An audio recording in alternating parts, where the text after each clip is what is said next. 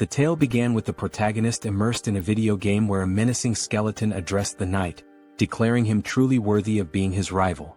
The skeleton remarked that indeed the rumors were true and that the title Nightmare of the Continent suited him perfectly. Yet, he added, as long as the forces of light stood by their side, they would never surrender.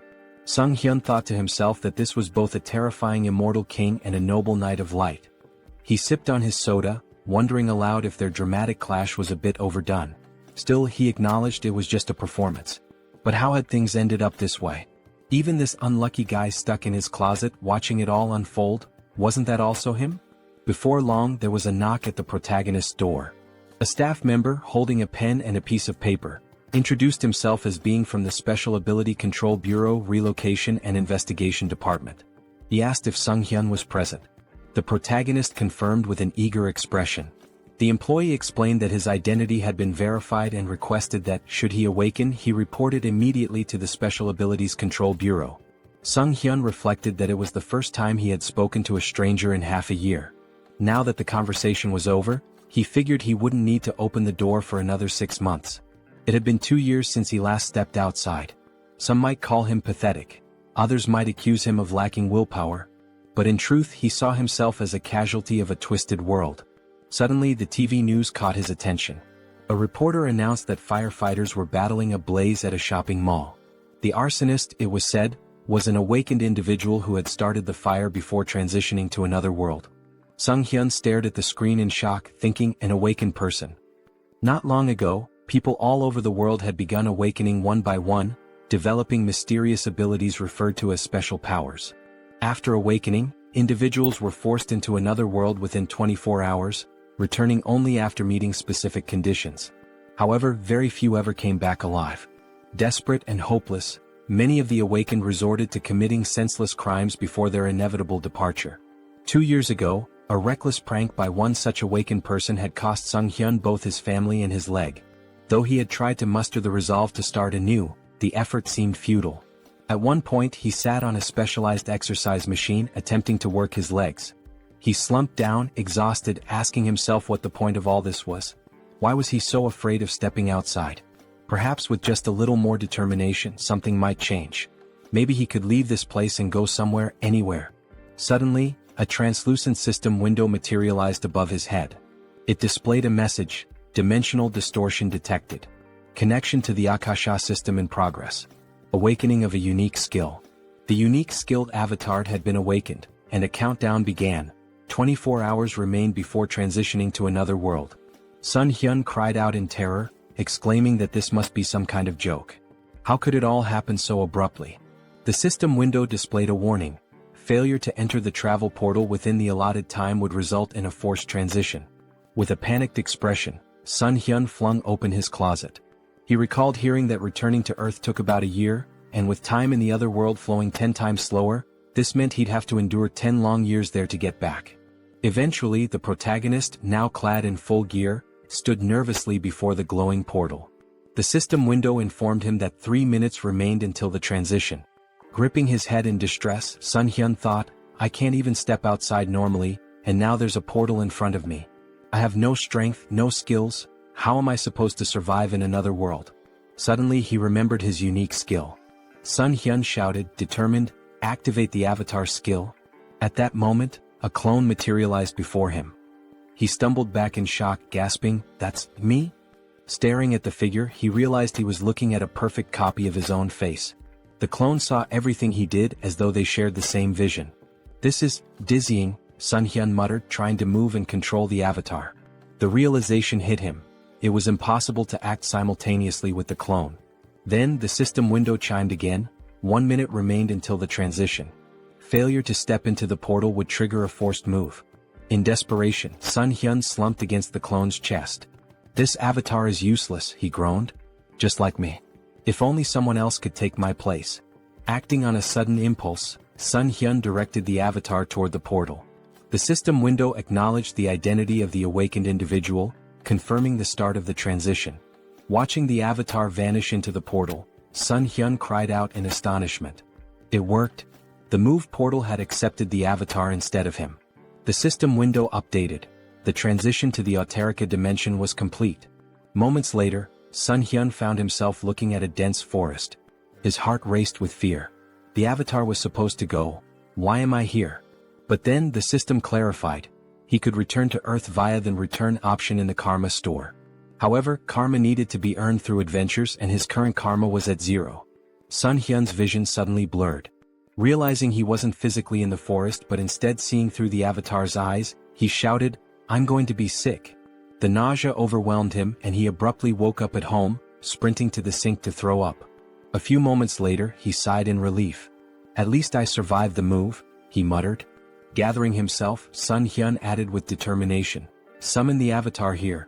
A double appeared before him, and as it approached, the protagonist asked in frustration what he was supposed to do with such a useless ability.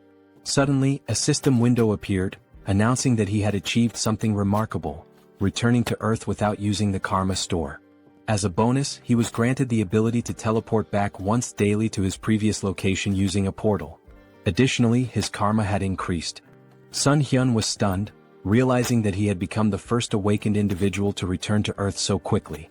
The system window displayed his balance: 1,910,213 karma points. His jaw dropped in shock. Could this much really be awarded just for sending the avatar? In one move, he had earned points equivalent to 10 years' worth of effort. The system explained that karma is granted based on a person's impact in another world, whether through good deeds, misdeeds, murders, or honest labor. It made no distinction. Accumulated karma could be spent on improving abilities or returning to Earth. Sunghyun wondered if there had been some kind of mistake. What if he was still required to travel back to another world? Then, with a wry smile, he said, "Well, I didn't expect this to work, but who cares?" Turning to the system window, he noted that returning to Earth seemed pointless since he was already here. The system offered a suggestion: improving his unique skill for 300,000 karma or exploring other status enhancements. Intrigued, Sunghyun asked to see the details of the status upgrade section. Opening the tab, he saw an option to enhance regeneration for 10,000 karma. What is regeneration? He wondered aloud. Curious, he pressed the button. Instantly, a strange sensation coursed through his legs. Sunghyun looked down in amazement. His legs had been fully healed. The injuries that had defined his life, the source of his pain and isolation, were gone. This wound had been more than an inconvenience. It symbolized his tragic farewell to his family and his retreat from the world. Now it was as if none of it had ever happened. The system updated his status, informing him that his regeneration ability had surpassed the standard level 1 threshold. He had gained a new skill, super regeneration, which significantly enhanced his recovery powers. Later, Sunghyun smiled as he exercised his legs on the simulator.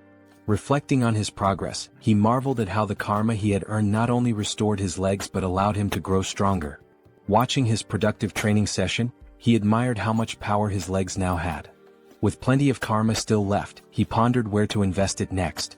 Spotting the option to enhance his unique skill, he eagerly clicked on it. As he activated the system window, he wondered aloud, "What can I achieve by improving the avatar's skill?" After some time, Sunghyun stood before his upgraded clone, grinning. "You're a real man," he said. The double, admiring its new physique, remarked, "You've put in some serious effort, haven't you?" Sunghyun chuckled, replying, "It's all thanks to hard training." After awakening the avatar skill, Sunghyun realized his consciousness had split in two, allowing him to move freely. Along with this, he gained a new ability to enhance his weapon skills. The system window explained that, with the mind center, he could choose what information to receive. Sunghyun thought, "This means I'll no longer experience disorientation, and even if the avatar gets hurt, I won't feel any pain." Grinning, he grabbed a gamepad and remarked that he could now explore another world while comfortably sitting at home wrapped in a blanket. As he considered his newfound control over the avatar, Sunghyun noted that it felt just like playing a video game. But this wasn't the only change. Now he had 3 avatars. Pondering aloud, he wondered if their numbers would continue to grow as he developed the skill. "This could get confusing," he muttered. "I can't just keep calling them avatars. I need names." Looking around for inspiration, his gaze landed on a ketchup packet on the table. "The first clone," he declared, "will be called Hans." The system window updated, showing Hans's abilities: general skills, mind center, super regeneration; individual skills, mana attraction. Note: first avatar is Sunghyun. Turning to the second clone, Sunghyun named him Heinz. The system displayed Heinz's abilities: general skills, Mind Center, Super Regeneration. Individual Skills, Survivability. Note, second avatar is Sunghyun. Sunghyun couldn't help but comment, mana attraction and survivability? What kind of bizarre combination is this? Then with a grin he added, well, it's time to complete my long-awaited quest. Settling on the couch, Sunghyun began controlling his clones. He sent Hans to teleport to another world, while Heinz took a bag of garbage and stepped outside. As Sunghyun switched his attention to Heinz, he saw sunlight streaming down and marveled that he felt no anxiety. The mind center is working perfectly, he thought. Hans must already be in another world by now. Switching control to Hans, Sunghyun observed that it was nighttime in a seemingly tranquil forest. It's so quiet, he murmured. Just then, a black panther emerged from the dense foliage. Startled, he exclaimed, how did that thing show up out of nowhere? The panther lunged, but Hans quickly unsheathed his sword and drove it into the beast's mouth. Sunghyun noted with satisfaction, exactly as I expected. No fear or pain. Just like a game. Hans withdrew the sword and finished off the panther. Sitting beside the panther's lifeless body, Hans muttered, is it this hard because I haven't leveled up yet? I'll be in big trouble if I run into another monster. Scanning the area, he spotted a small settlement in the distance. A short while later, Hans arrived at the village, where he was greeted by a villager named Glokali. Smiling warmly, Glokali welcomed him, praising his courage for navigating the monster-filled forest at such a late hour. Hans grinned, gesturing to his injured body. I've got wounds all over me. Elder, do you think I could stay in the village for the night? Glokali nodded with a kind smile. Of course, he said. We should always help each other. Hans exhaled with relief and gratefully thanked the elder. A short time later they were walking through the village, passing by the houses. The elder commented that it was the first time he had seen such clothing and equipment, asking if Hans had come from far away. Hans chuckled. I got a little lost. Kept walking and somehow ended up here. The elder smiled warmly. It's nice to meet someone new after such a long time. How about we share a drink at the tavern? Later that night, Hans lay on a bed, smiling to himself. They even gave me a room here, he mused. The longer he stayed, the more he thought about how kind the villagers were. How long has it been since I felt so happy talking to people? Today really was a good day. Meanwhile, the protagonist sat on his couch, holding a mug of alcohol. This is great, he said aloud, savoring the feeling. Eating chicken after a shower, pure bliss. Traveling around the world like this is amazing. Feeling a pang of guilt, he added, I'm embarrassed though. Hans is working so hard out there. He reflected that Hans was practicing his survivability. I don't know when I'll have to send him away again, so it's good he's preparing. With a smile, Sunghyun concluded, this is fantastic. But no matter how much my clones accomplish, I need to learn more about the other world. What kind of place is it really? He opened his laptop, smiling as he thought, I'll be a great leader. Suddenly, a system window appeared, declaring, Avatar is dead. All skills and data acquired by the avatar will be reset. Sunghyun froze in horror. Hans died. He pointed at the system window, panicked. He died in that village. Could it have been that old man's doing? Did he slip something into the drink? He shook his head, frustrated. How careless of me. Then a thought struck him. Wait, am I reconnecting to the avatar? At the same time, back in the village, Glokali stood with another man near Hans's lifeless body. I thought he'd be useful, Glokali said, but he turned out to be just an empty shell. He managed to get through the forest alone, so I thought he had real potential. But in the end, he's just another elite skeleton. As Sunghyun began to control Hans's body again, he wondered in shock, what's happening here? The system window popped up, stating, race changed to undead. New skill acquired, decomposed heart. Hans's updated profile read, race, undead. General skills, mind center, super regeneration. Individual skills, mana attraction. Note, the mind center prevents mental damage. Sunghyun's thoughts raced in panic. What is going on? Glancing to the side, he spotted a large number of skeletons behind a glass wall. Fear gripped him as he realized, could it be that these lunatics turned all the villagers into undead? Just then, a living man entered the basement. Who is this? Sunghyun wondered. Wait, isn't that the guy from the tavern yesterday? The man, visibly annoyed, grumbled, how much longer do I have to stay in this dump? His gaze shifted to Hans's body on the floor and he stared at it intently. The protagonist anxiously wondered what the man was staring at. Did he really notice I've come to my senses?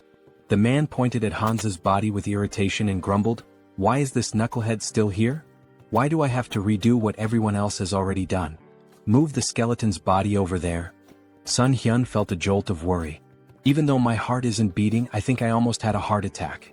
He could feel a strange force trying to move Hans's body against his will. By concentrating, he managed to resist the pull, but he decided it was wiser to obey for now. The man muttered with frustration, "Why does the old man always make me check on these weirdos? What a meticulous pain in the neck." Sunghyun reflected nervously. "This force, it feels so familiar. It's the same one that moved my dead body earlier. Could it be linked to the mana attraction skill?" His thoughts raced. "If that's the case, maybe I can figure out how to control it. And if I can control this force, I might be able to take command of all the other undead too." 1 week later. In the dim basement, Hans's undead body sat on a stack of wooden boxes, his skeletal fingers twitching with faint magical energy. Across from him, a skeleton lay crumpled on the floor. With a flick of Sunghyun's will, the skeleton stood up stiffly, moving as though animated by invisible strings. Sunghyun grinned. "I finally did it. I can control others now. Although it's not exactly what I imagined. I can only influence one undead at a time, not a whole crowd.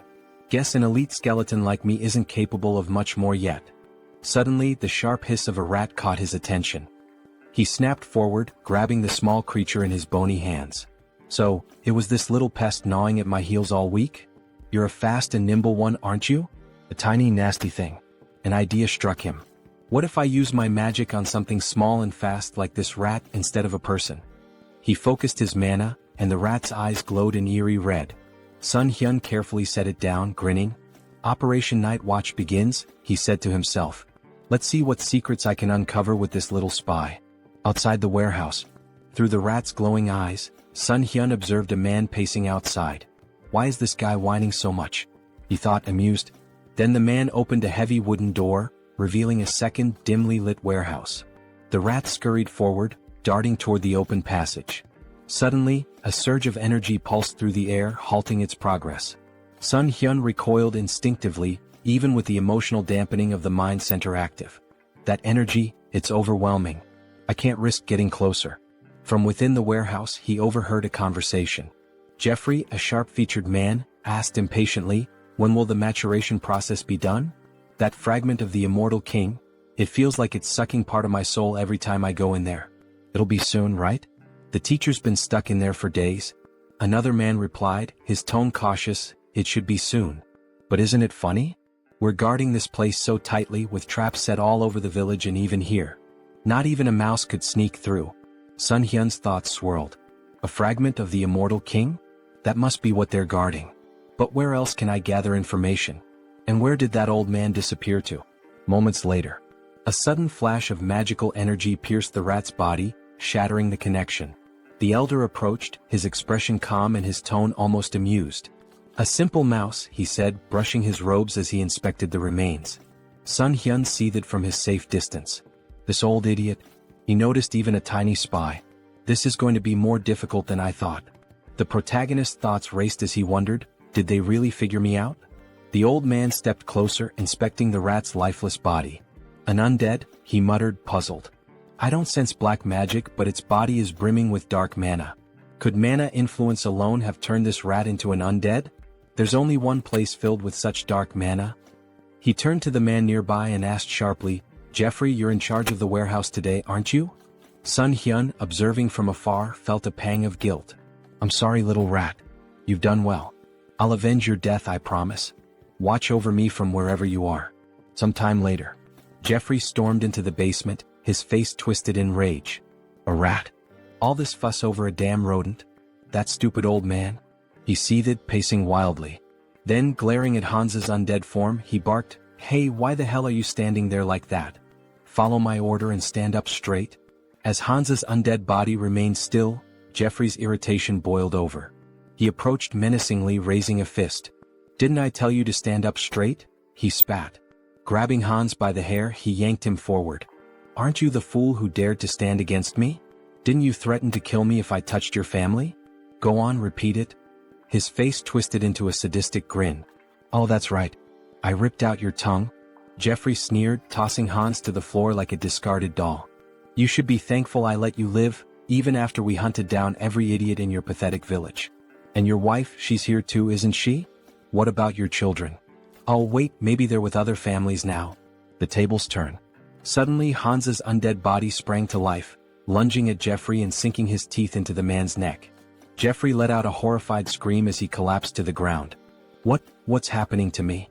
Stop, he stammered, his voice trembling with fear. Reaching out desperately, he began casting magic, but before he could finish, another undead figure, the reanimated body of Hans's wife, pounced on him from behind. Together, the two undead silenced Jeffrey forever. Sunghyun, controlling Hans's body, felt a grim satisfaction. Their revenge has only just begun. A bold plan. Meanwhile, Sunghyun switched control to Heinz and approached the village guards. My brother lives in this village, he shouted. The guards frowned. Your brother?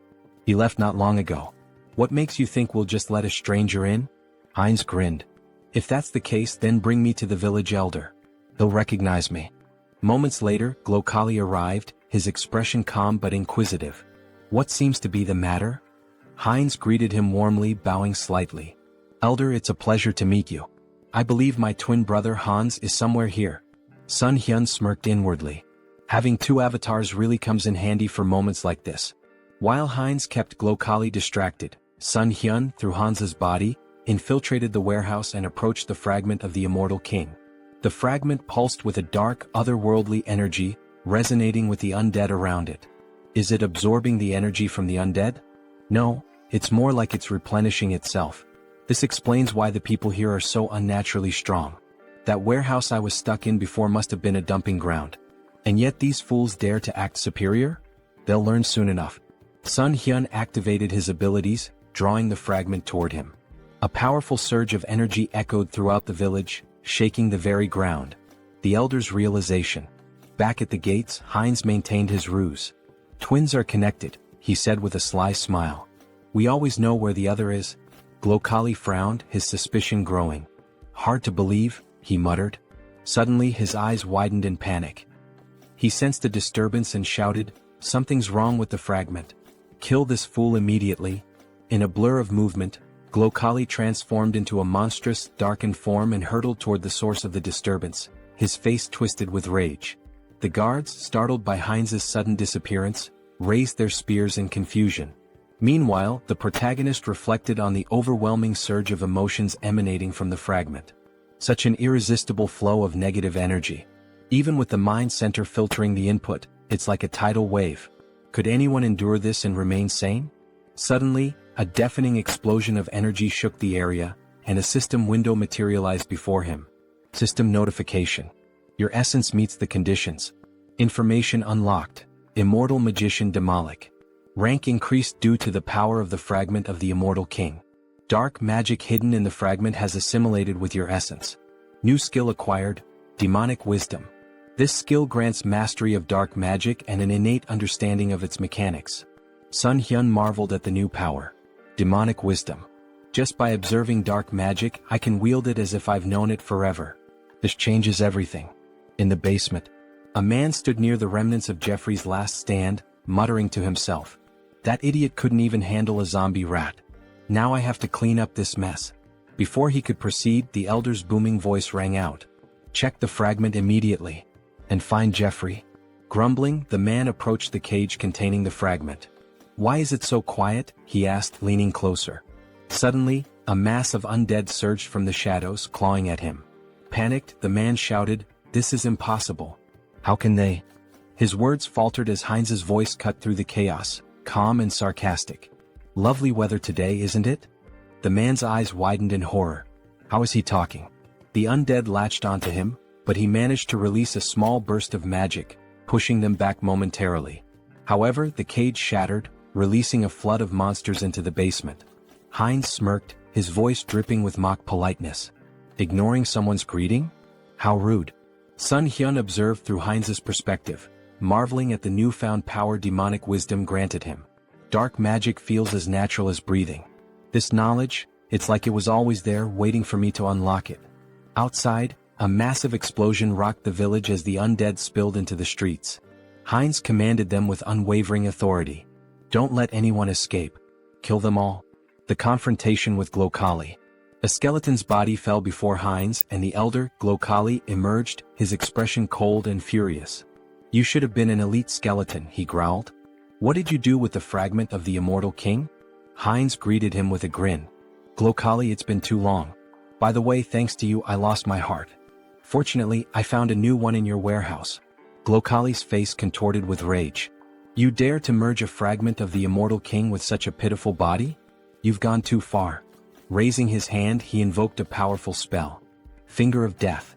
A wave of dark energy surged forward, striking Heinz with enough force to sever his arm. Heinz glanced at his dismembered limb, more annoyed than pained. Attacking someone mid-conversation? Really, where are your manners? Silence. Glokali roared. "Do you have any idea how much effort and resources I've poured into this fragment? An entire year's worth of preparation, and you've ruined everything." Glokali's eyes blazed with fury. "I was so close," he growled, "to wielding a power greater than anything in existence. And now you've turned my masterpiece into this?" Heinz smirked, wrapped in the swirling energy of dark magic. "What's wrong, old man? Can't handle a rookie Demolic? Dark Thorn?" Glokali roared, sending tendrils of shadow magic spiraling toward Heinz. Heinz laughed. "Using high-ranking magic against a beginner? You must really be desperate." His voice turned cold as he countered effortlessly, "I'm the only one who can truly control the fragment, and you know it." Glokali sneered. "You may have survived the destruction of your body, but I'll dismantle it and use it for experiments. Let's see how you handle this destructive ectoplasm." Heinz scowled. "Stop reciting your skills like an amateur." His voice rose with disdain. "And just die already, Alfred." The elder froze for a moment. "Alfred?" His expression twisted into suspicion. "How do you know that name? Did you sneak into this village intentionally?" Before Heinz could reply, a surge of dark magic shot toward Glokali from behind. The elder reacted swiftly, deflecting the attack with ease. He narrowed his eyes. "You're adapting quickly to dark magic. Is it the fragment's doing? No matter. I have no time to waste." Raising his hand, Glokali activated another spell. Pact of Destruction. The battlefield dimmed as the souls of the fallen black magicians coalesced, swirling around Glokali like a maelstrom. A dark crown materialized on his head, amplifying his power. Heinz watched warily.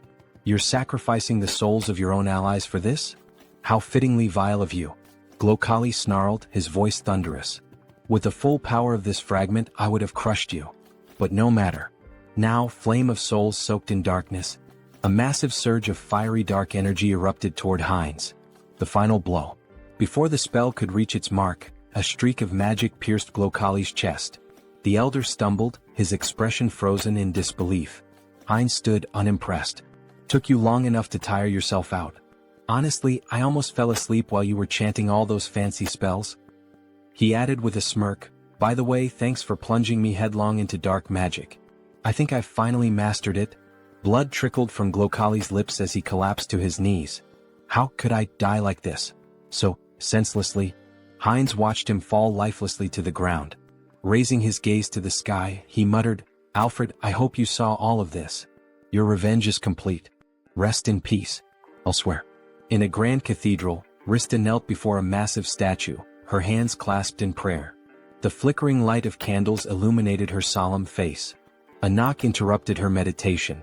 Rising, she opened the door to find Martin, his face pale with urgency. "Are you finished praying?" he asked. "Yes," she replied calmly. "What's the matter?" Martin hesitated, then blurted, "The ghost of the immortal king's resurrection has been detected in the west."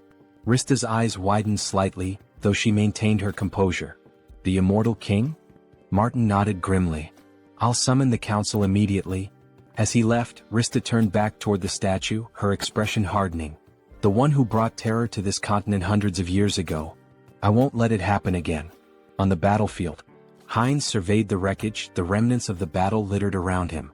"Devastation," he muttered. "Hundreds of undead destroyed." A grin crept across his face. "But losses can always be replenished. There's no need to mourn." He turned, the dark magic emanating from him pulsating with new strength. "After all, this is only the beginning." Heinz stood, surveying his work. The most wonderful thing about necromancy, he mused, was the ability to create soldiers from corpses. He glanced at his missing limb, irritated, and muttered to himself. First things first, we'll need to take care of the hand. He had already walked a lot today, moving through the battlefield and observing the aftermath. His thoughts turned to his own body and the need to fix it before going any further. Looking around, Heinz's eyes fell upon a lone skeleton, its bones still fresh from the battle. Without hesitation, he tore off its arm, examining the form. This will do. He attached the arm to his shoulder with practiced ease and placed his other hand over the spot, enveloping it with energy. Super regeneration activated, he muttered under his breath. Clenching his fist, he tested the new limb. Perfect, he said, pleased with the results. The regeneration took a moment, but soon the arm was securely attached, and Heinz's body was as whole as it could be in its current state. Where to start? He wondered. He stepped forward, hands extended as he focused his energy. The skeleton in front of him was about to become his first test. With a commanding tone, he spoke aloud, "You must become my subordinate." The voice of the evil wisdom, the fragment of the immortal king that had fused with his soul, whispered to him in the back of his mind. Its presence filled him with strength, guiding him toward his goal. Return the remaining magical power to your body, cleanse it of the fragments of thoughts. But as he focused, something went wrong. The skeleton suddenly fell apart, crumbling into dust. What? Heinz raised his hands in confusion. Didn't work? A moment of silence followed as Heinz stood before the pile of bones, arms folded, contemplating. He muttered to himself as realization dawned on him. I've been going about this wrong. After a few attempts, it clicked. He turned his gaze toward the village chief's body, still lying in the aftermath of the battle. A dark idea began to form. He pointed his hand toward the body and spoke slowly, "Should I turn you into an undead with a soul to extract information from you?" Grabbing the lifeless form of Makhem by the clothes, Heinz lifted him up for closer inspection. "What?" he exclaimed, his voice tinged with surprise. "The old man doesn't have a soul." Makhem's body had been stripped of any trace of life, except for the magical circle burned into his chest. Heinz examined the symbol and thought for a moment. So this is how they've been controlling things. Throwing Makhem's body aside, Heinz couldn't help but smirk at the oversight. It's strange they didn't think of this little thing, considering the scale of their operations, he muttered. But no matter. I can still use this. With renewed focus, Heinz concentrated energy into his hand. If the soul is gone, I'll have to make do with what's left. He directed the energy straight into Makhem's body, deciding that he would turn the old man into something more useful. A high-level undead with consciousness and combat skills. Heinz's magic spiraled through the corpse, desecrating the remnants of its magical power and cleansing it of any remaining fragment of thought. A few moments later, the body twitched and Makhem rose to his feet, now an obedient death mage. The undead mage stood before Heinz, waiting for orders. His voice was hollow but clear. "I await your command." Heinz looked at him with curiosity. "You're speaking." "I didn't even expect that result," he muttered, impressed. He turned to Makhem, his expression cold. "Your name is Makhem. From now on you will obey me." Without hesitation, Heinz slammed his hand against the undead mage's skull. Makhem flinched but immediately responded with desperation. I will obey." Heinz smirked, rubbing the bruise on Makhem's head. "Even if he lost his memories, his sins remain. I'll enjoy this." Turning his attention to Makhem's cane, Heinz casually remarked, "It looks pretty good." Makhem's bones trembled, his fear palpable. His new existence as a death mage was not one of autonomy, it was one of fear and servitude. The power of the immortal king's fragment coursed through Heinz, and with it, the ability to control life, death, and everything in between.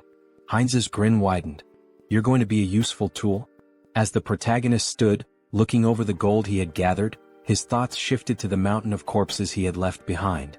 Among the undead, there was one particularly young zombie, a grim reminder of the recent battle.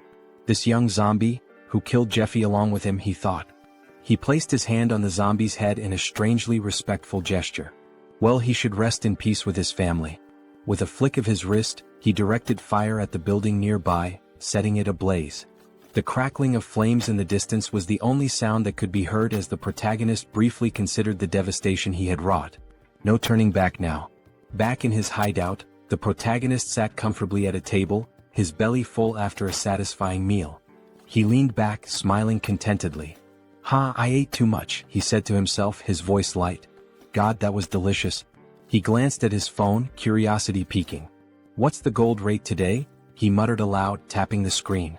The village had been full of magicians, and given their affinity for treasure and arcane wealth, there was bound to be a lot of gold left behind. Just think, these people had accumulated a fortune. He began considering what he might do with the loot. Maybe I should take a closer look at what's left. With a deliberate motion he reached out, muttering, "Summon Hans." In an instant his avatar appeared before him, and an ominous aura filled the room. The feeling was intense, suffocating, his presence too strong for the quiet of the space. The protagonist's eyes widened in panic as he recoiled, covering his face. "Cancel the summoning," he shouted in fear. As quickly as the avatar had appeared, it vanished. He gasped for breath, his heart racing. "I thought I was going to die," he muttered to himself. "What should I do now?" He scratched the back of his head in frustration, trying to regain his composure. "I need to summon Hans, but maybe I should improve my unique skill first." The protagonist's thoughts turned inward, and he focused on accessing the Karma Shop, a place where he could enhance his abilities. Moments later, a system window appeared in front of him. He marveled at the results. "I earned more than I expected," he mused. The last time he had just over 400,000 karma. Now the amount had grown. He selected the item to improve his unique skill and spent a hefty 300,000 karma. A message popped up on the screen stating that his skill had improved. The number of avatars you can own has increased. His mental strength exceeded the norm, and as the information sunk in, he clenched his fist, enveloped in a surge of energy. Serenity.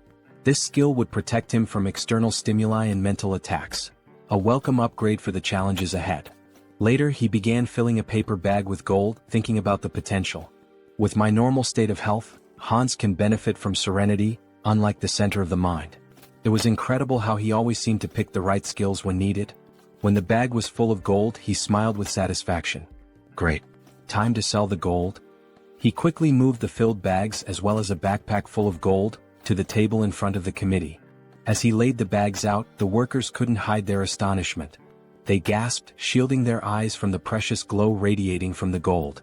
The protagonist nodded, maintaining his calm demeanor. "Please deposit all the funds into my account." He then turned and walked outside, leaving the employees to complete their task.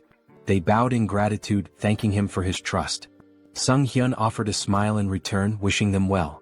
As he walked away, he glanced at his shadow on the ground, remembering how Hans had hidden it with dark magic just in case. "Maybe I was worried for nothing," he mused. The shadow was well concealed, even masked to avoid detection. Just as he was about to leave the area, an explosion echoed from behind him. The building rocked, debris flying through the air. Wolf stood amidst the destruction, his grin wide as he surveyed the damage. "Looks like we hit the jackpot," he said, his voice dripping with satisfaction. Holding a bag of gold in his hand, the protagonist, Sunghyun, grinned, looking at the treasure he had gathered. Who would have thought there'd be so much gold in such a remote place? He mused, clearly pleased with the haul. His grin was wide, but it was quickly interrupted as a bandit beside him urged, "Stop chatting, it's time for us to run." Without wasting time they made their way forward, running swiftly through the streets.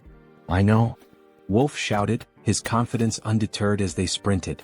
Ahead of them they spotted Sunghyun, who looked at them in fear and shouted, "Villains. Someone needs to report them. These criminals using their awakened powers for evil, and the ones who protect citizens from them are..." His words were cut off as a powerful blow struck his cheek. Wolf, dealing the blow, shouted, "Shut up." His voice was a harsh command, shutting down Sunghyun's words before they could gain any traction. The protagonist touched his bruised cheek and thought to himself, "The guards will probably track them down. I can't do anything." Meanwhile, Wolf ran confidently forward, saying, "Great. Everything is going according to plan." The bandit hanging from his back added, "We've got plenty of time. The guards will be here in about 3 minutes. We just need to reach the portal." "Is she here?" As they neared their destination they saw something that made them stop in their tracks, a girl lying unconscious on the ground. The wolf stopped and shouted, "Portal? What happened to her? She needs to wake up." His voice was laced with urgency. The bandit, looking around nervously, turned to the wolf and said, "Look over there."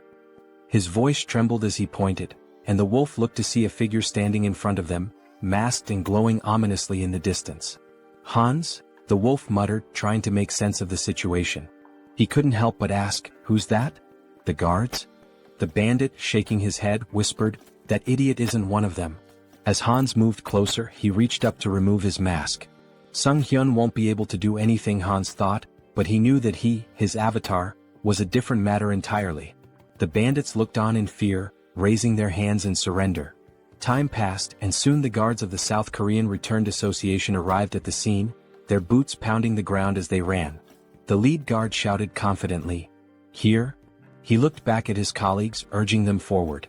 "Are we going to miss him again?" When they arrived, they froze in surprise. "What happened here?" the guard asked. He surveyed the area where the bandits lay defeated on the ground. The wolf, still dazed, had lost his mask in the scuffle. The lead guard assumed that someone had dealt with the villains but that they couldn't have gotten far. He turned to his colleagues, gesturing around the area. Searched the surroundings carefully. Meanwhile, Hans, like a shadow, moved swiftly through the area. He flew past the guards, heading straight toward Sunghyun. As they reunited, Sunghyun couldn't help but smile. "I see you've warmed up well," he remarked, pleased with the success of their plan. The tension hung in the air as the scene shifted to what would come next, the consequences of their actions and the looming threat of the guards' arrival. Heinz strolled around the parking lot with his hands in his pockets, feeling a sense of satisfaction as he reflected on how relieving stress like this could sometimes be a good idea. His mind was clear for the moment, and the mundane surroundings seemed to offer a rare calm. Meanwhile, Hans, his second avatar who possessed the unique skill Vitality, stood at the entrance to a city on the east side. With a smile on his face, he shielded his eyes from the sun as he looked out at the unfamiliar skyline. "I finally made it here," he said, a hint of excitement in his voice. He remembered Malcolm's words about this city, and after seeing it for himself, he concluded that the old man hadn't lied after all. Stepping into the city, Hans mused aloud, "This is my debut in another world." But even as he admired the bustling surroundings, something didn't feel right. "Although there's still everything ahead," he added, scanning the area. However, as he walked deeper into the city, he realized something. Why was the city so empty? It seemed that the locals weren't paying much attention to newcomers. People went about their business as if strangers were a normal occurrence, not even sparing Hans a glance. Just then, in a nearby alley, a robber turned to his companion Diana and exclaimed, "Was this a joke?" He pointed an accusing finger at her, his expression dark. "I warned you." Diana, trembling, folded her hands in a prayer pose and apologized, pleading for a little more time. The robber's tone grew harsher. "I want 2 silver coins from both of you," he demanded. "And you have 3 days. No money? Then there's no other choice." Hans, who had been casually observing the scene from the corner of his eye, thought to himself, local thugs, and a young girl being manipulated. How cliché. He was about to continue walking, uninterested in getting involved, but fate had other plans. As Diana turned and tried to flee from the robbers, she collided with Hans. She stumbled back, immediately lowering her head in apology. "Sorry," she muttered, not knowing who he was. "Let's talk," Hans said, his tone calm as he sized her up. "How well do you know this city?" It was clear to him that he would need a guide. "Who are you, uncle?" she asked, surprised by the stranger's sudden question. Hans grinned, holding up 2 silver coins in his hand. "I'm a potential employer," he said, his smile widening. "Maybe we can discuss the terms?" Diana's eyes widened as she stared at the silver coins, the promise of money catching her attention. She quickly agreed, and the two of them made their way through the streets toward an inn. When they arrived, Diana pointed to the building. "This inn is one of the best places you'll find here," she said, clearly proud of her choice. "What do you think?" Hans, now understanding a bit more about her situation, nodded thoughtfully. He could tell from the way she spoke that life hadn't been easy for her. Diana had barely been making ends meet, struggling to care for her sick brother after the loss of her parents. She also mentioned how she couldn't pay the local tax. In response, Hans handed her a silver coin, and Diana's eyes sparkled with gratitude. "Okay," Hans said with a smile. "You'll come to me tomorrow as soon as you wake up. We can discuss your pay then." Diana agreed quickly, and with that she became his guide, earning 2 silver coins a day. That night, Hans lay down on the bed at the inn, his hands tucked under his head as he made himself comfortable. "Well," he thought, "I'll pretend I'm doing a good deed even if she just wants to rob me." He chuckled to himself and settled in for the night, his thoughts drifting off as he prepared for whatever the next day might bring. Heinz sat up in bed, scratching his head in frustration. The bed was terribly uncomfortable, and despite his best efforts, he couldn't seem to fall asleep. He tossed and turned for a while, but then a sudden sneeze from outside caught his attention. Curiosity piqued, he got up and walked to the window, pressing his hand to the glass. His eyes widened in surprise as he spotted Diana sitting on the ground outside, leaning her back against a box.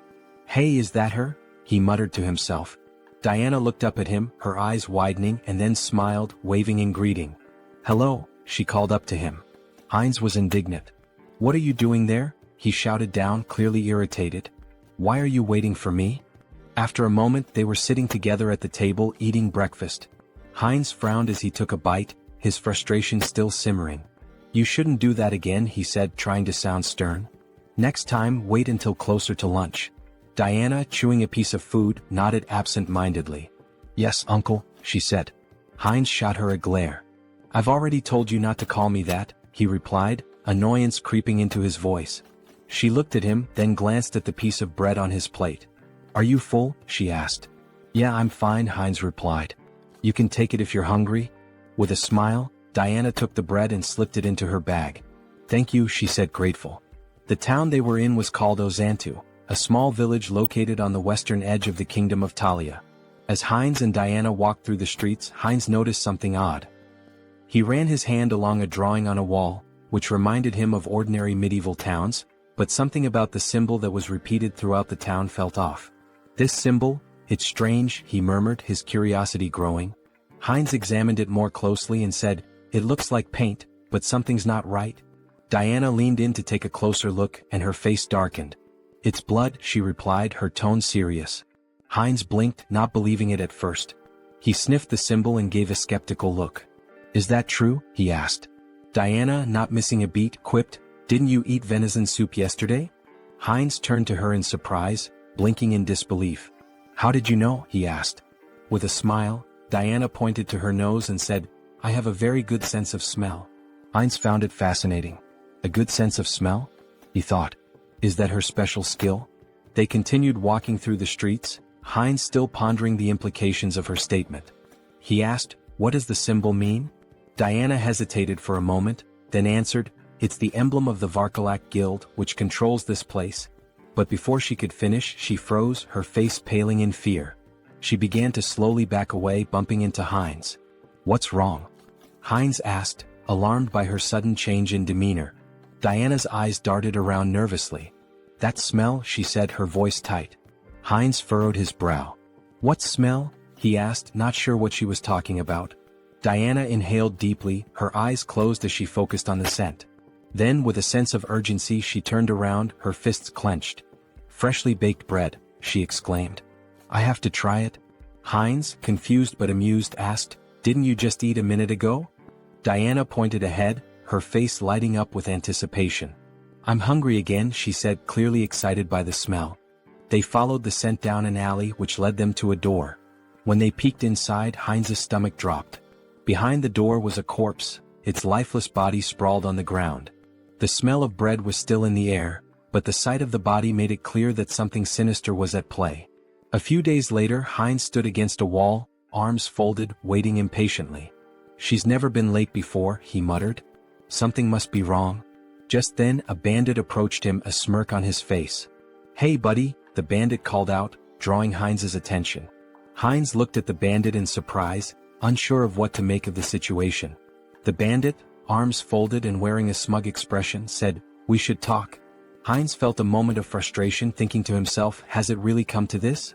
The next instant, he handed the bandits a handful of silver coins, offering them a smile. "Take this," he said, trying to remain calm. "There aren't many, but I hope they help maintain some sense of public order." The bandits exchanged looks, then one of them picked up a silver coin, a grin spreading across his face. "Seems we've quickly found a common language," he remarked, clearly amused. Heinz thought to himself, I brought money just for this kind of situation. But then, his eyes narrowed as he noticed something. The bandit had a symbol on his neck, one that looked strikingly similar to the emblem Heinz had seen on the walls of the city earlier. His thoughts turned grim. Diana had warned me to avoid the alleys. We need to leave this place as soon as possible. Heinz couldn't help but wonder just how terrified the girl must have been, given how deeply afraid she'd seemed of the thugs. The bandits moved away, but one of them turned to the other and asked, "Why did you grab this brat?" His comrade responded dismissively, "How should I know, idiot? We're just following orders." The word struck Heinz like a blow. "Brat?" he thought.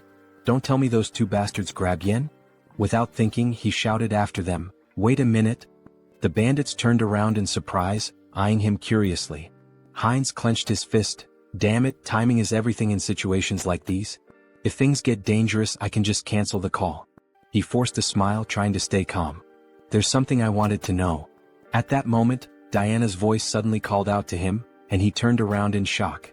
"Ah, Diana?"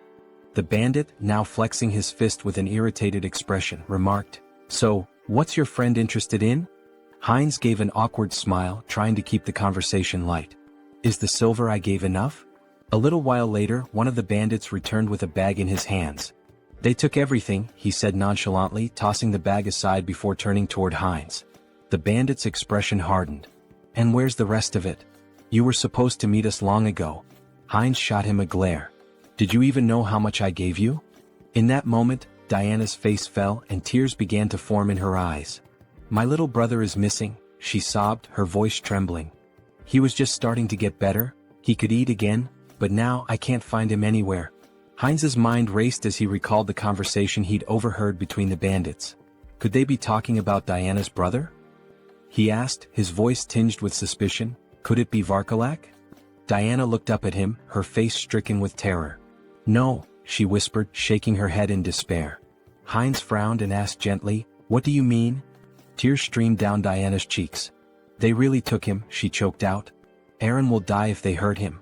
Heinz's heart sank as he watched her crumble in front of him, the weight of her words sinking in.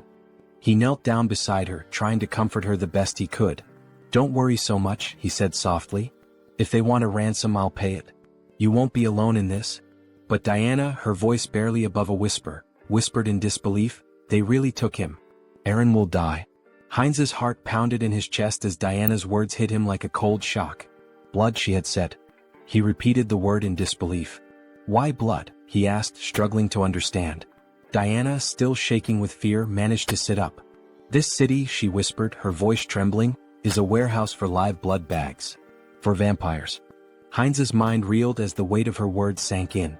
Before he could process it further, a voice from above cut through the tension. A vampire stood on the roof, his figure silhouetted against the setting sun. "The smell of dark mana is strong," he said with a low, cruel smirk. "Did they kill each other over the fragment of the immortal king? How unfortunate. I wanted to destroy it once it fully matured." The vampire folded his arms, his smile widening as he continued. "I don't know who stole it, but I know exactly where it's going. So, finding the thief won't be difficult." Heinz, still processing the bizarre situation, looked at Diana, his expression confused. "A vampire?" Tears streaming down her face, Diana nodded. "Yes, vampires. The Varkalaks and all the other organizations in this city, they're all run by vampires. Even if you escape the city, none of us will survive. They're all connected and they'll hunt us down." She buried her face in her hands, sobbing. "We've been trying our best to hold on, but we're just getting picked off one by one. In the end, I know what will happen to us." Heinz reached out, gently grabbing her face and forcing her to meet his gaze. "Listen to me," he said, his voice firm. "If what you're saying is true, we don't have much time. Do you know where they've taken your brother?" Diana hesitated, looking down at the ground. She looked at him, uncertainty in her eyes, and then whispered, "I don't know. But, if you try to help me, it will be dangerous. You won't survive either." Heinz smiled, though the weight of the situation hung heavily in the air. "Don't worry about that," he said confidently. "I know how to fight back against these scoundrels. We'll make it through this." In his mind, the mission to save the girl, and to get to the bottom of the sinister operations in the city, had just begun. Sometime later, in a dimly lit tavern, a group of bandits sat around a table, laughing and playing cards. One of them tossed silver coins onto the table, calling, "All in." His companion looked at him with a grin. "Where did a debtor like you get such a big pile of money?" The first bandit leaned back and smirked. "I robbed some idiot this morning. Made a nice profit." At that moment, the tavern doors flew open with a loud crash. The bandits turned in surprise, just in time to see Heinz stride into the room, his expression determined. One of the bandits stood up with a sneer. "What's this then?" he said, striding toward Heinz. "Who's this idiot?" His comrade snickered. "Is he some new fool who thinks he can challenge us?" The bandit raised his hand to stop his friend, looking Heinz up and down before saying, "So, you're the idiot we robbed. Came to give us more money, did you?" Heinz didn't flinch. He held his ground, his eyes steely with resolve. Meanwhile, near the entrance of the tavern against the wall with the vampire symbol, blood dripped slowly from a wound. A guard lay slumped, his broken body leaning against the wall. The bandit sneered at the scene. "What happened to the guards?" he asked. "Did you give him a coin or something?" Heinz's expression darkened as he met the bandit's gaze. "I won't ask again," he said quietly but with a deadly edge in his voice. "Where did you take the child?" The bandit's face twisted in disbelief. "What?" he spat, raising his finger toward Heinz. "Are you out of your mind? Do you know who you're dealing with?" In the blink of an eye, Heinz drew a knife from his belt and drove it straight into the bandit's throat. The man gasped, his eyes wide with shock as the blood began to spill. "I know exactly who you are," Heinz said coldly, watching the life drain from the bandit. "You're scum. You prey on families to satisfy your own selfish desires." As the bandit crumpled to the floor, the others in the tavern fell silent, eyes wide with fear. Heinz stood over the fallen body, his knife gleaming in the dim light, ready to face whatever came next. The mission was far from over. Heinz stood in the midst of the fallen bandits, his breathing heavy as the weight of the fight settled in. His knife was lodged deep into his shoulder, but he didn't flinch. Blood seeped from the wound, but he didn't have time to focus on it. There were still too many enemies around. "Why are there so many?" he muttered to himself. He had lost count of how many bandits he'd taken down in the chaos. Each one had been dispatched swiftly, his skills in combat and the magical tools he'd brought with him giving him a significant edge. But now more were coming down the stairs. He wrenched the knife out of his shoulder with a grimace, his gaze scanning the room. A couple of new bandits appeared at the top of the stairs, looking down at the carnage below.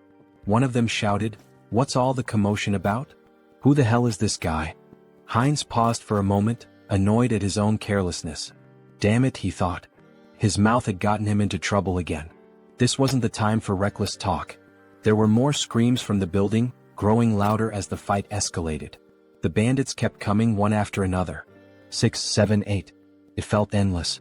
Eventually, Heinz stood alone in the middle of the fallen bodies, breathing hard, sweat dripping down his forehead.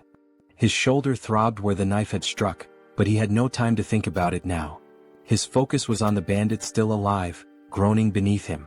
He stepped over to the bandit, placing his foot firmly on his head. "Hey big guy," he said with a sneer, "where's the boy you captured today?" The bandit, still dazed and groaning in pain, glared up at him. "You think I'm just gonna tell you everything?" he snarled. "You're an outsider, aren't you? You don't even know who's behind this. You're gonna regret this." Heinz's expression darkened, his eyes cold as steel. "I don't care who's behind this," he said, his voice low but steady. "I'll find the boy and I'll make sure your little game ends here." The bandit struggled under Heinz's foot, but Heinz wasn't about to give him any leeway. He leaned in closer, whispering, "Tell me where he is and I'll make it quick. Otherwise, we'll see how long you can last." The bandit growled through gritted teeth, but Heinz could see the fear in his eyes. Despite his bravado, the man was terrified. I don't know where they took him," the bandit spat, "but the leader, he's the one with all the answers. He's got a place near the old mill. Go there if you want to find the kid." Heinz's eyes narrowed. This was the break he needed. The mill. Got it? He stepped off the bandit's head and turned, heading for the door. As he did, he thought to himself, this isn't over yet. They've taken too much from this town and I'm going to put an end to it. He left the tavern, the weight of the mission heavy on his shoulders. There was no turning back now. After some time, Heinz opened the door to the room. Seeing the boy sitting on the floor, he asked, "Is this Aaron?" Trembling with fear, Aaron held his head and begged for mercy. The avatar knelt down, extended a hand toward him and reassured him, "Don't be afraid." Aaron's sister had pleaded for his rescue. Confused, Aaron asked, "Do you know my sister?" At that moment, a vampire in bat form flew into the scene. Heinz turned to Aaron, confirming, "It's true. I'll explain everything once we're out of here. But first we need to leave." The vampire landed on the window and shifted into his human form. Glaring at Heinz, he sneered, "Who are you? How dare you touch my food in my restaurant?" Heinz froze, feeling a sinister presence behind him. The vampire taunted him, saying, "Are you from an oath of disobedience?" Taking Aaron by the shoulder, Heinz thought, "A vampire." The vampire continued, "Or perhaps you're this boy's brother. Do you know what happens to those who defy us?" Smirking, the avatar replied, "Me? Just an outsider, robbed by your rabble." Shielding Aaron, he added, "It's pure coincidence I helped this boy." The vampire extended a hand and scoffed, "Really? How dull. I prefer my meals lively. Both of you will die here." As the vampire fired a magical projectile that shattered the surroundings, Heinz shielded Eren with his body, yelling, "Run!" The avatar, now lying on the ground amidst spilled alcohol, gasped heavily. He sat up, noticing the smell of liquor, and muttered, "Alcohol? Is that a barrel?"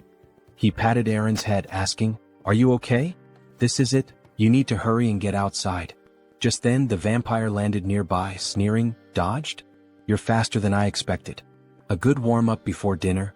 The vampire lunged with claws extended, but the avatar shoved Eren toward the door, shouting, "Run and don't look back." Wielding his sword, he blocked the attack but noticed the vampire's claws growing longer. They pierced his body as the vampire mockingly praised his regeneration abilities. Heinz clenched his teeth, realizing the power gap was immense. The vampire, licking his lips, remarked, "Unexpected, but you'll make a fine delicacy." Despite the pain, Heinz thought, "If I hesitate, I'll die." He swung his hand, but the vampire severed it effortlessly, laughing, "Oh dear. I'll carve you up before I feast." Lifting Heinz into the air on his claws, the vampire declared, "This is where your resistance ends." As he leaned toward Heinz's neck, Heinz thought, "If strength isn't enough, then we'll both die." From his mouth, he unleashed a hidden fire spell, engulfing the area in flames. Shocked, the vampire shouted, "What is this? A fire magic tool? You were hiding this." Thrown to the ground, Heinz noticed the alcohol spilling across the floor. A plan formed in his mind. The vampire screamed in terror, "You're insane. Do you want to burn us both alive?" The vampire attacked, slashing Heinz's body. Laughing maniacally, he jeered, "Fragile flesh." But Heinz headbutted him with full force, sending him flying. "You said it yourself. I have a strong body and good regeneration. Tough enough for you?" he growled. The vampire screamed, "No. Stop." But Heinz advanced, and the next moment an explosion consumed the building. Amidst the flames, Heinz lay on the floor, murmuring, "Impressive. I survived. Being strong has its challenges." A notification appeared before him. "Mission complete. Help the unlucky girl." Outside the burning building, Diana clung to her brother, staring at the inferno. "Uncle," she cried. Meanwhile, a system window announced, "Avatar Heinz has died. The avatar will respawn in 7 days." Diana stood there, exhausted from her work, wiping the sweat from her brow as she watched the man walk away. She had been cleaning his shoes for what felt like hours, and now that the job was finished, she could finally take a moment to catch her breath. The money left on the table was a small consolation, but it would be enough to help with the next day's bills. Her thoughts drifted to the events that had unfolded not long ago. The building that had once been the scene of chaos was now nothing but a smoldering wreck. She had heard that the avatar Heinz had been consumed by the flames, leaving her to wonder about the fate of the man who had helped her and her brother. The world around her flickered, and a new, familiar figure stood before her. It was Heinz, alive, standing in the middle of the street as if nothing had happened. His body was covered in bandages, but the intense aura he exuded made it clear he had come back, somehow. Diana stared at him, mouth agape. Her heart skipped a beat. "Uncle?" Heinz's eyes softened, and he smiled faintly, despite the pain he was clearly in. "I told you I'd be back," he said, his voice hoarse. It was then that the system window appeared in front of him, announcing that Avatar Heinz had been reborn after 7 days. His rebirth had been completed, and with it came a sense of purpose, a new mission to carry out. The flames from the explosion, the chaos, the danger, they were all behind him now. But Heinz knew this was just the beginning. Whatever had happened, whatever lay ahead, he was ready. And this time he wouldn't fail. Diana slowly approached him, her eyes filled with disbelief and relief. "You're really here? You're alive?" Heinz nodded, offering her a reassuring smile. "I told you I'd keep my promise." He extended his hand, a gesture of both gratitude and solidarity. "Let's move forward together." And with that, they began to walk side by side, ready to face whatever challenge. After some time, Heinz sat on the edge of the bed, staring at the system window deep in thought. It displayed that the interdimensional transfer would take 10 days to complete. "Longer than I expected," he muttered, "but that's fine." Suddenly the wall burst apart and Virik stormed in, grabbing Heinz by the neck. He slammed him against the wall and growled, "This was your doing, wasn't it? The tracks from the forest lead straight here." Heinz, gasping for air, thought, vampires. Have they figured it out already? Virik sneered. The outsider was under the jurisdiction of my slain kin? He accused. Despite his struggle, Heinz couldn't muster the strength to fight back. What a monster, he thought, his teeth clenched in frustration. Leaning closer, Virik sniffed the air around Heinz's neck. I don't sense the aura of dark magic or the blood of my king, he mused aloud. Heinz, barely able to speak, croaked, What are you talking about? I don't understand. I was just sleeping. Virik grinned menacingly. Don't understand, huh? Let's see about that. Pulling Heinz closer, he sank his fangs into his neck. I'll ask again, slowly this time. Lies won't work. Heinz convulsed in pain, thinking this is insane. Why is this happening to me again? The system window flashed a notification. Entity appearance has changed. Vampire. Virik released him, stepping back as another message appeared. Special skill acquired. Legacy of Lesser Blood. Heinz's super regeneration had been replaced with regeneration. Still radiating an overwhelming aura, Virik asked, So, are you truly uninvolved in the vow of disobedience? Heinz felt the oppressive authority of the higher vampire, his blood screaming for submission. Swallowing hard, he replied, No, Lord Virik. I'm just a simple traveler. Despite the instinct to obey, Heinz knew his center of the mind ability blocked the compulsion. Virik turned away, muttering, Was I mistaken? Then he commanded, Follow me. We have important matters to attend to. Heinz smiled faintly. Fine. I'll go, and gather some intel while I'm at it. They soon arrived at the Azanta branch of the Vargalak clan. Inside, vampires greeted Virik with respect, though their eyes narrowed at Heinz. One sneered, What is this? New blood? A female vampire covered her mouth, disdainful. What were you thinking bringing scum like this? Before Heinz could react, Rosalicia appeared, a glass of red liquid in hand. Beaming, she grabbed his arm. Hello, little blood. Long time no see, she exclaimed. Her cheerful demeanor caught Heinz off guard. Who is this drunkard? He thought. She introduced herself with a bright smile. I'm Rosalicia. And you? He hesitated but answered, Heinz? Rosalicia handed him the glass. Don't be rude. We're both lesser bloods, aren't we? Here, freshly squeezed blood. Drink up. Heinz stared at the glass, debating. If I drink, I might avoid suspicion. Taking a small sip, he felt a surge of thirst, even through his mental filter. Alarmed, he thought, drinking this is dangerous. Blocking the taste and smell, he downed the rest in one gulp. Delicious, he said flatly. Rosalicia ran her finger along his cheek with a playful grin. I like you. If you were human, I'd drain you dry, she teased. He laughed awkwardly. You called me lesser blood? What does that mean? Rosalicia tilted her head, placing a finger on her chin. Huh. You don't know about vampire ranks? She asked incredulously. Lesser bloods are like knights to humans. Pure bloods, though, they're the aristocracy. For example, Lord Virik, Rosalicia explained. The clan leaders are known as the true blood. And above them is the sacred blood. She paused before adding, Well, it's like a god. The avatar raised an eyebrow. A god? He asked. She nodded. Our prophet. The one we must obey without question. At that moment, Virik, standing on the second floor, tapped his spoon against his glass to draw attention. It seems everyone is here, he announced. Let's get down to business. The room quieted as Virik continued. The fragments of the immortal king have disappeared. From across the room, Perita, a pure-blood vampire, casually adjusted a strand of her hair, observing the proceedings. Virik elaborated, We've determined that the fragments were last transported to the city. But at some point, they vanished without a trace. Teopal, another pure-blood, folded his arms and listened as Virik suggested. It's possible they've already been brought into the city. Heinz glanced up, his curiosity piqued. The fragments of the immortal king? He asked. Rosalicia sighed, giving him a knowing look. Don't you know? Dark mages from a certain village were cultivating the fragments of the immortal king. Heinz furrowed his brow. And the oath of defiance? Where are they in all this? Virik addressed the group. From today onward, each of you will thoroughly investigate your assigned areas. Report anything suspicious immediately. Later, as Rosalicia shielded herself from the sun with an umbrella, she grumbled, Walking around during the day ruins my skin. Heinz, standing beside her and adjusting the hood of his cloak, remarked, Sunlight weakens us. It's no surprise. Both their faces glistened with sweat. Rosalicia continued, Even Lady Perita, a pure blood, is out searching. We can't just sit around doing nothing. She sighed. Still, it's surprising the fragments vanished. Moving them has always been a hassle. Heinz turned to her, intrigued. You mean, you've had the fragments of the immortal king? She nodded casually. The black magicians once cultivated them. We thought we could combine them with ours. Heinz clenched his fists, his thoughts racing. What a break. He looked at her intently and grabbed her shoulders. Where are they? Do you know the location of the fragments? Rosalicia laughed. Me? How would someone like me know? A voice cut in from nearby. I think I might know, Diana said between bites of food.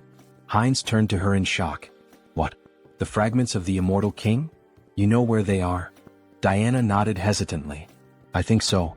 But it's been a long time, she said, pausing to chew. About a year ago, I was responsible for keeping the tomb clean. Every Friday, members of the Vargalak Guild would visit the stone chamber inside. But every time there was a foul smell in there. Heinz's mind raced. I should investigate this. Aaron, sitting nearby, sighed in realization. So that's why you always told me to stay away from the tomb. Heinz stood from the table, nodding firmly. Thank you for the valuable information, Diana. I'll investigate this myself. It would be better for them to keep a low profile. Diana said, grabbing his hand and turning to him. That he seemed to smell different now. Could he tell her the reason? Sunghyun said, showing his fangs, that her nose was not deceiving her, but it just happened that. What? It would not affect her, so she should not worry. Diana looked at him in shock.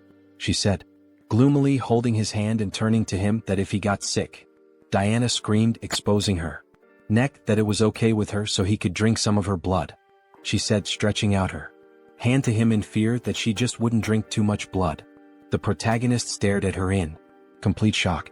He screamed, hitting her on the head, that she should calm down. Sunghyun said, angry that he already had enough, so she better answer where that place was. A while later, cries of pain echoed through the cemetery. Stand still, Tiapol commanded coldly, his voice full of menace. Do you really want to die?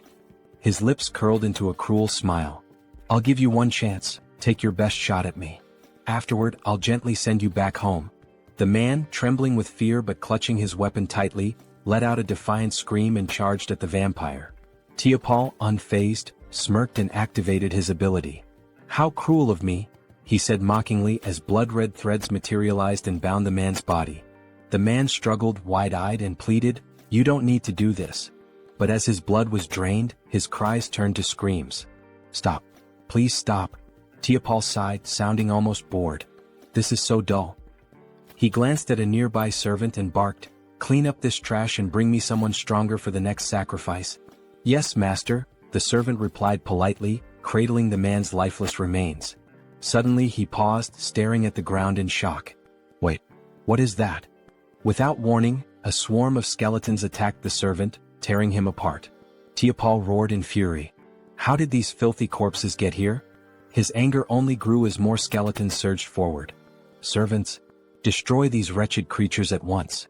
A shadowy figure darted through the chaos, striking down enemies with precision. Who are you? Tiapol demanded, glaring at the figure. Are you a necromancer from the Oath of Defiance? How do you know about this place? The shadow revealed itself as Sunghyun, controlling Hansa's body, wielding dark magic with ease. Tiapol's annoyance deepened. You're not going to talk willingly, are you? He sneered. Fine.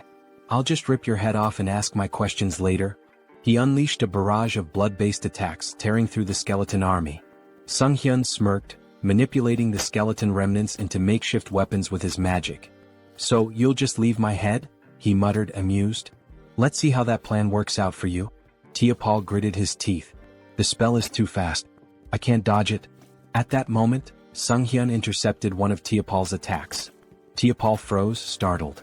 Reinforcements? He asked, his voice laced with surprise. Then, with a sinister grin, he added, You've arrived just in time. Have you already reported the ambush here? Heinz too shouted back, I've already done that. Lord Viric's followers are gathered outside. I came here first to help you. Tiapol's expression twisted with anger. Great news, he snarled sarcastically. Then you'd better make yourself useful.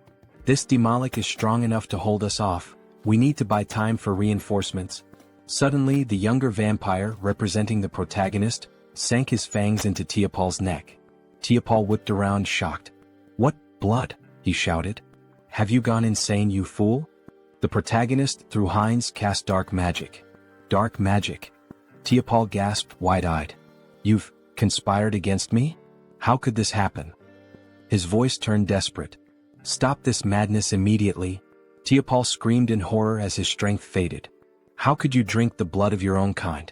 It's a grave sin. It clouds your mind, corrupts your soul. His voice faltered as he collapsed to the ground. This can't happen. Heinz too wiped blood from his lips and smirked. Clouds the mind, huh? Well, it seems to be working just fine for me. A system window materialized, displaying skill acquired, blood magic. Heinz too grinned. This is fantastic. With this new power, breaking the blood barrier will be a breeze. Heinz interjected, we don't have time for that. Then I'll smash through it. Heinz too replied with a sly smile.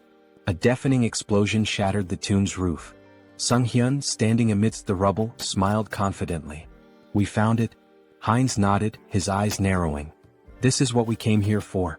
Heinz too, gesturing to the glowing object before them, said, the second fragment of the immortal king. Heinz reached for it, his voice filled with awe. Another fragment. Amazing.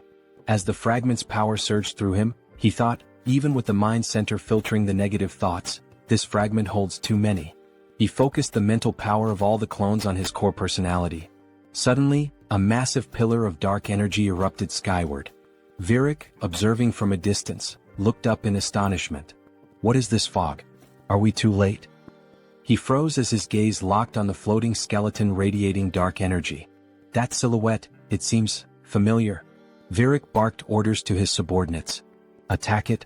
The vampires unleashed a barrage of blood arrows, aiming for the figure.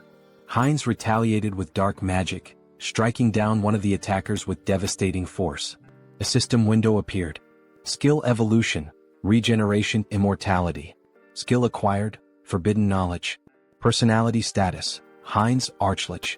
Meanwhile, the holy paladins arrived at the cemetery's outskirts. What is this? One asked, shielding his face. Smoke? Fire? It seems to be coming from Azanthu. He coughed, overwhelmed by the dark energy. Tuscan dismounted, his face grim as he examined the ashen residue. We're turning back. This isn't ordinary ash. What do we tell the saint? Another asked nervously. Tuscan looked up at the ominous energy pillar. Everything. This changes everything. The ominous energy surged in the air, thick with power and foreboding. System notification. The rebirth of the immortal king is imminent. Heinz stood motionless, overwhelmed by the rush of newfound strength. This is incredible, he thought, his mind racing. I've become 10 times stronger than before. A system window materialized before him, detailing his transformation. New skills acquired. Power of the immortal king fragment. Rapid rank advancement, plus 2/3 rank. Secret dark magic energy amplification. Traits gained. Evil wisdom. Unlocks insight into forbidden knowledge. Unconditional understanding of dark magic. All secrets revealed. As long as my source remains intact, I'll endlessly revive. An unkillable existence, he mused. The dark energy coursed through his body like a tidal wave, and Heinz unleashed it in an explosive attack. Tendrils of shadow surged toward the vampires surrounding him. Virik's eyes widened in alarm. What is this smoke? Is this a trap? What is your plan? A subordinate rushed to his side. My lord, we must retreat and recover our strength. Before the words could settle, the dark energy swallowed the subordinate whole, obliterating him in an instant. Virik froze, staring in horror at the remains of his servant. This is an attack spell? Dark thorns erupted from the shadows, piercing through Virik's chest. He screamed in agony, his strength waning rapidly. Heinz, through the avatar Hans, stepped forward, his cold gaze fixed on the pure-blooded vampire. You're stronger than the others, he said calmly, but right now you're nothing more than a blood bag to me. Virik gritted his teeth, his voice trembling with anger and disbelief. Where did you get such power? Did you truly absorb the fragment completely? How did you endure so much darkness alone? Heinz too smirked, stepping closer. Alone? He asked mockingly, leaning in. Who said I was alone? Before Virik could respond, Heinz too sank his fangs into the vampire's neck, drinking deeply. Virik's body convulsed, then went limp, crumpling to the ground. System notification. Conditions fulfilled, skill growth activated. Legacy, minor blood legacy, pure blood. Heinz too wiped the blood from his lips, his smile sharp and predatory. A pure-blooded vampire now? He murmured, savoring the moment. The realization struck him like a bolt of lightning. By devouring other vampires I can grow faster. He laughed darkly, his voice resonating with malevolent triumph. Let them wait for me. I'll devour them all, one by one. After some time in the forest, Rosalicia cried out that they needed Parita. Fearfully she asked what they should do now. With tears in her eyes, Rosalicia lamented that if Lady Parita had been there, they wouldn't have succumbed to the enemy so easily. Parita responded, stating that Virik had been defeated but warned against underestimating this adversary.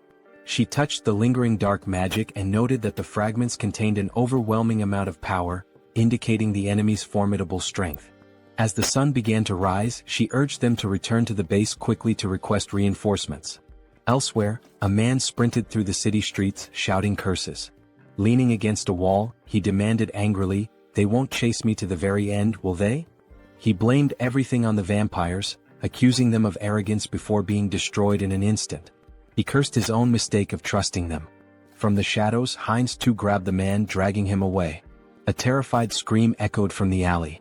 Meanwhile, Sunghyun reflected on leaving Hans in the city to deal with the remnants of Varkalak. He had also arranged for Heinz too to be connected to a minor merchant guild so he could escort Diana and her brother out of the city.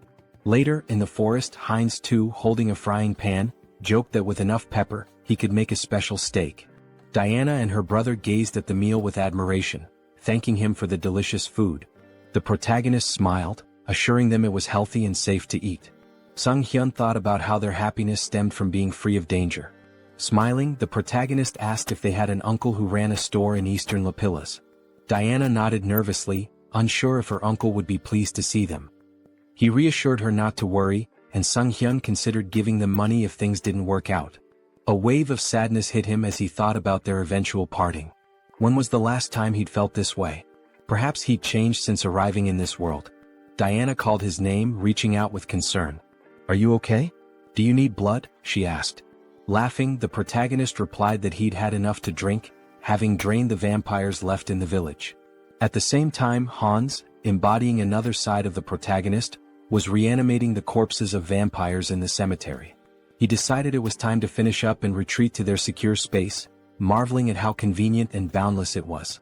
He wondered if forbidden knowledge could help him create a similar subspace on Earth. Suddenly, blood magic struck him. Varkalak, a purebred vampire, confronted him with fury. "Still lingering in our city? Do you underestimate us so much?" she demanded, using blood magic to challenge his membership in the Oath of Defiance. Hans smirked, introducing himself as an honorary member of the Oath. She accused him of stealing the fragment of the immortal king and destroying their hideout. Holding a weapon forged from her blood, she declared it no longer mattered. He would die. Her attack was swift. Though he narrowly avoided a fatal blow, Hans felt the strength of a purebred vampire firsthand. Crashing into a barrier, he realized it was the work of her clan's blood mages. "Did you think escape would be so easy?" Over taunted. The protagonist analyzed the barrier, recognizing he could break it but would need more time to adapt to his new power. Over vowed to crush his skull and personally reclaim the fragment. Grinning, the protagonist declared she should remember his name and that he was from the Oath of Defiance. "I am your death," he added dramatically. Though retreating for now, he promised to return. In true villain fashion, he made a theatrical exit, summoning Hans to escape. Over was shocked to see him bypass the barrier, while her subordinate deemed his departure inappropriate. Suddenly, an arrow struck one of Over's servants from behind, a holy silver arrow from the paladins. Realizing they were surrounded, Over clenched her teeth in fury, cursing the Lich for delaying her. Wherever he had gone, she vowed to find him. She shouted furiously that she would find him and kill him no matter what. A while later, in the protagonist's room, Sunghyun sighed in relief. "I'm still alive," he muttered. Hans remarked that the recall ability was like a cheat code, reaffirming its power. Sunghyun cringed as he remembered the dramatic line he had uttered before using recall. Swinging his legs off the bed, he asked himself, why did I have to use such a typical villain line? He groaned, clutching his face. Am I crazy? What possessed me to say that? Adopting Hans's persona, he tried to justify it. You're proud of your strength, aren't you? You took down a group of evil vampires, saved a defenseless girl and her brother, and even protected an entire city. Sunghyun smiled at that thought. Now that I think about it, I feel like a hero. Stretching, he added, surely I've earned myself some karma points, right? Calling up the karma shop, he stared in disbelief at the system window. His balance was 731,002 points. How do I have over 700,000 points already? He exclaimed. Didn't I spend everything on upgrades? With a nervous laugh, he speculated that enraging the vampires and dark mages must have significantly boosted his karma. Dismissing the thought, he pressed the system window. I'll figure it out later. For now, should I upgrade my special skills again? A notification appeared. His limit on summoning avatars had increased. Smiling, he noted that his avatar count had gone up. But were there any new skills? The system revealed that he had acquired a special skill, Persona. Sunghyun beamed. This is exactly what I needed. Is Persona similar to Mind Center? I should check it out. After reading the description, he realized the skill allowed avatars to act as vessels for emotions, adapting and growing based on his needs. The system had clearly determined this skill was essential for him. I get it now, he thought. I've been forming connections, defeating powerful enemies and making a difference. But in reality, I've spent 2 years locked in this room. What happens there feels like a game, but the truth I've been avoiding is still here, right in front of me. He reflected on the loneliness, sadness, and anger he had suppressed, emotions that had accumulated over time. Turning to Hans, he said, I need to transfer these terrible feelings into a vessel. As he did, he felt a strange relief as though his emotions were neatly boxed away. Curious, he wondered how Hans, now burdened with those emotions, was handling it. Hans reassured him. Don't worry about me. Pain and despair have always been my companions. They don't bother me. Yet, Sunghyun noticed a subtle change in Hans's tone. Laughing, Hans confirmed, You noticed, huh? It dawned on Sunghyun that an avatar filled with emotions could develop its own personality. Before he could say more, a loud noise erupted outside. Was that an explosion? He asked, rushing to the window. Is there another villain? Here in the city? He groaned, holding his face. Let the guardians handle it. It's not directly in front of me like last time. It's none of my business. Hans interrupted. Do you need a reason to eradicate evil? Sunghyun met his gaze and realized the truth. Since transferring his negative emotions to Hans, things had become clearer. Avoidance had always been his habit. Despite his desire to defeat evil, he had lacked the courage to act. Hans, now exuding determination, declared, The world order is in chaos. Criminals are everywhere. It's time for me to become their law. Using his power and donning a mask, he left to confront the chaos. At the explosion site, residents gathered, expressing their frustration. How many times has this happened? Why haven't they called for reinforcements? Meanwhile, Hans observed the scene. He deduced that the villains had formed an organization, and their time was running out. He wouldn't leave empty-handed. Using dark magic, he created the Eye of Darkness, his new network of spies. You will be my eyes and ears in the shadows, he thought, ready to hunt down hidden sinners. In an alley nearby, a group of schoolchildren bullied a classmate. Bring him an ashtray, one taunted. They laughed as one boy held a cigarette to another, mocking him as the best ashtray ever. The schoolboy being held down screamed, begging them to stop. At that moment, a woman clutched her child tightly and asked where they could possibly run. A man, drunk and swinging his belt, shouted accusingly that she was lying to him. Meanwhile, a masked robber shattered a store window, climbed inside and declared, while opening the cash register, that this was all he needed. Hans observed it all, his thoughts dark and resolute. These villains were no better than trash, and he resolved to punish them. Their punishment would be a trauma so profound it would scar their souls. They would remember this day, and if evil ever sprouted within them again, darkness would come for them once more. Screams of terror echoed throughout the city. Hans felt himself growing more accustomed to his powers, but it wasn't enough, not nearly enough. There was still so much filth to cleanse. He needed to purify the entire city of evil. By the end of the night, Hans stretched and remarked how satisfying it was to rid the shadows of hidden garbage. While the Eye of Darkness had proven useful, its limitations were evident. In the presence of light, its power weakened and eventually vanished. He needed a more reliable method for detecting enemies. However, he couldn't unleash undead creatures into the city. What alternative did he have? The protagonist grumbled angrily about birds ruining his clothes, joking that he should just kill them all and make them his minions. Then, gazing at the birds in flight, he paused. Hans pointed out that an invisible, mobile eye capable of surveilling the city was an excellent idea. After some thought, the protagonist realized that familiars were a form of enslavement magic dark mages used to control animals. Hans, surrounded by birds, questioned why the magic didn't work for him. Sunghyun decided to experiment with various methods to create a familiar, though his attempts had failed so far. Hans mused that it would be ideal if the familiars appeared normal yet remained infectious. However, simplifying their appearance by reducing magic power would weaken their infectious ability. Sunghyun finally understood the complexities of the task. He likened it to debugging, where programmers grind their teeth in frustration. His latest attempt, a revised version of his contagious enslavement magic, was ready to test. Will it work this time? He wondered. A mutated cat leapt from a cage, leaving him disappointed yet again. After 3 weeks of research, significant progress still eluded him. Clicking his tongue, he eyed the last bird in the cage and muttered, "This one better work." As he carefully adjusted the amount of magic power, he grasped the bird and cast the spell again. Sighing in relief, he said he was finally done. But as the bird flew from his hands, he asked in surprise, "What does this mean?" Observing it closely, he realized it appeared normal now. The next step was testing its infectious ability. The bird landed among others, releasing dark energy. Sunghyun's eyes lit up. "This is a success," he declared. The infected creatures would serve as his eyes and ears in the city. Stretching out his hand, he commanded, "Fly and find the enemies for me." Meanwhile, in a forest nearby, Lucius knelt and touched the ground, recalling Hans's words when he used the recall skill. Tuscan approached, informing him that his knights had arrived. Irritated, Tuscan added that after interrogating the remaining vampires, they learned these captives weren't allies of the immortal king's descendants. Lucius replied that more evidence was needed. The immortal king was regaining strength, though they hadn't yet confronted him. Using the magic within his cross to communicate, he asked respectfully if there was any news.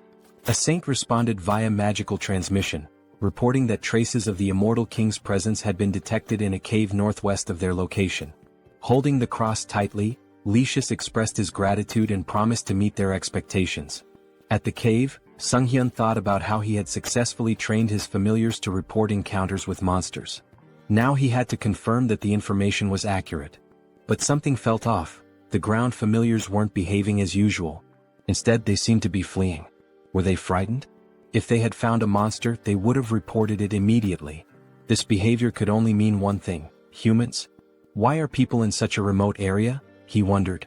Could this be an ambush? But that seemed impossible. How could such a large group remain unnoticed while hiding their presence? Suddenly, one of his familiars was struck down.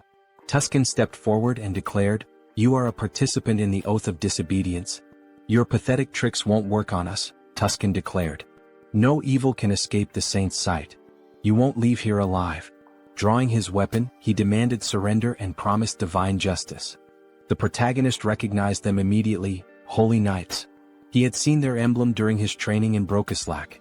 Divine power directly countered dark magic, which meant this would be a challenging fight. Hans, unshaken, asked how the servants of the church had managed to find him here.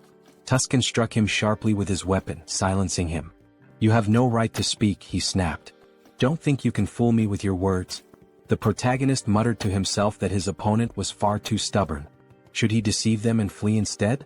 Tuscan seemed to read his mind. "Cheap tricks won't work against us," he said, wielding light magic. "You cannot deceive the servants of the saint." A weapon infused with light pierced the protagonist, and he winced in pain. "Do you truly consider punishing villains a crime?" he asked. "Silence," Tuscan barked, his light magic intensifying. "From the moment you embraced forbidden power, you became one of them. A villain." Sunghyun activated his dark magic and retorted, "Where's the logic in that?" He felt an unusual weakness. Something had been interfering with his magic recently. The Holy Knight's anthem began to play, sapping his strength. Tuscan ordered the singers to keep going. The hymn was draining Sunghyun's energy, but he couldn't bring himself to harm innocents, even if it meant stopping the song. He groaned in frustration as a weapon stabbed him from behind. "Now's our chance," Tuscan declared. "Restrain him." Sunghyun realized his mistake. He had been too careless, and now he was bound in chains. These restraints were not ordinary, they blocked both his movements and magic.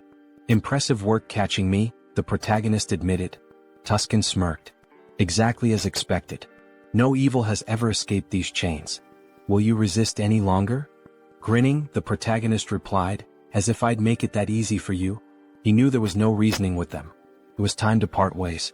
Let them think they had won. Tuscan, now wary, activated his light magic. I don't know what you're planning, but don't think I'll just stand by and let you try anything. He launched another attack. But the protagonist only smirked. The strength of the chains didn't matter anymore, because Hans was already free. Tuscan's eyes widened in disbelief. He broke the chains? Impossible. Who is this man? Later, lying exhausted on his bed, Sunghyun sighed. Trouble seemed to follow him wherever he went. First, the Shadow faction and the Oath of Defiance. Then the Varkalak vampire clan. And now, the Paladin Order, one of the most powerful forces on the continent, had joined the list of his enemies. He called up the system window, his thoughts racing. There must be a reason for all this karma I've been accumulating. Is it because I keep attracting villains from across the continent? He groaned and decided to focus on his original plan for now. Sometime later, in the city, the protagonist prepared to test the fruits of his research. Controlling the essence of black magic was simple in principle. His familiars could serve as his eyes and ears, even covering a massive area like Seoul with ease. His thoughts were interrupted by a terrified scream. A girl, tears streaming down her face, begged for mercy. Please, I'll do anything. Just let me go. She spotted a figure in the window and pleaded, help me. I'm being held here against my will. Don't just leave me. The man holding her sneered, gripping her hair tightly.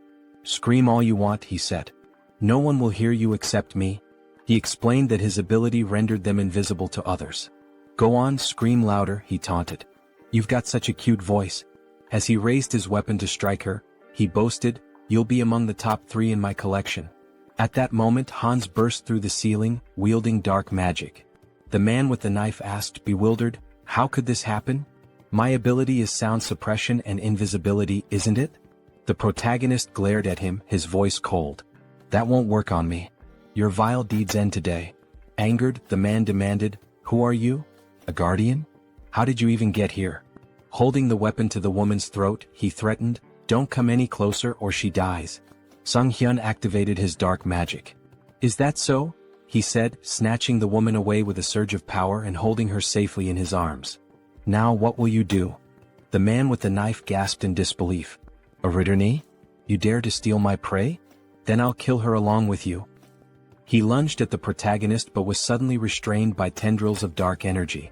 Judging by his words, Hans deduced, this isn't your first victim. Binding the man tightly with dark energy, he pressed his fingers to his forehead. You won't mind if I confirm that for myself? Using necromancy, Sunghyun activated the Cry of the Dead skill, peering into the man's memories. He saw vivid scenes of the man torturing and murdering his victims. You're a serial killer, Hans declared grimly. I don't need to look any further. His tone sharpened. I sentence you to death. The man screamed in agony as the dark magic overwhelmed him. Sunghyun muttered, even death is too merciful for someone like you. He considered for a moment. But I need an undead servant for my work. You'll do just fine. With a cruel smile, he activated a spell that drained the blood from the man's body. The system window appeared, announcing the creation of a new undead, Ghast. Satisfied, the protagonist said, I'll need to prepare the subspace portal. It'll come in handy later. Looking at the unconscious woman, Hans pondered. What should I do with her? Clean up the mess? Maybe just call emergency services.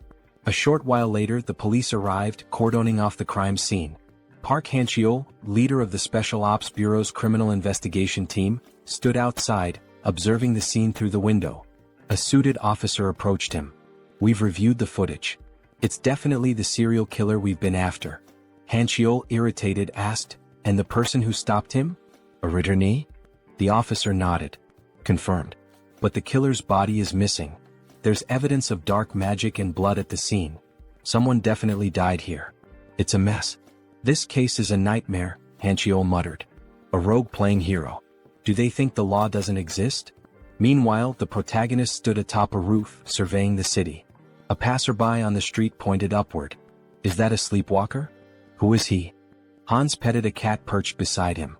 I wonder what they'd say if they saw my face, he mused. Elsewhere, at the South Korean Citizens Repatriation Association, Seoul South Branch, a secretary entered Yoon Ji-yoon's office. Sorry to interrupt, but there's something urgent. Yoon, still recovering from a late night, groaned. What time is it? What's going on? The secretary handed her a file. A request from the Special Ops Bureau. They're investigating the serial killer case and... Yoon skimmed the file. So, the dark mage in the long coat and mask strikes again. Public security's already a mess. She sighed, placing a tablet over her head. We should hand this over to that guy. The secretary, shocked, exclaimed, That guy? The murderer? Yoon slammed her fists on the desk. Exactly. He's competent. If we tame him, he'll make a great asset. The secretary frowned. You want him as a guardian? Are you serious? Stop complaining and get back to work, Yoon retorted, gesturing at the towering stack of documents. Frustrated, she threw her hands in the air. I'm going to tear those villains apart myself. Later, Han stood by a window, stretching. With a satisfied smile, he muttered, Punishing villains feels good. His gaze swept the bustling streets. Soon I'll have to deal with a few more pests. The villains' organization was wreaking havoc, causing complete chaos. Having pieced together the situation to some extent, Heinz decided it might be time to shift his focus to the other world. When he arrived, Uncle Diana and Aaron were in tears, shouting his name. The children ran to him, embracing him tightly. You've been through so much, he said warmly. You've worked so hard. We're fine, the children exclaimed, their faces glowing with relief and joy. Heinz watched the scene with a smile, thinking how happy he was to see them reunited. He seemed like a genuinely kind person, one whose actions didn't raise suspicion. If he had acted otherwise, Heinz might have resorted to threats, but it didn't seem necessary. Their uncle took Heinz's hand, thanking him profusely for bringing the children back safely. Heinz waved his hand dismissively. I didn't really do much, it simply had to happen. Diana approached him, gratitude shining in her eyes. Thank you for everything, she said, wrapping him in a hug. I'm so happy. He patted her head gently. This isn't goodbye. I'll visit often. Stay healthy and behave well. Still crying, Diana admitted, I'm a little worried. You seem to be changing a lot. But her faith in him as a good person reassured her. He hesitated. Am I really changing? He asked himself, uneasy. Perhaps it was the influence of his persona skill. Heinz was a blend of negative emotions, driven by a desire for recognition, an attempt to draw attention through intrigue and deception. Yet his character now seemed calm and stable. Diana, looking at him sadly, asked where he was headed next. I'll seize every opportunity, he replied, and embark on a pilgrimage. Sometime later, in the capital of the kingdom of Talia, Teleria, a city known as the heart of the Church of the Goddess and home to its grandest temple, Heinz wandered the streets, observing everything with keen interest. Stepping into a secluded alleyway, he ensured no one was following before activating his abilities to summon his fourth avatar, Heinlich. This avatar embodied key traits: a composed mind, persona, super regeneration, and calm demeanor. Its unique feature, the spirit of a warrior, granted additional bonuses to skills and experience acquired through combat and training. Handing a bag to Heinlich, Heinz instructed, walking through the holy city as a vampire isn't ideal. Take this and step into the light. Heinlich made his way to the elder, who sat on a chair surrounded by his subordinates. Next, believer, step forward, the elder called. In response, Heinlich emptied a bag of gold at the elder's feet, startling everyone. The elder began counting the coins, stacking them neatly. How much is this? He asked, astonished. This is everything I have, Heinlich declared, placing a hand over his heart. I wish to dedicate it all to the goddess and serve as a paladin to fulfill her will. Reflecting on his past avatars, an undead, a dark mage, and a vampire, Heinlich mused that this time his form would embody light. A paladin respected by all. The elder slammed his fist on the table, sending coins scattering. Instructor Marco stepped forward with a hearty laugh. A sincere young man like you will make an excellent paladin. The elder, still hesitant, said, Wait. No matter the sacrifice, we can't just accept an unknown person as a paladin. Marco reassured him. Don't worry. Training reveals a recruit's true nature. Are you prepared to show us yours? Heinlich nodded eagerly. I am. Weeks into the grueling training, Heinlich gasped for air, sweat pouring down his face. I need water, he cried moments before a massive iron ball flew toward him. What is this madness? He thought, summoning his strength to stop the ball. Exactly a month had passed since his training began. Initially, he thought the Paladin Order was noble and refined. Instead, it was filled with relentless macho warriors. The room echoed with shouts of encouragement as paladins trained intensely. A fellow paladin approached number 12, chastising him. "You're losing focus. Did you forget the rules? You can't stop praying during training." The paladin knelt in front of him, shouting, "Good. Now concentrate and recite the prayers again." Number 12 resumed, reciting fervently as he lifted the iron ball. The coach praised him. "Well done. Keep focusing. Let prayer restore your strength." From the sidelines, Heinrich observed. He admitted that the repeated prayers, despite being grueling, effectively strengthened faith and divine power. Nearby, 2 paladins were hitting a third with sledgehammers, who shouted gleefully, "My back feels great today." Heinrich couldn't help but think, this is absolute madness. Let them hit him even harder. Another paladin stood tall, attempting to crush a spiked iron ball with his bicep. Around him, the group shouted praises to the goddess, proclaiming their ever-growing faith. Watching from the sidelines, Heinrich couldn't help but think, do they really need to train like this? On the second floor, the trainer approached Marco, questioning him about the new recruit. Is he just a simpleton? Marco smirked. And if he is, what of it? The trainer chuckled. Well, even before baptism, he's managing to lift such massive weights. His shoulders and lower body are already unnaturally strong. I can't wait to see how baptism will transform him. Hearing this, Heinrich felt a wave of discomfort. Why are they drooling over my body? He thought, trying to suppress his unease.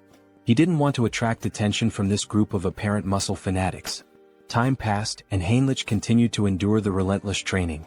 During one particularly grueling session, he paused, gasping for breath. It had been 3 months since he began. Without his wind instrument and super regeneration skills, he would have collapsed long ago. His body and endurance had improved significantly, but the endless perversions of the group were the real challenge. Marco approached him, placing a firm hand on his shoulder. Finished with lower body training? How about we hit some chest exercises together? Marco removed his shirt, flexing dramatically in front of Heinrich.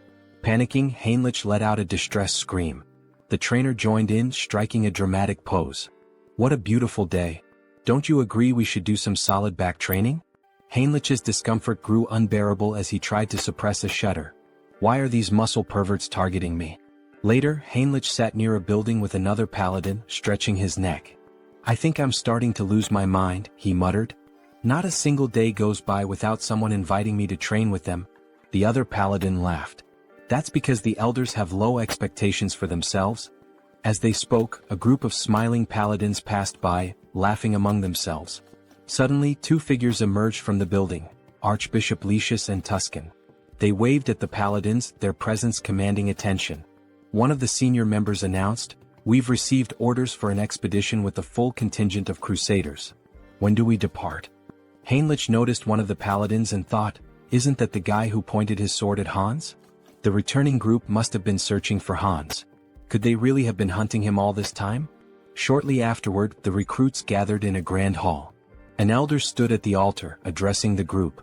We are here today for the baptism ceremony of the most promising recruits. Due to special circumstances, the ceremony has been moved forward. We hope for your understanding. One recruit whispered, why are they holding an event that usually happens only once every 6 months? Why now? Heinrich had his suspicions. They're desperate for reinforcements to pursue the heir to the immortal king. But this is a perfect opportunity for me to test my plan. The elder called out, Max Veroin?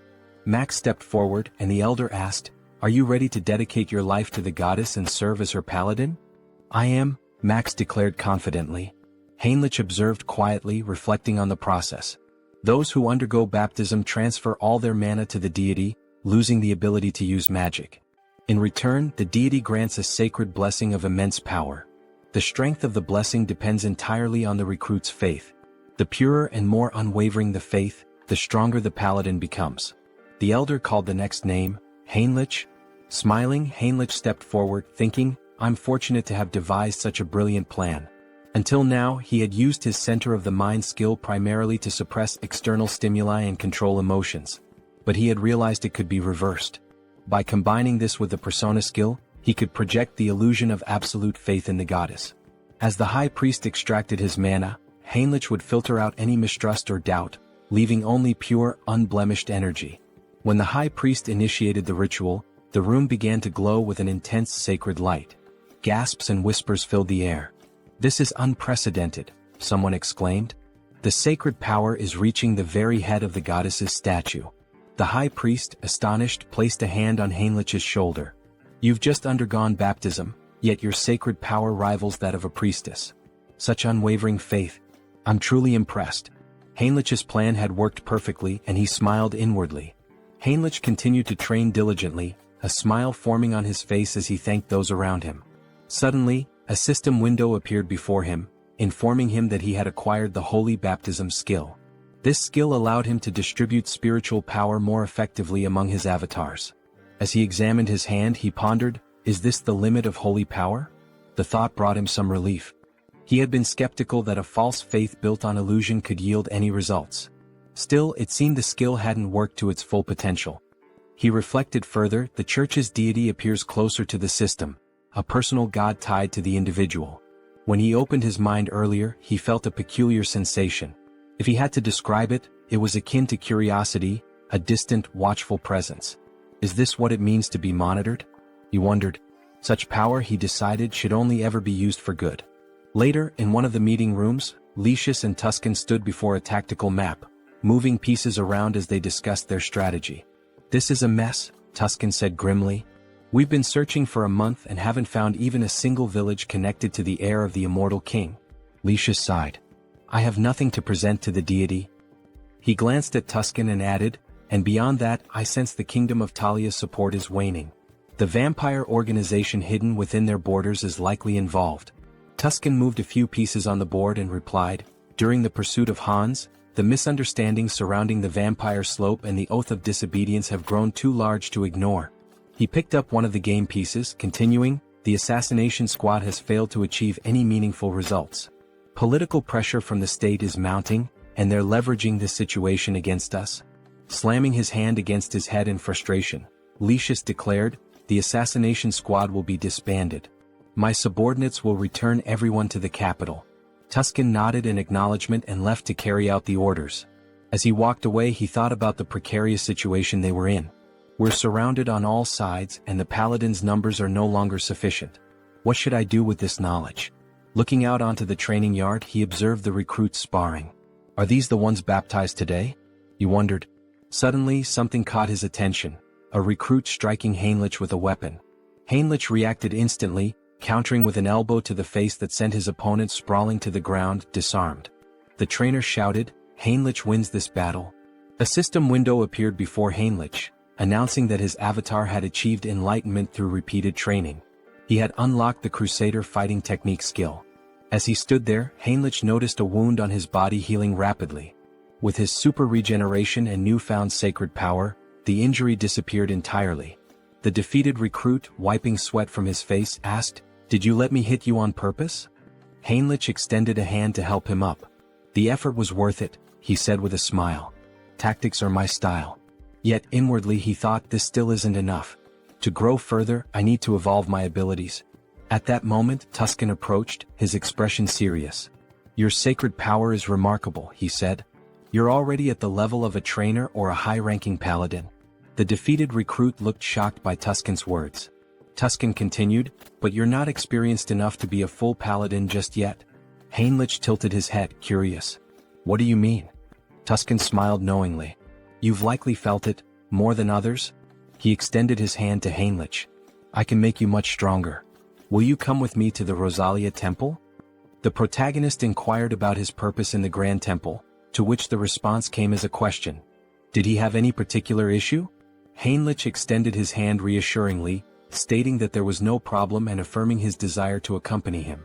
Tuscan, with a dissatisfied expression, began walking away, remarking that if he wanted to follow, he should do so immediately. The protagonist hurried after the paladin, requesting time to gather his belongings, but Tuscan advised him to entrust that task to someone else. They entered a room and stood on glowing runes. Tuscan placed a hand on the protagonist's shoulder, acknowledging how sudden everything seemed. He assured him that everything would be explained in detail later. The protagonist nodded, indicating his understanding. Soon they arrived at the renowned Great Temple of Rosalia, the largest sanctuary of the church, positioned at the continent's center. This sacred site was where both the father and the goddess had once dwelled, marking the heart of the faith. Inside, Rister greeted them warmly, expressing her hope that their long journey hadn't been too exhausting. They knelt before her, expressing their gratitude. The protagonist reflected on entering this sacred space, where the goddess resided, as an opportunity for immense growth. He believed it to be the ideal place to develop his skills and gain recognition as a paladin. Determined, he resolved to hone his abilities while handling covert tasks with Hans's assistance. Meanwhile, Hans sat atop a rooftop surrounded by corpses, scrolling through news about the saint on his phone. Acknowledging his newfound fame, he noted that remnants of a human trafficking ring had been eliminated. However, something peculiar caught his attention: mentions of a divine retribution society by the defeated villains. They had cursed him repeatedly, claiming the society would not forgive anyone who failed to act against him. Hans suspected this society was linked to multiple organizations. Stretching as he stood, he resolved to investigate further and continue dismantling their operations.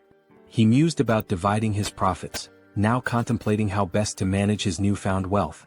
Later, Hans walked down the street wearing a mask, considering the risks of trading large quantities of valuable, mysterious items under the guise of the Haho mask persona. Any sudden activity might make him a prime suspect. Entering a discreet establishment, he handed a bag of money to an employee and expressed his intent to sell. The employee scoffed, questioning if Hans mistook the place for a pawn shop. However, Hans emptied the bag's contents, revealing its valuable items. The employee, visibly stunned, quickly began examining the goods. He realized the badges belonged to a group involved in human trafficking, a trading syndicate. He had heard rumors that this syndicate had been dismantled by a masked man. The protagonist turned to the person before him and asked if he was interested in the deal. The man grew visibly nervous and instructed him to use the back door, warning him not to try leaving any other way. Following the instructions, the protagonist eventually arrived at the correct location. A masked man greeted him, asking if he was there to sell something. Hans confirmed, then inquired if payment could be made in a form other than cash. Hans handed over a bag and the masked man began examining its contents. He asked if Hans was looking for material goods and, if so, what exactly he needed. Hans pointed out that he required a lottery ticket for a grand prize, preferably one that could be used immediately. Cash, he explained, was useless to him unless it could be spent. What he needed were legal funds for his real identity, Sunghyun, and a lottery ticket would provide clean, untraceable money. The masked man confirmed that a lottery ticket was possible but mentioned the commission would be steep. Hans assured him it wasn't a problem and asked how much it could sell for. The masked man replied that it would be 6-1, with a redemption period of 4 months. Hans requested 2 tickets, but the masked man stated that the payment provided wouldn't cover that.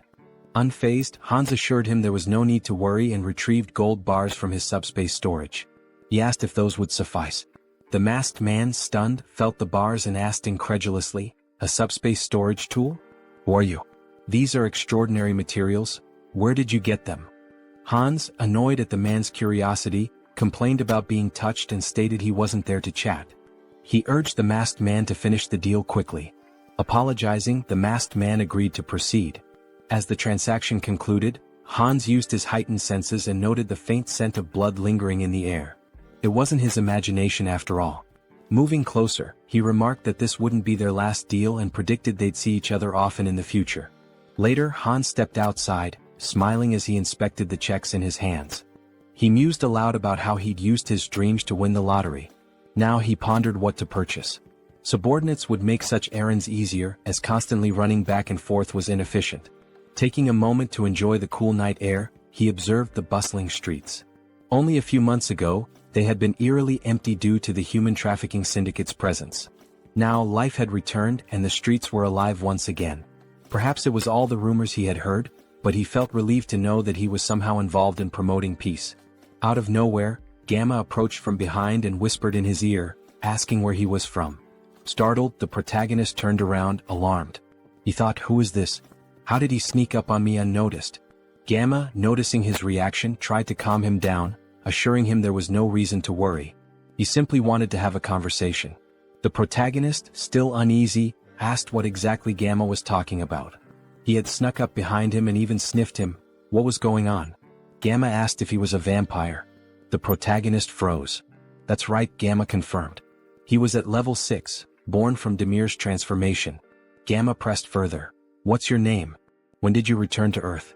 The protagonist, thinking that yet another vampire traveler from another dimension had appeared, realized he needed to come up with something quick to get out of this situation. However, without realizing it, he began answering questions he hadn't planned on, his mind seemingly under some sort of hypnosis. He found himself saying, "My name is Heinz and I haven't been on Earth for a long time." He thought to himself, why am I answering so easily? Is this all his mind control at work? Gamma smiled. Very good, he said. So you're a newcomer who's just returned to Earth. Let me introduce myself properly.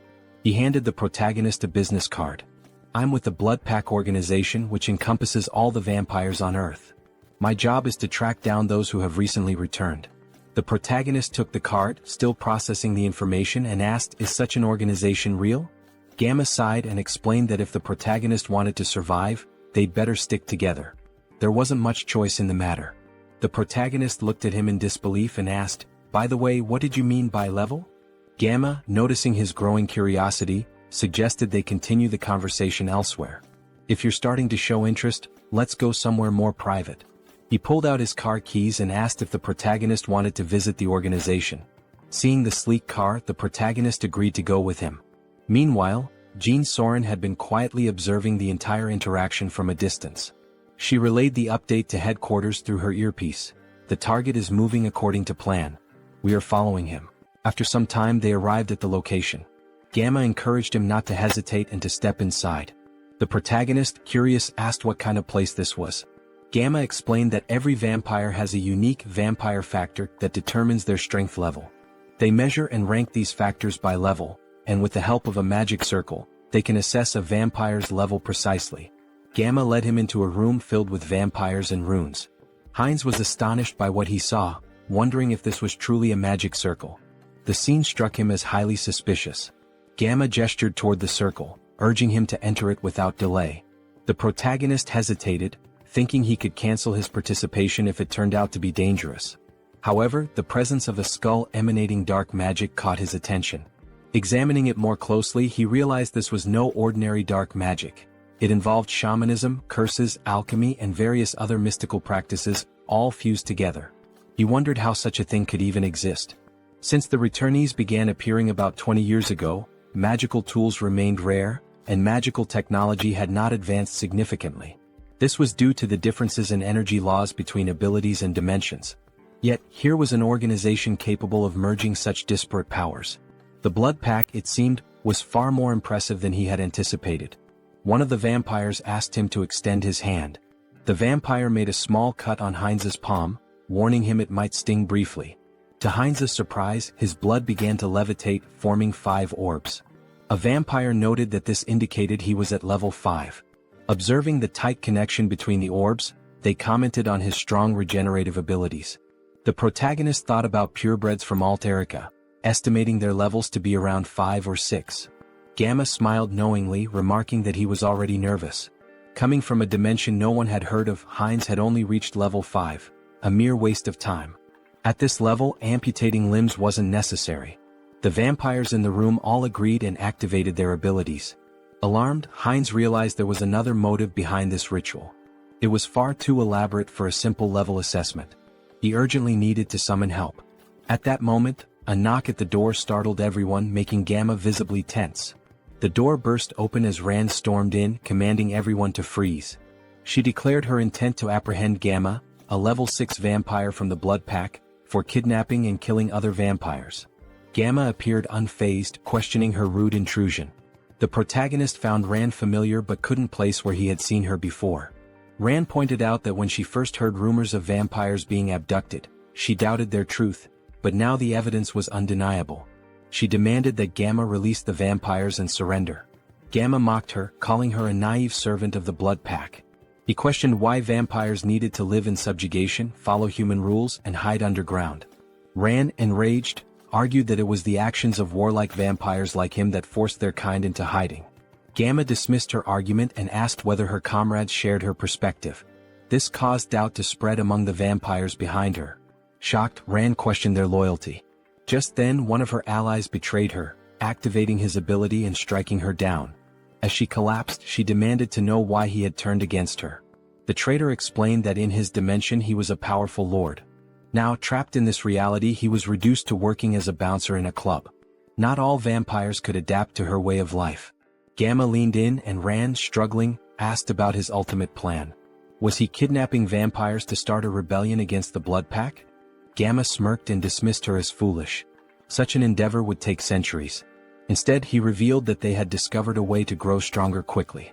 He demonstrated this by lifting the body of a vampire and alluded to breaking a taboo. Shocked, Rand accused him of creating mad vampires again. Hines, observing, realized she was referring to cannibalism among vampires. While it wasn't practiced on Earth, when vampires from different dimensions consumed one another, their vampire factors merged, increasing their strength but at a severe cost. This act often led to profound mental instability, a grim legacy from their ancestors. If someone fails to control themselves, they become mad vampires, driven insane by an unquenchable thirst. The first appearance of a mad vampire marked them as a global threat. Gamma, however, smiled confidently and assured everyone that this wasn't a concern. After extensive research, they had discovered a way to remove residual bloodlust. Suddenly, Gamma's victim began screaming in agony, exclaiming that they were being used as experimental material. The protagonist observed the situation closely, realizing that the magic circle wasn't merely for separating empirical factors. It was designed to transfer a drug to vampires without causing side effects. Minhyun reminded Gamma of his promise, pointing out the risks he took to follow him secretly. Gamma, keeping his word, tossed him a pill. Minhyun consumed it and his body began to transform, becoming larger and stronger. Smiling, he marveled at his newfound strength, unable to believe the change. Grabbing Rand by the throat, he demanded more pills immediately, threatening violence otherwise. Feigning panic, Gamma urged Minhyun to stop, assuring him that while he was pleased with his strength, he needed to be patient. After all, another guest had arrived before him and was still waiting. Surely it wasn't too much to ask to wait a little longer? The protagonist rose to his feet, calmly stating that there were 2 purebreds and 4 half-breeds, proof that cannibalism worked. Gamma looked at him, stunned. Filled with newfound strength, Hines expressed his eagerness to see just how powerful he could become. As he prepared to absorb the others, chaos erupted. The vampires screamed in confusion and fear. Suddenly, Hines and his army burst into the room. Addressing the group, he mocked their attempt to hide but scolded them for neglecting their safety. From now on, no one would leave this place without his permission. His army launched their attack, causing Minhyun to panic. He turned to Gamma, demanding answers about who their attackers were. Gamma roared for everyone to stay together, warning that separation would mean death. Using his abilities, he charged into battle, targeting Hines directly. Hines observed Minhyun's unusual transformation, noting that vampires from different dimensions often had distinct appearances. Slamming his staff to the ground, Hines summoned magical spikes that pierced through Minhyun's body. Smirking, Hines declared that minimizing casualties was part of his plan. He leaped into the fray, mocking Minhyun's organic transformation, claiming it posed no threat. Biting into Minhyun, Hines thought to himself that there would be more prey ahead. Minhyun screamed in pain and confusion as Hines drank his blood and heard his thoughts. Minhyun lamented his betrayal and his determination to survive, refusing to accept his end. Wiping his face, Hines remarked that insanity was far worse, as he could hear every obsessive thought coursing through Minhyun's mind. To his surprise, his teeth began to fall out, a sign of his empirical factors evolving and merging. A system notification appeared, informing Hines that he had gained a special ability, hybrid evolution. This ability significantly enhanced his physical attributes whenever he absorbed new empirical factors, allowing him to steal traits from the target's bloodline. Turning to Gamma, Hines remarked that this power was quite impressive. If he were to lose control, he could become exceptionally dangerous. Now he needed an organization to enforce his will.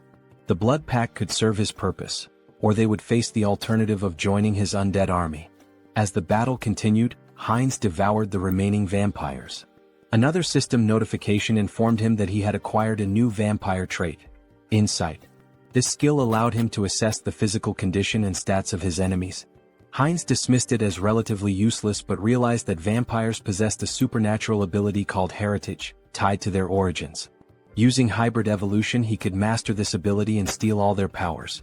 Gamma, now crucified, demanded to know how Hines had managed to remain sane while devouring his own kind. Approaching him with a grin, Hines taunted Gamma, asking if he was curious about how to resist corruption. The secret, he teased, was to ignore the whispers that accompanied the act. Gamma, panicked and disbelieving, screamed in protest. His cries turned into agony as another system notification revealed that Heinz had gained a new skill, camouflage, which allowed him to conceal his presence. Observing Gamma's transformed state, Heinz smiled slyly, commenting that Gamma must have been using camouflage all along. Not bad, he remarked, relishing his growing power. There were many ways he could use this ability. Should he dive into this bastard's thoughts? Gamma reflected on research, collaboration, support, and the public retribution technology. He also recalled a promise he had made to Mr. Beta. The protagonist panicked, wondering who the hell is this? Was this person Gamma's patron? And once again the Public Retribution Society was mentioned. It seemed like this intricate ritual was also their doing. What were these people planning, aiding the blood pack like this? Later that night Heinz and So-Ran were driving through the city together. Heinz glanced at her and asked if she was finally coming to her senses. Startled, she yelled at him, calling him trash for selling his life and demanding to know where he was taking her. Grabbing him by the throat, she shouted furiously. Heinz gasped, pleading for her to stop and look around. They had captured him too, and if she didn't let go they'd crash. Reluctantly, So-Ran released him and apologized, asking for an explanation of what had happened. Heinz asked if she had heard of Ho-Ho's mask. He mentioned that the masked figure had escaped during the chaos when a group of vigilantes burst in. Placing her hand over her heart, So-Ran expressed her gratitude, saying that even amidst the chaos, Heinz had gone out of his way to save her. As Heinz observed her closely, her face and voice felt oddly familiar. Yet no matter how much he tried to place her, he couldn't shake the feeling that he'd seen her somewhere before. He asked why members of the Blood Pack were fighting one another. So-Ran explained that the group was divided between radicals and moderates. She and her team had discovered evidence that the radicals had kidnapped one of their own, so they infiltrated the radicals' territory. She expressed relief that they had escaped in one piece and even managed to learn the radicals' plans. She intended to inform the higher-ups and put an end to it. Heinz, skeptical, thought to himself that resolving this wouldn't be so simple. It was likely that even the highest-ranking members of the radicals were involved. So-Ran cheerfully asked about Heinz's identity. Who was he as her savior? He seemed incredibly strong. Heinz replied that she could call him whatever she wanted, as she felt comfortable. She asked if she could call him up for convenience, to which he nodded, mentioning he'd recently returned to Earth and hadn't formed any bonds yet. Heinz explained he had followed Gamma out of curiosity about the Blood Pack. So-Ran smiled and suggested that he join the group, mentioning that most vampires were part of it. She assured him that moderate vampires didn't engage in shady activities and had steady blood supplies through partnerships with blood banks. Heinz expressed interest and So-Ran promised to show him more. After some time they arrived at their destination. Inside, a little girl named Nahi ran to the door when she heard them. So-Ran greeted her warmly and Nahi hugged her, asking if she was okay.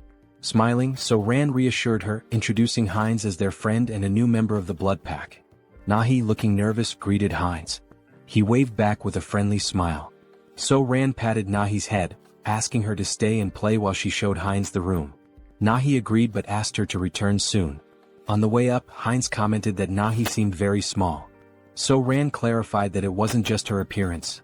Nahi wasn't a returner. Confused, Heinz asked if all vampires weren't returners. So-Ran explained that wasn't true. Nahi had been born and raised on Earth, but her father, a returner, had turned her into a vampire to save her from a chronic illness.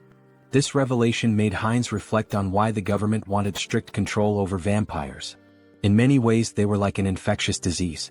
So-Ran continued, explaining that turning someone on Earth took significantly more power than usual. Nahi's father had reached his limit but wanted her to live confidently, even under the sun. Eventually they reached a room. So-Ran let Heinz in, telling him to call her if he needed anything. Since it was late, she suggested he rest.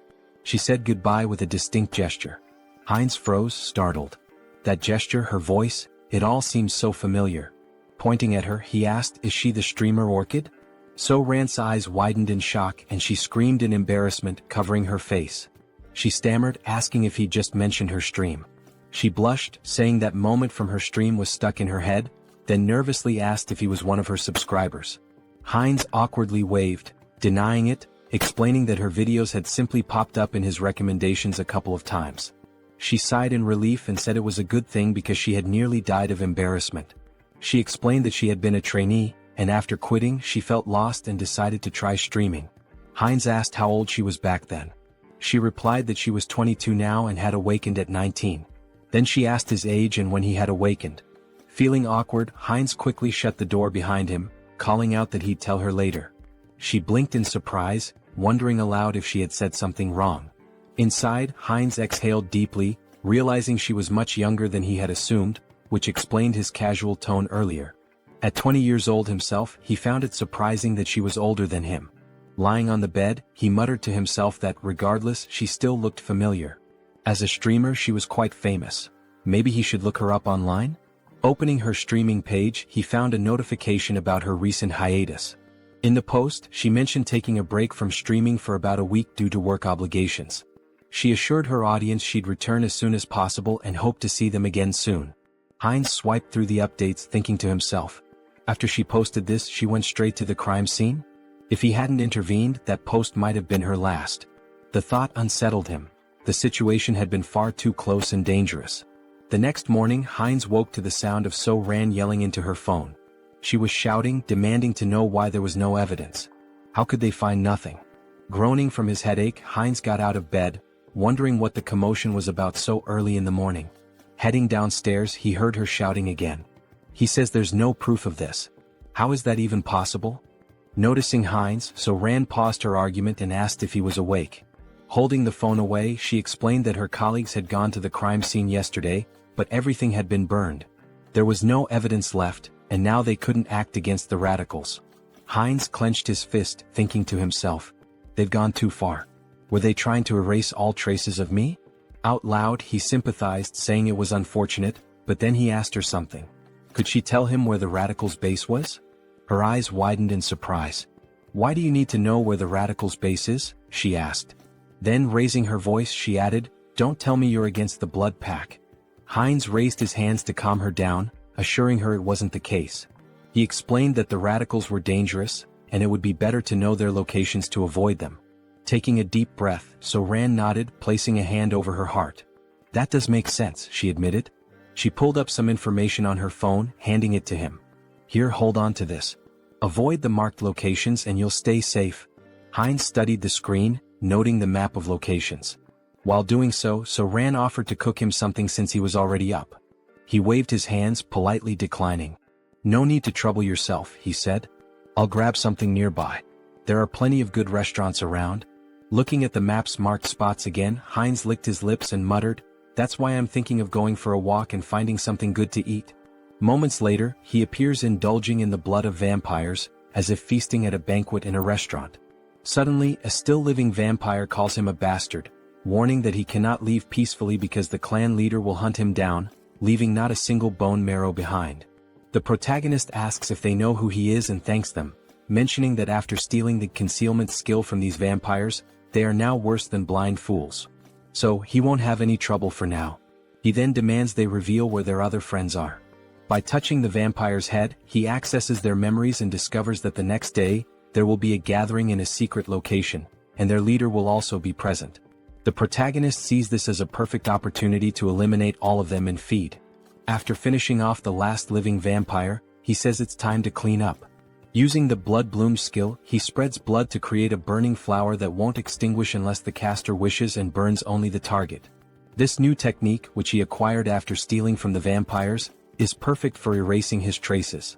As for magical traces, he'll use his concealment skill to hide them. With these two skills, no one will be able to track him. Suddenly, the protagonist's heart starts pounding. This feeling, his body was beginning to evolve again. While spitting blood and groaning in pain, he acquired new abilities. The special skill, Bloodline, Pure Blood, evolves into Bloodline, True Blood. Due to the effects of hybrid evolution, he gains enlightenment and acquires the skill, Blood Flow Amplification. His recovery ability has transcended its limits, and the skilled regeneration has evolved into hyper-regeneration. Finally, he has become a True Blood and gained some new abilities. Let's test what they do. He makes a deep cut on himself and within seconds his artery heals. Now he can control blood and has absurd regeneration. During a fight, he can absorb the blood of enemies to recover, making him practically invincible. If a True Blood is this strong, imagine how powerful a Holy Blood might be. In the next scene we see Jin Soren thanking someone for donating 1 million cheeses. The donor earned 1,000,000 points in her heart. She thinks this donation will allow her to buy many blood packs without worrying. Suddenly, the protagonist enters the room. They look at each other and blush. He apologizes for interrupting and tells her to continue her work. Soren, embarrassed, shouts at him to knock before entering and punches him. Soren then asks what happened. He tells her they received a letter in her name. The letter contains images and information about a group of criminal vampires. Someone mysterious sent this dossier with such valuable information. She has no idea who it could be. Perhaps the famous masked figure people keep talking about? But the only person she had discussed this with was Mr. Hines. These details came after she gave the location to Mr. Hines. Could these two be working together, or is it just a coincidence? The next day, Hines observes a house from a rooftop where a secret meeting will take place to discuss measures against the masked figure and the recent attacks. Hines uses a skill to peer inside the house but notices a blood magic barrier. On the first floor, he sees several high-level vampires emanating intense energy. Alright, let's go in. Hans will use the shadows and I'll go from above. Let's enter together and wipe them all out. Hines enters through the window like a scene from an action movie. Prepare yourselves, you criminal bastards. But when he looks, there are no vampires on the first floor. Suddenly, the wall begins to crack and a voice claims, I would have loved to capture the masked one, but only some random vampire appeared. No problem, we'll hunt down this mosquito. Beta 1 Beta Shin, do you recognize this vampire? We don't know him. He seems to be level 7 but he's entirely unfamiliar. It looks like this vampire came from somewhere unknown. Hines recalls the name Beta from the vampire memories he absorbed. Their leader is called Alpha, while the others are Betas and Gammas. Both Betas are here today. The big problem is the masked members. Perhaps they belong to the secret divine society I've been searching for. I can't sense their energy, they're using a strong skill to conceal it. For now, get this bastard out of my sight, and, of course, the one hiding in the shadows. They point toward Hans. Hines is surprised they know about the shadow. Since you're so eager, I'll end you right now, Hines says, irritated, with veins pulsing. Using the skilled blood flow amplification and acceleration, he quickly jumps on the vampires, draining their blood. The other vampires are shocked to see Hines cannibalizing his own kind, which is unacceptable. Hans, meanwhile, summons skeletons from the shadows. One vampire tries to flee, begging for his life, but Hans appears in front of him, saying, You're not the only ones who can create barriers. From now on we'll perform the dance of death, where there's no place to run. And so, the dance of death begins. Vampires lose their lives one after another. Beta 1 is stunned by the strength of this unknown vampire. This power doesn't make sense, he's only level 6 or 7. There must be some trick. One charges at Hines, but Hines uses his extended claws to stab one. One, however, hardens his skin like crystal to block the attack. Realizing the enemy blocked him, Hines decides to increase his strength and lands a heavy punch on one's chest. One is shocked to see his crystal armor shatter, something that had never happened in combat before. Recognizing Hines's superior strength and speed, one orders the other vampires to assist him. Hines taunts, Do you think these small fries will stop me? With open hands, Hines releases jets of blood, piercing one's subordinates. Enraged, one seizes the moment while Hines's hands are occupied, slicing off one of Hines's arms with a sharp strike. But it's useless. Hines absorbs blood from the fallen vampires and regenerates his arm instantly. Gaining a new skill, invisibility, Hines disappears in front of one, reappearing behind him and driving his hand into one's body, humorously described as into the vampire's butt. Checkmate, Hines declares as he begins to absorb one's blood. New vampiric factor collected. The skilled blood magic evolves into the special skill Mystery of Blood. Mystery of Blood absorbs subordinate skills, Blood Bloom, and Blood Flow Amplification. Hines feels the surge of power, now able to control all abilities with sheer will and manipulate them rapidly. Beta Shin curses Hines for devouring his own race, calling him a corrupted bloodline, and blaming his strange abilities on it. Hines responds, So what? Are you just going to keep yelling nonsense all day? Why don't you come at me like your brother did? Or are you too scared for that? Beta Shin charges at him, shouting, Bastard. Hines uses Mystery of Blood and traps Shin with blood chains. Shin continues cursing, saying, These tricks are unfair. Unfair tricks? That stings a little, Hines replies sarcastically. Let me tell you something too. Checkmate. He slices the vampire's neck. As Hines absorbs Shin's blood, the other vampires are terrified, muttering, This vampire is insane. Who would have thought the masked one would have such a strong helper? Prepare the orb, we need to deal with him now, says one assistant. One of them casts a spell and launches it at Heinz.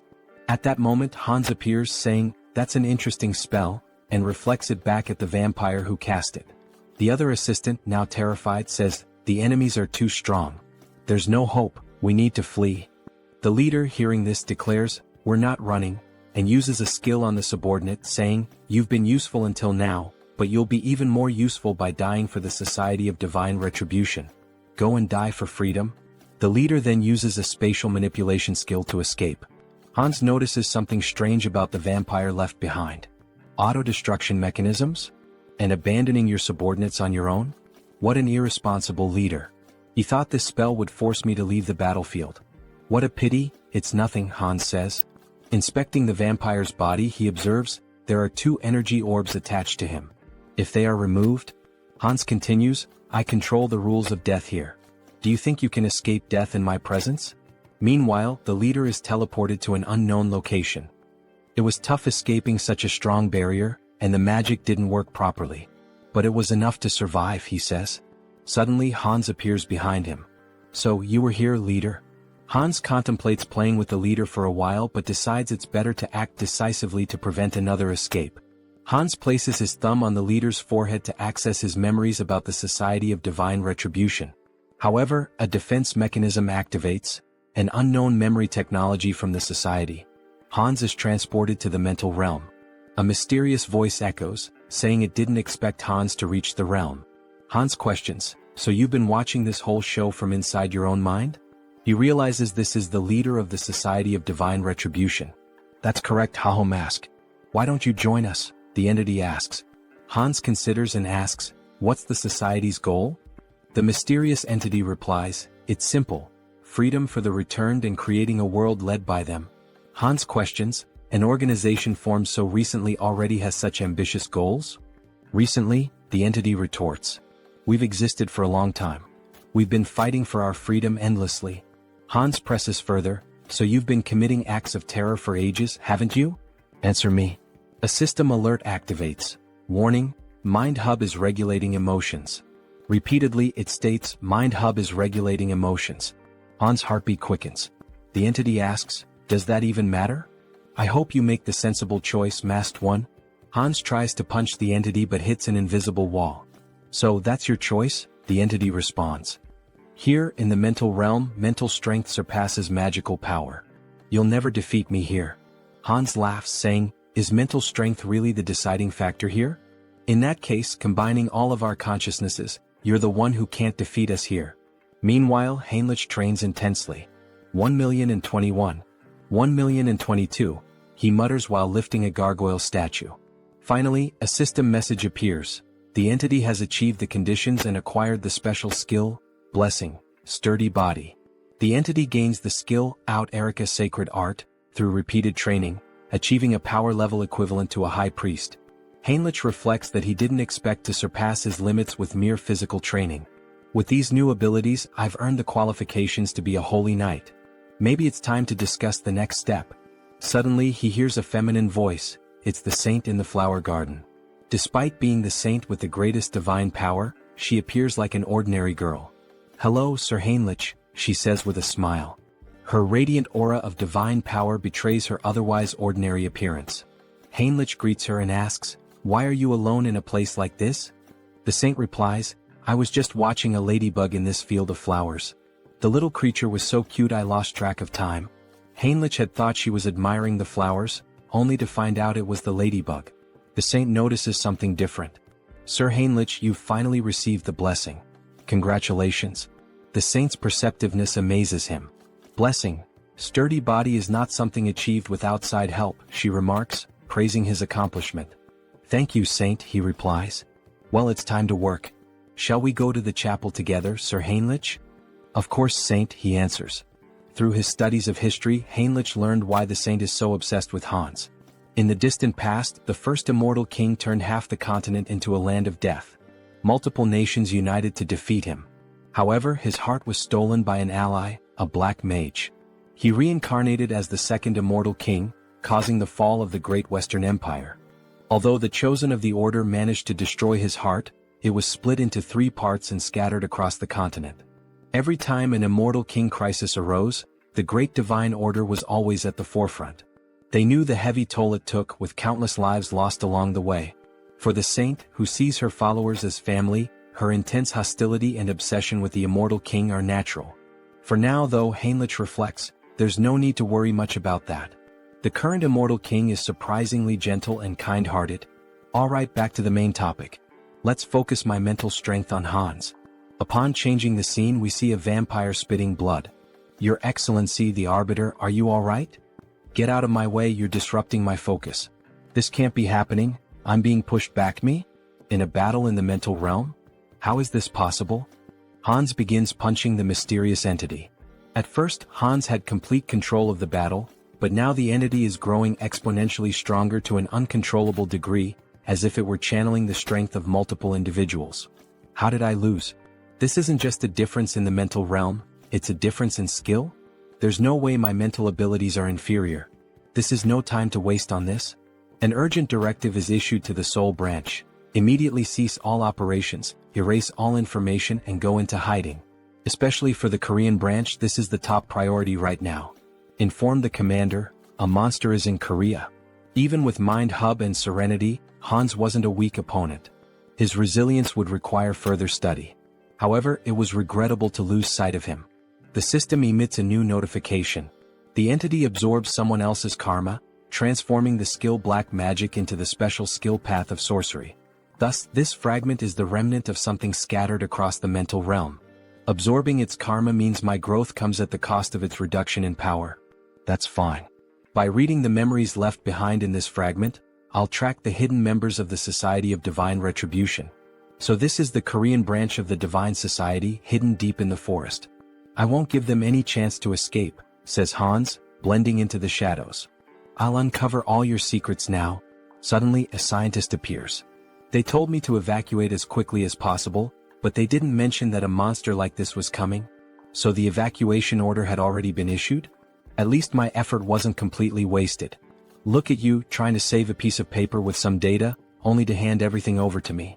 Let's see what you've been up to for so long. Wait, this incident. I will never forgive you, Society of Divine Retribution. You're the ones who stole my life. I'll hunt down and kill every one of you without exception. Heinz refines excess blood stored in his body into blood crystals, which he plans to use to enhance other vampires' vampiric factors.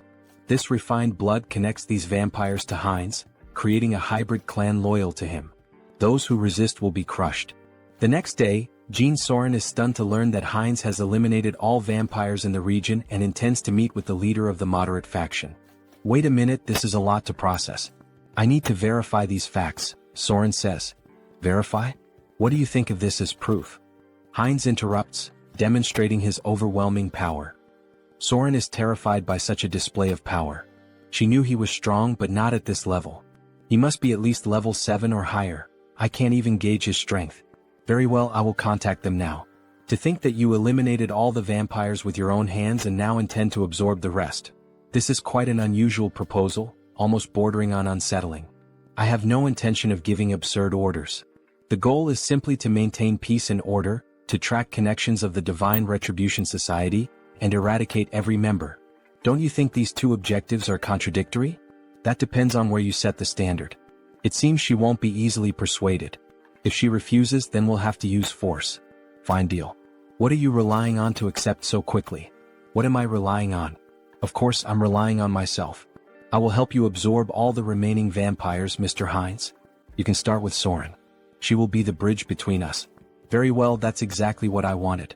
But I don't think that will be the case for them. Alright, then we should begin sharing the details of the discussion, how to absorb the vampires and about the new faction you mentioned. Let's start with absorbing the remaining vampires and becoming the leader of a new faction. That will be the first step toward taking control of the Blood Pact. Stay still. If you move, you might get hurt. Now let's begin. Heinz inserts a blood crystal into Soren. She feels the refined blood entering her body, healing it, making her blood pulse faster. Her muscles and bones are expanding. This feeling, it's as if she's been reborn. She doesn't feel like she's in her old body anymore. The refined blood crystal reaches a maximum of 30% enhancement. That's not a small number, but it continues. Soren then asks what they should do next. Lord? Heinz asks. Yes, Lord. You're creating a new clan now. Now that a lineage has been stabilized on this land, we'll need to find a new name for our clan. Do you have something in mind, Lord? A name? I'd like something that stands out, something different. Vampires who accept the blood crystals are renamed Heterosis, embodying the hybrid vigor of Heinz's blood. He declares, beware remaining vampires. I will hunt you down and make you the strongest within the blood pact. Returning to the original avatar, Heinz's issues are being addressed, but it's still not enough to bring down the Divine Retribution Society. They've vanished from Korea, but they are a global organization. More preparation will be necessary, enough to eliminate them all at once when they reveal themselves. For now, it will be necessary to expand influence in the other world as well and accumulate karma. For example, events like wars and terrorism. Wait, what the hell am I thinking? If I do that, I'll be killing innocent people. Is there any way to create accidents without anyone getting hurt? Maybe I should give up. As the protagonist glances at a book, an idea emerges. The Demon King Hans wants to destroy humanity, and the hero Heinrich will defend it. Hans will use corrupt nobles to expand his forces of evil, while Heinrich defends against malevolent organizations and becomes a hero. This is a perfect story, gaining karma points from both bad people and good people. It's a win-win game. Alright, let's take this one step at a time. Harley, it's time to act. A system message appears. Harley is the fifth avatar of Han Seung-gyun's adaptation. He can adapt quickly and efficiently to extreme conditions. I intended to strengthen him appropriately after creating him as a new avatar with an extended limit. In the meantime, I'd like to further develop his adaptation. There might be a way. Yes, this is the right path. After exterminating the remaining members of the Divine Retribution Society, experiments were being conducted underground. They were transplanting demon bodies into humans, something akin to chimeras. Among the samples, the item I was searching for was this. Something that would contribute to stronger absorption, more powerful traits, and evolution. Dragon blood. If Harley can adapt to this process and I manipulate some discoveries I've made, he will become a living weapon, a biological creature. Days later, under rainy skies, the saint is seen gazing at the overcast heavens as though troubled by something. What is worrying the saint? Ah, Sir Heinrich. Why do you wear such a worried expression even in the rain? I'm not entirely sure, Sir Heinrich. Perhaps it's because of this somber rainy weather. I just feel suffocated, as though my instincts are trying to warn me of something, as if there's a weight pressing on my chest.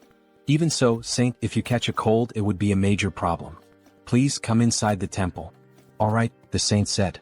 In the next scene, as expected of the saint, how impressive. Even in the middle of these remote mountains, surrounded by double barriers reinforced with dark magic, she can still sense that something is amiss in this hidden refuge. Fortunately, it doesn't seem she has uncovered what is truly happening. With this dose, we can continue to the maximum scale of the experiment. The dragon's blood evolves continuously, acquiring traits from its consumed prey. Combined with the research data from those bastards in the Divine Retribution Society, my forbidden knowledge, and finally, the perfect test subject. Let's begin, shouts Harley, exhilarated by the idea. Sir Heinrich, you are the sword and shield that will protect the righteous. Do you swear to be a holy warrior of the great divine order and defend the innocent? Yes, your grace. Then, from this day forth, I hereby name Heinrich Landguard a holy warrior of the great divine order. The system emits a notification. The Blessed One has fulfilled the conditions and attained enlightenment, acquiring the special ability Blessing Leap. Meanwhile, Sir Heinrich's necklace radiates a brilliant light. Oh, such grace, exclaimed the bishop, astonished by the strong glow. To receive a divine blessing during the ceremony, this is proof that God, our deity, is watching over us and praying for us. May God protect us. Once again it happened. For just an instant, something touched Heinrich's shoulder. A divine sensation resonated within his body, akin to what he felt during his first baptism, as if the divine were watching him directly. Why is this happening? Could it be because I came from another world? It doesn't feel like a human emotion, like curiosity. Well, anyway, let's focus on what's important. What is this new ability the divine has granted me? Blessing Leap, it allows me to transcend space? What? Transcend space? Isn't that basically a teleportation skill? It doesn't mention any limits on usage or distance traveled. This ability is top tier. As expected of a god, they are so generous, casually granting such a powerful skill. Thank you, God, for your generosity to this sinner. I am moved by your grace and offer you my prayers. Thank you for continuing to watch over me. Meanwhile, the other devotees wept with joy at seeing Heinrich's devotion to God. A young man like this, he's truly devout. That's true. I couldn't agree more, said another man. From now on, it would be necessary to decide which knighthood order Heinrich would join. Congratulations on being officially recognized as a holy knight, Heinrich. For now, you will be temporarily assigned to various holy knight orders. Here are the representatives of each order, here to invite you to join them. Each order specializes in different weapons and techniques, so choose carefully which one appeals to you most. Nice to meet you. I'm from the Order of the Sky Shield. We specialize in defending the outer perimeters of fortresses using long-range spear techniques. I'm from the Order of the Sun Wolf. We take the front lines in battle and wield highly destructive greatsword techniques. I am a veteran of the Order of the Thunder Claw. Here, we handle the internal security of the fortress and master balanced combat techniques using sword and shield. So, which of these orders would you like to apprentice under? I don't think there's a need to choose. I'll train with all the knight orders. What? With my warrior spirit and growth acceleration abilities, there are no limits to my body. I will absorb all the sacred warrior's combat techniques. However, that person in the corner, isn't he also part of a knight order? Why hasn't he introduced himself or said anything yet? Over there, well, obviously. Suddenly the man was interrupted. Our order only selects the best of the best to join us. But looking closer, you're not too bad. With that level of divine power, perhaps you're qualified to take the test. Heinrich's divine power was among the greatest, even compared to high priests. What are the criteria for this knight order? Just follow me. Our knight order has a singular purpose: to protect the most important thing within the fortress of the Great Temple. The most important thing? What exactly are you referring to? That. I'll tell you if you pass the test. Suddenly they entered a room, a library in the castle dungeon. Inside, a man wearing a strange mask sat beside a shadowy statue holding a parchment.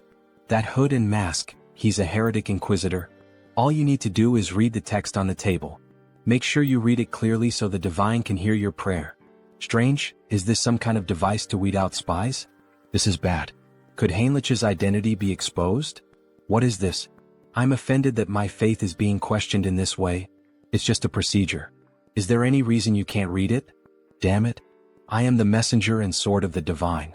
Thus, I swear to remain silent under any circumstance to protect this secret. I would throw myself into the fire and carve the mark of faith upon my own body. Suddenly, Heinrich's tongue began to burn, and a sacred symbol appeared. It burns? You are now permitted to enter. What did you just do to me? A prohibition against revealing secrets? A prohibition? No, this is a blessing. The blessing of silence protects you from being forced or willing to reveal the secrets of this place. That's literally a prohibition. Let me explain. We are the Order of Radiant Knights. Our mission is to guard and protect the underground of the Great Temple with our lives. This will be the first and last time you see this place in person. Remember well with your eyes what we are protecting here. Suddenly, two soldiers drew their swords and inserted them into the door, activating a defense mechanism. As the door slowly opened, Heinrich saw what lay beyond. He had suspected something was wrong, but he never imagined such a massive secret. The reason this order stationed its greatest forces at this temple, the reason for all these security measures, prohibitions and blessings. At the deepest part of this great temple lay the last fragment of the Immortal King. Heinrich was shocked to see the final fragment of the Immortal King. Well, the Grand Divine Order was one of the greatest powers on the entire continent. There was no way they hadn't found at least one fragment of the Immortal King after centuries of searching. Clenching his fist, Heinrich wished he could seize that fragment immediately. However, the four strongest sacred knights were guarding the entrance to the temple. Even Hans wouldn't be able to extract the Immortal King's fragment from the temple's deepest depths. Heinrich would have to think carefully about his next move. Suddenly, another knight informed him that due to the blessing placed on Heinrich's mouth, he wouldn't be able to reveal anything, no matter if he was tortured or even killed. Formally, he was stating this anyway. This fact must never be revealed to anyone. Understood? Heinrich confirmed. Don't worry, I promise that only I will know this information. Haha, the final fragment. What an unexpected stroke of luck, Hans said, laughing wickedly as he gazed at his experiment. However, Harley's condition was far more unstable than Hans had anticipated. With a worried expression, he exclaimed, "What's wrong?" Why is this happening? Everything should be working perfectly according to theory. Meanwhile, Harley was coughing up blood. He felt something boiling inside him. The dragon's blood had definitely been transfused into his body. But perhaps the power output needed to be pushed to its maximum. Hans then yanked the lever. Harley let out an agonized scream as his body began to tremble violently, smoke rising from his skin. And then he suddenly stopped moving. Harley? Did he go too far? Had he pushed Harley's super regeneration beyond its limit? If that was the case, then Hans was about to lose everything, Harley and all of his research. Screw it. It was all or nothing now. Hans made a desperate decision, injecting every last drop of the dragon's blood into Harley, praying that it would have some effect. Harley's body twitched. His eyes shot open, glowing a furious red. He let out a blood-curdling scream as his jaw contorted, transforming into something monstrous. Crimson lightning crackled throughout the room as Hans watched, frozen. And then he stopped moving again. Shit, so the experiment failed? Hans muttered under his breath. Damn it, Harley. Just as he turned to leave, a system window suddenly appeared before him. System notification. Caution, exclusive abilities have evolved. Your abilities have grown. The number of avatars you can create has increased. Hans' eyes widened. Increase? What do you mean, increase? He looked around at the lifeless body before him. All I see is a pile of corpses, not growth. Then, without warning, Harley's body convulsed violently. His muscles rippled as he snapped his restraints apart like they were nothing. System notification. You have acquired a new ability, physical mutation. Your recovery ability has exceeded its limits. Super regeneration has evolved into regenerative adaptation. Harley let out a guttural roar, his voice twisted with agony and something else, power. His entire body was mutating, shifting, evolving. System notification. Skill adaptation has evolved into special ability, mutation. Hans could only watch in awe, no in terror, as Harley broke free from every shackle that had once bound him. Finally, the mind has connected. The gamble was worth it. So this is the new effect of the mutation ability? Harley mused, laughing as he examined his altered physique. His body had changed drastically, his muscles denser, his teeth sharper, and even a few dragon-like scales appearing on his face. It almost feels like I've transformed into multiple species at once. Meanwhile, Hans furiously jotted down notes. The good news just kept coming. To think that his number of avatars increased through natural growth without relying on the karma store. This is an unprecedented achievement. He grinned, his eyes gleaming with excitement. I'll figure out how to use this new avatar later, but before he could finish, Harley interrupted him. Should I test my new abilities? He asked, grinning wickedly. Hans smirked. Be my guest.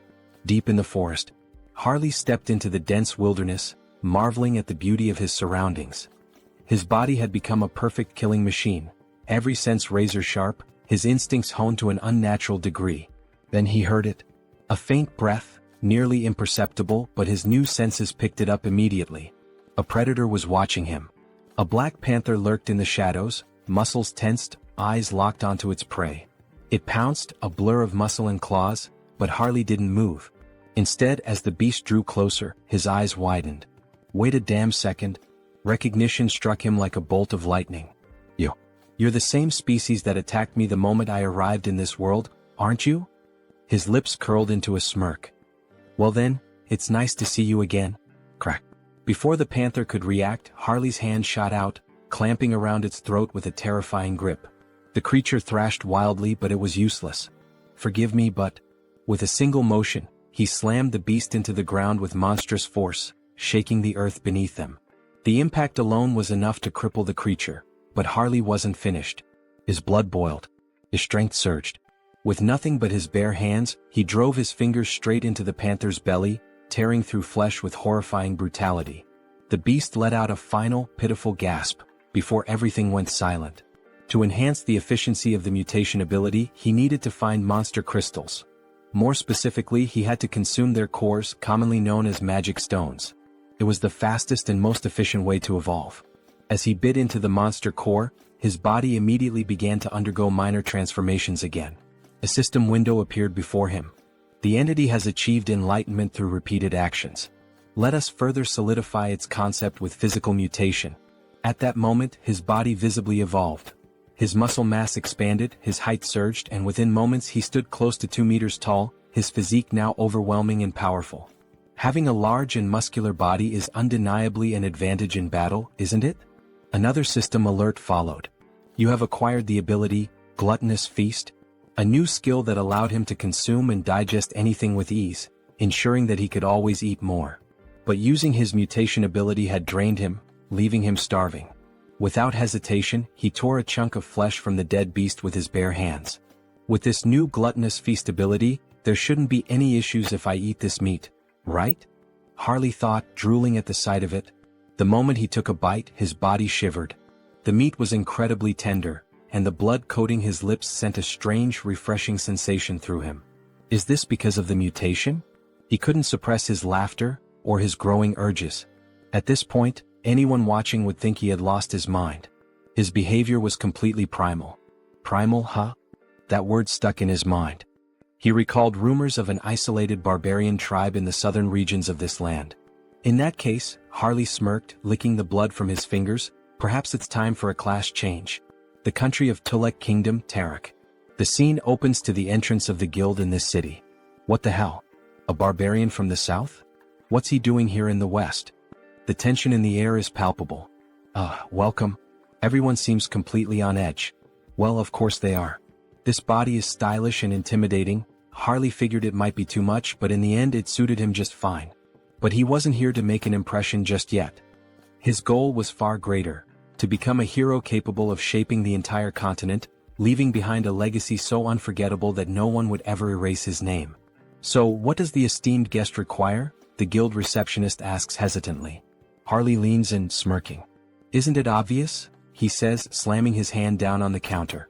I'm here to exterminate the monsters in the northern mountains, near the steel fortress. Isn't that what this city is for? The guild worker flinches but quickly composes himself. Oh, of course. I'll register you immediately for deployment, rookie mercenary. Harley grins. Good. Let's get this started. Meanwhile, at the temple, a grand duel reaches its climax. Heinrich stands victorious, wiping his blade clean. Damn that tenacious bastard. One onlooker mutters. Heinrich had done it. He had mastered every combat technique and weapon style of the Sacred Knights. The entity has achieved enlightenment through training. You have acquired the skill, comprehensive weapon mastery. It was finally over. Now Heinrich could wield any weapon to absolute perfection. This experience would undoubtedly benefit all his other avatars as well. Just as he relished his victory, he caught sight of the Saintess. But something was off. She was dressed in full ceremonial robes. Why is she wearing those? What is she up to? Heinrich wondered. He approached her. Saintess, what are you doing? She turned to him with a serene smile. Ah, Sir Heinrich. We meet again. When it rains, worms always emerge from the earth. He followed her gaze. She was blessing worms with divine power. Blessed worms, imbued with holy energy? They're not going to turn into giant monsters like in those old fantasy tales, are they? Heinrich thought, unnerved. But his thoughts quickly shifted back to her attire. There's some kind of ritual happening, isn't there? The Saintess nodded. Yes. In fact, it is an extraordinary event. One capable of tracking the Immortal King. It is about to begin soon. The Immortal King? Just how powerful must this guest be, to be capable of tracing Hans? Hans, who had concealed himself behind countless layers of barriers.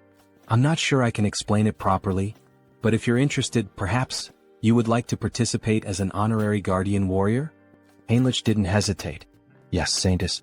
Please let me participate. Inside the temple, a voice rang out. Lord Granwood is entering. A noble figure strode inside, surrounded by an entourage. Heinrich's sharp eyes scanned the unfamiliar formation. Someone powerful enough to track Hans? I need to confirm this myself. Then more guests arrived and the room fell silent. A formal greeting echoed through the hall. Salutations to the Saintess. But then Heinrich noticed something. Those ears. A high elf. His heart pounded.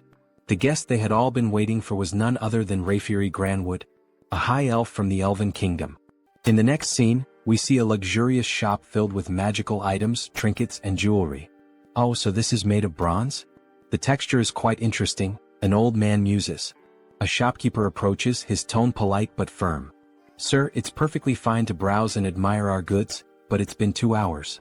Are you planning to buy something, or will you just keep looking? My sincerest apologies, shopkeeper.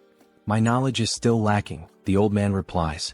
At this moment we are introduced to the protagonist's sixth avatar, Hubert. Hubert, the sixth avatar obtained thanks to Harley's progress in previous scenes, possesses the initial ability of appraisal. This skill grants him the power to see detailed information about items. Material, ruby. Weight, 12 grams. Material, bronze. Weight, 480 grams. However, his proficiency is still low. For now, he can only view basic details about objects. But if he continues to hone this ability, he could become the merchant who dominates the entire continent's market. Of course, before that can happen, he must navigate the opposition of existing merchants. To ensure his success, Harley's heroic influence must continue to grow, so that, in the future, they can support each other. Shifting scenes, we now find ourselves in a vast landscape of towering ice-covered mountains. Harley has finally reached his destination. So, it's you? The biggest threat lurking in this mountain? Before he can react further, a massive bear lunges at him, wasting no time in launching a ferocious attack. Harley grips his axe tightly, bracing himself as he counters with powerful swings, wounding the beast and forcing it to retreat. Seeing an opening, he leaps above the bear, ready to deliver a devastating strike to its head. However, just as his attack lands, his axe shatters in two. Before he can even curse the bear, a massive paw strikes him with full force, sending him flying several meters through the trees. Damn it! The axe didn't work. As the bear charges at him once more, Harley quickly decides to activate his body mutation ability. His arm becomes covered in dragon scales, reinforcing his strength. He clenches his fist and, as if standing in a boxing ring, delivers a full-force punch straight into the bear's mouth. The impact is immense. The bear is sent flying. Tisk, fighting barehanded is more effective than using weapons. But with power like this, I'll never be recognized as a hero. He begins to wonder, could he harness the vitality of monsters without physically altering his body? If so, it might be the key to controlling his own evolution. Determined to test his theory, he focuses on extracting only the energy from the beast, not its physical traits. At that moment, a system notification appears. The entity has met the conditions and achieved enlightenment. A special ability has been acquired, Aura. It worked. A fiery orange aura begins radiating from Harley's arm. Finally, an ability that lets him grow stronger while remaining human. But before he can fully grasp his newfound power, something approaches. A colossal monster emerges from the icy mist. Without hesitation, the creature kicks Harley, sending him skidding across the frozen ground. As expected from the northern mountains. First a bear and now an ogre? Harley smirks, cracking his knuckles. Well then, maybe this is the perfect time to test my new ability, he says, letting out a wicked laugh. The ogre stomped down on Harley, letting out a deep, guttural laugh, convinced it had finished him off. But then a firm grip. Harley was still there, clutching the monster's foot. You think this is funny? You really want to see something funny? With a smirk, Harley began lifting the ogre's leg as if he were simply doing strength training. Let me show you something amusing. With one final push, he sent the ogre off balance, then used the momentum to leap onto its back. In his hands was a new weapon, gleaming with power. As if invoking the might of a god of war, he roared. The slumbering ogre of the forest, awaken. And with that, he tore into the beast, carving deep, brutal gashes into its flesh. Blow after blow, he cut it apart, reducing it to nothing but lifeless remains. As he stood victorious, his gaze shifted toward his new axe. With this, I will become a hero. But then, a foul stench filled the air. A scent both revolting and strangely nostalgic, like the rotten musk of a neglected wound. Harley turned toward the source, deep within the forest. From the shadows, two armored legs stepped into view. So, it was you all along. Oath of rebellion. Harley's voice was cold, calculating. I don't know what you're scheming in a place as remote as this, but it's obvious who you are. His grip tightened around his weapon. And I'll make sure to tear out the roots of this corruption before it spreads. With a burst of immense speed, he lunged forward. Meanwhile, in a distant, more refined setting. Exquisite. This tea is truly exquisite, said the elf, his tone filled with satisfaction. We are deeply grateful for your warm hospitality, Saintess.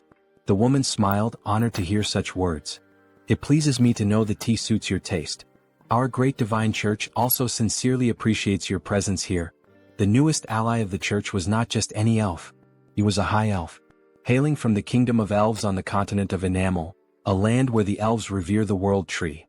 Though their faiths differed, the great church of the supreme god and the elven kingdom had long recognized one another, maintaining a steady exchange of knowledge and culture. For in the grand scheme of existence, acknowledging another's presence and choosing an object of worship were two entirely different things. The high elves stand at the pinnacle of elven society, the highest class within their kingdom. If one has come all this way, could it mean they intend to use the world tree's power to find Hans? Regardless, this is incredible. Their pupils, shaped like stars. Ah, so my eyes have caught your attention? The high elf remarks with a knowing smile. The saintess, flustered, quickly averts her gaze. Oh, was I staring that much? My apologies, I didn't realize. It's quite all right. In the end, it's an interesting topic to discuss. These eyes are the mark of a high elf. Elves born with these celestial eyes serve as priests, bridging the connection between the world tree and their people.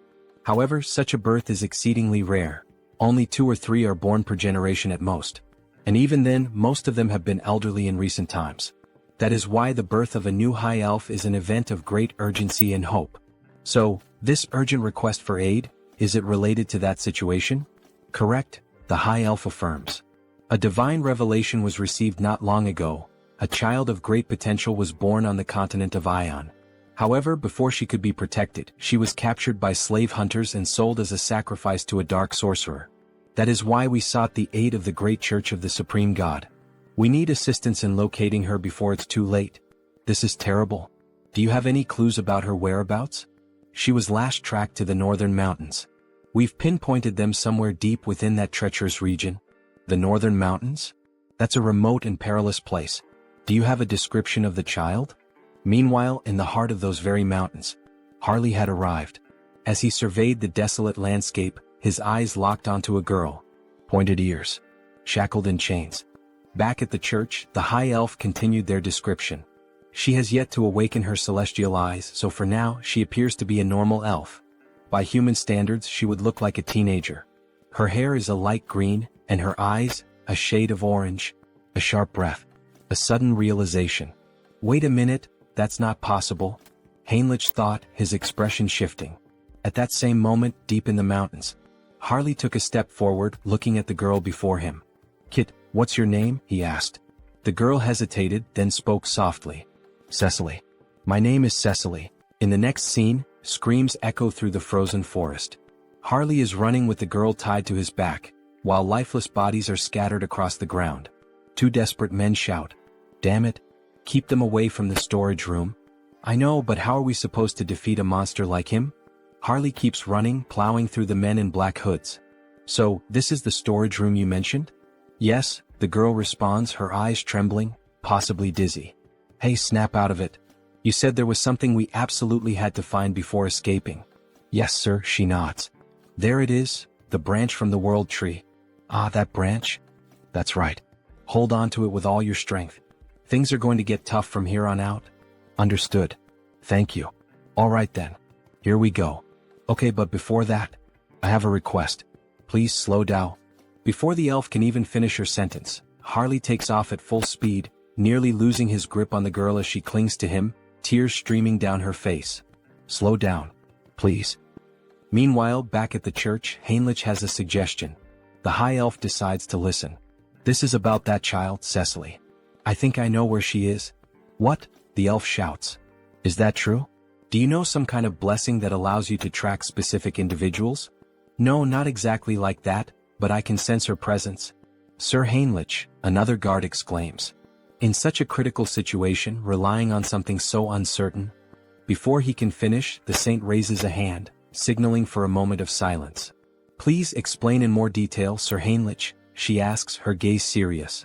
Back to Harley. I found it. We finally found the exit. That bastard is escaping with it. Call it, now? Yes, sir. One of the men blows into a flute. Suddenly, Harley and the girl feel the ground tremble beneath them. And then, bursting from the earth, a massive worm emerges, just like the one Heinrich feared, one that could grow stronger through the saint's divine power. Well, no choice then. We'll have to break through by force. Harley plants his feet firmly. Don't block our path. Get out of the way. With a violent kick, he slams into the monster, but the creature endures the blow and lunges, trying to swallow them whole. That's when Harley notices something. Inside the worm's mouth, a strange symbol. What the hell is that? So they're controlling the worm with this? No wonder he found it suspicious. A creature that only lives in the desert showing up here? It all made sense now. Alright then, Harley smirks. I'll save you like a true hero. He grips the worm's fangs. Fly far away from this place, back to where you belong. With a mighty heave, he hurls the worm several kilometers into the distance. From now on, don't get caught. Live a long life. He grins while the girl, still on his back, struggles with nausea. Suddenly, wolves appear, surrounding them. The number of monsters is insane. These bastards keep throwing challenges his way. What the hell are they plotting now? Whatever it is, doesn't matter. I'll just kill them all. As Harley prepares for battle, a group watches from above, whispering among themselves. Who the hell is that man? Tomorrow I was supposed to offer that half-elf as a candidate and the World Tree's branch as a sacrifice. Even though I used a sealing artifact to hide their location, how did he find them and make it here? But this is the end. At that moment we are introduced to Vow of Defiance, the elder Nurabe. There's no way he can defeat that many monsters. That bastard is finished now. Just as a wolf lunges at Harley, he transforms his arm. Scales erupt along his skin, shattering the wolf's teeth upon impact. Their numbers are overwhelming, sure, but Harley crushes one of the wolves with his bare hands, extracting its magic stone. As he consumes the crystal, his stamina becomes limitless. Then his body begins to change. Fascinating. Even though he has perfect control over his body, it still feels as if he's moving on instinct. His form shifts, he transforms into a werewolf-like beast. Fighting alone. Feasting alone. And with a deafening roar, he asserts his dominance. The entity has fulfilled the conditions and attained enlightenment. The skilled wild instinct has been acquired. This can't be happening. That thing is a monster, the men whisper as Harley tears through the wolves. What do we do, Elder Nurabe? At this rate, they'll break through our siege with sheer force. Activate all summoning circles. What? Are you serious? Yes. It's shameful to reveal this to the world so soon, but we have no choice. Either we do it now or we die. Release those two. Ah, I really like this kind of wild fight. Harley grins. Shall we end this battle now? Just as he's about to land the finishing blow on the last wolf, whack! Two piercing objects strike his arm. What the hell? He looks down. Crystal arrows? Then the arrows dislodge themselves from his body and return, floating back into the hands of a figure gripping them tightly. The hell is that? Harley narrows his eyes. A precious individual? He can feel an immense telekinetic power emanating from the gemstone embedded in the figure's body. Before he can react, another monster descends from the sky. Sir. Above us, be careful, the girl shouts. The beast crashes into the ground with immense force. You won't take another step, you filthy half-breed? It grips a sword engulfed in flames. Harley scoffs. So now we even have demons in the mix? But brute strength alone won't be enough to defeat me. As Harley roars and prepares to strike back, another crystal arrow is fired. This time it pierces his ribcage. And before he can react, bam! The demon lands a brutal punch to his face. Give up, half-breed. You can't win. The girl cries out, Sir, are you alright? The demon raises his flaming sword. You're dead now. The blade comes down. Yeah, this really is over, Harley mutters. Even a demon is capable of speaking the truth. Then, a blinding light bursts forth from the heavens. It shines intensely between Harley and the demon. What? Where is this overwhelming holy power coming from? Harley smirks through the pain. You got here just in time, Heinrich. Going back to the past, my lady. Are you really going to believe in a theory and an uncertain feeling in such an important situation? How can you say something like that? Sir Heinrich is someone the church can trust wholeheartedly, but he has never been blessed with divine favor for exploration. Since the divine has shown interest in him multiple times, he must have received some kind of revelation from our own God. The elf becomes irritated, standing up abruptly and slamming the table. It doesn't matter whether this is a revelation or just another guess. That's irrelevant. If it leads us to the child, I will follow any decision. Show the way, Sir Heinrich. Returning to the present, a great battle is taking place in the mountains. Sir Heinrich is facing the demon of the flaming sword. They clash blades, but when Heinrich imbues his sword with divine power, he delivers a clean and flawless strike, slicing the demon in two. Before dying, the demon himself mutters, so strong, both this divine power and his swordsmanship. This paladin is not normal. The gem-covered creature sees its fallen companion on the ground. However, before it can react, Harley suddenly appears, ready to land a punch on the monster. "Where do you think you're looking?" he taunts. Yet, before Harley can strike, the monster covers its entire body with crystal arrows, striking multiple points on Harley's body at once, including his eye. "Not a bad attack," Harley remarks, gripping the monster's head. He then smirks. "I'll be taking your eyeball as payment, for the one I just lost." Then he begins pressing the monster's head with all his strength. Cracks start forming, spreading slowly until, finally, the gem-like head shatters completely. Gritting his teeth and groaning in pain, he carefully and quickly removes the arrow still lodged in his eye. "Since you were the one who took and destroyed one of my eyes," he mutters, "I'll replace it with yours." With that, he implants the gem into his empty socket. A system notification suddenly appears. A new body part has been transplanted. Ability acquired, Jewel Eye, Psychokinesis unlocked. Ha. Ha ha ha ha. He bursts into laughter. Now he can attack from a distance. As the gem fully assimilates into his eye socket, it gleams with power. "I can't believe it. Those two were actually defeated? But who the hell is that paladin who suddenly showed up?" "Don't act recklessly," a voice warns. "They are just one man and a child, nothing more. Begin the ritual, prepare the other monsters, and get ready to withdraw." But then, a noise. "Elder Nurabe?" A sickening thud echoes through the air. One of the cultists is suddenly struck by an iron club, his body crumpling to the ground. "I'll crush your skulls, you bastard heretics." Paladins charge in on horseback, roaring their battle cries. "The Holy Knight Order." "Damn it," one of the cultists panics. "Elder Nurabe, what should we do? Should we start preparing the teleportation spell to escape?"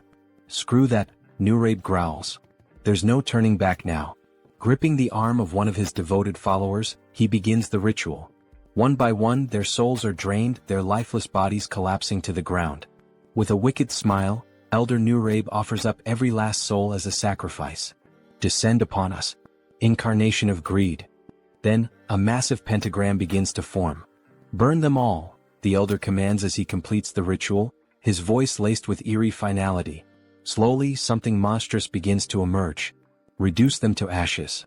But before the creature can be fully summoned, a radiant light pierces through the darkness. A divine force, so overwhelming, so absolute, strikes directly at the demon, annihilating it before it can even materialize completely. "Forgive me, but the only thing burning today will be you, heretic." With those words, the paladin invokes the light once more, this time beneath the elder's feet. A massive explosion erupts at the mountain's peak, so powerful that even those far below hear its devastating impact. "Looks like things are just about wrapped up here," a voice calls out. "Hey kid, you can stop hiding now. Come on out." Shaky footsteps. A hesitant voice. "That was terrifying. Suffocating. I feel like I'm about to throw up." "Ah, that just means you're healthy," Harley chuckles. "As long as you're not hurt, that's all that matters." The girl lets out a small, relieved laugh. "Sir Heinrich, it seems we arrived at just the right time, all thanks to you." "Thank you." Sir Paladin Tuscan, Heinrich greets in return. But the high elf standing nearby seems troubled. "You were absolutely right about the location, Heinrich. But, how did you know the girl would be here?" "I'm not sure," Heinrich admits. "I just knew." Then, suddenly the elf calls out. "Lady Cecily." For the first time he lays eyes on her, his voice filled with emotion. "It is an honor to meet you at last, Lady Cecily." He kneels before her, his expression solemn. "I am Rayfury of the Elven Kingdom." Cecily looks at him, confused by the formal greeting. Harley watches closely, analyzing the situation. So this is the gaze of a high elf. "Ah. I'm truly glad you were able to reunite safely with your kin," Harley says. "It was an honor to help you as a warrior, Cecily." Cecily smiles warmly. "All right. Thank you so much, warrior." The elf then turns to Harley. "How could I possibly repay you for protecting Cecily?" "Ah no," Harley waves him off. "I didn't do this for a reward." "You are truly an admirable person," Rayfury acknowledges. "However, since I have received your aid, I must express my gratitude properly. That is the way of my people." Harley grins. "Well then, if that's how it is, I'd be honored to accept." "All right, Sir Harley, could you lower yourself a little for a moment?" The elf looked clearly uncomfortable with the situation. Cecily then leaned forward and placed a soft kiss on Harley's forehead. "May nature's blessings be with you." A glowing symbol appeared on Harley's forehead, and an overwhelming energy surged through him. It felt like the very presence of the world tree itself. "This is a blessing that only high elves can bestow," Rayfury explained. "The blessing of nature, a high-level enchantment that can only be used a limited number of times." He glanced at Cecily. "Cecily isn't a high elf yet, so this won't be as effective. But once she awakens her true sight, she'll be able to reinforce the enchantment and make it even stronger for you." Then, with a solemn expression, Rayfury continued, "And of course I must give you a proper gift as well. Please extend your hand." Harley complied, and Rayfury placed a small, intricate token in his palm. "This is our elven symbol of promise. Should you ever need assistance in the future, we will come to your aid." "Seriously?" Harley blinked, a bit taken aback. "Thank you.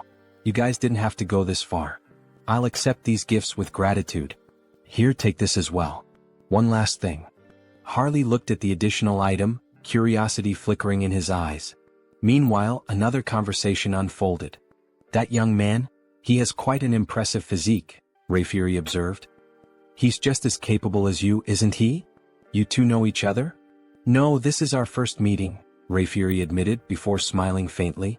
"But I have a feeling this will be a good connection." "If it's your intuition, then I trust it completely," Heinrich said. "The order must also express its gratitude properly." Heinrich took a deep breath, his thoughts racing. "We've gained the favor of both the Elven Kingdom and the Grand Divine Order." Then a voice called out, "Lord Tuscan, thank you for handling this issue so swiftly. Now it is our turn to assist you." "Just hearing that gives me courage," Tuscan replied. "We have only one request. For the peace of this island, please find the Immortal King." Heinrich exhaled slowly. So, in the end, was making contact with the High Elves all for this? He looked up at the sky. The World Tree is the root of all trees. The High Elves can borrow its power, sensing energy anywhere there is life, anywhere trees grow. But, Rayfury added, it will require some form of support. Support? I need some knowledge about the energy we're searching for. The energy of the Immortal King. All right. Follow me. They used teleportation to return to the church. Heinrich never expected to visit this place again so soon. No matter how many times he saw it, the sight remained awe-inspiring. A colossal sacred barrier, its complexity beyond even his full comprehension. Bringing in outsiders only made the church distort the path further, twisting it into an intricate labyrinth. Even someone like Hans would need a considerable amount of time to break through a barrier of this magnitude. We've arrived. Even if an intruder somehow managed to slip inside, the Holy Knights and High Priors stationed throughout the entire building would immediately mobilize. And then, at any moment, this is a fragment of the legendary Immortal King? Alright then. Let's begin mapping its energy trail. The High Elf would track Hans. Meanwhile, elite forces would be gathered, prepared to face him once more. Wait a second. That means there's a path. Fine. On that day, with my own hands, I will seize the final fragment of the Immortal King. In the next scene, an empty chair sat ominously. It's time. Have all the representatives gathered. A vast chamber came into view, lined with chairs, bathed in an eerie glow. The flickering of purple fire cast unsettling shadows across the room. The challenge vote. The executive meeting room. The first to respond was a pink flame, its shape vaguely humanoid. The representative of the Empire is present. Next, a dark violet silhouette flickered. The representative of the East, also in attendance. And finally, as for Nurabe, he is dead. He will not be joining us. A heavy silence hung in the air. You've all heard the latest news? A voice finally spoke. We still don't know how the Order or the High Elves managed to track and eliminate Nurabe. First, Marcos, who was cultivating a fragment, and now Nurabe, who had gone into hiding, yet was still found and killed. Aren't we all getting a little too careless? Another shadow stirred. The resurgence of the Order must be tied to the appearance of the Immortal King's heir. Another voice mused. This heir of the Immortal King. Could we not use him to our advantage? You're suggesting we ally ourselves with the very fraud that's been backing us into a corner? A pause, then a low chuckle. Now that is an interesting idea. No matter how many layers of barriers I erected, no matter how deep into the mountains I hid, they still managed to track my location. It seems the Saint used my fragment to trace me. In that case, all I need to do is hide the fragment in the subspace I created. But the moment I tried to send it in, it was repelled back. Damn it. Did I fail? It seems this fragment won't enter a normal subspace. But if that's the case, then what if I store it inside Han's body instead? Would that be enough to contain it? Would that allow me to transport it without being detected?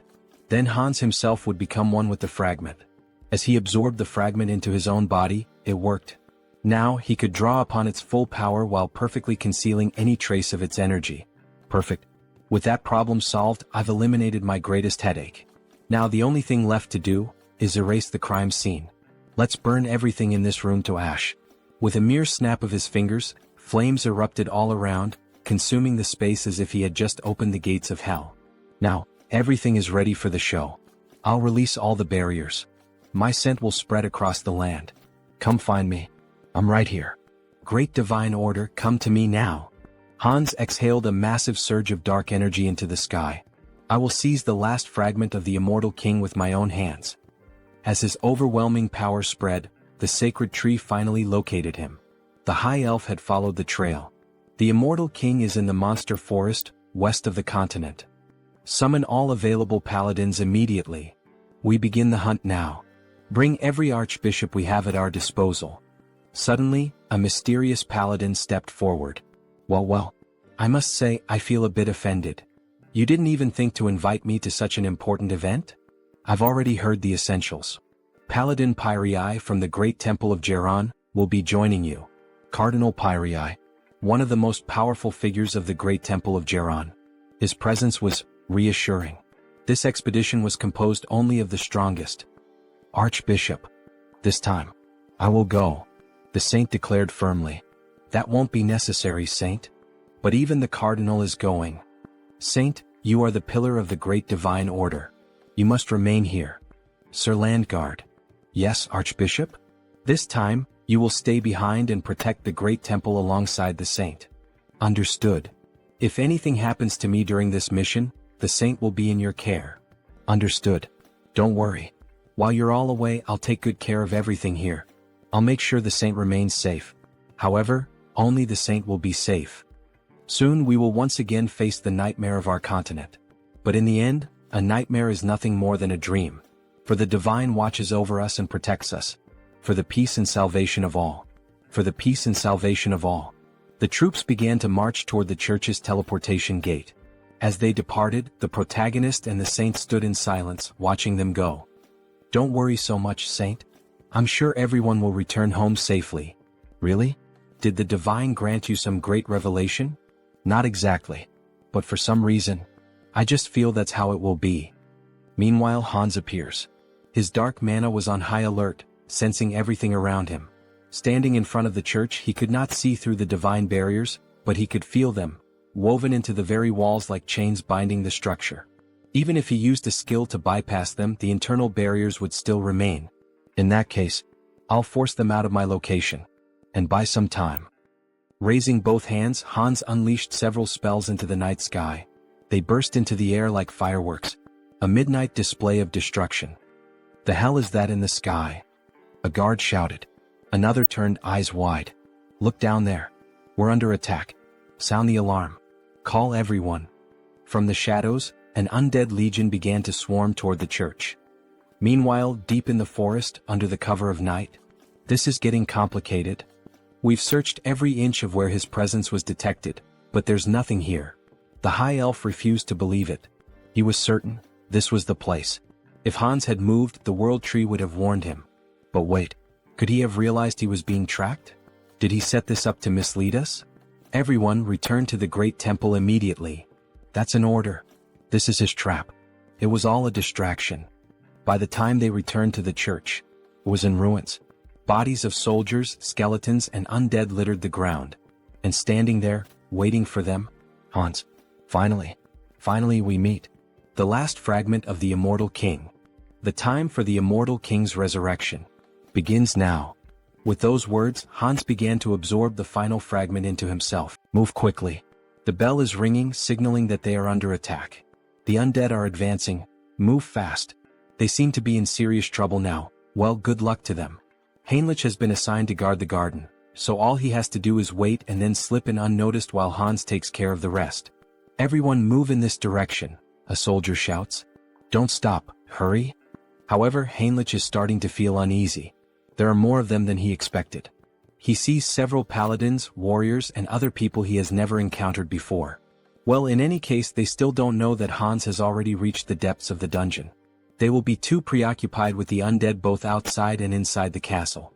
But then, someone appears above Heinrich, something almost angelic. The figure begins to speak. Everyone listen. The undead outside the castle are merely a diversion. The heir of the immortal king has already reached the depths. Head to the sealing chamber, all of you. Heinrich is stunned. Who the hell is this person? Wait, that's an inquisitor. How the hell did they figure out our plan so fast? Damn it. Heinrich dashes toward the soldiers. He must intervene before this turns into a complete disaster. If they get there quickly, Hans won't be able to retrieve the last fragment of the immortal king. The ceiling begins to crumble bit by bit. The saint looks on in shock. She cannot believe it. How did an intruder manage to reach the sealing chamber without anyone noticing? Are you telling me that they, the enemy, teleported into our temple? She questions. That part, we don't know yet, someone replies. The saint begins to panic. The immortal king was this close all this time and we didn't notice? All because I wasn't good enough to sense his presence or track him. Oh my god, this is all my fault. So many lives will be lost because of my failure. If the immortal king truly comes back to life once all the fragments are reunited, what the hell can we do? Nothing. Tears stream down her face as she cries. Any apology we give will be too late after so many lives are lost. Then a soldier speaks to her.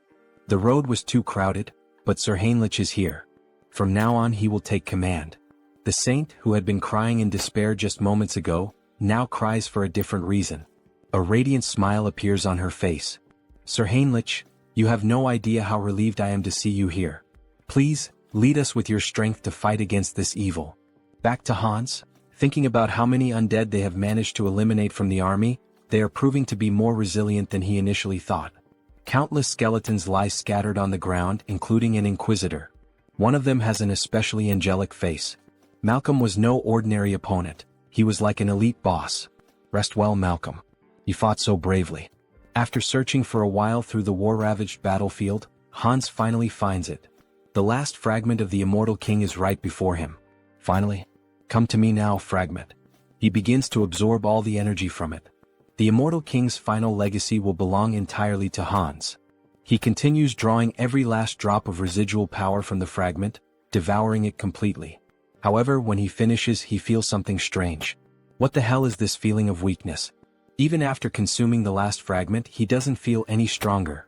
Could it be that it takes time to fully absorb the fragment's power? Then he hears a noise, an intruder. Two paladins soar toward Hans, weapons in hand, ready to strike him down. Hans quickly casts a spell, sending them flying backward with a powerful blast. They crash to the ground and everyone looks on in shock. A nun rushes to their side, immediately using healing magic to purge the remnants of dark energy with divine power. Heinrich decides that it's time for him to join the fight. He cannot just stand by and watch them battle like this.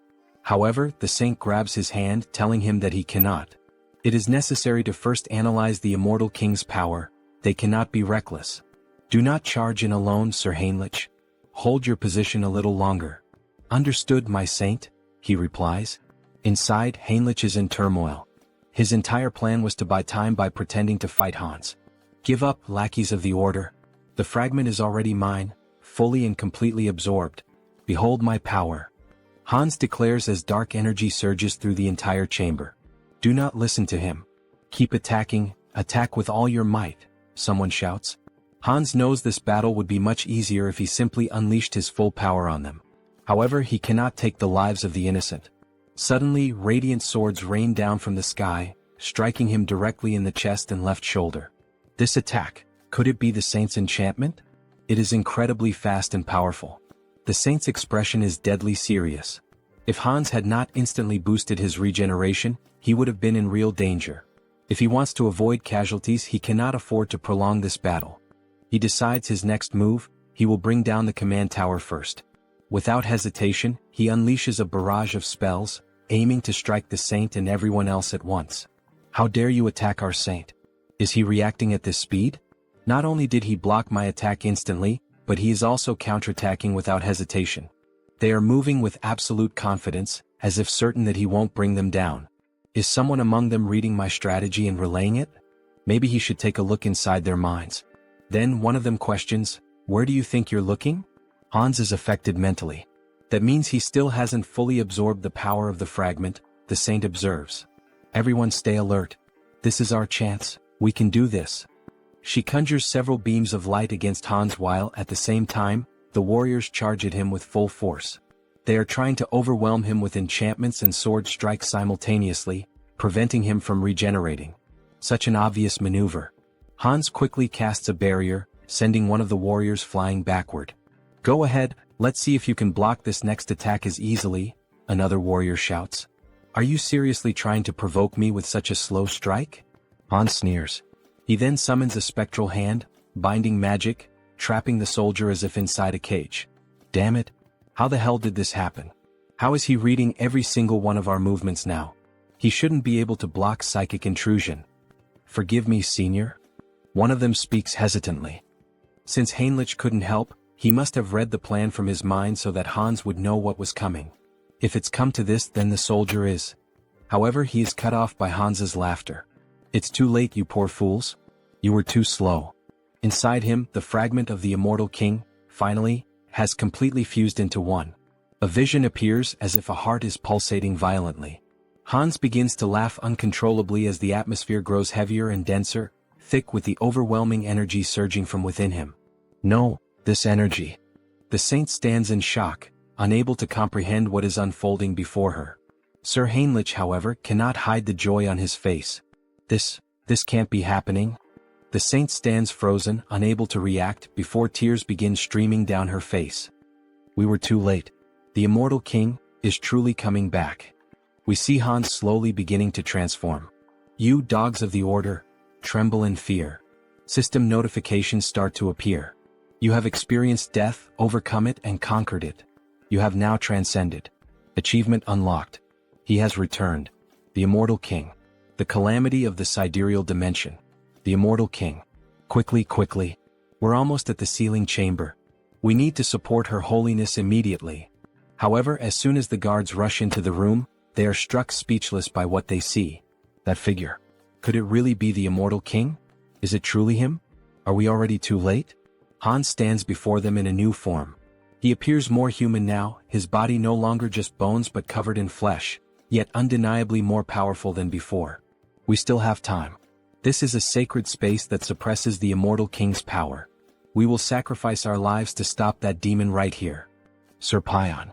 Everyone get ready. We attack together. You truly believe you can stop me? Hans scoffs.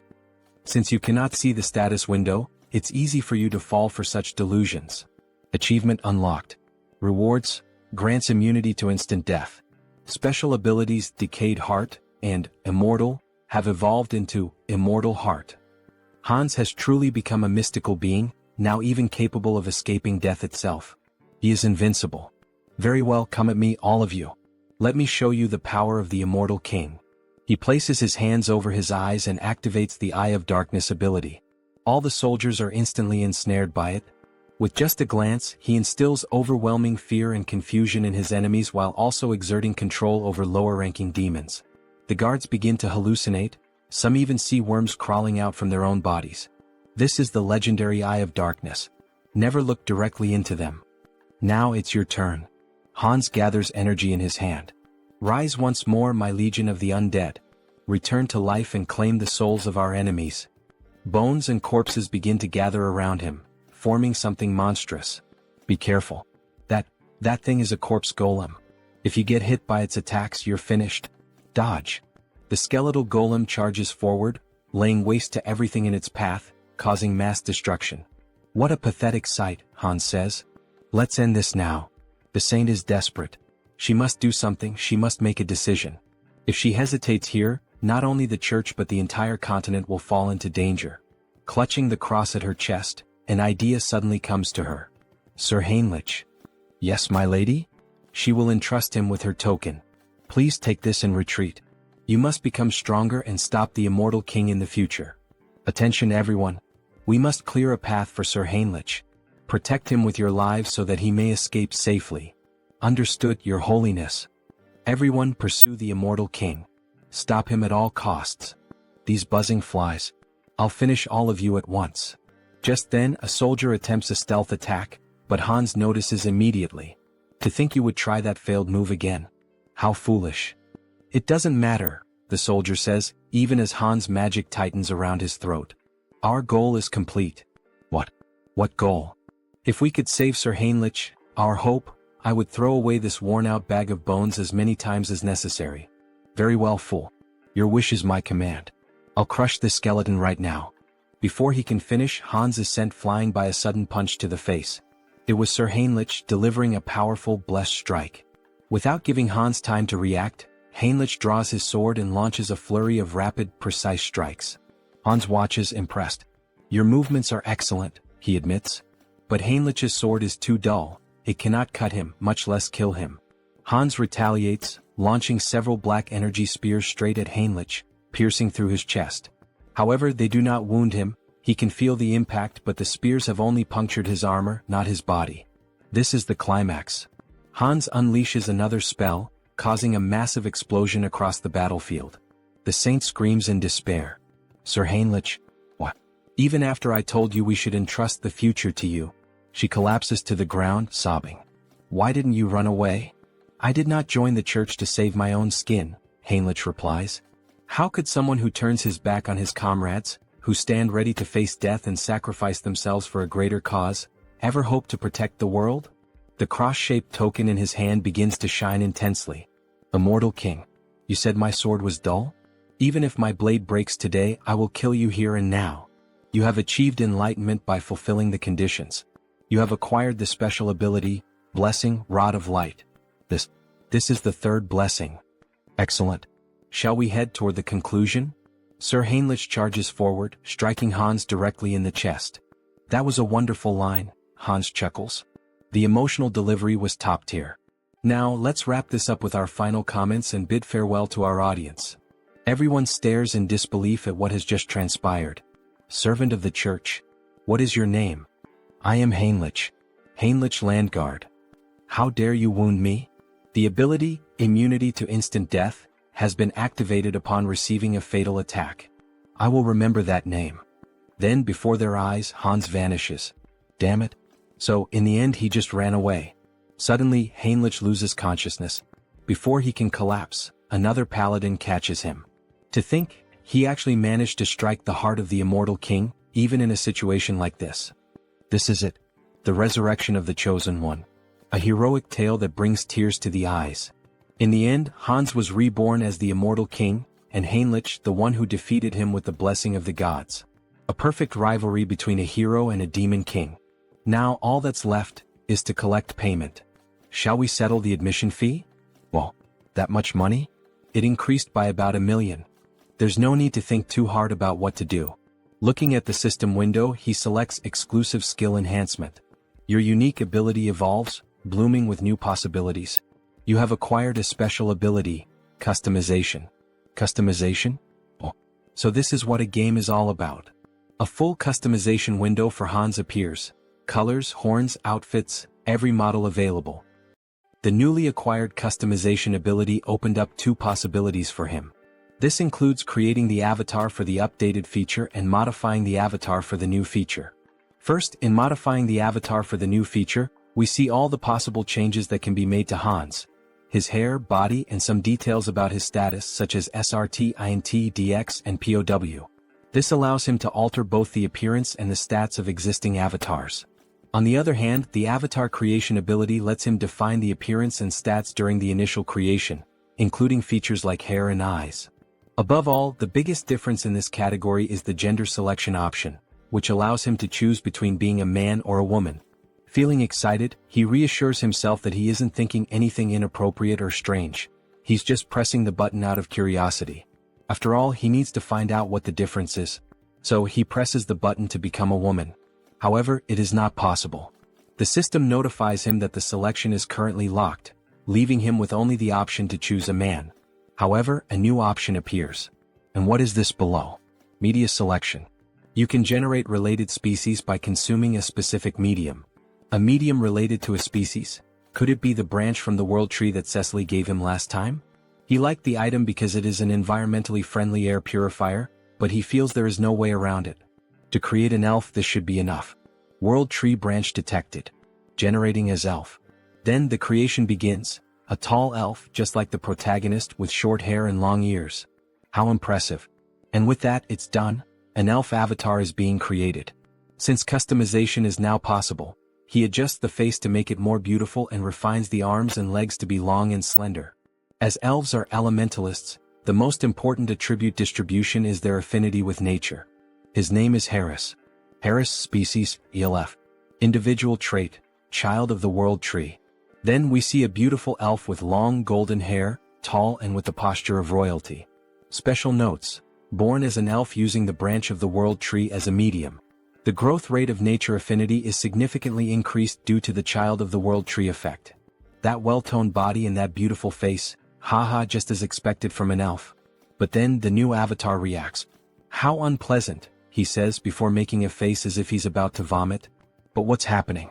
Hansa's dark magic makes him feel as if Harris is being completely destroyed, as though the dark magic is killing a delicate young plant. Oh shit, why didn't he think of that? He had already gotten used to Hans, so it never even crossed his mind to worry about it. Hans, cancel your summoning. Since the mental center isn't functioning, could it be due to the elf's affinity with nature? He nearly lost the new avatar without even realizing it. For now, he decides to save Harris for later. Then he walks over to the shelf and picks up a book titled Conan the Baba.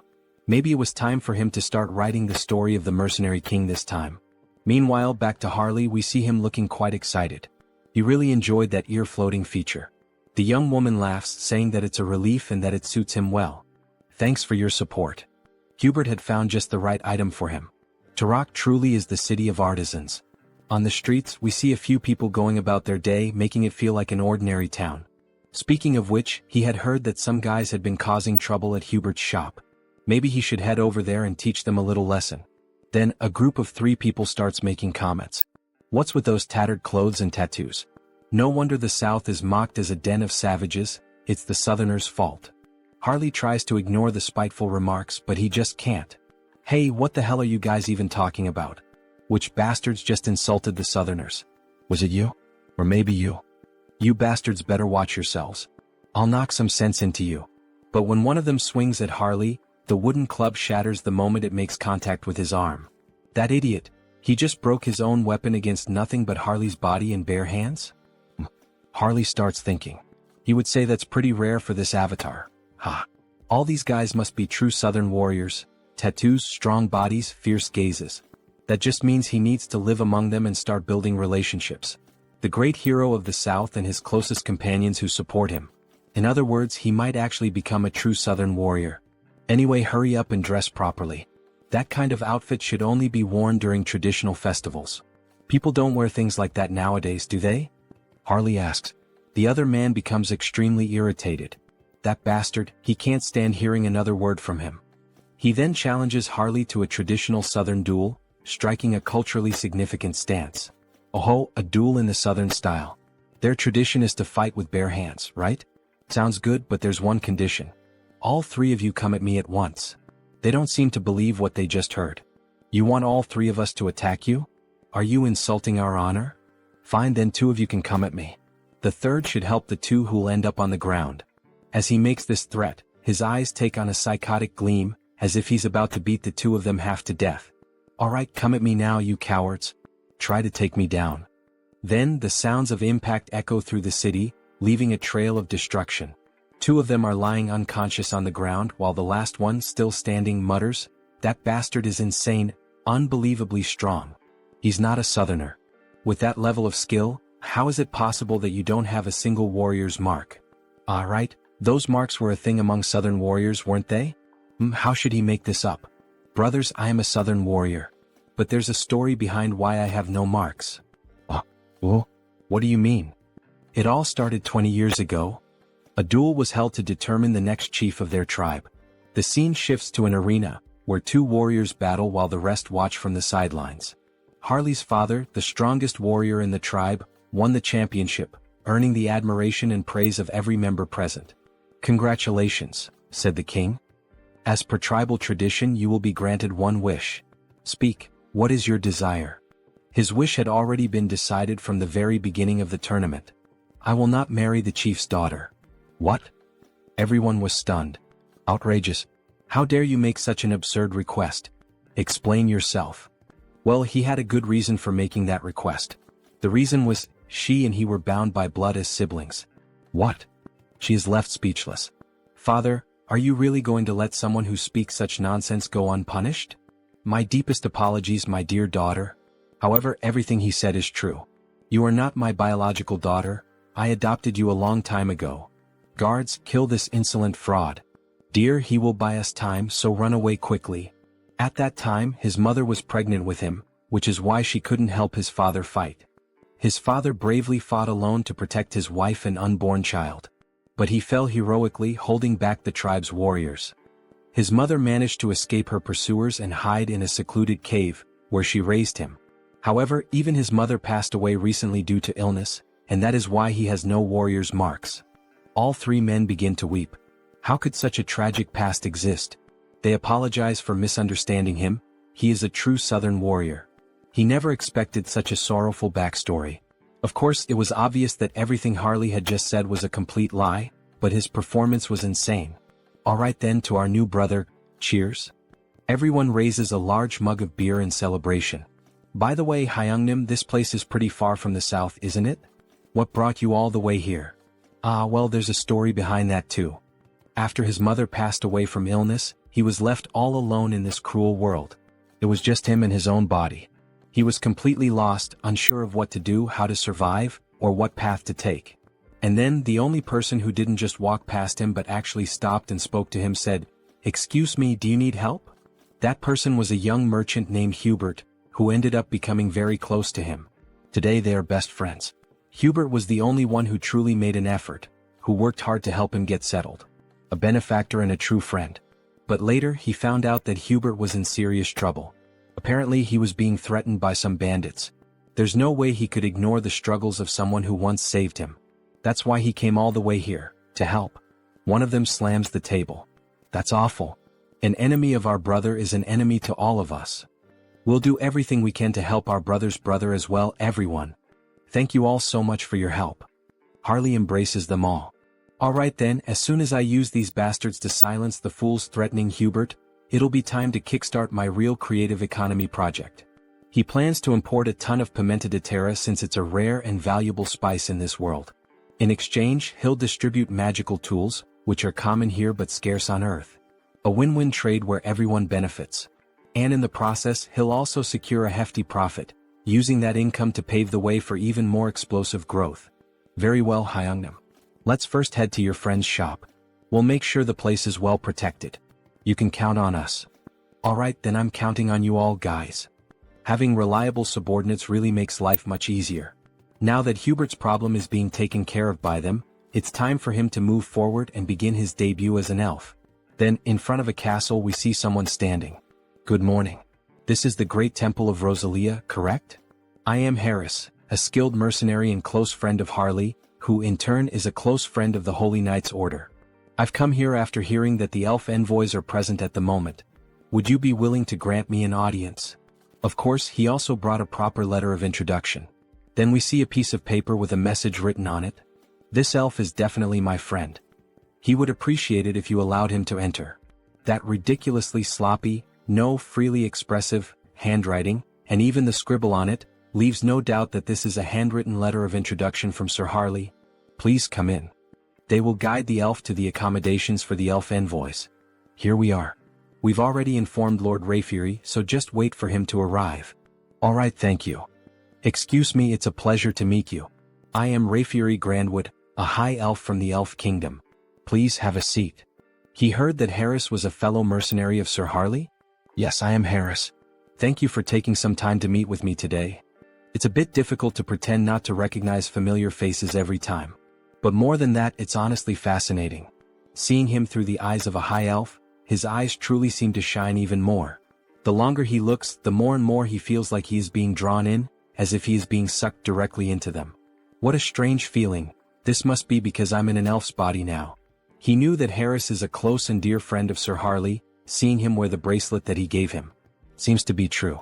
Then the bracelet begins to glow. I'm sorry, he says. I accepted the gift because it was from someone of your kind, but if it offends you, I'll return it immediately. No, not at all.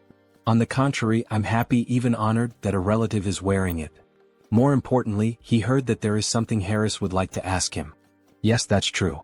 It's nothing urgent, but he would like to learn how to harness the power of nature and form contracts with spirits. He never had the chance to grow, form contracts, and become stronger as an elf, since he spent almost his entire life being alone. I understand, he says. The potential of this person, there's no doubt about it.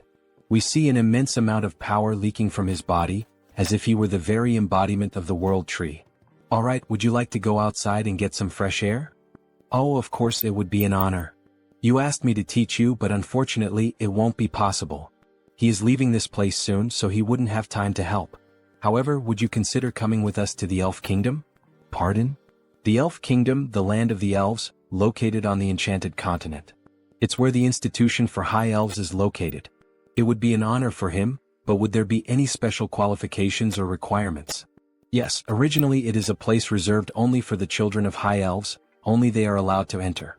But there is an exception. This is a lot of pressure. And this exception is a person who possesses the qualities of a high elf. You feel something when you look directly into my eyes, don't you? Look directly at me now. Is happening again, this sensation, what is it? It feels like he's being pulled in, as if he's being sucked into them. Where is this place? Is it some kind of mental realm like the one where he fought against the Society of Divine Retribution? No, the energy here is much purer and cleaner than in that place. Then something catches his attention. He doesn't believe what he's seeing. Could it be? A beautiful elf with pink hair? Could that be the elf goddess? No, is that the world tree? Then the elf descends from the tree, gently approaching him. Hey, wait a second, I am? The elf gently touches his face. Why is this beautiful elf doing this? Why is the goddess doing this? Oh, poor child, come to the realm of the elves, says the beautiful elf, speaking in a strange language as she gently strokes Harris's face. Then she vanishes right before his eyes. That leaf, that aura. Is she the world tree itself? More importantly, what did she even say? I didn't understand a single word of that strange language. Maybe it was the language of the elves. Hey, wait a second, he has no idea what that meant. Don't just leave. Before he can finish his sentence, he snaps back to reality. What did she mean by that? Then he returns to the garden. She's already gone, isn't she? What the hell is going on? He felt the presence of the world tree. He saw an elf. That was the world tree? So that's the form she chose to appear in. It seems she greeted him in the most familiar way she could. It seems that the world tree has a special interest in you, Harris. Seriously? Wait a second. First the divine, and now even the world tree is paying attention to him? What the hell is going on here? The next day we see a shop open. Hey man, he's sure he made it clear last week. He told him to close the shop and leave town. We see 3 men with strange tattoos intimidating Hubert. Yet he's still here. Well, excuse their rudeness. This week, a truly excellent tea has arrived. How about it? Would he like to have a cup with him? We see that Hubert is truly a gentleman, dressed in formal attire, wearing gloves and glasses. So, it seems he didn't understand a single word of what he just said. Then he taps the cup. He'll be giving up this place and leaving today. Or does he really prefer to die here at their hands? My God, so they don't like tea, huh? Well, either way, his friends seem to enjoy it even if they don't. What the hell is this bastard even talking about? Before he can finish his sentence, Harley lands a solid punch right to his chin. He's sent flying from the impact. Get the hell out of our sight, you piece of shit. What the hell are they? With just one punch he took down our leader. Where the hell did they suddenly come from? Then Harley and his friends charge forward. The 2 enemies are beaten like gangsters' wives, their screams echoing from inside Hubert's establishment. So, at the end of the day, alright, cheers. Thanks to you brothers, Hubert is safe now. The drinks are on him tonight. Eat up, don't hold back. We see a feast laid out on the table, meat, barbecue, beer, bread. That was way too easy, don't you think? And more importantly, after watching him fight today, he's convinced. He really needs a crest. A crest? Yeah, like his. As he takes off his shirt, we see a strange tattoo, a proper warrior's crest. He's heard that there's a shaman from the south here in Tarik who knows how to carve them. So what do you think? Why don't you go ahead and... Luangya, what the hell are you doing? Let's go find him right now. Harley takes off running with Luang in his arms. But he hasn't even finished at least one dry ink. Elder, you old fool. Has age taken your hearing too? He's sure he told her to have the protection money ready by today. We see the same three idiots from before demanding money from an old woman who apparently sells some kind of magical potions. Didn't she tell him that amount was too high? Where the hell does he think she's supposed to get that kind of money? She really doesn't understand the situation she's gotten herself into, this old woman. As he grabs her by the blouse, does she see this face? He's already had enough problems today, really a rough day. And now what? She doesn't have the money? Then go find a way to get his damn money. He doesn't care how this useless old hag does it. Just get him his damn money. Otherwise he swears to God that. But something catches his attention. Hey, what the hell is that coming this way? It's that son of a bitch again. What the hell is he doing here? Then Harley charges toward them, nearly trampling them with his overwhelming force. Greetings, madam. He's here to have a crest carved. Meanwhile, Luong is feeling sick from Harley's sheer speed. What is she going to do about those thugs? Well, they'll wake up and crawl back on their own, it doesn't matter. What a damn mess this is. Anyway, come inside for now. So, he said he came looking for her to get a warrior's crest? Yes. Can she do it right away? She hopes he knows that while a crest grants great power, it also drains a significant amount of one's life force. Of course he knows. That guy already explained all of that to him. It's been a long time since she's seen someone with such monstrous life force. With his endurance, he might even be capable of handling the supreme crest, the warlord's mark. Warlord? Hell yeah, carve it into his skin right now. Harley shouts, startling the poor old woman. That's impossible. She doesn't know how to do it. It's a technique no one has been able to carve in hundreds of years. And at this rate, her ears are going to fall off from all this yelling. Ah, come on, don't kill the mood like that. Well, if that's not possible, then he guesses she could carve the great warrior crest that Luong mentioned. That's a problem too. What the hell? She's low on materials, it's been ages since she last carved a crest and, more importantly, she simply can't do it. To receive a crest, you need the most crucial thing, a warrior's achievement. In other words, a feat like slaying a dragon or saving a kingdom. If he wants the great warrior crest, then at the very least, yes, beyond the Iron Fortress in the northern mountains, he would have to defeat the ogre that rules over that place alone, killing it with his own hands. An ogre? Does she even have any idea what kind of monster that is? No one would dare face that thing. Is she trying to get his brother killed right now? Just the head of that beast is as big as his brother's entire body. How the hell is he supposed to deal with that alone? However, while they were talking, Harley started rummaging through something at the portal. Did she mean this? Then a massive skull appears. That's the ogre's skull? Don't tell her he hunted this thing by himself. Aha, of course he did. An ogre is nothing to him. Alright, she can see that he's an impressive warrior, but even so, come back in a few days. Lately, she's been low on energy and her body isn't in the best condition. She needs strength to carve a crest, but she hasn't even been eating properly. Food. Leave that to him. Restoring vitality is his specialty. What does he mean by that? Then, before she even realizes it, he's already vanished from in front of her. He really just left. So, she just hopes he doesn't cause any trouble. You little shit, it's him again? We sure are running into each other a lot today, huh? You again? Then he throws another punch at the thug, making him groan in pain. What the hell is he? Who sent him? Why is he doing this to them? You messed with the wrong people. You're the ones who laid hands on our shaman. Huh? Shaman? That old witch is the southern shaman. Sorry, we didn't know. We thought she was just some random village healer or something. Harley raises his fist, threatening another punch, but this time he slams it into the ground instead. Alright. We won't do it again. Please stop. Yeah, you better not. Keep that promise. Hyungnim, I've wrapped things up on my end too. So now what? He knew that a bandit hideout like this would have stuff like this lying around. Luong, get over here and help carry these crates.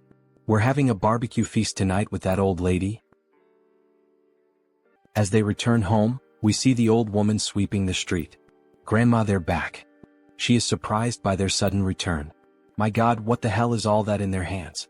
What did she mean by all that? It's all meat and alcoholic drinks, to eat and drink together. So what did she think? Isn't that enough for Grandma to eat, recharge and stay healthy? Then we see a flashback as if Harley were another young man. What a shame. If her son were alive, he would be the same age Harley is now. At her age, meat? Seriously? She can barely chew. What? So you're not going to eat it? Maybe she'll try a little, since he went through all the trouble.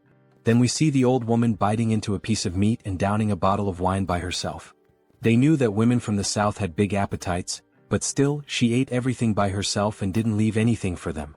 Ah, that was so good, the food and the drinks were delicious. Alright then, now that our stomachs are full, shall we begin the engraving on Harley's skin?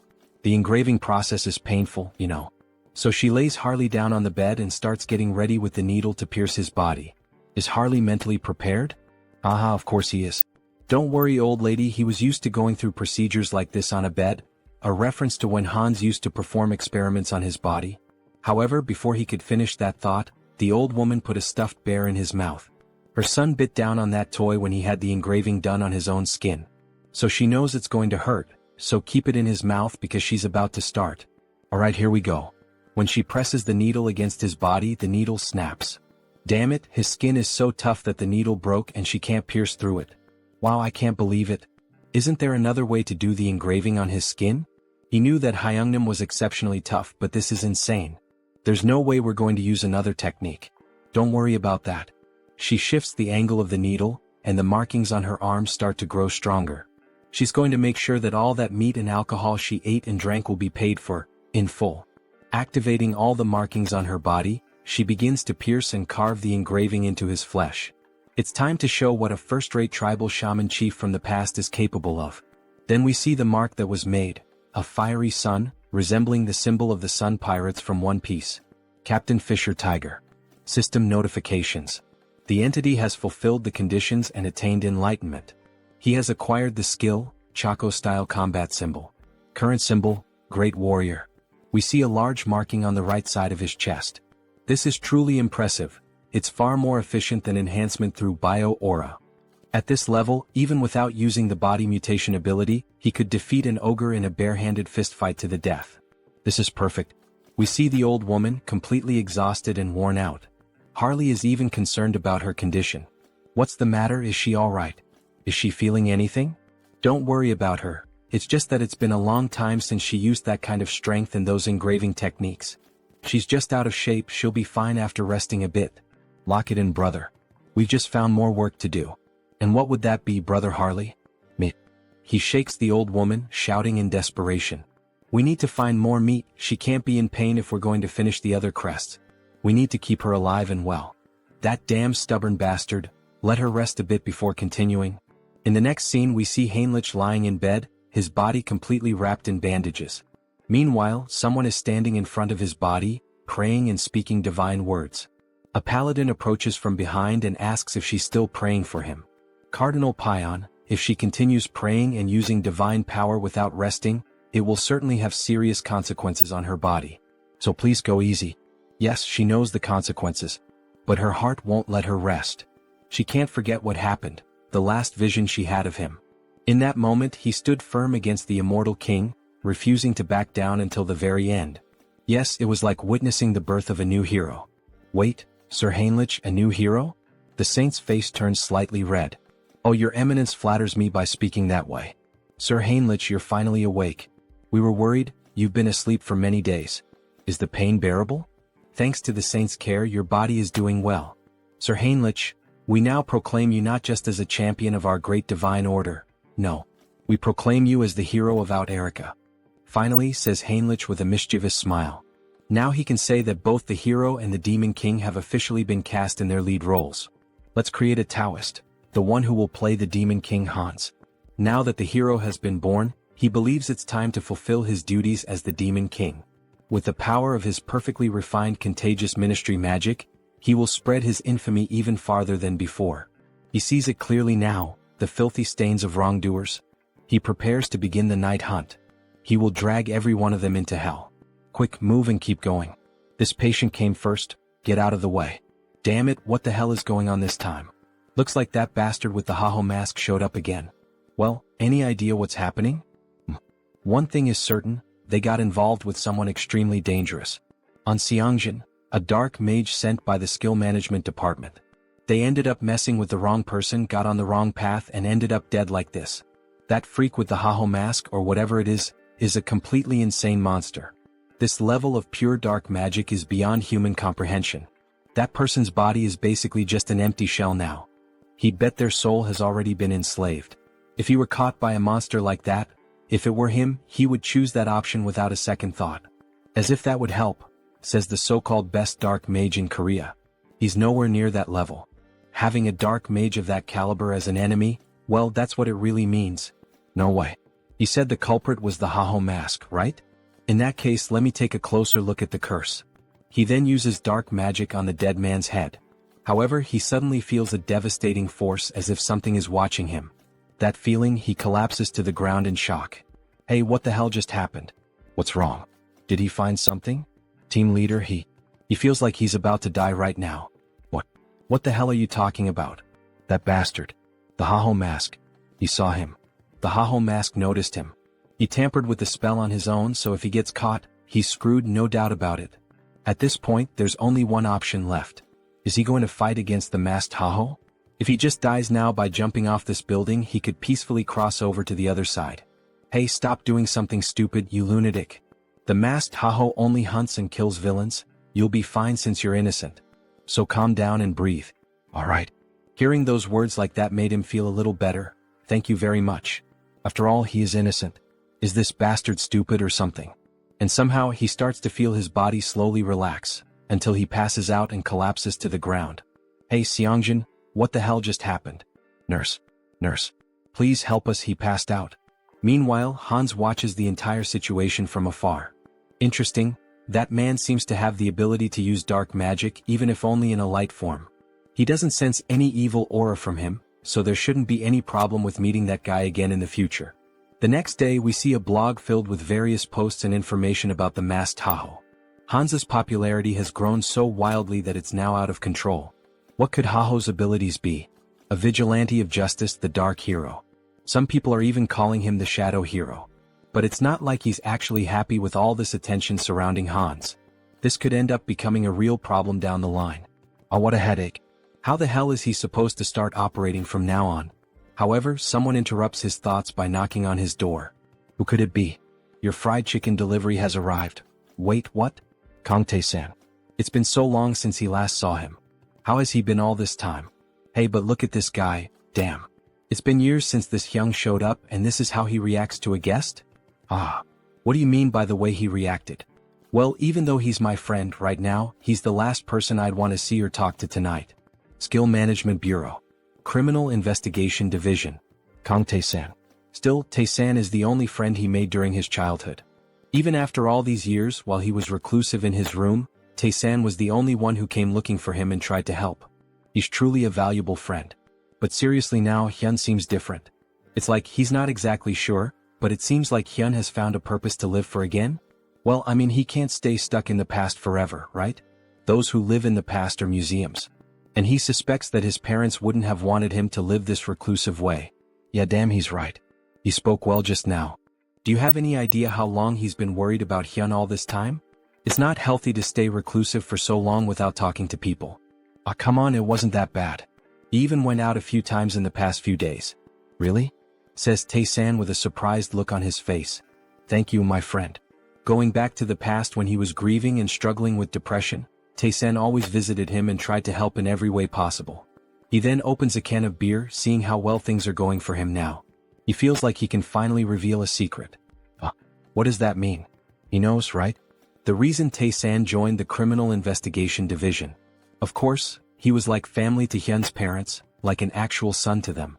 And after they died in that accident, Tae-san enlisted in this division. Yes, back to that case then. Everyone thinks it was just a random attack by someone who had awakened. That's what everyone believes. Well, at least until recently. But he doesn't think that's the reason for this case anymore. There's a group that has been operating in the shadows for a long time, calling themselves the Society of Divine Retribution. They are a group of bastards who are very meticulous. So far, they haven't been able to link anything or even catch a scent of them. But you've been following the news, right? That masked figure known as Haho has given us a lead. They've given us the first clue. Haha, even dropping hints for the skill management department? Did he go overboard? Anyway, he'll keep him updated as soon as he knows anything new. But don't go around talking about it. Do you want me to end up in a cage? Haha, as if he had anyone to tell. Still, from what he's heard, the masked Haho has been quite impressive. So why is the Bureau trying to hunt him down? Exactly. That's what's bothering him. Why the hell are they going after someone who's actually doing a good job? Yes, exactly. The protagonist is happy to see Tae-san on the side of the masked Tahoe. After all, it's his clone who is doing all this investigative work. Anyway, let's drink until we pass out tonight. A celebration for Han Sunghyun's new beginning. Then, after several drinks and chickens, they start talking about other things. Just give up on being a writer. What's wrong with that? A hero and a demon king? Well, that's so cliché. And giving the demon king the name of Hans? Tae-san laughs a lot. That's so boring. It doesn't even sound like a name you made up over coffee or something. What does that mean? This is a classic. There's nothing wrong with the description of this story. This isn't a classic, this is what we call cringe. If it's something that's been done to death, how about pretending it's an abbreviation? Hans, short for something like Hannibal Strauss. Oh, that was actually a good suggestion. Right? If he becomes a writer, remember he can always ask for help from his hyung here. So while they were talking, Tae-san's phone started ringing. Oh, look at the time. He needs to leave. Seriously? It's still so early. The leader of the Dawn team said he has to show up today. He's leaving. Alright then, Tae-san. We'll talk later. I forgot to ask something before. Your grandmother is doing alright, right? Tae-san pauses for a moment at the door as if feeling uncomfortable. To be honest, her condition has worsened quite a bit recently, and there are no signs of improvement. Maybe it's already time to start preparing emotionally in case the worst happens. Wait, is grandma that bad? Is there anything he can help with? Anything at all? Hey dear writer, just focus on writing your material. Don't worry, he'll take care of things somehow. The protagonist really felt the weight of those words, and we see a flashback of someone holding his hand. Is this okay? If you feel like eating something more, tell your grandma, alright? Tae-san's friend is no different from his real grandson. He knows, yes, grandma. Tae-san's grandmother. When he used to go out with Tae-san, she always took care of him, looking after the little things. These are some of the few warm memories he has. And now, knowing that she is seriously ill, he feels very sad. A friend who has always been by his side is going through something so hard, and yet, he is completely helpless. Hey, wait a second, how could he be so stupid? He had a brilliant idea, something he can do. Kang Tae-san, you owe me an apology for mocking my sense of sampling. Because these characters who sound like they're shrinking are the ones who will help you. Then we see the protagonist invoking Heinrich, a paladin who would be perfect for this situation. Then we see a system window showing the paladin Heinrich. To heal someone, a healer is needed, like a priest. But he has one who fits that description perfectly, doesn't he? A familiar with faith recognized by the archbishops and overwhelming divine power. We see that Heinrich truly became someone special in the other world, being regarded as one of the greatest figures of faith. Heinrich really can heal Tae-san's grandmother. But wait, how is he going to make Heinrich disappear for a while? If he vanishes right after officially becoming the hero, it will lead to misunderstandings. Even the saint is focused on him now. Well, with night falling and the day about to turn, it's better to wait. For now, it's best to hold off until the right time to disappear from the original world so he can heal the grandmother. Then in the next scene we see a child singing while carrying apples, dressed in very formal clothing. A lively city with many people walking through the commercial district. The girl asks the boy if he's alright if the bag full of apples isn't too heavy. Yes, sister. It's fine, it's not heavy. However, in a moment of distraction, one of the apples ends up falling out of the bag. Stop rolling. Wait, don't run through the city like that, Aaron. Then the apple ends up landing at the feet of a stranger. Oh dear. You need to hold this more carefully, says the man, holding the apple in his hand while the children stare at him, startled. But then the girl finally begins to smile with joy. So it was him all along. Mr. Hines. Hello everyone, how are you doing? All good. The boy looks impressed. Is he really Mr. Hines? He looks completely different from when he helped him escape from the vampires. Yes, it's him. His face has changed a bit over time, hasn't it? Uncle, why on earth are you only showing up now? It's been so long. Haha, right, it's been almost 7 months since he last visited them. Apologies. You've been very busy lately. Alright, but the fact that he came all the way here like this must mean he has some business to take care of here as well, right? Haha, she seems to know everything about him. Heinz looks surprised. How does she already know? No, he came here just to see them. It's alright, Mr. Heinz. They're comfortable with it, just be quick about saying what you need to say. But you really should visit us more often, says the boy. Alright, honestly he can't defeat both of them, so he decides to be direct. He searches through his clothing and then makes a proposal. Diana, can he be her employer again? He wants to borrow her information gathering skills and offers her 2 gold coins. Yes, of course I'll help Uncle Heinz, says Diana with a smile. A moment later, near the end of the afternoon. We see a house and its garden, someone shouting out Soren's name. Also look for places that sell these magical tools. We see various luxurious items, jewelry and magical tools spread out on a table. Wow Lord, where did he manage to get all these high-quality items? Haha, there's always a way to get certain things. Thanks to Diana, he not only obtained high-quality magical tools from the shop in Talia, but also got information from Brokaslak, who had been silent for a while. The pepper he requested is stacked up in the storage room. Great, her friend is going to sell it. And the purge is over. The purge? What does that mean?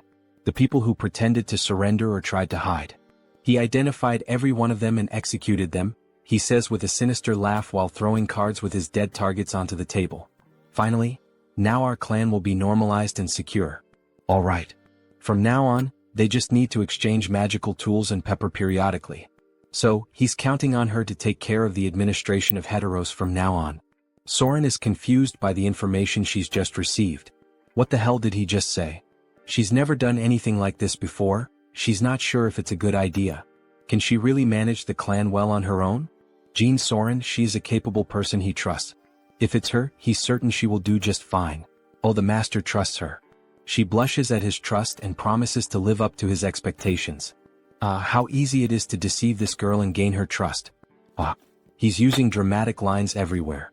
If he thinks about it, we're not much different from a small or medium-sized company now that trade between the two worlds has been established. Let's get to the point. Shall we start the conquest of the clan in earnest?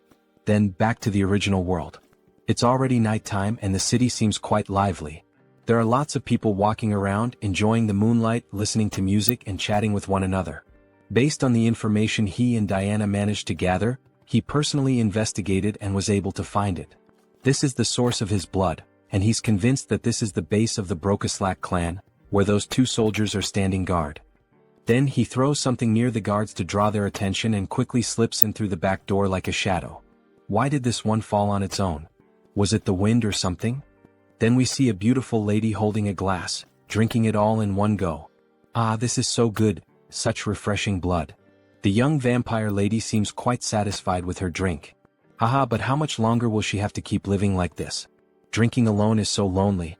Looks like it's still the same as always, a drunk Rosilica. Who's there? There are a lot of familiar faces showing up today. Conceal skill release. Forgive me, but who the hell are you again? He's Heinz, a vampire she met some time ago. She's sorry, her memory is a bit poor. Who are you again? Then she starts pouring more blood into her glass. Still, now that a guest has arrived, she must show her hospitality.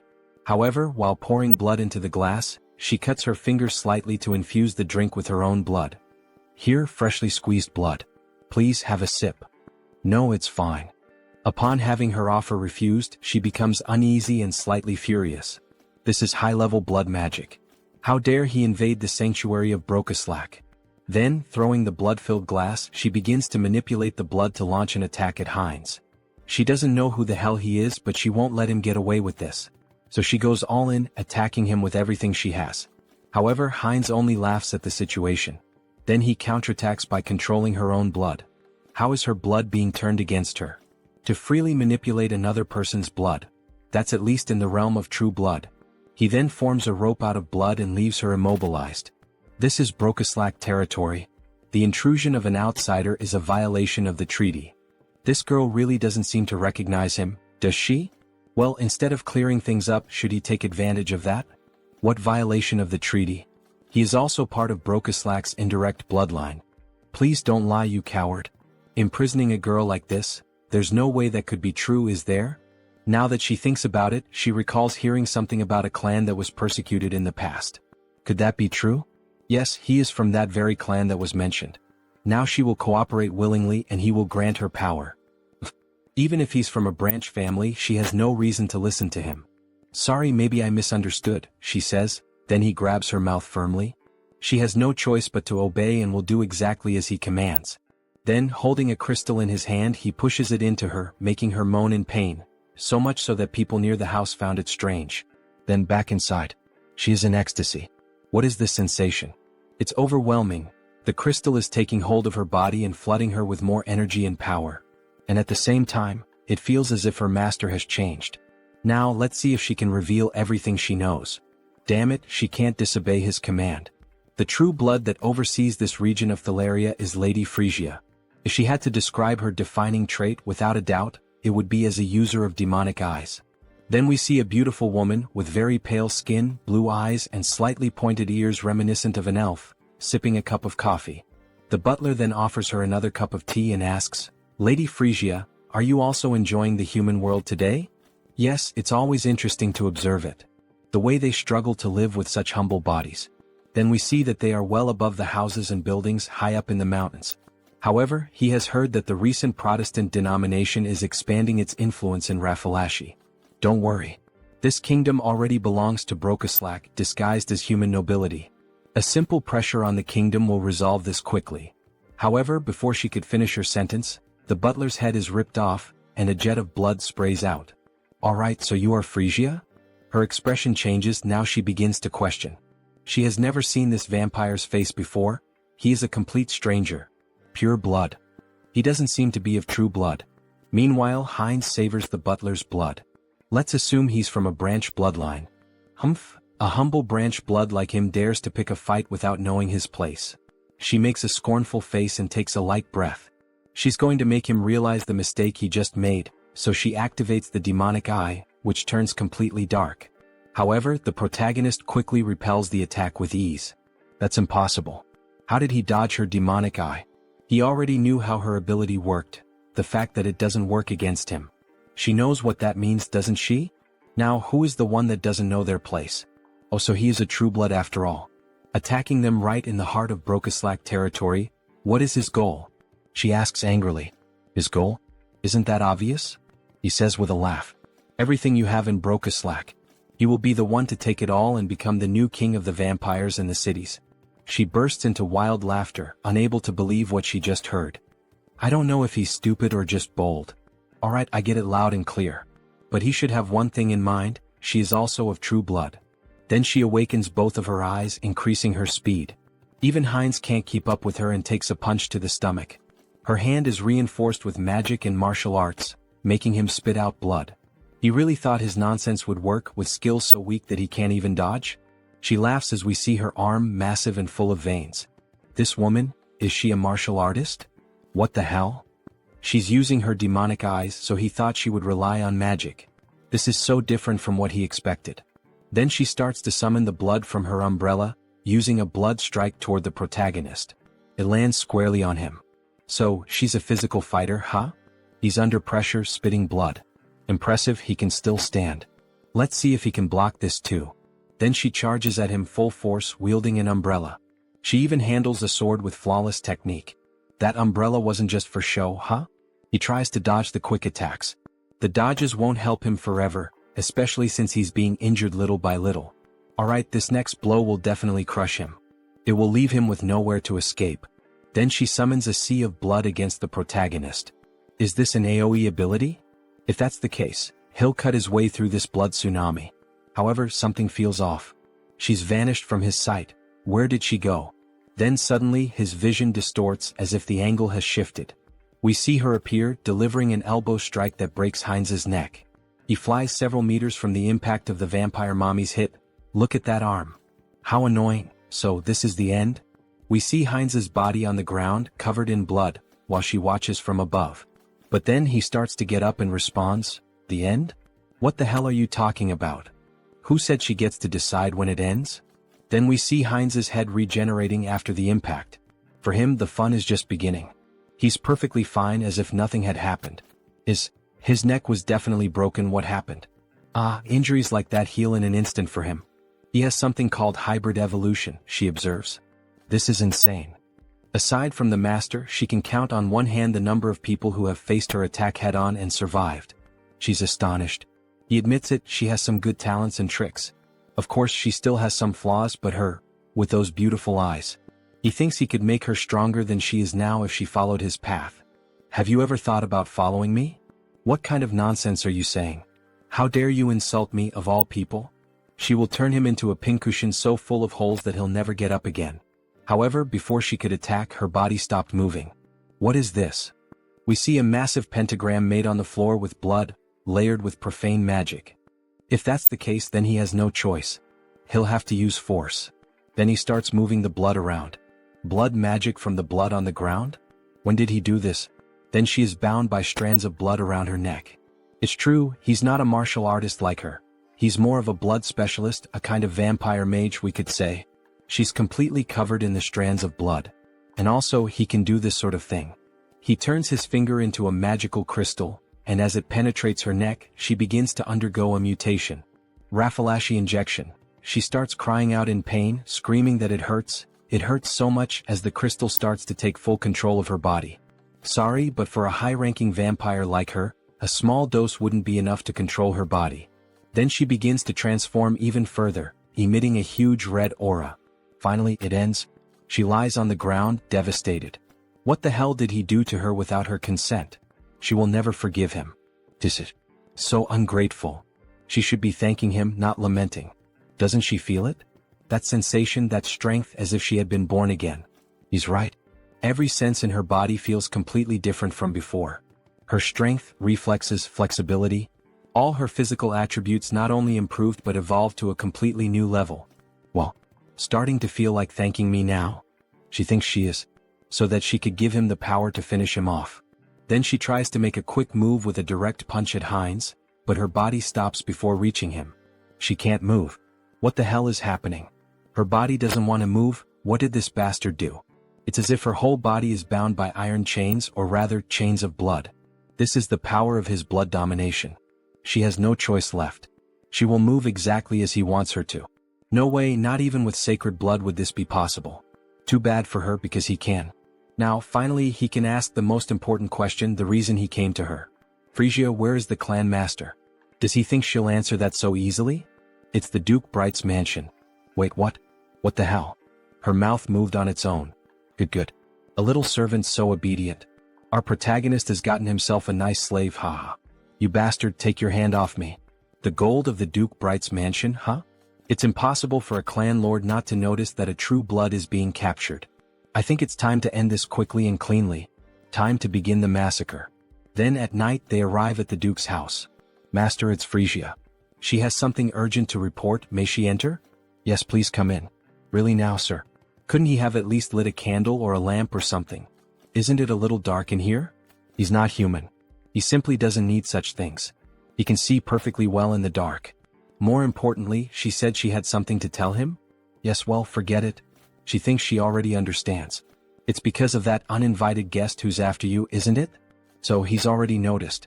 As expected of a clan master, excellent perception. Well, yes. It would be a shame if the head of a clan couldn't at least notice that.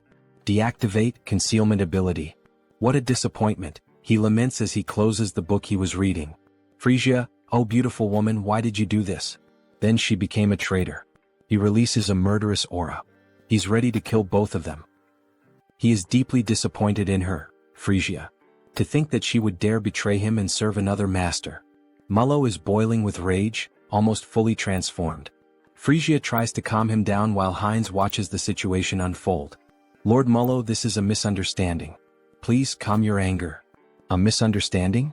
You both come to his house at this hour of the night and try to attack him, not to mention the different scent I smell on her. Frisia, you treacherous woman. He spent 100 years with her. Did she really think he wouldn't notice that her blood scent had changed? That something had been altered? That rotten stench of betrayal is contaminating his study. How could he possibly remain calm like this? Then he lunges at Frisia. Die, you traitor. However, before he can finish Frisia, Heinz blocks the attack. That's not going to happen. She's my subordinate now. Mullo is caught by surprise. After all, this was shameful. With just one hand, Heinz had been able to block his punch. He had been planning to resolve this situation in the most peaceful way possible, but it seems that will no longer be an option. Violence will have to speak for itself. But who the hell is this arrogant vampire?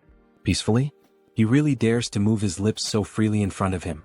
As Mullo speaks, he summons a ball of blood in his left hand, as if it were absorbing everything around it. He will cut off that snake tongue of his, along with the traitor. Then, a massive circle of blood appears above them both. He is like Heinz, a magical vampire. Come to me, children of Brokaslak. Several vampires begin to emerge from the magic circle, summoned by his spell. Go and feast on the blood and flesh of these traitors. Kill them for him. Offer the blood of the traitors to Lord Mullo. How dare they? This is no place for people like them. They're nothing but a bunch of puppets who think they're vampires. Then she begins killing them one by one using the umbrella. Something's not right. There are only about a dozen people summoned here. And yet, he has hundreds of vampires spread across the entire capital. Are you telling him this is all that's left of his subordinates in the capital? Mullo is stunned by the weight of that information. Meanwhile, Frisia continues slaughtering the weak vampires. Frisia, what the hell did she do in the capital? What happened to all of his subordinates there? Frisia remains silent. After all, she has a new master now. I'm sorry, Lord Mullo. And as a sign of respect, leaning on the umbrella, she informs him. Most of them are now subordinates of Lord Hines, to whom they have sworn eternal loyalty as their new lord. He doesn't understand. She's saying that his subordinates accepted a new bloodline so easily, without even trying to resist? That's no different from cannibalism within their own kind. With his hands hidden behind his back, he begins to cast a new spell. With both hands brought together, a black sphere made of blood starts to form. This will drive him insane if it continues like this. Is she really sure she wants to follow a man like that? One who will soon lose his mind? Well, all of this is only possible because Lord Hines is from a collateral bloodline of Brokeslack. He's from a collateral bloodline of Brokeslack? As if, don't be ridiculous. Did they really expect him to believe all this crap? As if he were stupid. Brokeslack, magical blood technique. Blood mist. Bear witness. He is visibly shaken by the fact that he's lost all of his subordinates in the capital. So this is the infamous barrier of a blood sorcerer representing Brokeslack. What is this pressure? Is this Mullo's domain? Feels like his head is being crushed and his body is twice as heavy as normal. It's far too early to be this surprised, Hines. No matter when or where, they will always answer the call of their master. Then, by sacrificing a bit of blood into the magical seal on the ground, a vampire wielding a scythe begins to emerge from beneath it. Serve your master, Obeyer. Ah, what a headache being woken up so suddenly. Then we see that it's actually just a vampire child holding a massive scythe in their hands. Why did you summon him so suddenly to this place, Lord? Even though he can see a lot of blood scattered across the floor along with some vampire corpses, what the hell is going on here? Why was a child summoned alone this time? Damn it, Obeyer is already realizing this is a complete mess. No time for chit-chat. Obeyer, kill those two bastards right now. Leave no trace of them behind, wipe out their very existence. Alright. Understood, just give him a moment. He's still waking up from the deep sleep he was in, but he quickly comes to and suddenly appears behind Frisia and Hines, both of whom are caught off guard by his sheer speed. So this is Obeyer, right? Hines had noticed how fast he was, so he must be some kind of pure-blood vampire assassin. Obeyer tries to strike Frisia first, but she dodges the sudden attack. However, he can't afford to be held up here, so he activates his ability, Acceleration. Now it's Hines who appears behind Obeyer, who is taken aback by his speed. Hines grabs him using a blood claw. What is this? A binding spell? How are you using blood magic inside the Lord's domain? Meanwhile, Hines charges toward Mullo, who is also caught off guard by his acceleration ability. However, Obeyer manages to break free from the claw and shouts, asking where the hell he thinks he's going. Their fight isn't over yet. He then quickly attempts to strike Hines again, but Hines narrowly manages to dodge the furious swing of the scythe. Holy shit, he was right in front of him. He could have killed Mullo if it weren't for that damn kid. Looks like he has no choice now, he'll have to deal with that bastard first. So he uses the acceleration ability again, and the two begin fighting all around the area. All that can be seen are flashes of light moving rapidly. Not even Mullo can clearly follow what's happening. Unbelievable. Obeyer's agility is simply the highest ever recorded, not just in Brokeslack, but compared to any vampire they've ever known. And even so, that other vampire is keeping up with his speed? Seriously, who the hell is that guy?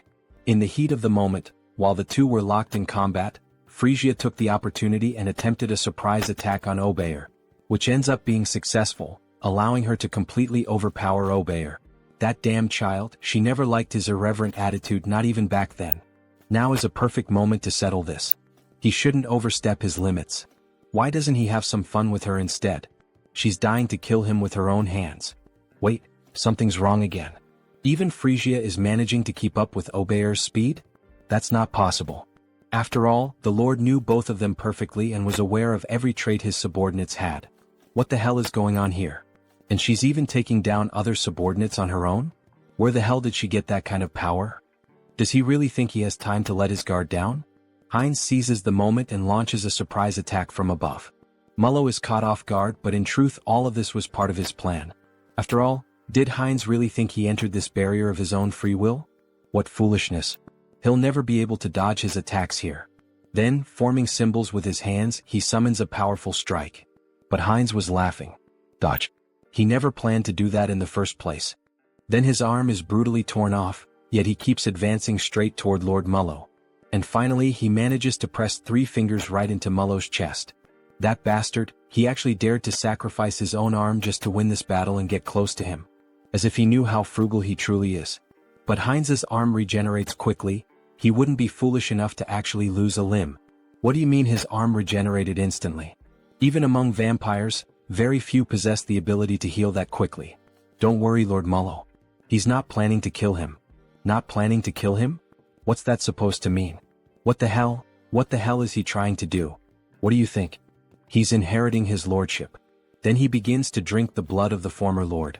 In the next scene we see a spiraling staircase that leads down to a coffin at the bottom. A fairly typical setting with 2 statues of guards standing watch. However, the coffin slowly begins to open, and we see a girl emerging from within. A beautiful vampire with long dark hair and ears resembling those of an elf. Her arms are held close together, and she wears an extremely elegant dress, with a crown of thorns resting on her head. She lets out a yawn but finally rises. She's so tired, she wishes she could sleep a little longer. We get a better look at the coffin, wide and large. But she thinks that can no longer be allowed. After all, something happened, something changed while she slept. Her gaze is shown, completely red and unlike anything seen before. This vampire clearly appears to be someone powerful. Something has happened to her son. It's time to act. Then back at Lord Mullo's castle, we see a commotion unfolding. Step forward. Don't move yet, stay still. We see him summoning more magical crystals. Raffalashi injection. Both Mullo and Frisia watched the process they had both gone through, but now it was time to do the same for the remaining subordinates. Those who have finished, step back, there's still much work to be done. Next. Finally it's over. He took an eternity to finish marking all the remaining subordinates. So this means all the subordinates in the capital have been accounted for? That's right. The rest can be summoned in order, it will be more efficient that way. What? Watch your tone, alright? Ahem, it will be more efficient. Heinz takes the opportunity to tease. As expected, having a clan lord nearby really does make things easier. This visibly irritates Mullo. His hypothesis about the marks was correct. Injecting a Raffalashi into a high-level vampire seemed too risky, so he forcibly drained their blood, which ended up lowering their level. And finally he extracted the Brocaslack, the source of their blood. It feels like just yesterday that he was bitten and accidentally became a vampire. And now, he's rising from the very bottom all the way to the top of the hierarchy. It really seems like a whole different world. Along the way he's gained numerous useful allies, ranging from simple vampires to ladies and lords. Hey Mullo. Yes. He will be responsible for gathering the remaining Brocaslacks from all the regions. Understood. And one more thing. Damn it. Alright, and now what else do you want him to do? Then Heinz begins to move the globe of the world map. He wants Mullo to start gathering information about the continent. Wait, information about the continent? Yes. He wants him to build his own intelligence network, or make a deal with an existing one. How he does it is entirely up to him. This is an important task, so he is counting on him to carry out this mission. As he leaves the room, Mullo seems restless and finally he asks. He heard from Frisia that he said he would unite all the vampires and become king. He has already proven his abilities well enough, Lord Heinz, so he will give him his full support. Good to hear that. So he is counting on him. As he exits the room, Heinz pauses for a moment and becomes thoughtful. Why the hell did he say something like that? About becoming the king of vampires? He probably just let it slip in the heat of the moment. Well, he thinks having more subordinates to command isn't such a bad thing. Lately, he's been saying a lot of these catchy phrases, whether with Hans or now with Heinz. The path of the vampire king? It might be time for him to start laying out a serious game plan. One where he dominates all the vampires and maybe even becomes the Holy Blood. Then, snapping back to reality, we see our protagonist excitedly fiddling with something. Yes. Almost perfect. Define the jawline sharply, shape the orbital bones so they curve upward nicely. Now that's just right. He was using the new customization option to modify Hans. After all, he is the immortal king, so this is the least he can do, to have a fearsome appearance. And let's be honest, my subscribers, doesn't this new design for Hans look amazing? What do you think? Comment on the video and take the chance to leave a like, as it really helps the channel keep posting this manhwa. Well, I finished customizing Hans, now let's focus on something else. Finally it's done, right? The conquest of the Brokeslack kingdom by the vampire Heinz, it's all coming to an end. Or at least this is just the small beginning of what's to come. Which means now the long-awaited moment to profit. Karma Shop. When opening the Karma Shop, we see that he managed to accumulate quite a lot of money thanks to Heinz's conquest. As expected, he amassed a considerable amount. Well, normally taking control of an entire clan is something most people couldn't even dream of. What will he do if he upgrades this time? He's wondering. Then he presses the option, Upgrade Exclusive Skills. However, something strange happens this time. 2 system windows appear simultaneously. 2 status windows appeared? Does this mean he's receiving 2 updates this time? What? The usual increase in the number of avatars isn't here? Actually, another window showed up instead. Media Selection. The avatar's potential will increase drastically. The entity's growth rate will become even faster. I can't believe it. This enchantment cost 900,000 in the Karma Shop, after several days of saving up his hard-earned money. This isn't right. Just as he was starting to enjoy collecting different races. What a shame. Then he analyzes the second update he received. What is this? Entity Projection. Entity Projection. It can be used once a day. It allows the user to project one of their avatars onto their own body. What did that say? Does this mean he can use the power of all the clones he's created so far directly with this body? Right?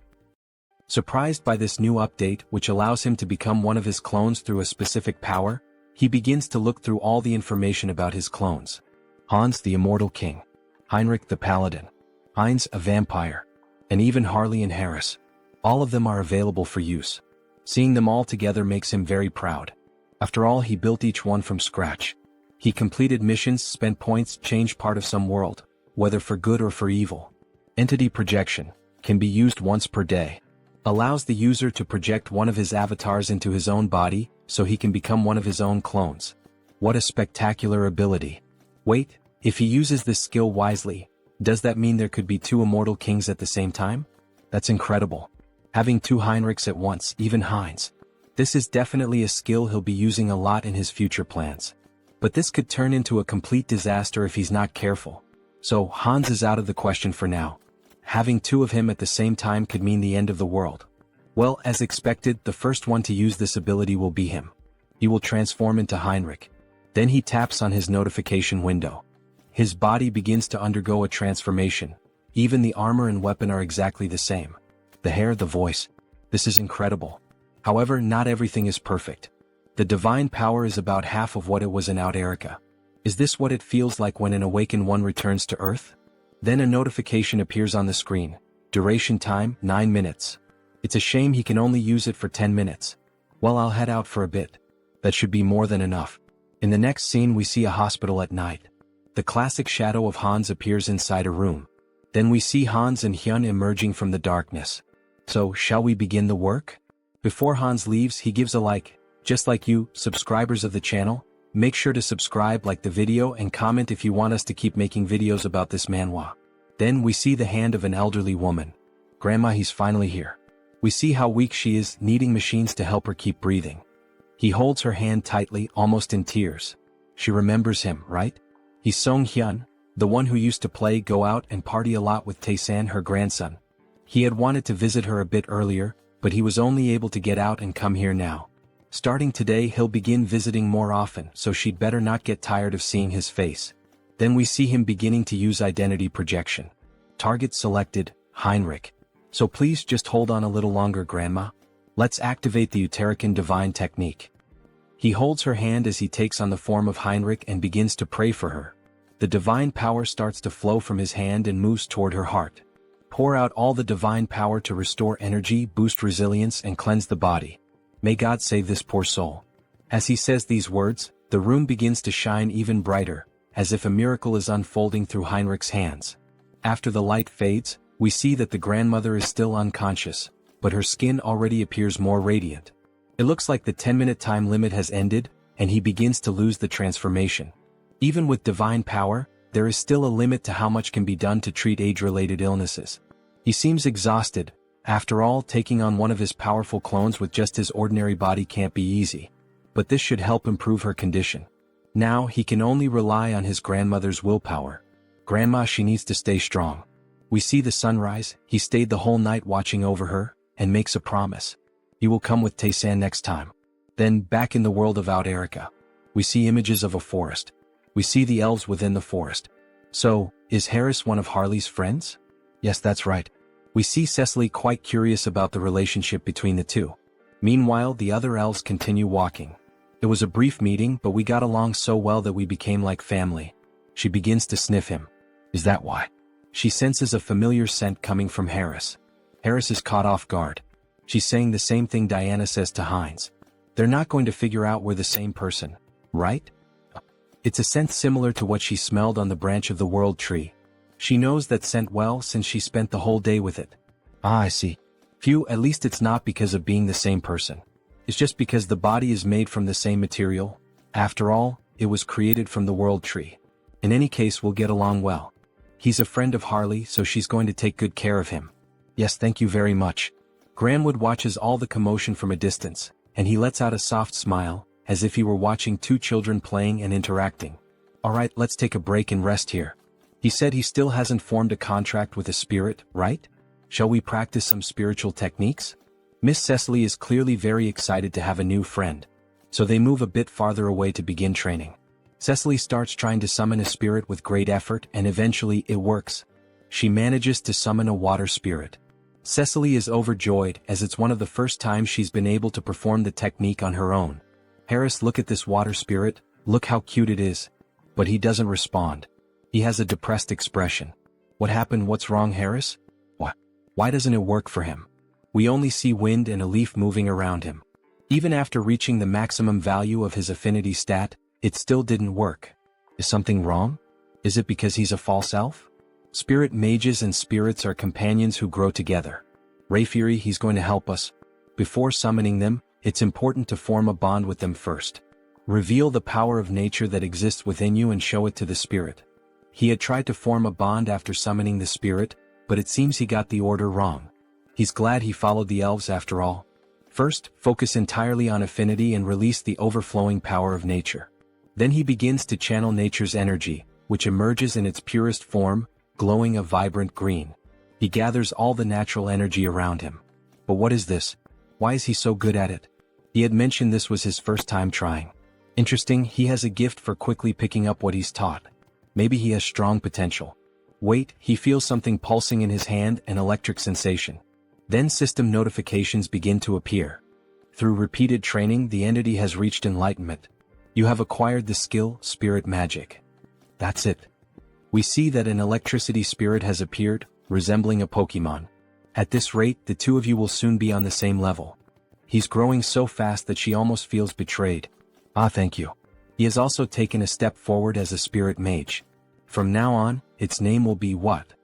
A reference from real life. The What symbol, W, is the unit of power in the International System of Units, SI. It measures the rate of energy transfer. Alright, let's take a break here. Then he places his hand on the tree. From this point on, he will open the path.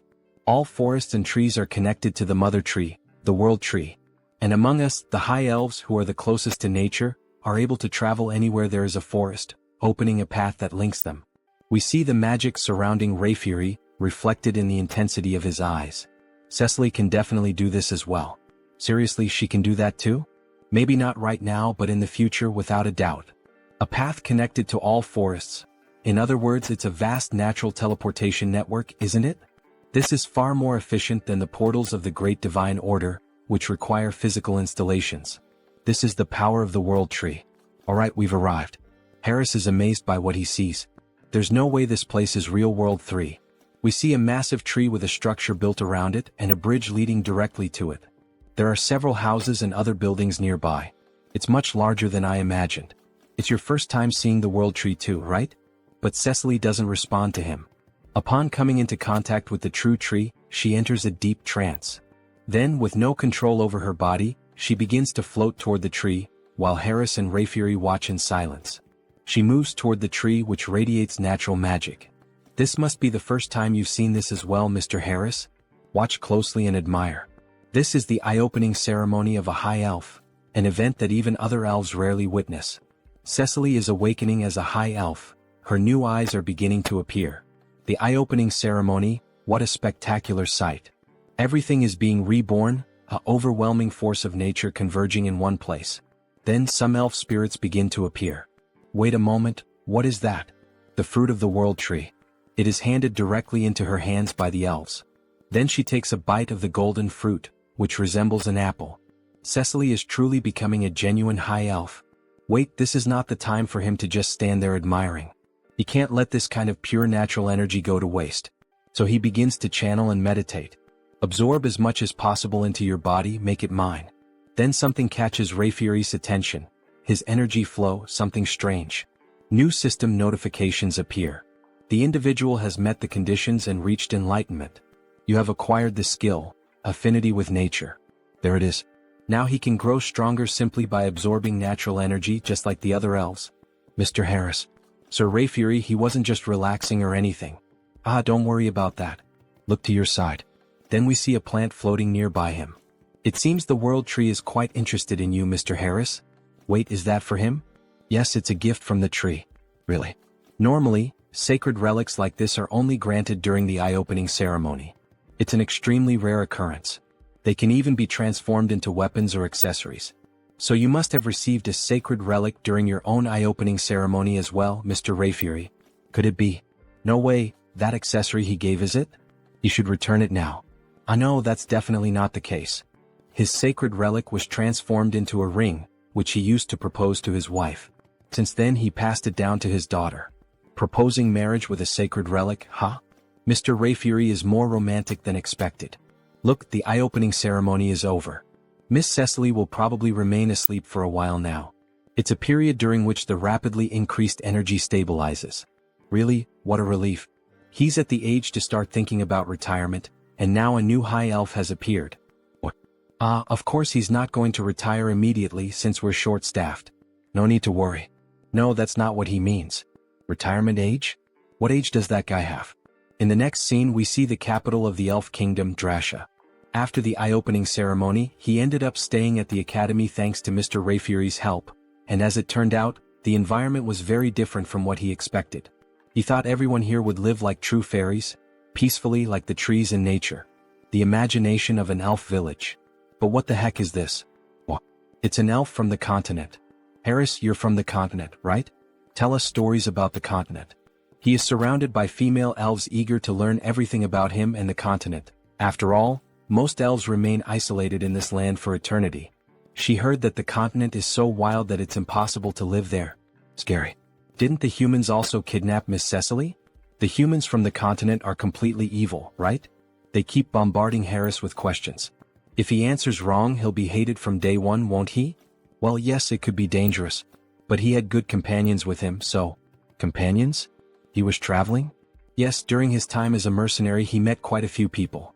It's too noisy, she can't concentrate. Hey, could you guys keep it down? We see a beautiful elf with blue hair, one hand on her hip, clearly showing authority. Sorry, Lady Shapiron. We were making a lot of noise, weren't we? Sorry about that. See you next time, Harris. Finally, a little peace and quiet. Thank you. Thank you as well. Then he is interrupted by her. How low class. As she makes a haughty face, bringing some worthless mercenary from who knows where. Why is she so annoyed with him? Right. There's always at least one character like that in a school setting, isn't there? Will I really be able to get along here? Maybe she's the classic tsundere of the Manhwa, Elf Kingdom Royal Capital. And that concludes the report on our interactions with the Great Divine Order. We also disclosed information about the new immortal king to the other races of the enameled continent. An immortal king who can move freely through space, huh? That means this time he might even cross over to our continent. Still, it's truly a relief that Lady Cecily has appeared now. For me and for His Majesty as well, isn't it about time to start thinking about retirement? Indeed. Thanks to her, one of our greatest concerns has been eliminated.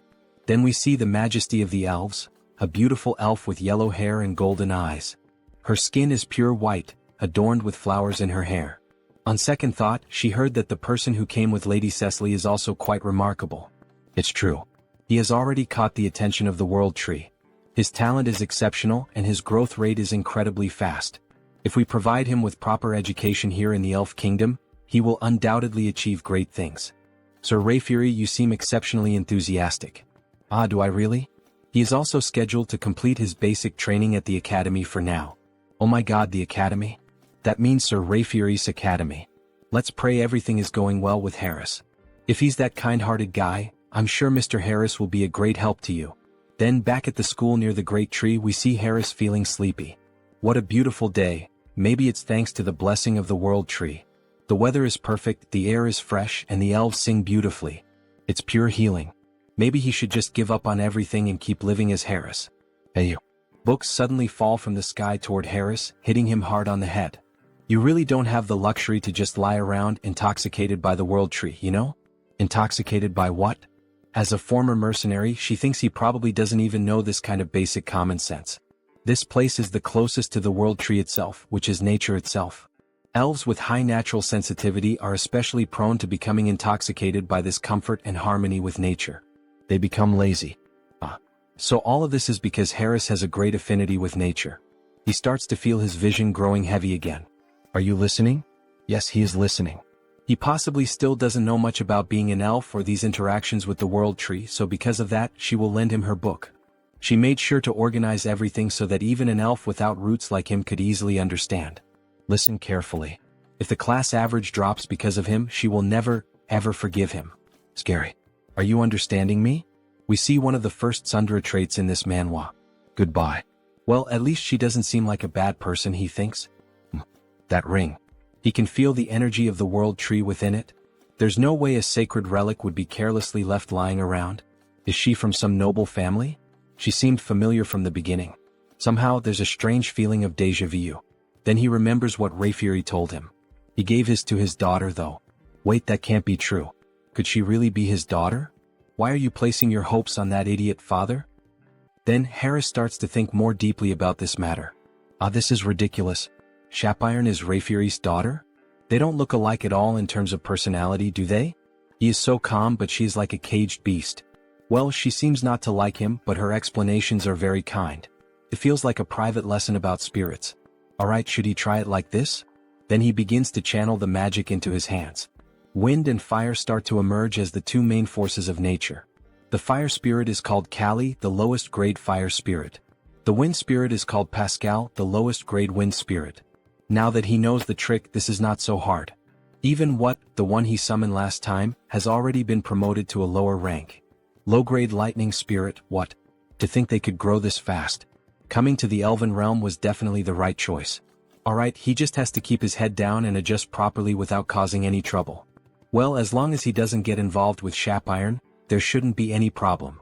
Or at least that's what he thought, until he ended up having to sit right next to her like they were two stubborn kids. Somehow, he got himself tangled up in this situation. We see a flashback. 10 minutes ago, the teacher started to explain the lesson's content. Let me repeat, forming bonds with spirits is extremely important. And traditionally, there is a secret to maximizing this connection. It is done through dance and song. Just like our ancestors used to do in the old days. Dance and song? That is an interesting theory. Soon, there will be a festival for the new High Elf, Lady Cecily, right? On that day, we will rent one of the main stages in the capital for the evaluations. It will be a performance that Cecily herself will be able to watch. It has been a while since he has done something like this, so wouldn't it be better to show his coolest side? Now, as everyone knows, we have a transfer student. Therefore, this time we will do a group project for the new student. Each group will work together to create their own performance. Your ability to connect with the spirits will be evaluated on stage that day. They can't believe what just happened. Then we see two together and two other unknown elves forming a group of 4 members. Wow, working with celebrities. How lucky. I'm Timer Coffin. And the elf very shy. Nice to meet you. Curie. Well, things have come to this point, so there's nothing to be done. So do you know how to dance or sing anything? If not, we will adjust to match you. He has no idea what to do, so I'm in. Me too. They are being so blatantly dismissive that now he is starting to get annoyed. From what he heard in class earlier, as long as it helps build bonds with the spirits, it doesn't have to be traditional elf music or dance. In that case, thank you for your consideration. At that moment he remembered a song he used to sing often in his hometown. Ah, it's a song from his hometown, so it must be from another continent, right? Yes. His parents loved it too, so it's a song he could never forget. Ah, he's confident, isn't he? Of course. Even though he lived a reclusive life for a long time, there was a time when he never scored below 90 in karaoke. It's time to show them the skills he polished at karaoke. However, even as he shows confidence, Shapiron still remains suspicious of him. She does not approve of him at all. What would a mercenary know about elven music? Someone like him being acknowledged by my father and by the world tree? All these stares are burning me up, Harris comments. She will never accept this. Fine. Prove your worth. But if you mess up, you will be held responsible. Alright then. But he has one condition too. A condition? If they get good results, would he be willing to teach him about elven culture? There is still so much he doesn't know. What a strange request. Alright, it's a good request. But only if they achieve a good result. Then he starts to sing a song from planet Earth itself. By my light. Find my light. To the paradise that I will find. I will embrace you, one that will never disappear. While playing an instrument, the spirits danced along with him. Then a system notification appears. The entity has reached enlightenment through repeated training. Acquired the skill Melody of Harmony. Melody of Harmony, huh? The tone definitely sounds more stable now. It feels like the power of nature is keeping his vocal cords steady. It's the first time he has heard a song like this. And these instruments? He has never seen anything like them before. Wow, congratulations. The shy elf claps her hands, meanwhile, Shapiron stays silent with her head down. This is ridiculous. Her spirits really reacted to that rootless, baseless song. They actually connected with the music of an outsider? Shapiron, why that face? You were shaking your shoulders just now. When did she do that? Then the system shows another notification. The spirits are evolving in sync with the melody. Low-level fire spirit. Low-level wind spirit. So now Callie and Pascal have also evolved, just like what?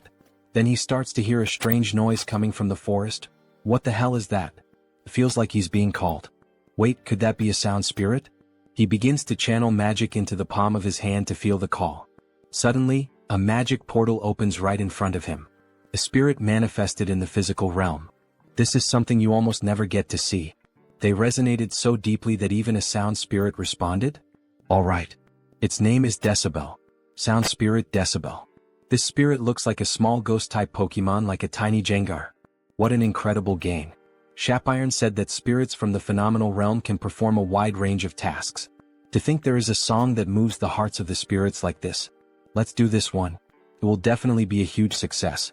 She thinks so too. Sound spirits are only attracted by beautiful sounds. So what did you think, Miss Shapiron? Alright, I admit that the sound was very beautiful. Great. Then shall we start planning the rehearsal schedule and the stage production until the day of the performance? Yes. Well, could he teach her how to play the instrument he used earlier? It seems interesting. Haha, with a mischievous look he says, of course I can help, miss. What is that expression? That is not appropriate for elves, so stop that right now. So, shall we split the parts first? Then the day of the main event finally arrived. You said your daughter is in the same group as Mr. Harris, right, Mr. Rayfury? That's right. You must be very nervous. Not at all. Why would he be nervous about a simple performance? Ah, he is very nervous, it seems. So, shall we listen to the song that Mr. Harris prepared? We see the 4 members up on the stage. Harris is holding a guitar, Timer Coffin is playing the drums. Then the show begins. Harris starts playing the guitar, creating a beautiful sound that even makes the spirits around them start to dance. Timer Coffin and Curie follow along with the rhythm. And of course, our dear elf, Shapiron, is playing the acoustic guitar in a very shy way. Harris notices this and starts playing more strongly to draw everyone's attention. Among the green bushes. If we run together, the spirits will guide us. As Shapiron and Harris keep singing, everyone becomes moved and amazed by the quality. Even Rayfuris is enchanted. The beautiful singer is showing all her talent for culture. It's the first time she hears this song, but it makes his heart race. The tone is also very beautiful. In search of the miracle of connection, let's find it together on our new journey. Shapiron can make that kind of expression? What song is this? It's the first time she hears it, but it's amazing. My ears are sensitive, but this music is really good, isn't it? Walk under that light, take my hand. Sir Rayfury, look over there. To think they are using the spirits this way. It's incredible. We see all of them together on stage, singing and smiling, a true show. Then, when Cecily was about to speak again with Rayfury, she noticed that he had vanished. Where did he go? That child over there is my daughter. She is my daughter. Yes. The woman is confused. Who would have thought he had this side, the overprotective father? Let's go together toward a new light. I'm not afraid. Shapiron helped a lot with the splendid stage production and the tuning of the instruments. As expected from an elite. Her spiritual knowledge is incredible. Since we are together. After being so irritable, she is the one enjoying it the most, isn't she? They keep singing, everyone happily putting on a big show for everyone in the elven realm. At the end of the show, everyone gives a round of applause. Sing another song again. Her breathing was more stable than usual, and the music flowed smoothly. Who would have thought she would become so immersed? System notification. Melody of Harmony Skin is in action. Target, Shapiron Sylvest. Looks like it works well on other people too. He used the new skill to support Shapiron. So even her father was there watching her. Shapiron is moved. Shapiron, what do you mean? This is... Sir Harris, she has misunderstood you all this time. Sorry for being so rude to you. She lost the bet. Just hearing that already calms his mind. It's amazing that music alone can have such a big impact on so many people. You will definitely have a great impact on the elven realm, Sir Harris. Then back in the Holy City. We see the Saintess sitting and reading some documents in her office. Lady Saintess, it's Heinrich. So he has already arrived, ask him to come in please. Come in, make yourself comfortable. Welcome, Sir Heinrich. However, what really catches his attention is the book on the floor. The Hero and the Saintess's Adventure. Let's pretend he didn't see that. Please have a seat. She called him here today to talk about something important. Something important? Maybe you have already heard about the Sacred Sword? Sacred Sword? The most powerful exclusive weapon that the hero protagonist in fantasy stories uses.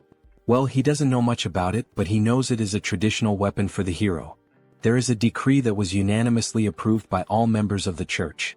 What do you mean? What kind of... Sir Heinrich, please challenge the trial of the Sacred Sword. The trial of the Sacred Sword? Am I really worthy to receive such an opportunity? Jackpot, you are the best, Lady Saintess. It was a meeting held in a hurry because of the resurrection of the immortal king, but no one had any objections. Because Sir Heinrich is the new hero of the Grand Divine Order. That praise is too much for me. The place where you will undergo the trial is the Great Temple of Pickle, in the western part of the continent. If it's the Great Temple of Pickle, the Salb Empire, which was destroyed 300 years ago by the second immortal king. After that, for countries claiming to be descendants of the empire were founded in that place, forming an alliance of kingdoms. Charlotte Steel Fortress, Talia Tulk Lesk. The great temple built in the southernmost kingdom among them, Lesk, is Pickle. It is a temple built on the site where the second immortal king was subdued by the hero. The previous hero defeated the immortal king but could not completely remove his heart. Soon the abyss spread and the land became tainted. Only after the hero drove his sacred sword into him was it purified. The great temple of Pickle was built right on top of that. The previous hero made it so that only someone who would succeed him could find the sacred sword. But if he pulls out the sacred sword, won't the seal of the abyss be broken? It has been 3,000 years. Now it is sufficiently purified, so it is fine. Therefore now it is time to inherit the hero's weapon. Leave it to me, Lady Saintess. When should he depart? Right now, she says with a smile on her face. Then he heads to the great temple of Pickle. Wow, it's magnificent, truly magnificent. He's amazed by what he sees. It has a completely different atmosphere compared to the great temple of Rosalia. The great temple of Pickle. There's a massive building surrounded by many trees, crosses, and a beautiful temple. So you must be Heinrich. Yes, that's him indeed. So, this person he's speaking to would probably be Cardinal Donovan? Wait a second, what kind of body is this? He looks like a wall. Yes, that's Donovan. He's the one challenging the sacred sword, right? Yes. He knows you're busy, so thank you for meeting him in person. Then we see that this priest is at least 6'7". Besides having a muscular build, his face is covered with scars. No. Aren't you the new hero recommended by the saint? Of course he had to come in person. Just like the rumors said, he's very trustworthy. They say he used to be a paladin and you can tell. His physique, even the strength of his handshake are no joke. If he had known he wouldn't get to see the saint again after his appointment, he would never have accepted the position of cardinal. Donovan, you look like a worm. We see that the saint has admired worms since her childhood. And of course she has a fondness or some kind of special bond with Donovan. Sir Heinrich, he's going to be honest with him. He was genuinely worried that some random brat might try to hit on her. Can he understand the heart of an old man like him? If someone like that shows up, he will personally take responsibility and deal with him. Yes. Alright, but before that, what about the sacred sword? Ah yes, pardon him, he completely forgot about that matter. Then he puts Heinrich back down on the ground as if he were holding a toy. Before that, there is something he needs to tell him. The trial for the sacred sword can only be held once a year. Countless paladins have already challenged it and failed. Does he truly believe he is up to this task? Don't worry. He will face it with the faith that the divine is always watching over him. To think that there's still a young man out there with faith this deep. Indeed, he has everything it takes to be the next hero. O Divine One, you will help him this time too, right? He believes in you. We see the image of the angel, uncertain about what to do with this request. Then they start descending into a sort of labyrinth. Donovan uses the sacred light to guide Heinrich. It's deeper than he thought. Could it be because it was built for sealing purposes? Now that he thinks about it, Sir Heinrich, does he know what the trial consists of? Yes, he heard from the saint. She said the trial changes for each challenger. That's right. Some finish in just a few hours, others take weeks. Since each trial is different, there is no advice he can give him. Finally, they arrive at the destination. If he wants to turn his back and run away, now is his only chance. So this is it. It's the Gate of Trials. So huge and mysterious, he can definitely feel some sort of power behind the door. Then, with a smile on his face, he makes his decision. Without fail, he will retrieve the sacred sword. So that's your answer, Sir Heinrich? May God help you. The moment you step inside, the trial will begin. His hand starts to shine even brighter. May luck be with you. Then the door opens and Heinrich walks toward it. He prays for the new hero's success. Then a system notification appears. The first trial of the Holy Sword. They say the trials are different for each person, but even so, the system notification shows up. Reach the destination within the time limit. That's already a problem right from the start. The door he entered through has vanished, and there are paths both ahead and behind him. So it's telling him to choose, huh? He's literally inside a labyrinth like a minotaur's maze. So he does some light stretches before starting. Alright for now. Blessing, leap. It's a battle of speed. He starts moving at the speed of light. Leap, leap. He rushes forward through walls, secret passages, and doors inside the maze. However, he notices something odd. Something feels strange. At this pace, he must have already leaped over several cities, but he still can't see the end. The goal of the trial is also vague. Reach the destination within the time limit. But exactly where is he supposed to reach? Could there be another solution for this? Then he has a flashback of the saint. They say the trial of the Holy Sword is different for everyone. She believes this truly reflects the will of the divine. Really? It's written in the scriptures, you know? The divine is always watching over us and gives us trials that we are capable of overcoming on our own.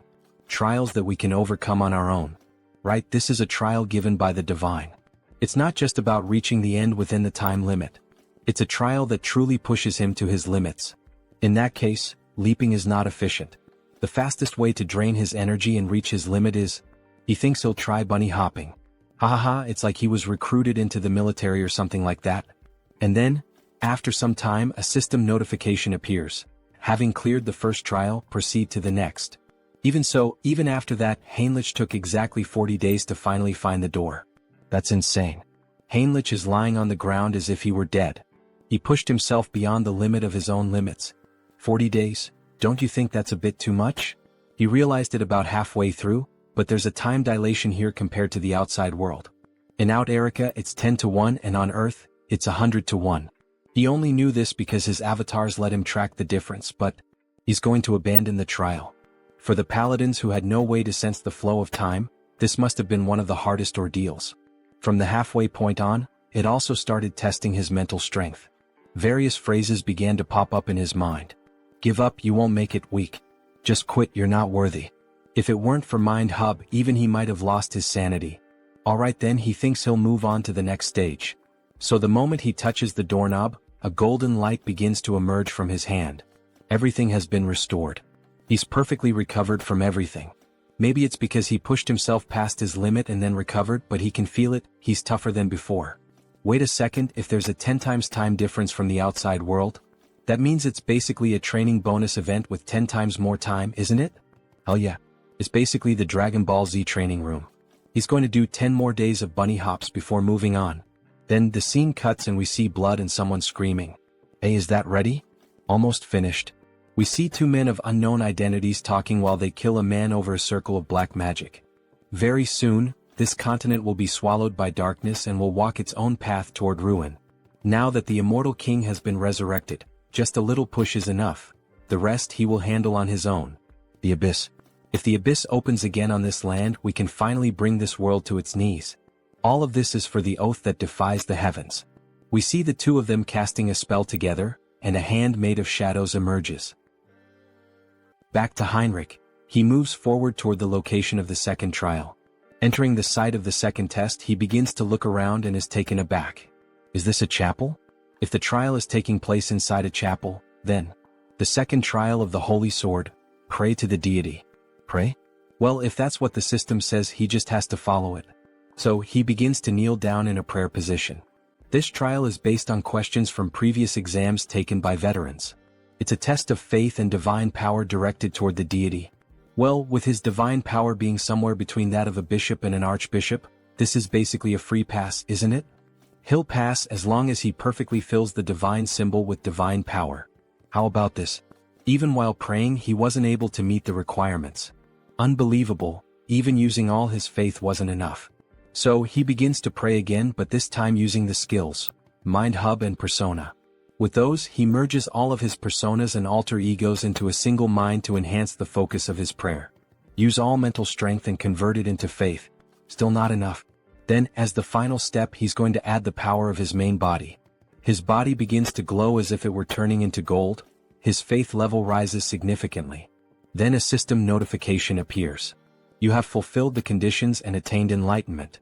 You have acquired the special ability, Blessing, Amplification. The divine power that had been overflowing has now settled. The maximum amount of divine power he can withstand has increased. With this, he could almost rival an archbishop, huh? You have passed the second trial. Proceeding to the next stage. Great, everything is going smoothly, isn't it? The trial continues. He then enters the next door. The next trial setting is a dark and ominous environment, with crows and everything around in ruins. The system states, eliminate the enemy. Are we just going to do this out of nowhere? He then notices something strange in the sky, a mysterious cloaked figure. This feels familiar. Where has he seen that figure before? Then it descends to the ground. A subordinate of the former immortal king. An archlich. A hunter from the church, huh? How did you make it this far? He looks like Hans before his awakening. It's best not to underestimate him. After all, even a paladin would hesitate to face an archlich in one-on-one combat. If he doesn't intend to answer, then he strikes his staff against the ground. Die, dog of the church. He summons several skeletal soldiers, some of them with human-like appearances. Just the archlich alone is already troublesome enough, and now he also has to deal with this army of undead? He was probably expecting exactly this kind of reaction. But unfortunately, dear trial creator, why is he muttering to himself? Like someone about to die, your resistance ends here. Go forth, my subordinates. However, Heinrich begins to easily cut down the soldiers, dodging their strikes and countering with simple blows, yet enough to destroy them. How is he managing to dodge all of them? Damn it, just crush him already. Then they all charge at him. That archlich shouldn't assume that all he knows how to do is dodge. So he draws his sword, embedded with holy power, and begins slicing all the enemies in two. That divine power? Are you an archbishop? To think an undead would know what it means to feel fear. How ridiculous. He's just glad to finally be able to show his full power. So this is where it all ends. The archlich begins to channel a powerful spell. Let's see if you can block this too. He summons a few ghostly skulls and tries to strike the protagonist. However, he keeps defending and striking back with only a single attack. You stopped everything with just one blow? Impossible. He says with a look of shock. You predicted all of his tactics? Asks the defeated archlich lying on the ground, almost begging for his life. It's a shame, but he doesn't have any kind of cheat ability like that. On the other hand, he does have a very talented tutor, the strongest direct impact instructor among the undead. And we see that the instructor is Hans. Some kind of personal tutor or whatever. All you ever do is talk nonsense. He's curious to see how much longer that talkative mouth of yours will keep running. Let's see if you can dodge this. Then he starts casting a new spell again, in which a magic circle appears and begins to aim at him from the sky. Heinrich is impressed by such a powerful display. Deathbolt rain. Black lightning bolts begin raining down on the protagonist, giving him no chance to defend. The Archlich laughs. After all, he believes he has defeated his enemy. Ah! There's no way he could have blocked his secret technique. Farewell, arrogant holy knight. Then he hears a voice from afar. Oh, so that was your final move? What? He's still alive? How the hell is he still alive? Of course he's alive, because it didn't hit him. Heinrich says it with a defiant smile on his face. That makes no sense. How could a mere holy knight block his ability? It's impossible. This is completely impossible. Then he unleashes his secret technique once again, and we clearly see that Heinrich has no difficulty moving and dodging all the black lightning bolts. In fact, he's even laughing while dodging. Yeah, it probably doesn't make any sense to him, logically speaking. Even if there's a type advantage, it's still incredibly difficult for one person to completely block that kind of bombardment. But with Hansa's knowledge now being his, he can see every single weakness in the dark magic. So he quickly closes the distance to the enemy and declares that this is the end. With a swift and clean slash, using all the holy energy he can muster, he cuts the Archlich in half, purifying even the ground beneath the strike. However, even though he appears to be dead, the Archlich continues speaking. Ah, not bad, holy warrior of the Orda. But he will never be able to kill the Archlich. As long as he doesn't manage to destroy the core, he'll keep regenerating, again and again. We see a trail of dark magic floating around, moving toward a secret passage in the ground. Fufu. The Order really has created an impressive holy knight. But soon he'll taste true hell once he's resurrected. We see a purple egg. Inside it, as if there were a black hole, a star-filled void. He'll make sure you pay for this humiliation. The Order will. Got you. Heinrich appears suddenly. Spreading dark magic around like that, how could he not notice? He arrived first and had been waiting. Wait. Very well then, goodbye. He swiftly slices the egg into pieces, and a system notification appears. Third trial cleared. Proceed through the gate to the place where the holy sword lies. Then he sees the new door in front of him. As expected, defeating monsters and receiving rewards really is the proper way to do things. Alright then, he should head inside. We see the new location he's been teleported to. Several statues stand around with a sword embedded in the ground, surrounded by 7 tombstones. Heinrich is struck by the sight. So this is the famous holy sword. A beautiful weapon with golden inscriptions running from the hilt to the blade. The spot where the sword is embedded is the abyss created by the immortal king. Remove the holy sword and be recognized as its master. Alright, let's do this. As he begins to pull the sword, all the sacred energy in the area starts to become distorted. Something is endlessly pouring out. Are these the battle records of the previous heroes? The techniques for wielding the holy sword, the tricks for manipulating energy, even methods for dealing with special monsters. This is the accumulated knowledge of all the past wielders of the holy sword. Everything begins to flood into his mind, as if he were inheriting all the wisdom of his predecessors. Even so, their emotions are also flooding into his thoughts, so it's best to stop here. He activates the Mind Hub skill. Other holy knights might succumb, but not him. This is already enough, so he begins to apply more force to pull the sword. Come out quietly. Partner. You have achieved the condition and gained enlightenment. Great. Acquired special skill, blessing, holy sword. A stigmata on his palm? In the shape of a cross. Then the sword begins to shine intensely and vanishes. So he can use it like a subspace, huh? That'll be useful for drawing the holy sword. You have achieved the condition and gained enlightenment. Skill, Paladin's combat techniques, and comprehensive weapon arts, have merged and evolved into special skill, Logia's holy warfare. Then he summons the sword from the subspace and begins to train. This is incredible. To think he has acquired the perfected battle technique of the holy sword's past wielders. With just enlightenment, his power grows stronger and his movements become sharper. Finally, as he gazes at his reflection in the blade, we have reclaimed the holy sword, my lady. Then the scene shifts. A mountainous region on the western continent of Ion, between the kingdom of Talia and Lesk. We see an abandoned house in the middle of the forest. Inside it, there are scrolls and skulls. Dark mage of the mountains, what is your name? We see Hans with his new appearance. His name is Victor Nolan, sir. He is kneeling, trembling with fear. Victor, this is Hannibal Strauss. He does know who that is, doesn't he? Yes, of course he would know, sir, immortal king. He will follow every command given, so please spare his life. He came to recruit talents, so why all the nervousness? He even spoke quite kindly. But he forgot he still had the Eyes of Darkness skill active. While talking to Victor, he sensed something strange like a sixth sense. But what was that? Victor, confused, asks, "What happened, my king?" Someone openly conducted sacrificial rituals. And on top of that, they occurred simultaneously in both the western and southern regions of the Kingdom of Lesk. To think those reckless fools would dare make plans without consulting the immortal king. What does he intend to do? Well, dark energy begins to radiate from his entire body. He needs to hear their reasons in person, of course. The secret organization continues the ritual, now involving even more people. The pentagram grows more colorful, more intense, and begins to emit an even greater amount of dark power. Everything is proceeding smoothly. It seems there are no issues anywhere else either. 30 years. They spend an unbelievable 30 years preparing for this. This is the moment when all their hardships are finally being rewarded. However, the elder with an aged appearance suddenly begins coughing up blood. What is happening? The magic circle is vanishing. Even after everything, he still hasn't been able to complete the grand spell. But he cannot stop now. If things have reached this point, he grabs hold of a necklace bearing a purple gemstone. Then he will offer himself as a sacrifice. The necklace is shattered and black flames begin to corrode his body. He becomes one with the pentagram, dedicating the remainder of his life to completing the spell.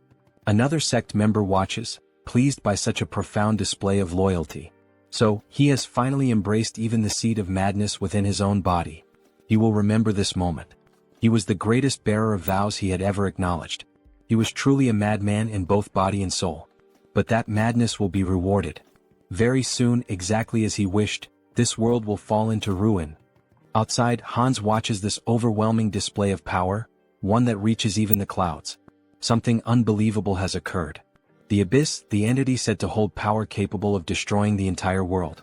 That abyss, for the first time in 1,000 years since the first immortal king, is opening once again. He had never even considered a variable like this. By the time they managed to track them down, it was already too late. The vow of defiance. It's time to settle the score with those bastards. But before he can finish that thought, he feels a sharp pain in his heart. Whispers begin to echo in his mind. Death to the world. Vengeance. Let this continent drown in death. Erase every living being from this land. March silently toward destruction and sleep forever. The voices of the former immortal kings. Are these the remnants of thought left behind by the immortal kings who once rested within the abyss? But what the hell is he doing? Suddenly, the former immortal king appears before him. Come and join him. They must shroud the world in death. You think some ghost from the past has the right to give me orders? He's stunned. What the hell did he just say? He has absolutely no intention of obeying the orders of a loser. He begins to laugh like a demon. Ha ha ha. So, you broke free from the will of death, didn't you? Even after becoming an immortal king, you managed to keep your consciousness intact. This junior of yours truly turned out to be a prodigy. That makes their blood boil with rage and envy. We are still chained by death. Chain, he says. Now he thinks he understands. That impurity he'd been feeling in his heart all this time, was it the lingering thoughts of them? We are bound by resentment, forever unable to break free. We too seek liberation, O new immortal king. Liberation. Liberation from these emotions. These guys are getting way too noisy. Wait a second, emotions? So, in the end, he's still shackled by the emotion of death. Why don't you all just shut up already? He'll grant their wish. And erase every last one of them. If he truly grants them an eternal death, then he will give them a gift. Something they should have had but never could. Something he should have had, but never obtained? What the hell is he talking about? Well, in any case, he'll find out for himself soon enough. Activating skill, persona. Persona allows one to control specific emotions, targeting the lingering thoughts embedded in the heart, and expelling them from the body. He's coming apart. He's being erased. At last, eternal death is approaching. Farewell, you pathetic old fools. He finally manages to erase every trace of the former immortal kings. And because of that, black words begin to fly toward him. He starts absorbing those words through his hand, gaining even more knowledge. He admits it, this really could be considered a gift. Who would have thought he had left traces of the immortal king's legacy scattered everywhere? The first immortal king laid waste to half a continent, and the second brought down an entire empire. That's a feat that, no matter how powerful one might be, could never be achieved alone. Naturally, there were followers who served him. An undying army that marched at the forefront, carrying out the will of the immortal king. Most were wiped out by the order, but many managed to escape thanks to the discretion of their commanders. And the method many of them chose was to seal themselves at the edge of the abyss. And now, it seems the first of those legacies has begun to crawl back out. Back to Heinrich. He had just obtained the holy sword, and the moment he was leaving, he felt a strange energy. The ground began to crack. The abyss was opening once again. Royal Guard of the Immortal King. Dwell McCain, Archlich, the very same enemy he had just faced, emerged from the abyss. Those filthy bastards from the Order. He can't let it end like this. Not now that he's returned to the world of the living. And when he looks up, he sees the same knight who had recently defeated him. We've met before, haven't we? That stinks. Sorry, it's just, he only just returned to the world of the living. Talk about bad luck, coming back to life at a time like this. So he kills the Archlich again, who ends up dropping the same stone that had appeared in the other world. So the source was trapped between the holy sword and the abyss, huh? Normally he'd be destroying that source right about now, but he'll be merciful and hand it over to Hans. Make sure to serve him well as your new master. After all, he's a very good boy. Then Hans finally arrives at the location where the explosion occurred. However, he doesn't find anyone there. The ones known as the Vow of Defiance have already fled, huh? This must be the source of the abyss that shot up into the sky. He's sure of it, since the energy is definitely most concentrated right here. To open an abyss so immense that it could pierce the sky. But as he looks down at the ground, he notices a fragment of a strange object lying there. Upon inspecting it more closely, it turns out to be nothing more than a piece of metal. Did those bastards drop this? The energy is unstable, so he can't track where it came from, but he'll keep it for now. The flow of leaked energy from the abyss continues to increase. The madness seeping from the abyss is resonating. Even though it's an unstable gate, that alone will already have a huge impact on the continent. He activates the skill, Eye of Darkness. Well, so this is the origin of the dark magic contained within the heart of the Immortal King. If he does this properly, he might be able to control it.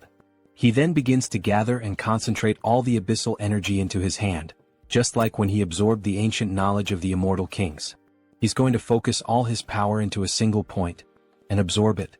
He merges with all the energy present at the location. He can feel it. The abyssal energy clinging to his heart and bones. It feels like his power has been greatly amplified. Those bastards from the Vow of Defiance have done him quite a favor. Should he add them to the list of villains? As he was thinking about it, a presence startled him. Something began to emerge from the floor of the abyss. Wait, could that be? A dragon made of bone begins to burst through and tear apart the ground. Yes, is that the bone dragon in Trejo? He bursts out of the ground in grand fashion, breathing fire from his mouth. Or at least, something like fire seems to be leaking out of it. Excellent. This is truly magnificent. However, he doesn't recognize Hans as his new master. What's this? You don't recognize your master in Trejo? Then, staring straight into the dragon's eyes and overflowing with dark energy, the dragon finally acknowledges him. Ah yes. He's finally recognized his new master. Now that he gets a good look at him, he's actually kind of cute. It's like having a pet. This isn't the end of the Immortal King's legacy. He's excited for what comes next. And again he senses something as if it were a sixth sense. You felt it too, didn't you? Some people are envious of our little meeting and are heading this way. The timing isn't ideal. He still hasn't learned enough about the abyss. Running into the Great Divine Order under these conditions is a bit... No, even in real life when you buy a new car you call a friend and go out for a test drive. The abyss that was opened after 1,000 years, and the appearance of the bone dragon. This is a chance to gather a massive amount of karma. He endured so many hardships in such a confined place. Then the dragon begins to flap its wings. Now fly as much as you want. Show them what kind of being you truly are, Hans shouts. Meanwhile, the paladins approach on horseback. Let's hurry. The energy of evil still lingers in the abyss. Yes. Even though we are an elite force, we departed too quickly, so our numbers are few. If the enemy is capable of releasing this kind of energy, we may need to prepare ourselves. The sky has darkened. Could it be because of the abyss? However, one of the paladins watches the sky closely. No, that's not it. Everyone prepare for battle. It's the bone dragon. Look above it. It's the Immortal King. What brings the henchmen of the Order all the way here? Immortal King. We came upon hearing that the abyss had been opened. I see. And what do you intend to do about it? Are you serious, even after the disaster that unfolded across the continent just to open the abyss? Tens of thousands were sacrificed in a ritual. Tens of thousands. He knew rituals were happening all over the continent. Those bastards from the Vow of Defiance are even more insane than he thought. And that's not all. The damage the continent will suffer due to the Abyss's influence is beyond imagination. Of course, all of this is your fault. No, it wasn't. He's curious about that too. But he must play his role as the villain here. That's a question not even worth answering. Who else but him could accomplish something like this? As expected. He will bring judgment upon you this very moment. Don't get carried away, dogs of the Order. Today he intends only to give you a warning. A warning? What nonsense. Let's shut that mouth of yours. Everyone stand down. Archbishop Latius. What do you mean by this? None of you have noticed? He's maintaining a constant distance in the sky. The Immortal King wouldn't simply want to have a peaceful conversation with us. This is clearly a trap meant to kill us. Wait, what the hell is this lunatic talking about? What kind of warning could the Master of the Abyss be giving us? The Holy Knight Heinrich Landgard, the one who pierced his heart. This is a warning for him. What? A warning? What does that mean? What kind of warning does the Immortal King want to give? Perhaps it's because of their faith in Heinrich that the heavens are lending me their aid. It's so easy to get into character. This is his victory. A warning for Sir Heinrich? Yes. I, Hannibal Strauss, acknowledge his power. Next time we meet, he will take your life and make you his subordinate. You dare to defile the hero of the gods like that. This is intolerable. For the climax, he needs to emphasize Heinrich's name. And his own name as well, Hannibal Strauss. Perhaps he should wrap things up for now. Enough of this commotion. All of you have your roles to play too. Intrasio, show them your strength. Prepare your defenses. All the paladins begin to pray and invoke divine power. Faith will overcome all evil. Bone Dragon's unique skill, Breath of Death. He releases a black beam toward the paladins. Latius steps forward, trying to absorb as much of the damage as possible. Endure it, Knights of the Gods. Sir Latius, any more than this and... Suddenly the black beam is halted. We managed to stop it. We're alive. We survived. Don't lower your guard.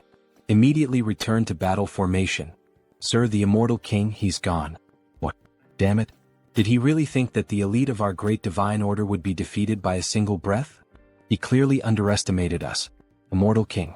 What exactly is he plotting? What kind of wicked plan does he have in mind? Intrasio, your smoke was masterfully done. How did you manage to create such a flawless breath? Thanks to that, we've earned a notorious reputation while still preserving innocent lives.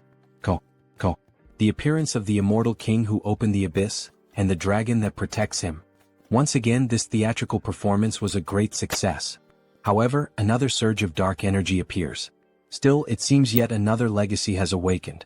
Another abyss opens with black energy beams shooting into the sky. Skeletal hands rise from the ground. And an army of undead begins to emerge. He can feel the aura of his companions spread all across the continent. All troops advance. Knight Dullahan. Viscounty of the Kingdom of Charlotte. What the hell are those things? The abyss has opened here too. Everyone run. Damn it, he was wrong. We're surrounded. Surrounded? Undead would never have that level of intelligence. That can't be. Then they hear a scream. An undead of a different level appears and a soldier runs for his life. The undead are moving as one. Save me. Then he is sliced in half by the undead. We need to inform the Viscount. The Death Knight has resurrected in our kingdom. Meanwhile, in the new kingdom of the vampires, what is the current situation? The entire continent of Out Erica is in emergency mode. It's said that the abyss is opening all over the continent, summoning undead armies. And what about our clan's base, the kingdom of Talia? Fortunately, Talia and the surrounding nations haven't suffered any significant damage. That's probably because all the undead appearing nearby are being dealt with by Hans. But, is there something troubling you, sir? Any reports about the madness coming from the abyss and its effects? Aside from the undead, no one knows exactly what this madness is. It's still uncertain, but there's a growing number of disputes breaking out over trivial matters, possibly due to the influence of the madness. Isn't that a bit of an exaggerated assumption? Maybe everyone's just on edge. That's probably not the case. How can you be so sure? It's not just humans, even monster activity is being reported as unusual. Even the monsters are becoming more violent, which means that the madness is affecting all living beings on the continent. Humans are being killed more frequently. Even the monsters are killing each other. Everything is getting worse. From now on, gathering information about the madness will be our top priority. Understood, Lord Hines. He seems to be truly concerned. Hans is busy trying to regroup the immortal king's dormant army.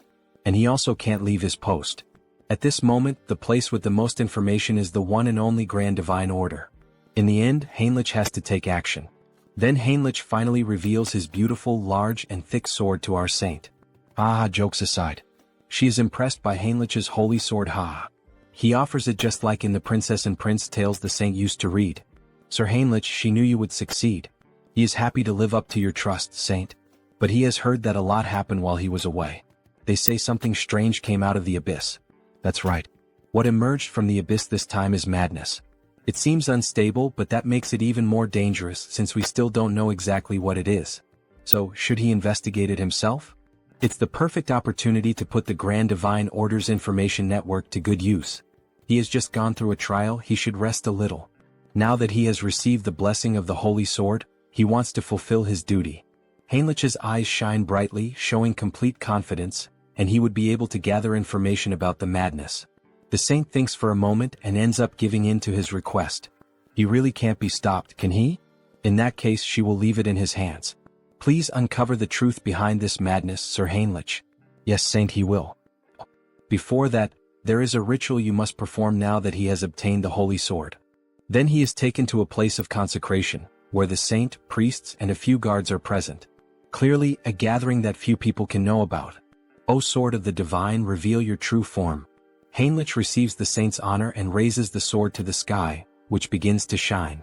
This is the Holy Sword. As expected, it is overwhelming.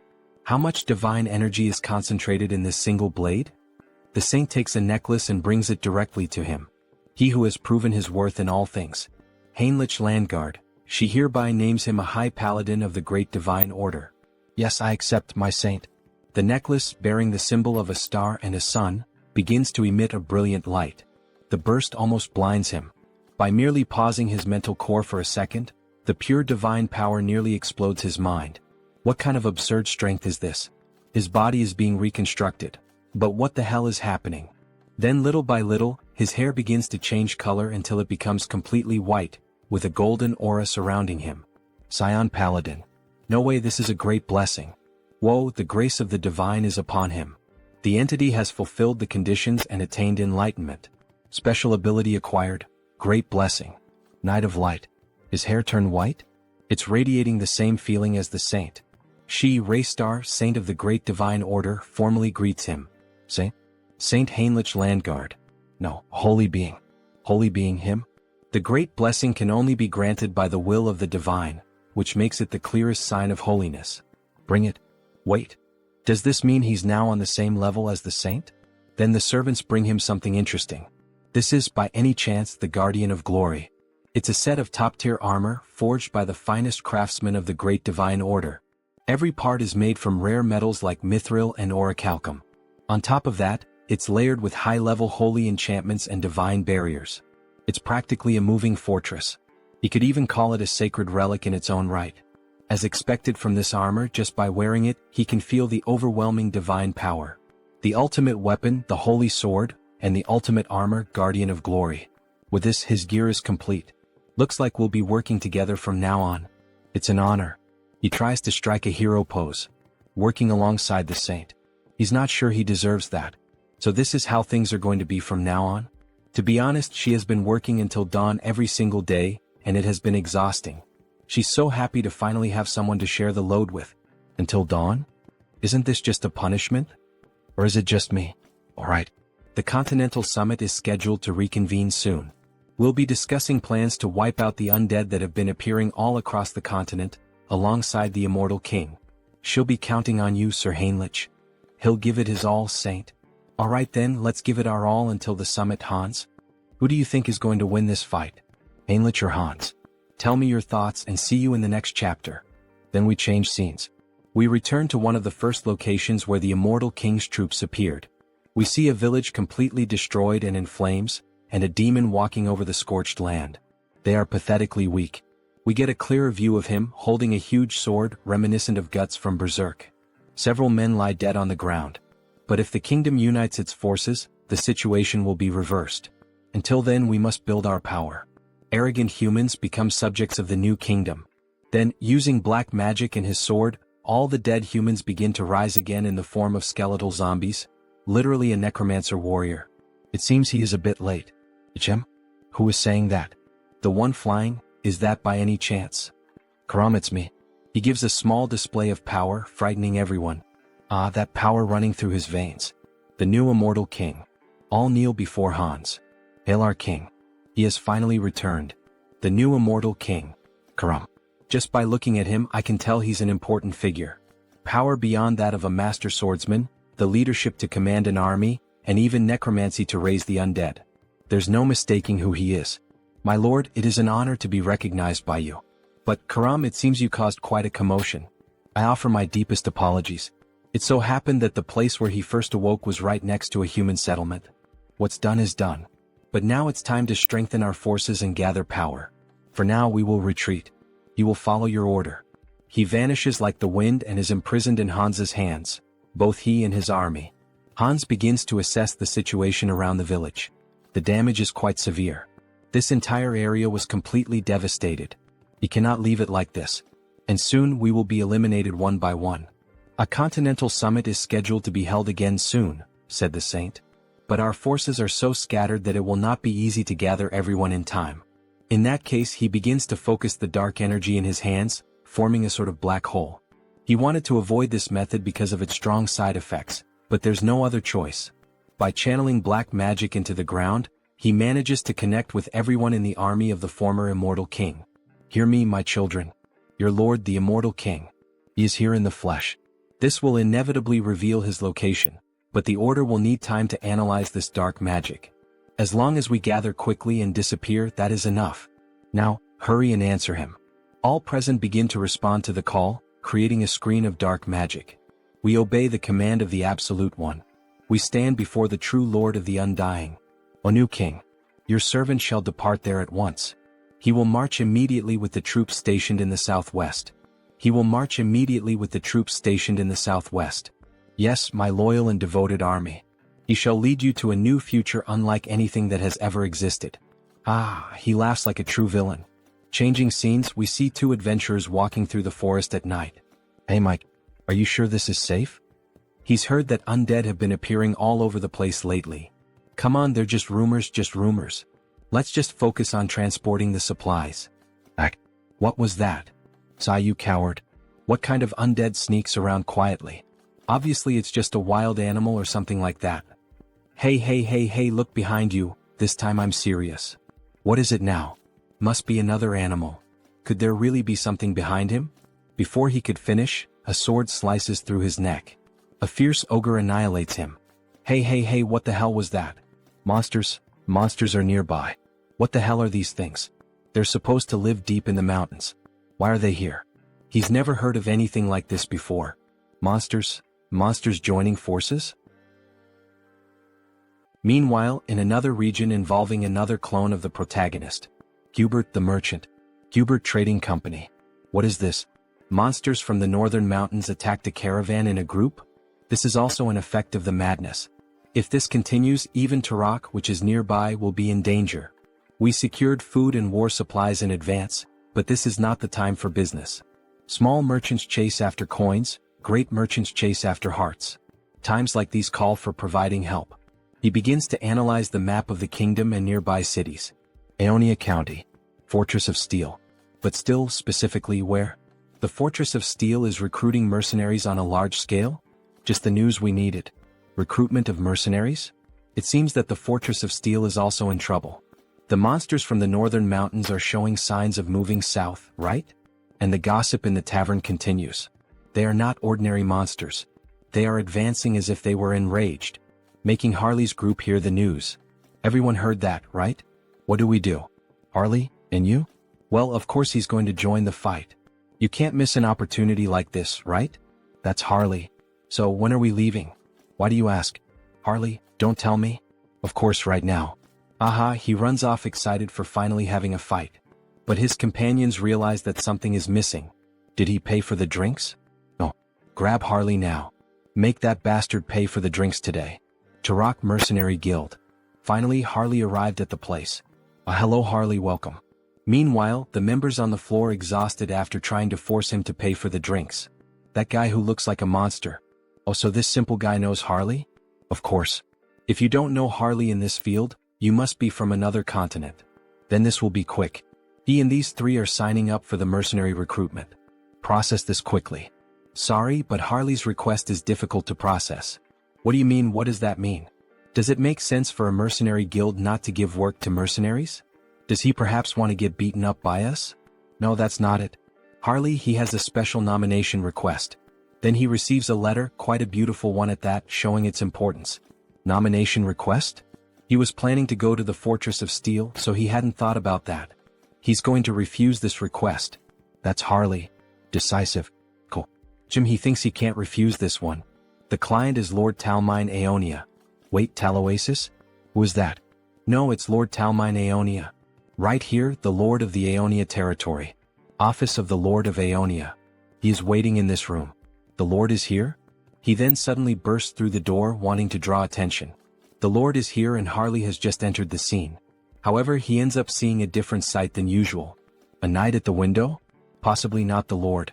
The Lord wouldn't talk to a mere mercenary. He is Knight Robin, authorized for this mission. They've heard of him, but he is quite large. And very unique. As he stares at the wolf ears, the female version of girls with cat ears. He understands the matter. So, what does a knight want with a mere mercenary? There is only one reason we have nominated you. We need someone to lead the attack on the Northern Mountains. Northern Mountains? Isn't that the place overrun by monsters now? The mission is to rescue a VIP. The target's name is Jaonic Steelstone. He is a blacksmith from our territory and his race is dwarf. We have images of him in some mine, mining some kind of bluish crystal. Switching scenes, we see a hospital in Seoul. We should go now, Grandma. Ah, she's fine, so don't worry, go ahead. He is happy that she is feeling better. Right? The doctors were also surprised. It seems she may be discharged soon. But there is something strange. Strange. According to the doctor, it is as if a high-ranking priest had poured divine power for days. Where would someone humble like him have such incredible connections? It was him, a pity he can't reveal that information, at least not now. Grandma must have overcome this on her own. She is strong. Right? Wow, our grandma who spent her life serving others was finally rewarded? Ah yes. How is your moving plan going? He found a house in the suburbs for a quieter life. Oh, a private house. Hang Sunghyun is successful now. But isn't it hard to be far from Seoul? It is a sacrifice he is willing to make. Apologies to Taesan for worrying, but now that the duration of his projection has increased, he can easily travel long distances. He won't sell his old house and will use it as a base. The main reason he managed to get a bigger house is, he doesn't know how many clones will appear in the future. This last page of the chapter looks a lot like solo leveling. Then on the next day we see the snowy mountains and Harley walking with a group. Is it because this request comes from the Lord himself? Everyone is being very proactive. And that knight over there is really impressive. He is not just delivering the request, he is actually participating personally. A little further and we will reach the last area where Jaonic left a transmission. He sent a transmission? Yes. The moment he noticed the monsters acting strangely, he hid in a safe cave and contacted us with a magic device. Did Jaonic really need to climb the mountain at a time like this? Well, he couldn't have known things would turn out this way. Dwarfs chasing rare minerals is nothing new. I see these are all well-known mercenaries from Turok. Using such elite people as guides. How incredible Jaonic Steelstone is as a blacksmith. Careful, monsters. Some ice ogres appear in front of the group. Leave this to us. The two combine crossbow arrows and fire magic to form a strong combo. They fire directly at the monsters point blank. However, to their surprise, after the smoke of the explosion clears, the monsters remain unmoved and without apparent injuries. The further we advance, the tougher they become. Their vitality and defense also seem unusually high. Looks like he'll have to intervene. He activates the marks on his body to increase his base strength and using all his power, leaps directly at the monsters. Grabbing both their heads and smashing them together, making an instant double kill. Two others try to advance against Harley, who with 2 punches smashes the monsters' heads. Harley, watch your back. 3 of them at once? Bare fists might not be enough. If he used wild instinct he could finish this easily. But they might mistake him for a monster disguised as a human. In that case he puts strength into his legs and jumps directly at the enemies. Charging power into his hands, he pierces one of the monsters with his bare hands. The other ends up making a huge cut on his chest, and the last monster using both hands together. He's going to finish this before even landing. Invisible hand operation. What? He just punched 3 of them at once? Now they don't know who's really the monster here. Is something like that even possible? He's already seen this several times just today but still can't get used to it. Harley starts consuming the magic stones. Wait, Harley? What are you doing? Sorry, he was so hungry that he did it out of habit. Out of habit? He can't believe it. It's the secret magic of our tribe. We absorb energy by eating magic stones. She has never heard of anyone capable of doing that. There's no way eating something like that wouldn't harm you. Nah, he's fine. He's used to these crystals, however, something strange happened this time. Blood starts coming out of his mouth. No, he's not fine. What is this nausea? Annoying. It feels disgusting. He wants to crush everything. Should he just annihilate everything? Yes, let's kill them. Such violent emotions. Thanks to the mental link, he is holding himself back, but that's not all. Every muscle and sense is becoming more active. Could it be? He starts to see a red smoke coming out of the monsters as if it were some kind of aura. Madness spreading throughout the whole forest. Switching scenes, we see Hans. Quite a sight, isn't it? Several ghost soldiers and a lady in black kneeling before the immortal king. She pledged her loyalty to the king. Banshee Queen Olivia. A high-ranking officer of the undead army, a Banshee Queen with a ghost unit. What an incredible achievement. A lineup worthy of the history books like in Trejo or Karam. Well done, Olivia. She has gathered far more strength than he expected. As the king commanded, she minimized clashes with humans and gathered the children. Olivia, there is something he needs you to do. Command it and it shall be done. That people's organization. Extract every fragment of information you can from the oath of reversing heaven. Her ability is perfectly suited for this. It is an honor. Olivia will do her utmost. What is it he most desires from them? Why, of course, absolute obedience. Hear me, my children. Hunt down every last remnant of them and drain their souls, and dedicate everything to the king. I would like to thank the support of our subscribers and say that our latest video of this manhwa is close to 100,000 views. Thank you very much to everyone. Keep subscribing and commenting and I will keep releasing this manhwa. See you in the next video. Meanwhile, their vampire analyzes the latest news. Hans managed to unearth this kind of information about the Banshee Queen, obtaining details that most would not even dare to search for. Information about the state of the nation coming from the Brokaslak clan, about the underworld coming from the Banshees, and he can count on Harley for anything related to madness. But why does he have this feeling of fear? As if he were having a migraine. Suddenly his subordinate enters the office. Lord Hines. What happened? A short while ago in the demon forest, a report arrived that the monsters started attacking. He sent 2 of the purebloods there, so it should be all right. That is not all. Ichem? The monsters in the northern mountains started descending to the south with full force. This spreads in all directions in an instant. This is madness. Something that cannot be seen, as if it mixed with the air. Everyone is being corrupted by madness just by breathing. Wait, what about his companions? The effect is small, but they are not completely immune. It seems the effect is lighter on humans at least. We are about to reach our destination, so let's hurry. Just a little more. Even so, this is really dangerous, isn't it? His body keeps having spasms. His physical abilities are becoming explosively stronger, but in exchange, it seems he is losing control of his own body. Then a system notification appears. Controlling the physical transformation with the skill body mutation. If it were not for this skill, he would have become a lunatic like the orcs. Everyone stop. What, there are more monsters? At least he is dressed like a monster. It suits me quite well, don't you think? Some plants start moving. They are already here, he was waiting. Blacksmith, Zaonic Steelstone and another unknown. He dug a cave there. He will escort you to it. He is curious but he cannot. Hallie, don't tell me. That's right. Monsters are coming. Let's go down there now. Several orcs appear with different types of weapons. All possessed by madness. Everyone cover our rear as we go down the mountain. While they run, the dwarf starts falling behind. After all, he takes short steps. One of the orcs is approaching to wound him.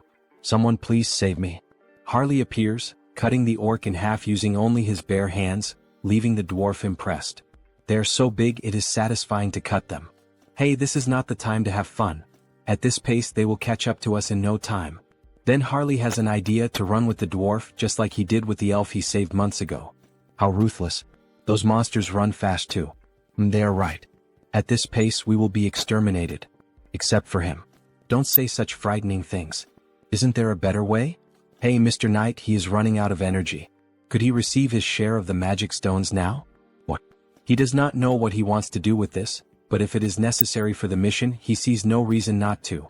He gives a bag full of magic stones from monsters. Thank you. For now, he will leave this dwarf with them for protection. Harley, what the hell is he doing? It is dangerous, he has to get out of there. Ah. Wasn't it them who asked if there was a better way? He opens the bag full of red fragments and starts ingesting them all at once. He can feel a madness far greater than before. It seems that each magic stone contains a different amount of madness.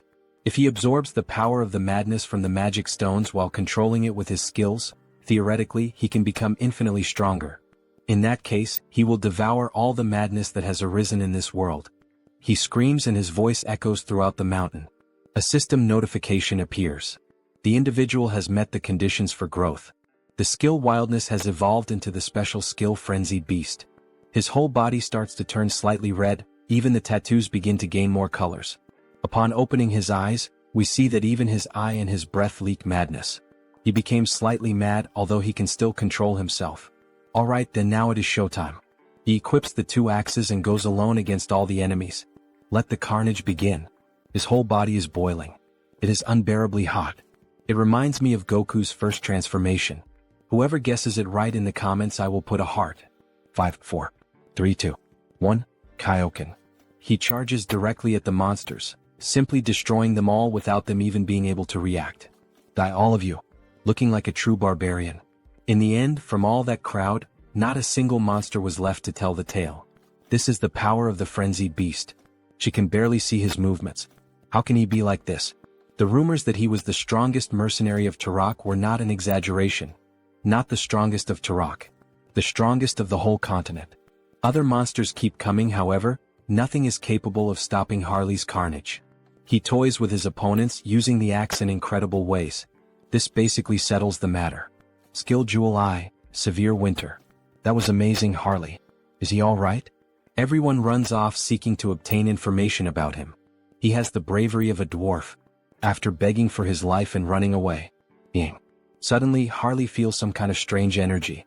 His whole body is screaming for him to flee. This is the first time he feels so tense. Harley, what is that face? Don't tell me more enemies are coming? Kah. This is really bad. If we encounter the monster that is coming now, it will be a total extermination. Well, except for him. We have come too far to give up now. Do something, muscle friend. Old man. When he saw them before, he dug a burrow to hide, right? That's right. He very bravely dug that burrow.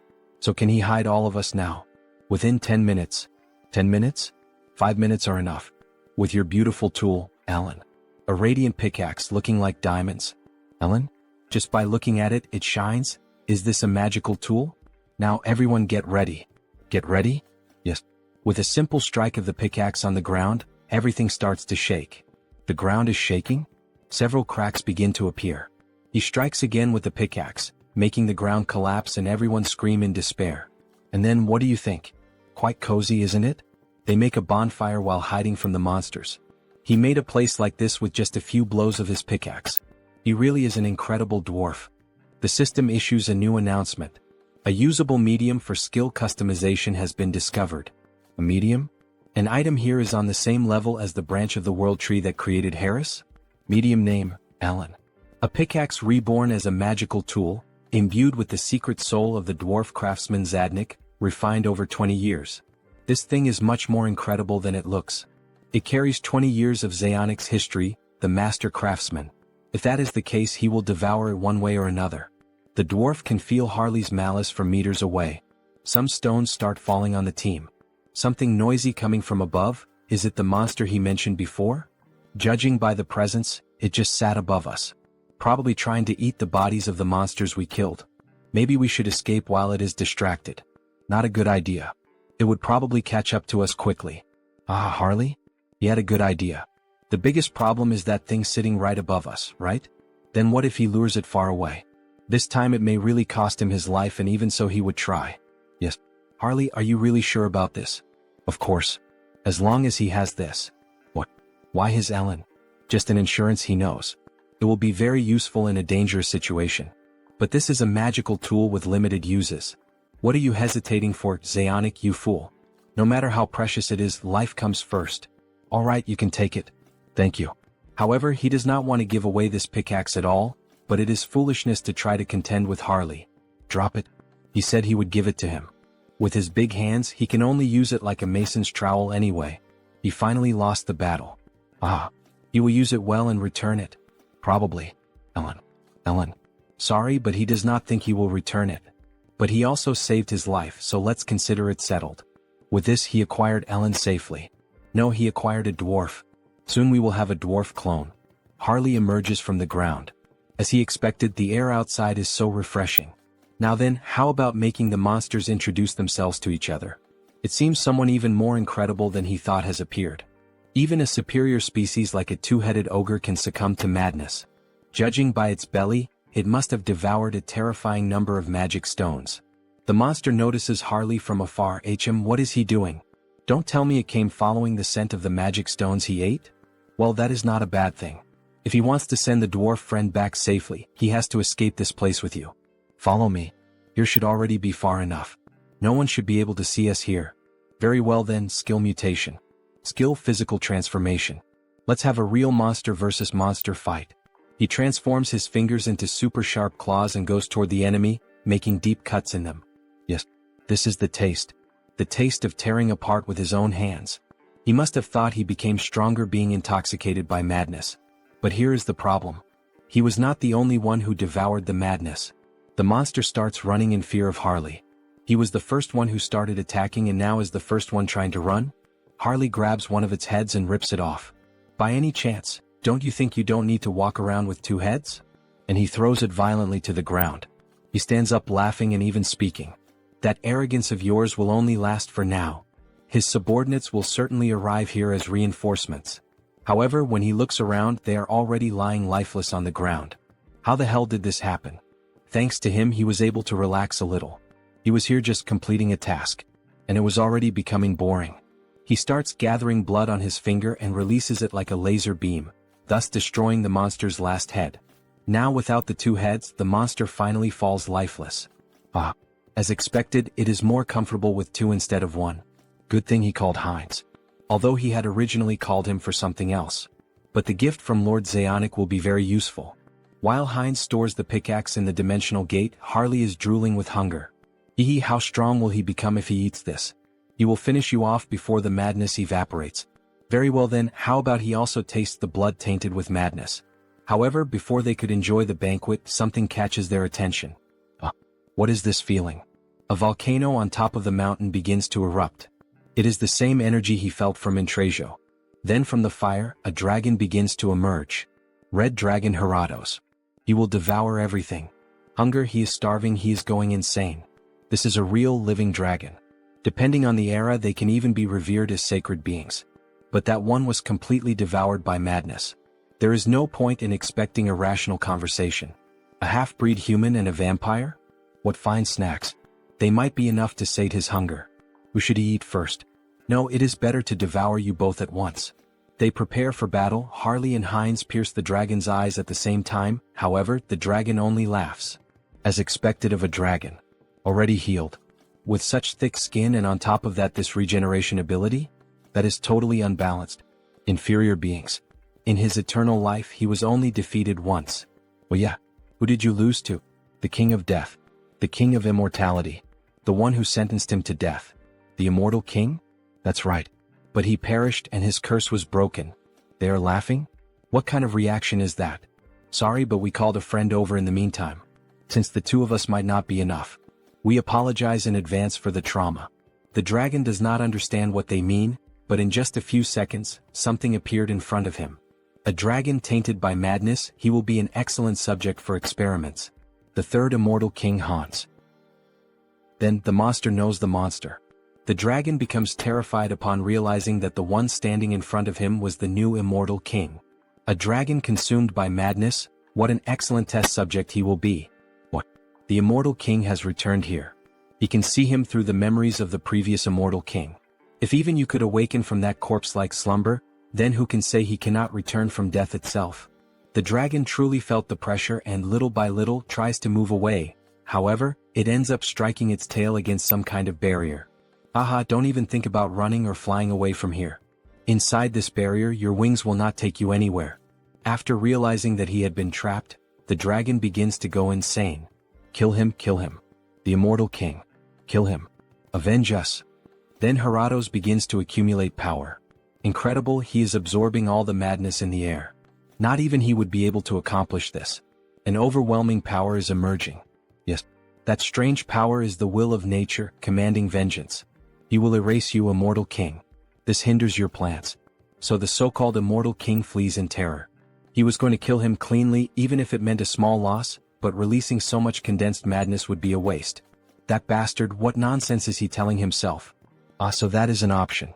If we are not on the same level, he should enter his own game. The immortal king begins to summon something from his gate. Come forth. Intracio. That's right, now we will have a war of dragons. He mounts the dragon of pure bone and commands it to attack. Wait, is that a pure-blood dragon? Intracio, make sure that his flesh and bones remain intact. Remove the curse and the rot before he fights. The bone dragon charges in with everything, biting the fire dragon's jugular to immobilize him. Now then, let us begin the analysis of how best to carve him up. Skill, gravitational chains. Skill, spatial lock. Skill, shock absorption. What petty tricks. Now is the time. The two run toward the imprisoned dragon. Solid body, merely looking at it already makes him salivate. He will take a good taste of this precious dragon blood. The vampire launches a blood strike which causes great damage. Meanwhile, the barbarian, dying of hunger, is already there biting the flesh. Infinite refills of dragon meat? He will gorge himself until he is restored. While the vampire was savoring the blood, he ended up feeling something strange on his palate. The blood itself is good, but the madness mixed into it keeps getting in the way. Wait, madness? It seems our protagonist had some kind of idea. Heratos manages to free himself from the chains. Did those insects think he would just sit and watch? Bruh. At this range there is no way to dodge. But they did not use it. He is not the only one with a breath attack. To keep pestering me like this, burn you cursed dragon. After both dragons charged their unique abilities, they fired red and blue breaths, causing a huge explosion in the middle of the ice mountain. Meanwhile, the vampire begins to prepare something. He focuses every drop of blood in his body and pushes the mysteries of blood to their extreme. Great sword of blood. He prepares himself, uses the acceleration skill, and delivers a tremendous strike to the dragon with his new sword. That worked. He useless insect. Useless. An injury like this is nothing, he can simply regenerate it. Sorry, but that is not his goal. What? An insect, ha? That is the perfect word. What is this? Your stockpiled madness looked far too appetizing, so he simply slipped a parasite into your body. One so vicious that not even dewormers will work. That's right, Harley entered inside the dragon's body. And the texture? Not bad at all. Let's see how much he can gut this restaurant. See you next time, guys. Inside Heratos, the feast seemed endless. The deeper he dug, the richer the nutrients that surged through him. The dragon's body reacted violently, muscles convulsed, straining to crush the parasite gnawing within. The pressure threatened to shatter bones and rupture organs, yet retreat was not an option. He would keep devouring until the beast's body refused to move. As the consumption continued, notifications flared in his mind. The creature's regeneration had surpassed its natural limits. The skill had advanced into something far more dreadful. Ultra regeneration. Lost vitality surged back with overwhelming force, and its meaning became clear. This was the dragon's true gift, a power that could restore the impossible, even without feeding on a magic stone. For Heratos, the wound was nothing more than a scratch. For the invader, it was proof that every effort seemed worthless against flesh that endlessly rebuilt itself, while the dragon dismissed all resistance as the pathetic tricks of an insect. Once again the notifications surged before him. The creature had fulfilled the conditions to evolve. The skill Devour transformed into the special ability known as Gluttony. Gluttony, just like the 7 deadly sins. A shiver rippled through his body as the change took hold. Scales suddenly began to form across his skin, undeniably dragon scales. The realization struck hard. From now on, through consumption alone, he could absorb traits. Every single one of them would be his to claim. The dragon grew restless, its rage boiling as the parasite dug deeper inside. If the intruder refused to leave on his own, Heratos would rip him out piece by piece. Yet the fight shifted before he could act. The immortal king and the vampire launched a coordinated strike alongside Horacio, who tore into the beast's neck, while Heinz's blade carved through with relentless force. That was the effect of gluttony. With Harley suppressing the madness, even the dragon's bloodline fell silent.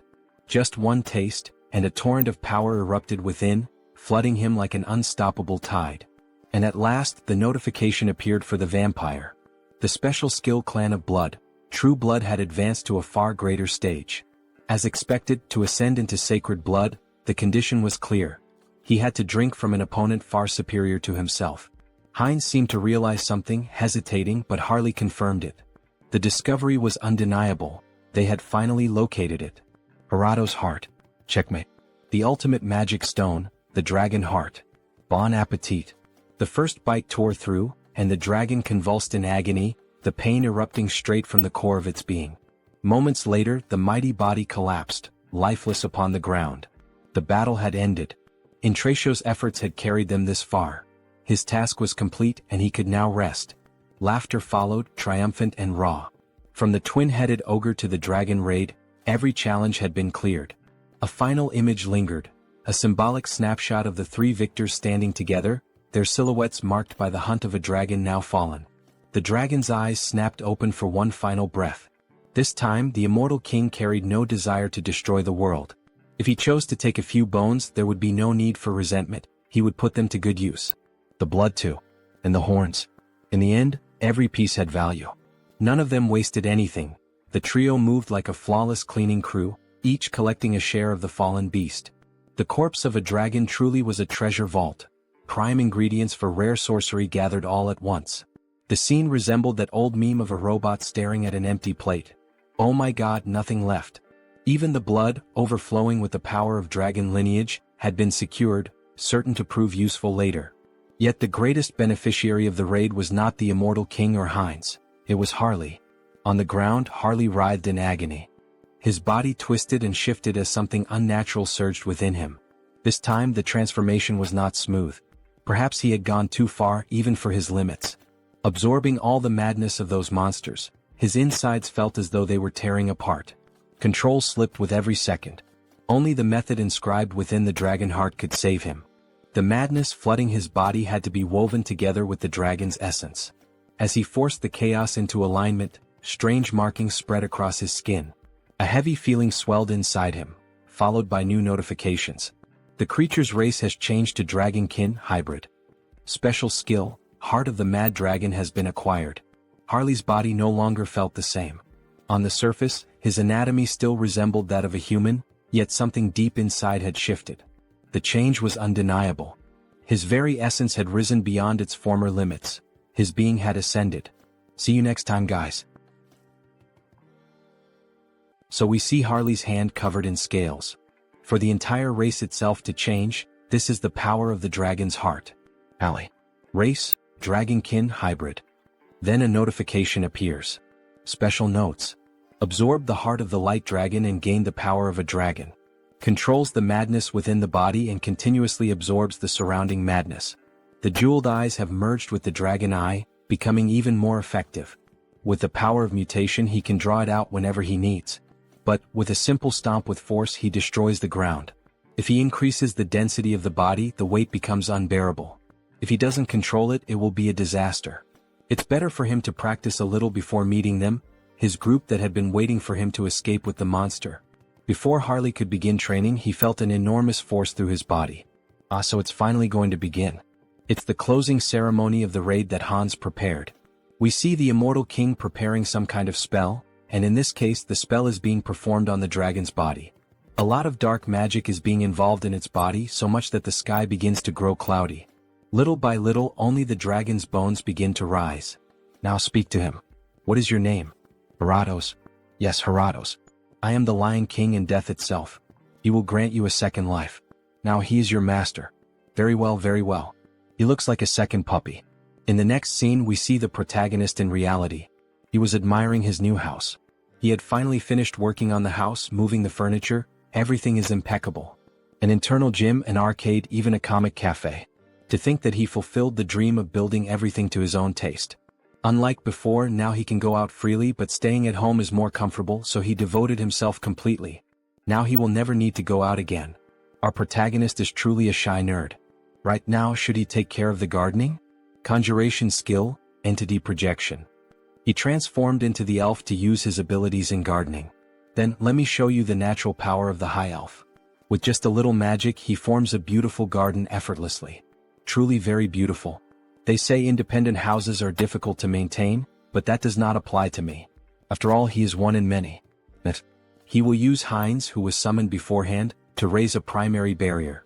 And as soon as the cooldown of the entity projection ends, he will add Hans and Heinrich's barriers on top. Is there any house safer than this? Barrier against vampires, barrier against dark magic, barrier against holy magic, literally the safest house in the world. Household chores should be settled like this. I think it's already time for accounting? Karma shop. Then we see his little point shop with an incredible 1,608,961 points. It's already over 1 million? Not even a week has passed in Earth time. I guess numbers really matter. But don't tell me that, once again, there's no increase in the number of avatars, right? Whatever, either way he has to spend. He has to do it, no choice. Enhance. It worked. The unique skill has grown, increasing the number of avatars he can possess. Now he can increase the avatars again. Let's see what else he obtained. Avatar potential increases. The learning ability of each entity improves further. Avatar cognitive ability increases drastically. No wonder the distribution of mental energy to his clones seem to have increased. At this rate, it won't be only the main body that will become stupid? Then a depression hits him. No way. The clone is me and I am the clone, so whatever. Next. The unique skill has grown and blooms with possibilities. Special skill Avatar Cloud acquired. Avatar Cloud. Shares avatars items within a small subspace. Avatar Cloud? Sharing items in subspace? That practically means the protagonist can transfer across dimensions. He won't even need to fetch them in person anymore. Let's test it right away with Ellen. So they really can transfer the item from a clone to the creator's backpack without any problems. Excellent. This could massively expand trade with Hubert. He can even send the source of the arc lich that Heinrich kept to Hans. Then now shall we start the main event? Sorry for Zeonic, but hey, think of it as the price of your life. Using the customized skill. Time to summon a dwarf. An explosion happens in the garden, and finally a new clone is made. He needed a craftsman to take care of the clone's equipment. Finally, he would have a reliable blacksmith like Zeonic. What is this adorable little lock? This isn't what Zeonic said it would be. We officially have a buff baby with the protagonist's face and a beard. See you next time, guys. What's with that adorable look? Customize. Increase the height to the species maximum. Make the face a bit younger. Grow the beard to look stylish. The body too. Is starting to look decent. Is ready? A dwarf who will serve as the blacksmith of the tattooed ones. Now he truly looks like a real dwarf. From now on his name is Howard. And of course it would be yet another name starting with the letter H. For some reason the protagonist really likes that letter. It's a pleasure to meet you, Howard. Likewise, my creator. Then a system notification appears. Howard. Species, dwarf. Individual trait, artisan S spirit. Special notes. Han Sunghyun S 8th avatar. Born as a dwarf using the Artisan S pickaxe as the medium. The influence of Artisan S spirit grants additional bonuses to crafting actions. Perfect, exactly what he had in mind. The first attached skill is precisely the type he wanted. If he were to point out a small problem. Just like Harris, he lacks general knowledge. Why can't I? He'll have to use Harley's connections again, but the north is in chaos, so it won't be immediate. Alright, then he'll have to do that. Heinrich will have to intervene. It's time to make some calls. It's been a while, how have you been? Lord Heinrich, did something happen? He has an urgent favor to ask. A favor? Just ask and give the orders and she will carry out everything. Prepare materials on materials engineering, especially metallurgy, which deals with metals. He doesn't care how much you bring, whether it's articles, videos of craftsmen, or anything else. Yes, sir. Forging techniques can be pre-trained using information from Earth. He will need to set up a workshop in Turok. Practical training will be more efficient in Euterica. In the next scene we return to the second planet. Some kind of material is coming out of the new system acquired by the protagonist. The Avatar Cloud is really useful. He can't believe he could receive Heinrich's gift so easily. Finally, he'll be able to make good use of the source. Now rise. There's something he needs you to do. Then from that crystal, we see that it was actually the necromancer, who awakens from his deep slumber after being defeated by Heinrich. Who are you daring to summon McCain? It's me. Oh, immortal king. He was sure the hero had defeated me, sniff. He's truly incredible. Dwell McCain. He called your name. The necromancer swears loyalty to the immortal king. From the memories of the former immortal king, he was quite a skilled strategist. The more capable the one he can use, the better. Though with that slightly cute face resembling a dog, he doesn't really seem that strategic. However, their conversation is interrupted. The girl Olivia. She pays homage to the king. So, what happened all of a sudden? He came to report on the order the king issued. Report. Speak. He ordered Olivia to pursue the Oath of Reversal. Extract every piece of information she can from the Oath of Reversal. Her abilities should suit that task perfectly. In that case, they expanded their investigation westward across the continent and extended it into parts of the Central Empire. And she discovered a location suspected to be a key fortress. So she finally found the place. Very well, Olivia. The girl, she will devote herself completely to the king. However, the necromancer seems confused. Olivia has no bones, how can she devote body and soul? That kind of reminds me of Brooke from One Piece, haha. Obviously, she becomes very nervous and shoots him a deadly glare. Olivia has no bones, how can she devote body and soul? Dwell, there's something he needs you to do immediately. Help Olivia. What? He really got nervous about going out with Olivia. After all, she is bloodthirsty. Yes, immortal king. He will follow your order. Olivia. Make sure to force them into submission. If necessary, you may bring Karam. Yes. Everything according to the king's will. The trail of the Oath of Reversal was finally detected. Just a bit, wait just a little while. He will come find you soon. In the next scene we see several souls in a city. Tabishi, Agirian Empire, Central Continent. In one of those houses we see a woman with pink hair. For a moment she thought she smelled Olivia's scent. Well, that was probably just her imagination. There's no way to find me now. Current leader of the Oath of Reversal. Immortal King. She will never live as your slave again, not twice. Former succubus of the Undying Army. See you in the next chapter. Don't forget to like and subscribe. Then, that beautiful succubus hears someone arriving at her house and decides to return to her standard human form. Please come in. Hello, Sienna. We see a drunk man introduced as Pledge of Defiance, Andrew Weaver. Oh, you look as gorgeous as ever, my queen perfect. Enough talk, Andrew. Have you already identified the new leader of the Brokosla clan? Of course. The target is a pure-blood vampire, his name is Heinz. Even if he is pure-blooded, how could he take control of a vampire clan?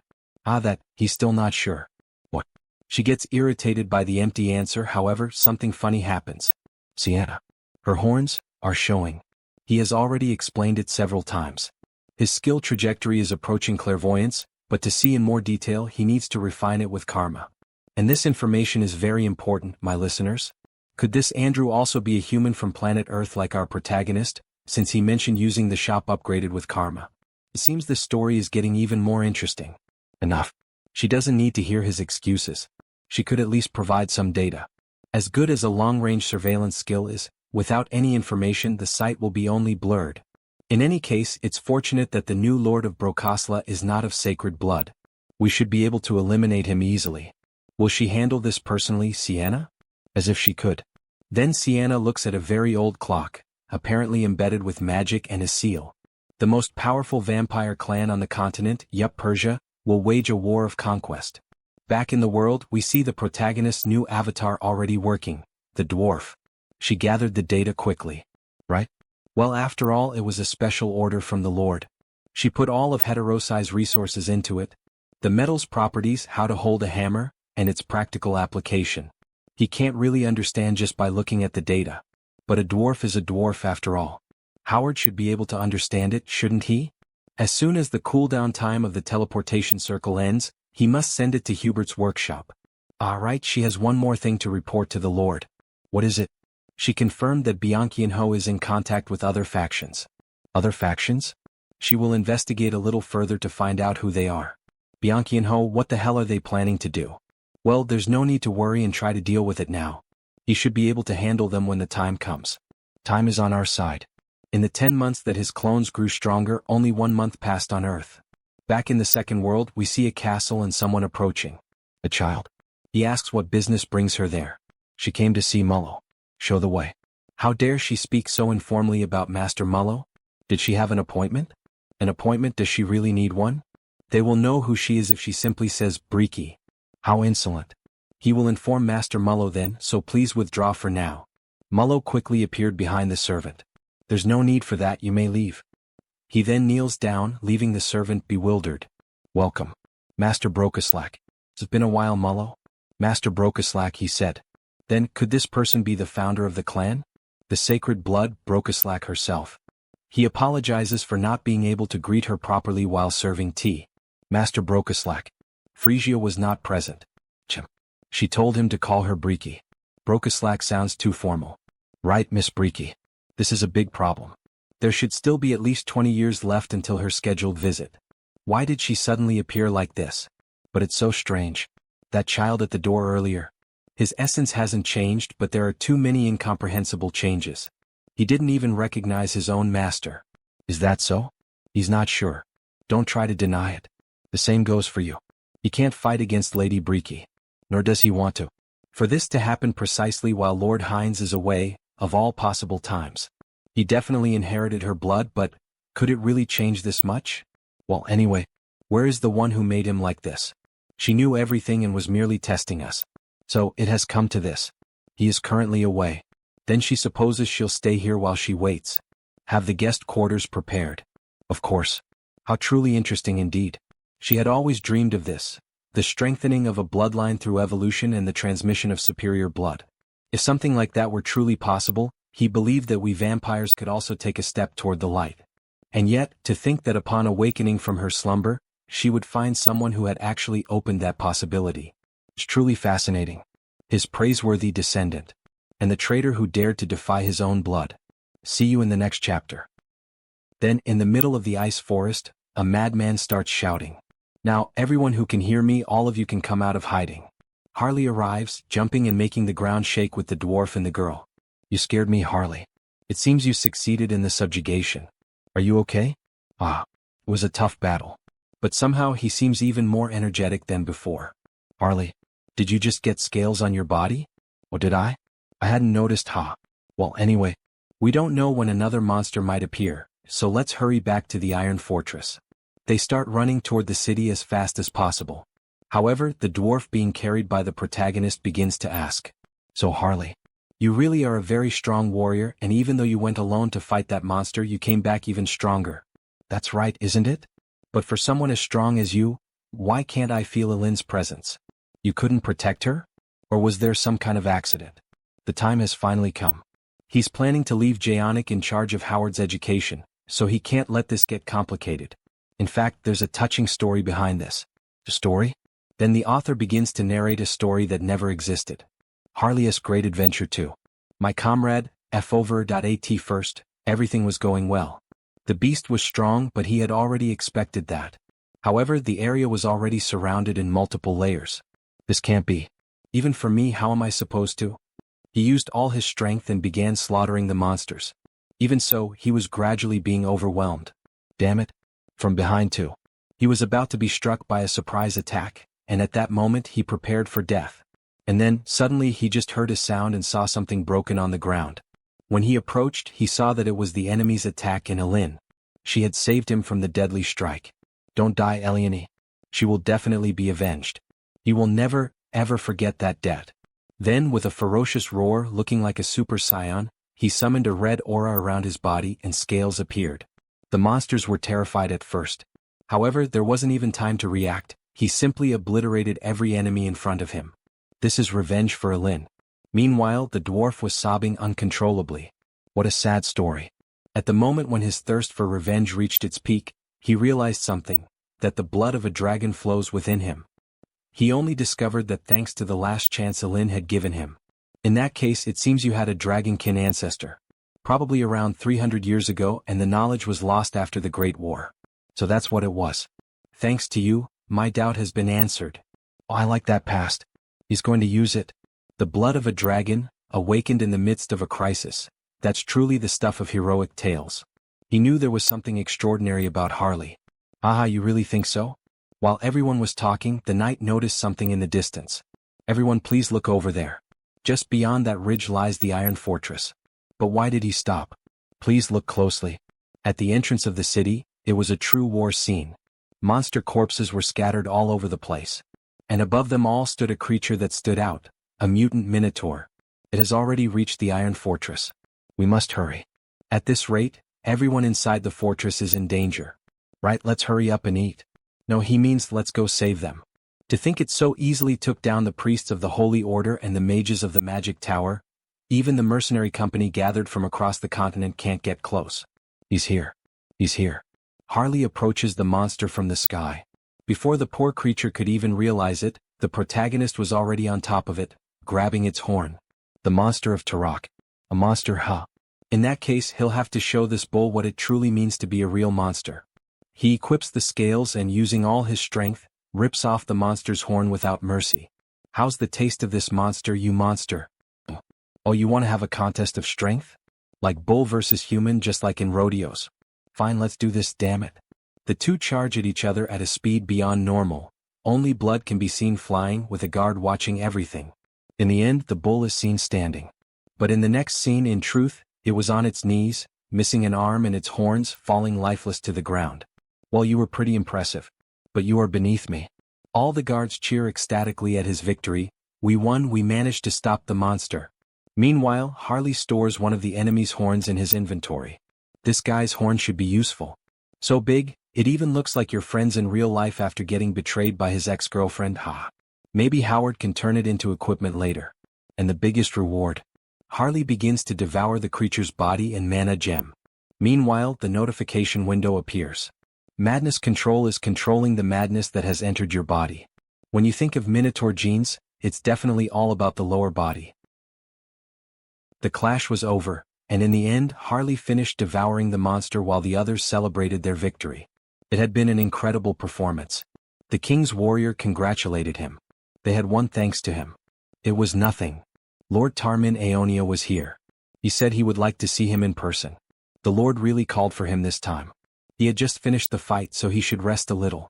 However, while they were speaking, Harley had already disappeared. That bastard was already on his way there.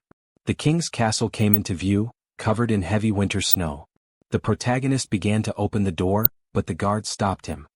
He had already told the Lord about him many times, but it would be good if he were a bit more careful. Is something wrong with me? He imagined Harley as a fool. Is the Lord here? It's me, Harley. Please be as polite as possible. There's no need to worry about that. When it comes to manners, he's the best, right? Just go in. Then the protagonist finally entered and was received by the king. So this was the famous strongest mercenary in the entire kingdom. The king was introduced to us, Tarmin Aeonia, Lord of Aeonia County. Come and sit here. Hello. The guard nudged Harley with his shoulder to remind him to be polite. Hello, sir. He had heard so many praises about him, but seeing him in person was different. He hardly knew what to do with himself. He was just doing what he was paid to do. As he shouted, his saliva flew toward the king. Even so, the king thought he was quite impressive. Did he think that just speaking formally was enough? Anyway, besides the request, he also played a big part this time, so he should be rewarded. A reward? There's no need for that. The king's tone grew more serious. He offered him a position as an official knight of the county. He refused. Everyone in the room was surprised, even the Lord himself. You bastard. How dare you refuse the Lord's offer? And what's with that stupid look on your face? That's enough. Everyone calm down. He waved off such grand gestures. He only wanted a cool axe he could use. Right, an axe. He would have one custom made for him through Jaonic. Thank you, my lord. He was quite generous, just as one would expect from someone ruling over a great territory. That's right. I'm not stingy when it comes to giving. Refusing once is fine. He'll definitely find a way to get you. As if I'd let you have me for free. He'll just keep dragging you along and wearing you out forever. In the end, the two were simply trying to outsmart each other. Suddenly he felt a chill. Switching scenes, we return to the merchant character. Lord Merchant, they said Mr. Howard's workshop has been completed. Really? I trust they put great care into it. Of course. We prepared state-of-the-art facilities and personnel to assist him. From now on, if Howard needs anything, the Merchant Guild will provide it. Just treat him as you would treat me and Harley. Yes, Lord Merchant. As they walked through the neighborhood, there were 4 guards assigned to the merchant. However, he soon noticed something strange. What? 4 escorts? Lord Merchant. What? There was one more than usual. You have good instincts, but it's already too late. In an instant, the protagonist began to bleed and collapsed to the ground, barely clinging to life. Lord Merchant. What the hell is happening all of a sudden? Lord Merchant. What the hell is this? Why is a vampire after me? Snap out of it. He finally died and a notification appeared. You have sustained a fatal injury in a single blow. Suddenly the merchant came back to life. Lord Merchant, are you all right? Take him somewhere safe now. Another notification appeared. Instant death immunity has activated, reducing the fatal injury to critical damage. Instant death immunity will be sealed for 1 day. If it weren't for that skill, he would have died. The assailant was a vampire. Judging by his abilities, he was at least a pure blood. Such a high-level agent going after a mere merchant like him? What in the world was he after? If they find out he isn't dead, they will definitely come back to finish the job. He will leave the task of uncovering their identities to Hans. For now, he must retreat. He has a personal means of contacting Howard. Therefore, he will deliver work-related matters through him. What? But in this state, how? They are talents recommended by the 3 warriors of the South, so he should be able to trust them. He needs to get medical treatment first. Then he suddenly vanished before the guards. Sir Hubert? Hubert is unsummoned from the Oterica dimension. Later that night, in a different castle, several people were gathered with a king. He trusts that everyone is prepared. Clan Lord Visk Yup Persia. My lord, there's an update. A report has arrived stating that the job in Tarak has been completed. True blood of the Yup Persia clan, Theodore Yup Persia. Tarak? By killing the merchant who was secretly cooperating with the Brokosla clan, we managed to divert their attention. Well done, Klein. You have opened the gates of war. Finally, things are about to get more exciting in this manhwa. War is approaching. Don't miss the next chapter. See you in the next one, everyone, and don't forget to subscribe to the Absolute channel. He flatters him too much.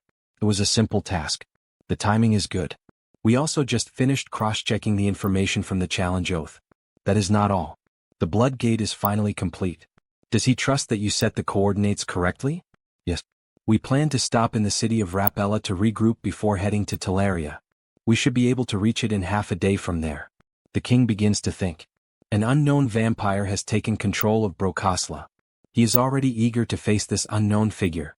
Everyone prepare yourselves. We are going to Teleria. Meanwhile, Our Lady continues searching for information for the immortal king. However, their souls seem tired. My lady, they will die from overwork at this pace. But she ignores their complaint. While tracking the challenge oath, is she also supposedly meant to find the vampire who murdered Hubert? My banshees are scouring the entire continent, and they are telling her there is not a single trace. Today she will only check up to the city of Rapella, and just when she looked, she saw something unusual. From afar, a suspicious portal appeared, filled with red energy, and suddenly, a few completely pale people came out of the portal.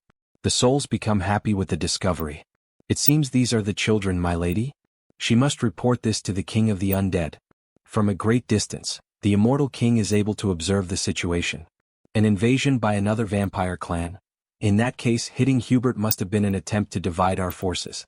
Of the 3 great vampire clans, the other 2 are the Opapo of the east and the Yup Persia of the central region. The one with the strongest forces is the Yup Persia clan. Olivia also suspected the same. If that is the case, Brokoslak's current power will not be enough. He will have to send reinforcements. Meanwhile, in Heinz's castle, his servant is filling out paperwork, and then the princess calls him Mullo. She is coming in for a moment. Lady Breaky, welcome. However, she notices something strange in the air. Is something wrong? Of course, he must prepare for battle immediately. Battle? What do you mean, what is happening? Nothing has happened yet. It is just a premonition. Just prepare yourself when she tells him to. Stop chattering. Do I look like someone who is speaking nonsense? It is hard to believe, being ordered to prepare for battle so suddenly. But the premonition of sacred blood is absolute. Although she is sacred, she looks more like a demon, especially in combat. Heinz has not arrived yet, so unfortunately we cannot count on his help. We must prepare our defenses immediately. 4 true bloods, 44 pure bloods. We gathered our entire army. They are all our best elites. Brokosla will be purified in an instant. There is no need for long speeches. We depart for Teleria immediately before they notice. Yes, king. But before they could depart, the vampire king felt chills. He begins looking at the sky, and one of the servants asks if something is wrong. Only the moon is in the sky, and even so he is suspicious. This unsettling feeling must be his imagination. We are only dealing with rabble that do not even possess a sacred blood. It is nothing. We are finally introduced to the vampire king. Yup Persia clan lord Visk Yup Persia. Sacred blood. We will wipe Brokoslak clean by the end of the day. From high above in the sky, the immortal king observes everything using the ability, Eye of the Abyss. They have begun to move. A sacred blood from Yup Persia HM. This will be complicated. And Heinz's summon is still on cooldown. It will be too conspicuous if he intervenes. Heinrich also cannot leave the holy ground. In that case, the mercenary warrior who holds a grudge against the vampires for what happened to Hubert is the right person for the job. So hurry up and get here, Harley. On the other side, we only hear the guards screaming with Harley. Capture that suspicious ogre.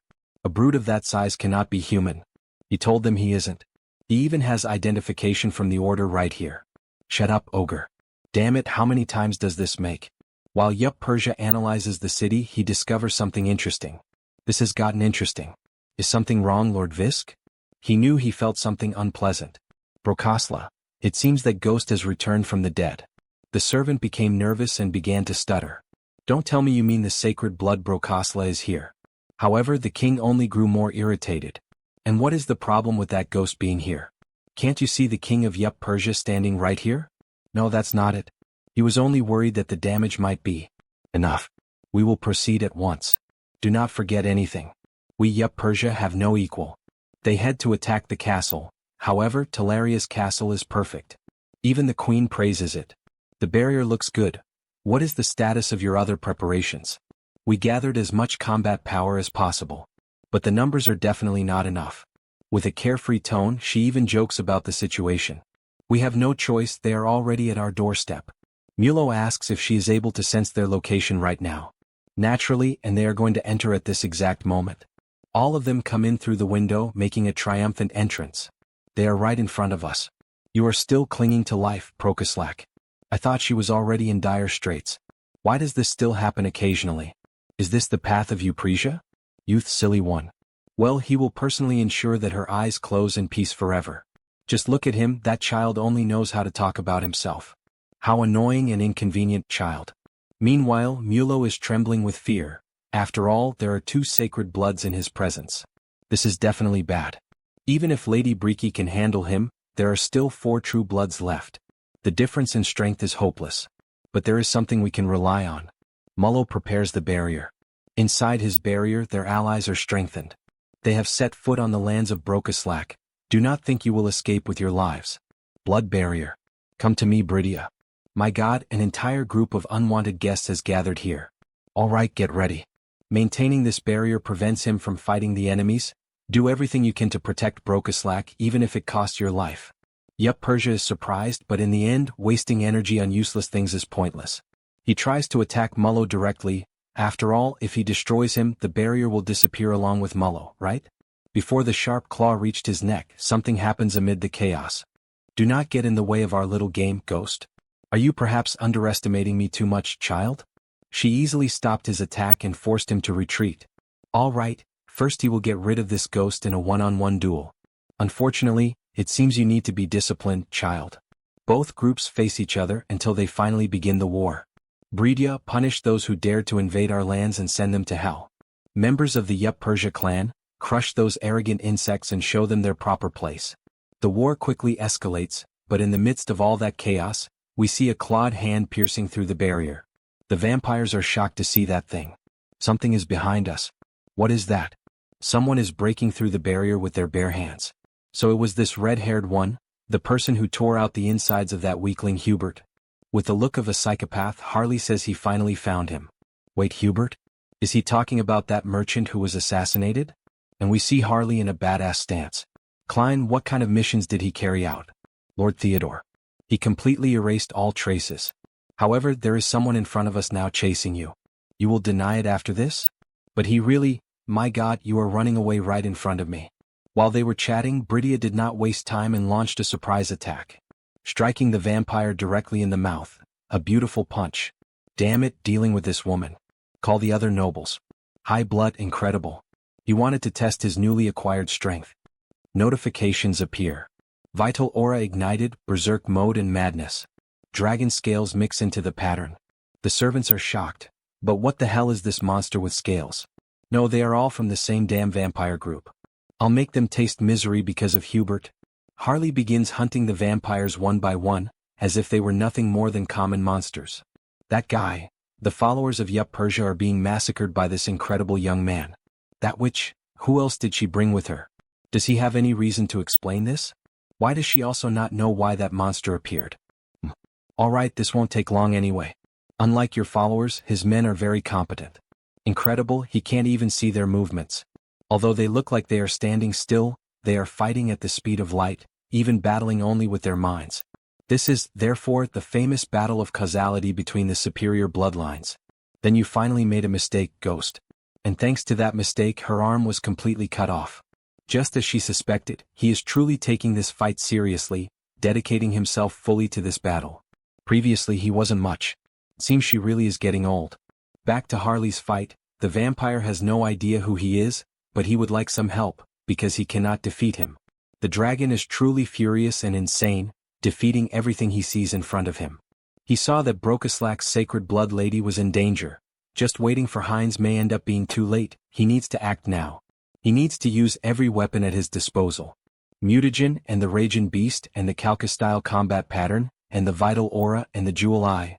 Subjugation. Harley begins transforming into something.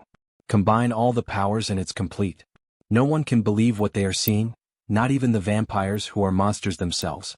What the hell is that monster? Look at what our boy Harley has become.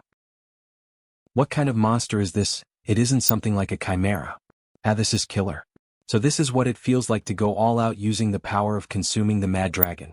With a smile on his face, he announces excitedly. Alright, let's do this. Harley positions himself like a bull and charges in with everything. Cover fire. That guy, he dares to try attacking Lord Bisk. Damn it, we have to stop him. We need to stop him, but how are we supposed to get in there? Harley charges directly at the Lord, trying to injure him. However, his hands are blocked by some kind of barrier. Tiske, his scales are being destroyed upon touching the domain. This is the domain of causality unfolded by the sacred blood. But if he connects the heart of the mad dragon with the power of the Jewel Eye, it isn't something he cannot break through. With a dragon's roar, he slowly starts opening the barrier with his own hands, until he finally breaks it, leaving the Lord surprised. In fact, leaving both lords surprised by such strength. What the hell, who is this crazy bastard? Aha, so he is the boss of all these vampires here, right? Yes. Who exactly are you? One could say he is the representative of the victim. Victim. Harley loses his patience and goes straight for violence. If the perpetrator doesn't know the victim with a nice punch to his face, then he has to become a victim himself. Aha, what do you think of his serious punch? Too bad, it seems he is seeing hallucinations in the space of causality. And no way. He definitely felt the sensation. Not even close. Did you think a sacred blood like him would fall from such a trivial attack? Yeah, and what? He is dumb. But you really got distracted by his trivial attack. He is all talk. And when you least expected it, the queen took the opportunity to strike the unsuspecting lord, hurting him severely in the neck. Damn it. Thank you, elegant young man. Thanks to him, it seems the balance has been restored. So he will go back to fighting there. And he turns toward the Lord's own mere guards. You bastard. Do you think we will let you approach Lord Bisk again? We will face him. Don't worry, this is exactly what he wanted. Because there is someone else who will finish off your boss. With several vampires on the ground lifeless, the redhead begins to question himself. Mulo, was Brokaslak this strong? They are overcoming the numerical disadvantage. No, at this rate he is done for. If he doesn't find a way to advance. Suddenly, the environment around him starts to change. What was that? The surroundings were isolated. So it's you. Who the hell is this vampire? The guy who dared to touch our Hubert. Hubert? Without much talking, our vampire quickly places his hand on the redhead's heart, making him groan in pain. He shouldn't have taken that mission. That dragon monster that appeared earlier, and now this bastard vampire too. Who the hell is he? What the hell, what kind of human is Hubert? That is, after finishing ingesting the vampire's blood. Of course, A big shot who will dominate the continent's commerce in the future. System notifications appear. Collecting new vampiric factor. Due to the effect of the special skill mixed blood factor, the individual's physical abilities are enhanced. It's the first time activating this skill in Auterica. Come to think of it, this is the first time sucking the blood of a vampire other than Brokaslak.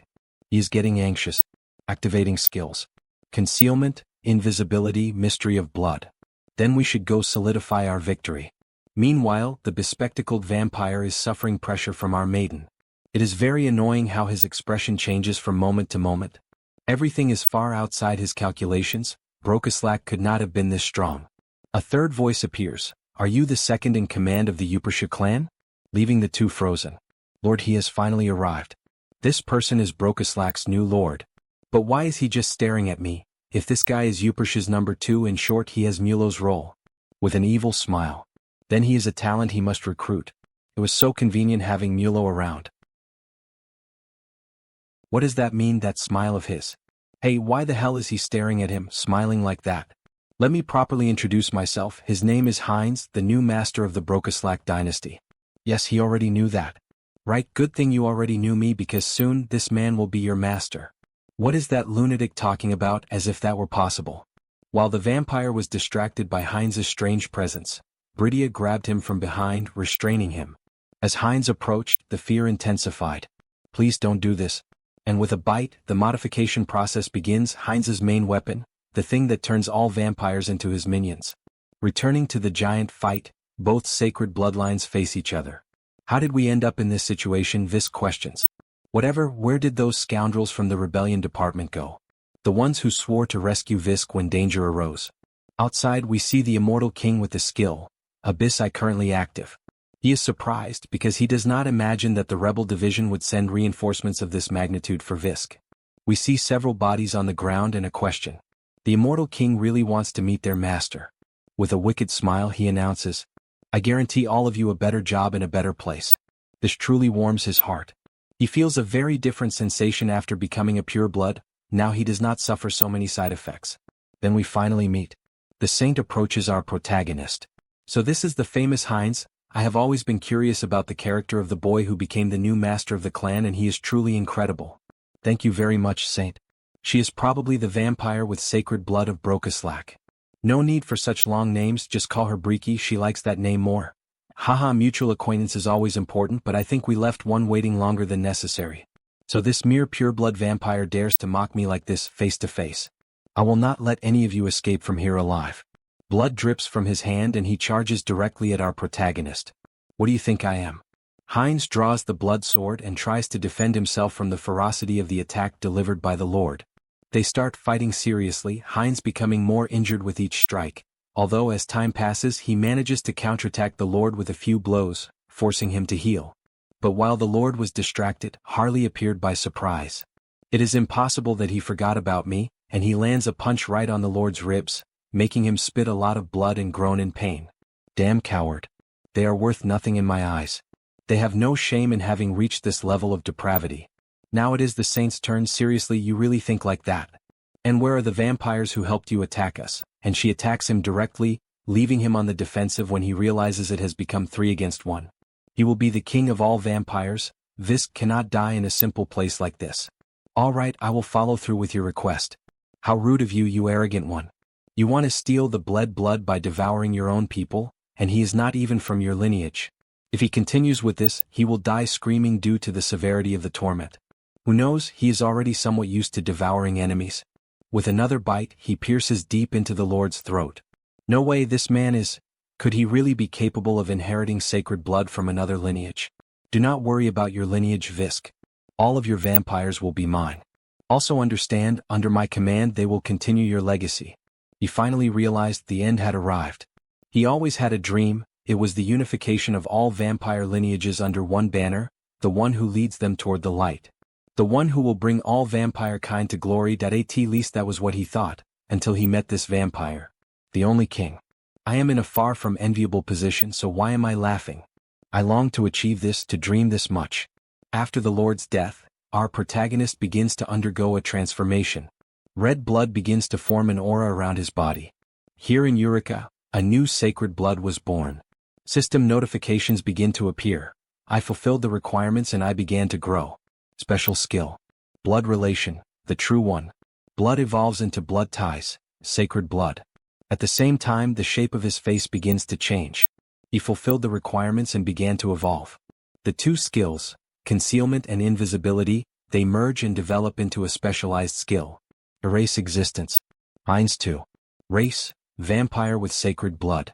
Details. He used the mixed blood skill to inherit and force the sacred blood and evolve, thus being able to control the Upersha lineage, even if only slightly, and control part of causality. The capacity for transcendental perception reached a level that resembles an overlap of the senses, surpassing the limits. I consider the place and time easily reachable. I feel the flow of causality. Could this be the power of the bled blood? If it were not for her, he would not have won the battle. She becomes confused by the sudden look. Maybe he wants to eat her too. Ha ha ha, double-meaning joke he could not resist. Ha ha, thanks to you Harley saw something rare. Now that I got my revenge I will return. I quit my job to come here, ha ha. Thank you Harley, he helped a lot. There is no need to thank me. They understood who hurt my friend first. We are not on Hubert's company's side. So I will return to Turok. And we see Harley flying back to his city. She looks at him suspiciously. Can we really let him go like that? He introduced himself as a suspicious young man. It is fine, he already researched this before. Then it is all right, whatever you say.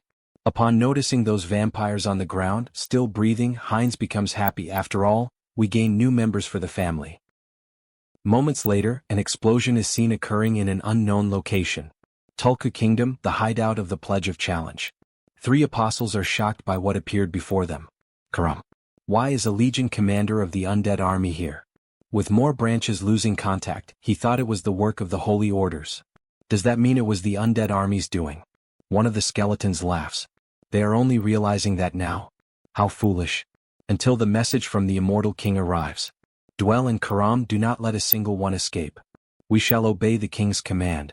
Meanwhile, the protagonist is reviewing and searching for something in the hideout, until the queen appears.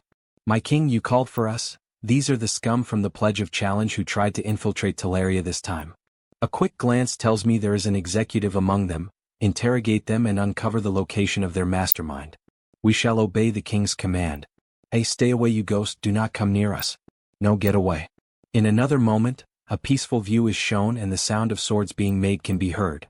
Good, this is just right. As expected, the sensation is completely different from a human's. Truly the race of artisans. On Earth, even Hubert joins in to gather information. And in Auterica we practice with 10 times the efficiency of Earth. Slow and steady at first. Then burning hot later. Pump air from below to strengthen the flames. He will grow and become the greatest artisan. Recovery is faster than he thought. The synergy between Auterica's holy law and hyper-recovery is beyond his expectations. He could send him back when the next teleportation circle arrives. Wait, send him back? If Hubert goes, he is the one who will have to study metallurgy knowledge. He thinks hard and reaches the conclusion that this simply will not do. Then he summons the system panel. Karma shop. Karma possessed. 1,120,122.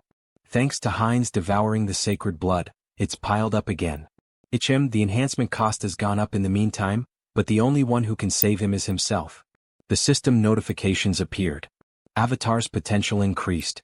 You can now select limited basic traits for the created avatar. Basic traits, it means he gets to choose initial skills. Alright then, create avatar. He has to pick one of these. He gets clairvoyance and ice resistance but bond of connection. Then the system explains, bond of connection, grants additional bonuses upon contracting. That'd be good for Harris, the spirit elementalist. Since it would only be valid if there's a contract target to summon. Wait, it means? A summoner, huh? That sounds fun.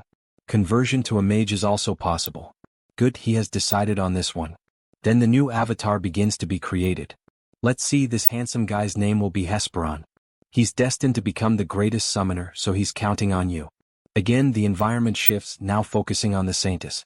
Saintis, they say not a single group is missing from today's continental summit. Only after the madness intensified across the continent do they all gather. Until now, everyone was so passive. Still after today much will change. The saint remains thoughtful for a while. May this land's future move toward the right path.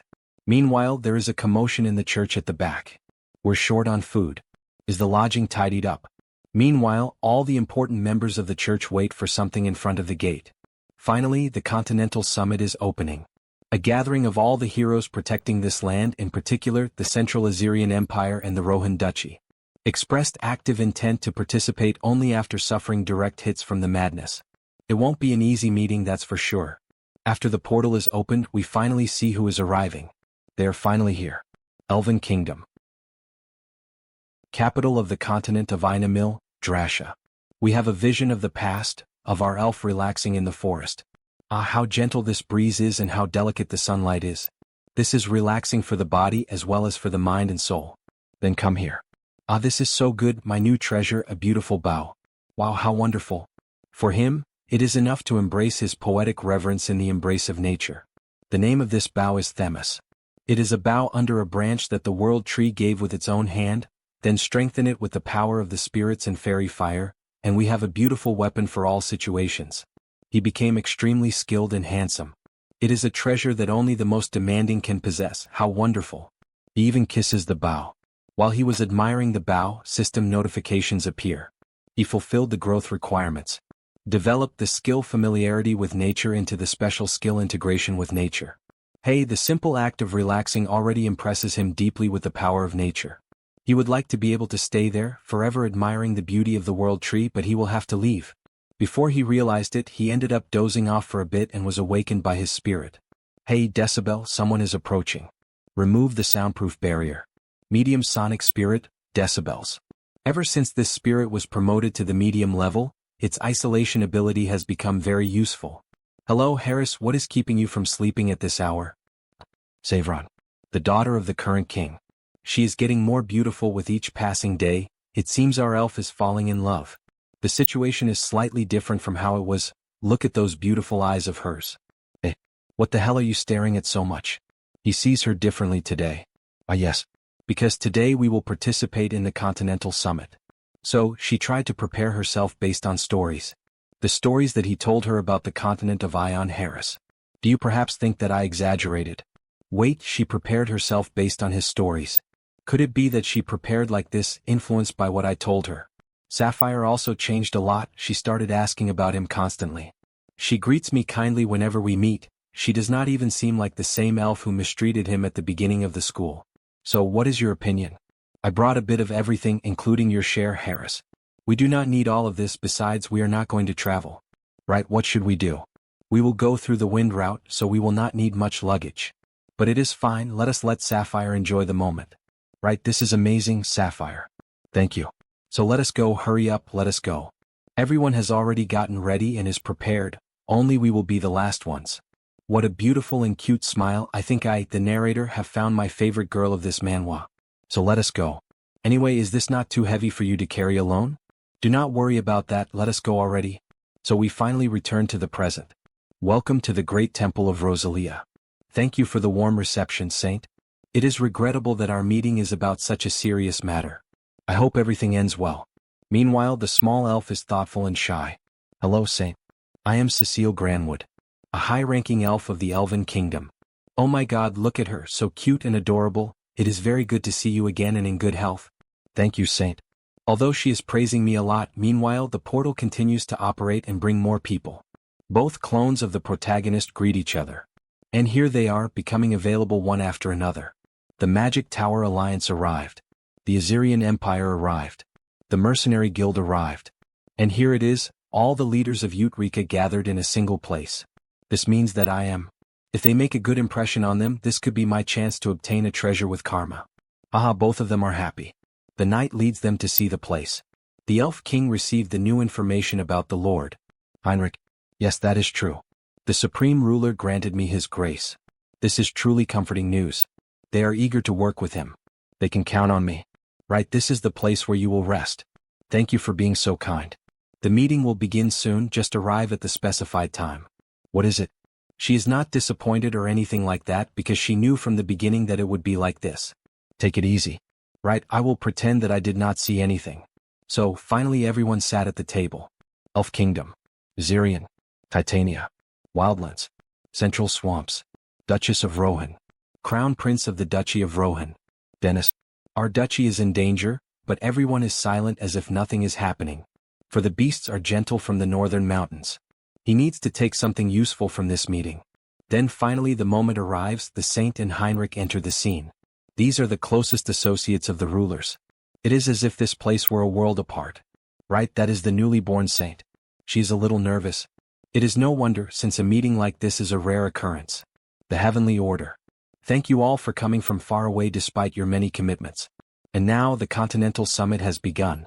We see detailed images of everyone present, all the kings and emperors. Then the meeting finally begins. They announced the start of the Continental Summit. As all of you know, the third immortal king revealed himself to the entire world. The celestial order was manipulated to incite the vampire clans to fight among themselves. He conducted malicious biological experiments in the monster forest. Then he invaded the great temple, causing many casualties. Everyone in the room is taken by surprise. Even Heinrich. He realized that this so-called Hans is truly terrifying. However, the root of the problem is abyss madness. It has spread throughout the entire world like wildfire. After our investigations, we concluded that our only option was to find and seal off the core of that madness. The core of madness? Did such a thing even exist? And how do you intend to seal it? If it has come to this, it is undoubtedly in the possession of the immortal king. That's right. And since it's clear that the immortal king is the one who spread this madness, we intend to use your strength to deter him. A voice echoes through the meeting hall. Are you asking for our help? Are you placing the responsibility on our shoulders? Then we are introduced to who it is. Crown Prince of the Assyrian Empire, Simon Cart Assyrian. If the heavenly order had handled the fragments of the immortal king better from the beginning, none of this would have happened. And these strong words shake the representatives of the church. This serves my interests anyway. He initially intended to reduce the regime's influence in order to strengthen the empire's power. For I am destined to become the emperor who rules this land, and none shall be above me. He understands what he means. Did he interrupt me without hesitation just because you agree? Breaking a promise is the most cowardly of acts. However, our system, the system of the supreme ruler, has never shirked its responsibility. And our history is stained with bloodshed. 1,000 years ago and 300 years ago. We knew no cheese and we never ran away. And so it's now. We are not denying our mistake, but I promise you that he will lead the front lines in the fight against the immortal king, because that is the message we carry to the world. Everyone in the room is taken by surprise by such wise words, seeming almost like a messiah, a person sent to resolve the world's current conflict. The saintless and the kings of other countries are left perplexed. As expected of the saint, he has always trusted in the heavenly order. And who dares to question their integrity? Damn it, he's gotten the better of me. Okay, let's wait and see. O great ruler, I hear your words. Own karma. The reward of karma increases at an astonishing rate. O saint, thank you, and what you said was truly heartwarming. You're welcome, and more importantly, he sees everyone is excited, and perhaps the situation has eased up. The Duchy of Rohan, meanwhile, is in dire need of help. What are you saying? Our alliance is in a worse state. We are surrounded by the northern desert on 3 sides. We know you're all worried, but we must stand together in times like these. Do you have a plan? Yes, otherwise, we wouldn't have gathered you here today. Our system suggests forming the heroic commando brigade to fight the immortal king. Everyone is surprised by the announcement, even the protagonist, since he had no knowledge of this plan of the church. The Commando Heroes Brigade, the official designation, is Anti-Immortal King Special Strike Force. As the Continental Alliance Army prepares the battlefield, the band of heroes, gathered around the saint, rises as a historical force entrusted with the burden of direct confrontation with the immortal king, and settling the conflict by defeating him. But the commando unit? Isn't it a unit sent to its death? Outstanding talents will be recruited from every country. Squad of heroes. If that is the case, then the Empire has talent we would like to nominate. Oh, and who is she? Viscountess Isaiah Prieston. She is a great young witch and a treasure of our empire. Isaiah Prieston undoubtedly possesses the strength to do so. He agrees. He heard about her during the Triberry affairs. She's a great witch. She earned her title by her own power. Would they nominate such a talented individual for something so serious? Is she a thorn in their side? Speaking of which, wasn't it mentioned that the Marquis of Sarrington of the Kingdom of Lisk was of great fighting prowess? What's it to you? We'll nominate our kingdom's representative. Haven't I heard you also have a brilliant technician on your side? What? Each one of them nominates only talents from other countries. It's as if they're implying that my group will be their graveyard. But he will make them all heroes and bring them back safe and sound. What will their reactions be then, I wonder? With that, we conclude today's meeting. The second meeting will take place tomorrow at the same time. The members of the committee begin to leave and talk among themselves. The first day was long. Indeed, and we still have a lot to discuss tomorrow. Meanwhile, our elf is eating and enjoying the view. What are you eating, Harry? This is a perfect continental meal for moments like this. Brought it from the copy cloud. She wants to try some too. Please. We shouldn't end the meeting so easily, and the popcorn's gone too. The glass begins to crack slowly, although our elf already knows what it is about. People, shouldn't you compose a little? What's going on? Alas, he missed the meeting. It was the immortal king wearing a terrifying mask. The only thing that delayed me was that he wanted to wear a mask befitting the day of reckoning. The immortal king, how dare you come here? Get ready to fight, guys. Holy Knights and Knights Templar, assemble immediately. Hurry up, hurry up. This is the saints' call. They made the barrier. Then the main hall begins to fill with several golden glimmers, creating an aura around it that leaves the immortal king surprised for a moment. The sacred barrier will protect us. Enter inside the barrier, all of you. He tries to touch the barrier and is truly repelled.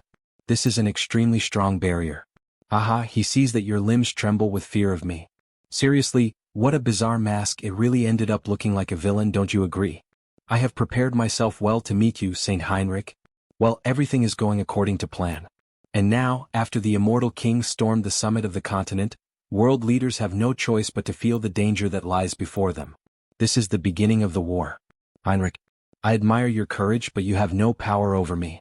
My strength has increased many times over. Really? But he's the one who will taste defeat here. Ho, where do you get this confidence from? So, fortunately, Heinrich is not alone here. Oh, how strange. Since he has arranged things this way, there's nothing we can do. Will the system bear responsibility for any injuries? High Elf Lavery. Wild Land Representative Lionel. Current mercenary king of the Mercenary Guild Conbol. And how could he don't trust when the strongest on the continent are gathered here now? Saint Heinrich. However, the immortal king continues laughing like a madman. Those bastards are good for nothing. How incredible. What's so funny about it? Let him first correct your misunderstanding. You are not the only ones gathered here. Impossible. Resemble what's under your feet, all of you. Exquisite. He was looking for an opportunity to see his new followers performing their duty. Lady Ghoul's Fiona. The terrifying Ghost Bagoose. Death Knight Karam. Go. Fight, my subordinates, and bring glory to the immortal king, the king of death, your king. The elf king makes the first move. Purify evil spirits. Causing a great explosion against the skeletons. How dare such vile souls stand in my way? Then we have the first clash initiated. The terrifying Ghost Bagoose versus Elf Kingdom. Zirian. Destroy the immortal king's army. Bring the guests inside the barrier. Meanwhile, Karam is destroying everyone who appears in front of him. What amusing scarecrows. This is the king's order to slaughter the enemy. Enemy movements are unnatural. It's as if they're selecting specific targets to eliminate. Is this just an illusion? Things are going smoothly. They may see it as disgusting, but there is no escaping it. For I do not want to accept. Kill the corrupt scoundrels exposed by the investigations. Immortal King, I am your adversary. I will help you, Saint. Me too. Hannibal Sture Ws. I see you intend to overturn the order here. The impact between the two forces is immense, causing true destruction of the place. Good, you've instilled in them enough of a sense of danger. It's time for me to do my part too, to be worth the price of popcorn. Harry? If Heinrich was the star last time, today is his day. It's time for your first appearance, Themis. If Heinrich was the main character last time, this time it's his turn. Time to debut Harris.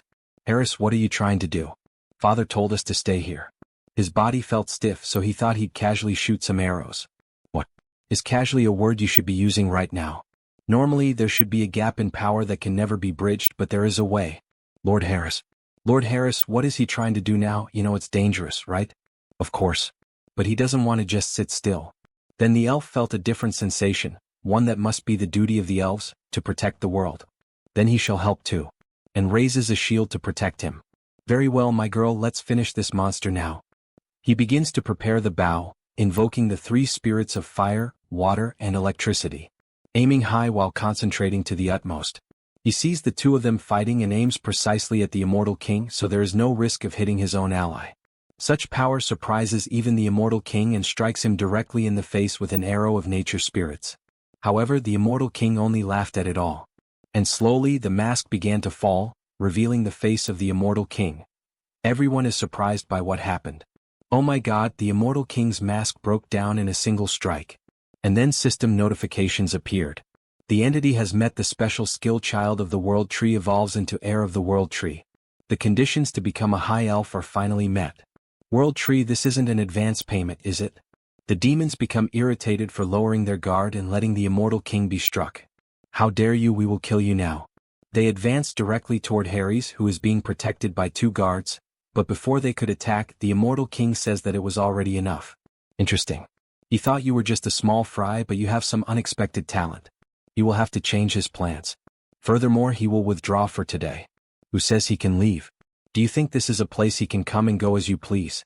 Calm down, Saintus. He understands how you feel, but the damage done is already severe enough.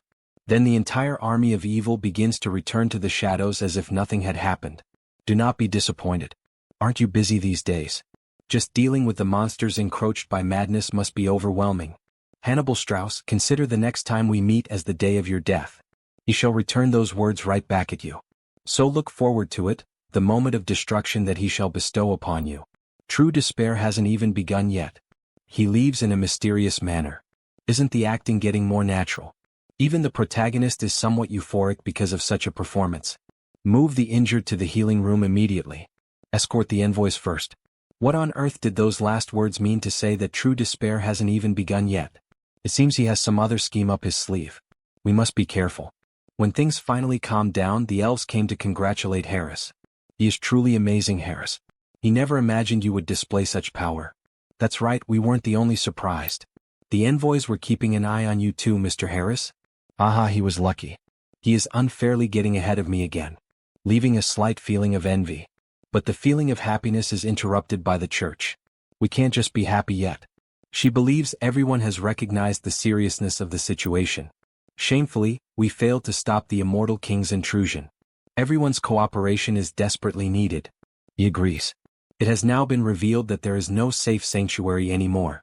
Therefore we must help each other right now. Right. Let everyone lend their strength to the creation of the Heroes Task Force. We will actively step forward too. The saint is happy. Everyone. It seems there are some people mixed in who have ulterior motives, but well, there are those who are sincere too. Sorry to interrupt the meeting, but there is urgent news. They say all border defense lines of the Rohan Dukedom have collapsed. What on earth is happening? Surely they could have held out a little longer. They say the defense lines on 3 sides collapsed simultaneously for unknown reasons. Also, around the same time, there was a terror attack on the dukedom's key facilities. So this is what he meant by despair that hasn't even begun yet. It must be the doing of the immortal army.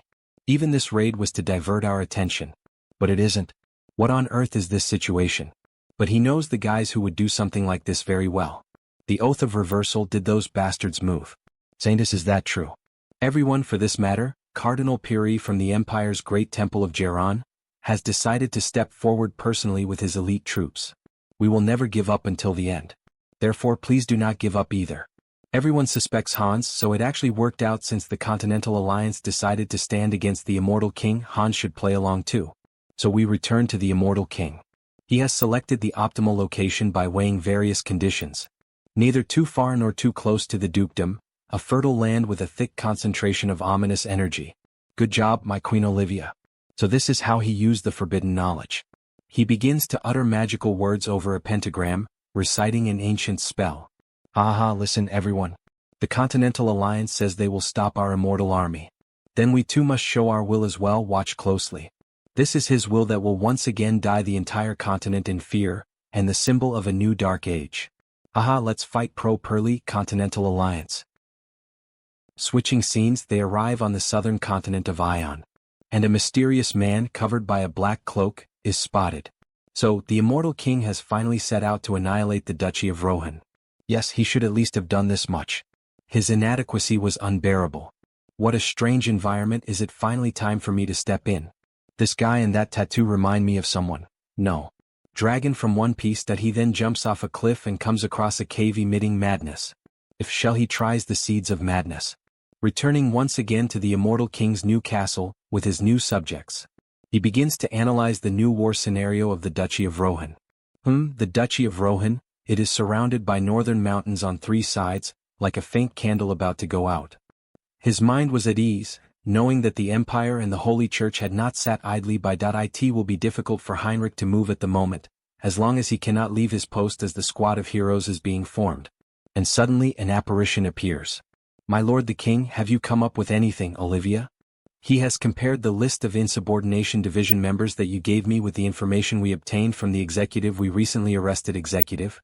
Is he the sheik who is rumored to be the manager of the Toko branch? As a result, among those he was already monitoring, he discovered a partner. Wait, a partner. Its location is the city of Tuvia, near the capital of the Asrian Empire. If it was the city of the Tofia, it is subject to the emperor's authority. There is the high-ranking partner of the disobedience division, who secretly moved the Ubercio clan. And we see our succubus return. She panics and gives orders to retreat. Hurry. Hurry. We have to leave in 10 minutes. This is impossible, it's impossible that they've discovered it. She's here. Where did she leave a trace? She has even kept quiet the fact that she's a Scopus. Will she return to the immortal army? She hates that with a nasty hatred. We want you in the immortal king's army. Welcome. Damn it, he should have run away since the pencil sharpener. This savage first appears in the fight against Upersian, then suddenly his vision goes dark and the reinforcements coming from the rebellion department are cut off. There must be a faction targeting us. If the information leaks here, it will be dangerous. Hey Andrew, have you packed up the contracts we've been working on? Yes, Sienna. He made sure to take care of her first. If as long we take what matters to us and run, everything will be fine. This city is full of all kinds of defenses. And this palace is even more fortified. Unless the immortal king himself comes, we have a chance. But suddenly they are attacked. Impossible. They're already here so fast. It's an invasion, why now and suddenly like this? He sees that she has been living in great comfort lately. Impossible, she has been counting the days waiting for this moment. There is no doubt that you were deliberately hiding since he is saying that. Never, he has prepared all this for the day of your arrival, his lord king. Writing, you may frighten others but you cannot deceive me. He uses the ability Eye of the Abyss to regain control over her. Sienna, the psyops of the devil race. It was among the top 10 during the reign of the previous immortal king. It's astonishing for a devil to assume the guise of a noblewoman. She's a perfect talent for secret missions. Oh Sienna. She really thinks she can deceive her king, the god of death, the one who created everything and is destined to control the world. It is time to fulfill the contract that was made 300 years ago. Then he begins mental control over her, completely transforming her. Turning her into a new woman, a new demon. For the immortal king, eternal life. My eternal loyalty. She is even kind of cute, the most beautiful of the demons. The immortal king and Olivia are happy. After all, it is as if they had recovered the lost lamb. Shit, she has returned to the immortal army. That shield is very ugly. My sister, please don't cry. These are tears of joy. She is very happy to return to the ranks of the great immortal king's army. Hey, what a loyal follower she is. He sees your true colors, Sienna. By the way, who is this man? He has a great deal of mana in his body, but he sees no sign of him learning magic or aura. Sienna, he thinks you haven't presented it properly yet. Hey Andrew. Hurry up and introduce yourself. Hello King. I am Andrew Weaver. Andrew is a hero she recruited for our great cause and he will be surprised when you see what he's capable of. And she is amazed. He is from another world, that is, he is neither from the world of demons nor from the world of spirits. If it is neither from the world of demons nor from the world of spirits. Did he do it? Yes, your majesty. Ichem, he came from a place called Earth. Guys, I have sad news for fans of this manhwa, all my alter egos are tycoons. Apparently, the manhwa will take a break and will only return in April with the second season. Here is their message. Thank you for your love for all my alter egos are tycoons. Thanks to your interest and support, we have finished the season. The first season was successful. We have decided to take a short time to reorganize, and then we will get back to you on Wednesday, April 1st. We will return with the second season in a more spectacular form, featuring larger battles and a wider scope, and Sunghyun's story will be more intense and daring. We hope you will be interested. He will be very active in the second season and supported when he returns. If there is any change to the schedule or if it turns out to be just a prank, we will return to our normal programming. If you enjoyed this video, don't forget to give it a thumbs up, it really helps. And for more content like this, Make sure to subscribe and hit the notification bell so you don't miss any updates. Let me know in the comments if you'd like to see another part. I'd love to hear your thoughts. See you next time. Bye-bye. Guys, we're finally back. The release of the manhwa we all love is back. Spread the word, share it, and leave a like. Someone other than me and awakened from Earth, huh? It has been 2 years since he arrived in the dimension of Out Erica, and this is the first time he has met someone from his hometown. So the protagonist decides to hide that he is also from Earth. How interesting. Meanwhile, Andrew feels honored to be speaking with the Immortal King. Besides that, the Immortal King is showing interest in him. Right, this is his chance to abandon that ruined oath against the heavens and side with the Immortal King. He will earn as much karma as he can and run back to Earth. However, the protagonist has other plans. Raise your head. Yes, your majesty. He begins casting dark magic and welcoming him as a loyal servant. But Andrew does not really understand what that means and becomes afraid. Hans starts passing chains through Andrew's body. A control spell. This is a binding seal that will restrain him. With this, obeying the Immortal King for the rest of his life shouldn't be difficult. And with an evil laugh, he once again welcomes him to the family. But Andrew becomes worried. He does not feel good about this. After all, when he returns to Earth, he hopes that this seal will disappear safely. The scene changes and we see the Immortal King's castle, a classic supervillain fortress, surrounded by lightning and mountains. Sitting on his throne made from the skulls of his enemies, he reflects. It turned out quite satisfactorily. All he did was add a skill appearance modification to the dark magic called Eternal Labyrinth. Changing appearances is child's play for him anyway. Still, it's a little disappointing. He chose this location to help the duchy in his own way, but the Alliance is obviously going to see it as a threat. No one understands his true intentions. With a sad little face. How cute. Suddenly, the succubus arrived in the hall. Your Majesty. She has brought the information she gathered from the Empire. Look at the information on this paper. Disguising yourself as a noble really is useful. She is useful in ways Olivia isn't. Which makes her happy. After all, Olivia is her archenemy. You flatter me, Your Majesty. The only one who can rival Crown Prince Simon for imperial authority is the 5th princess. And the source of the 5th princess's power is Baron Isaiah Priston. A grand mage acknowledged by everyone. Then a flashback happens. During the meeting between the kingdoms, Simon mentions Baron Isaiah Priston. Despite being so young, she rose to the rank of Grand Mage, a true treasure of his empire. Clearly, he wants her to be sent to war and die so that he can control the empire without any problems. Just as he thought. Something smelled fishy. So that's why the Crown Prince recommended Isaiah for the hero's party.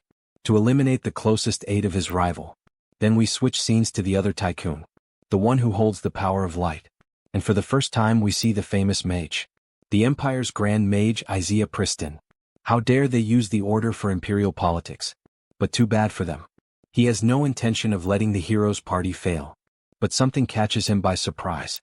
So she sincerely apologizes for being unable to accompany the saint on his journey. Please forgive her rudeness. It hits him like an arrow to the head. Recruitment failed from the start. But something feels suspicious. Becoming a grand mage in her late 20s is already shocking enough, but she looks this young. He would believe it if someone said she was a middle schooler. He understands. Everyone has their own circumstances. But she adds that there is someone she must protect, and that is her top priority. He heard that the 5th princess is especially close to Baron Priston. They said the 5th princess suddenly appeared with Isaiah 8 years ago. Then the gears finally started turning and an idea lit up in the protagonist's mind. This woman is from another world. That's how someone this young could become a grand mage. Backed by the princess's support, she must have poured everything into magic power through the karma shop. An otherworlder grand mage. There's one perfect use for that. Of course he would never force her. But as she said, the world is in chaos. There are only a few people capable of putting it to rest. But with a worried look and her hands almost trembling while holding the staff, she only apologizes again. So the protagonist decides to appeal to her emotions. Is it truly impossible for you? With a golden aura surrounding him, making her nervous. But once again he is rejected. If there's anything the Empire can help you with, we will do it. Recruitment failed completely. He understood. Then it can't be helped. He hopes they may meet again under different circumstances, Baron. Thank you, Saint. Then she shall take her leave. What a shame. If he stayed by Isaiah's side, his new mage avatar could have grown incredibly fast. And in the end, we see the protagonist's true intentions. He only wanted a tutor for one more of his new avatars. Maybe he should postpone the youngest one a little longer. However, a paladin enters the room shouting, "Sir Heinrich, the Saintess is looking for you. An emergency meeting has been called at the Grand Temple." A few minutes later, everyone is seated in the meeting room. This is serious. As if the Rohan Duchy wasn't already in enough danger, now the Immortal King's castle has been built as well. And at a time when monsters across the continent are rampaging because of the madness. Then the Saintess adds. On top of that, tens of thousands of undead have been detected inside that castle. The Immortal King has gathered all the forces he's been building up in one place. Wait, which means? Yes, it's a declaration of war. But in truth, that was not what the protagonist was thinking. This is beyond people misunderstanding his intentions. For the greater good, concentrating troops at the Empire's border would be the right choice, but how could they abandon the countless people who are barely surviving in the Rohan Duchy? So the Immortal King plans to mock them while watching the choice they make. What a cunning bastard. They cannot leave the Immortal King alone any longer. No, why are all the arrows aimed at Hans again? This is driving him insane. When he first came up with this plan, Hans thought he only needed to deal with a few bad guys. But after actually doing it, the weight behind the name Immortal King is far too great. Just taking action alone turns things into a disaster-level event, making it difficult to steer things the way he wants. Even the things done by the oath against the heavens ended up being blamed on Hans, and now war is right around the corner. No matter what, war must be avoided. Such sacrifices are unnecessary. In that case, he joins his hands together while saying a prayer.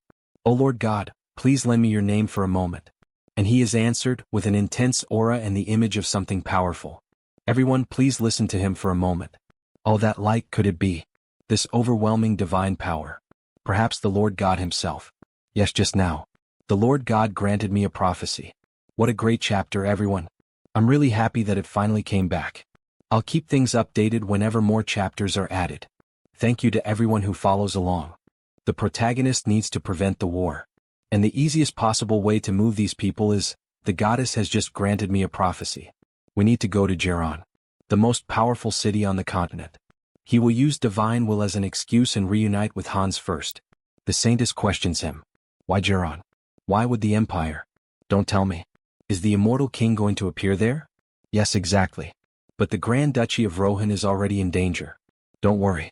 If he can't find the Immortal King, he has a method. If he finds Hans first, Heinrich is confident he can solve everything. But it bothers me that Heinrich's skills have stagnated. The Saint and the Immortal King's levels need to be equivalent. For all his play acting to be more convincing.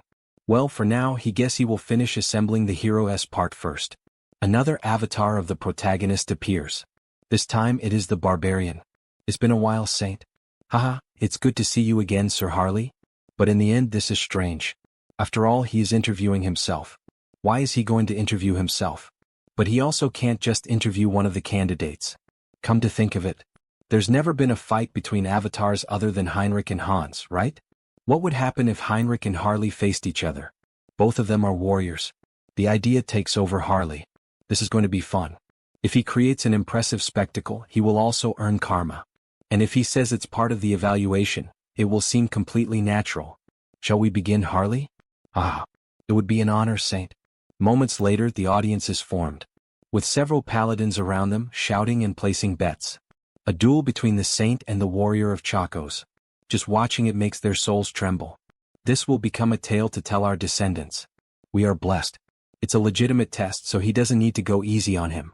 The same goes for you, Saint. But considering the location, let's put aside the power of madness. Both of them begin the fight, and even though it is a friendly duel, both are using the full extent of their abilities. Heinrich with the legendary sword and armor.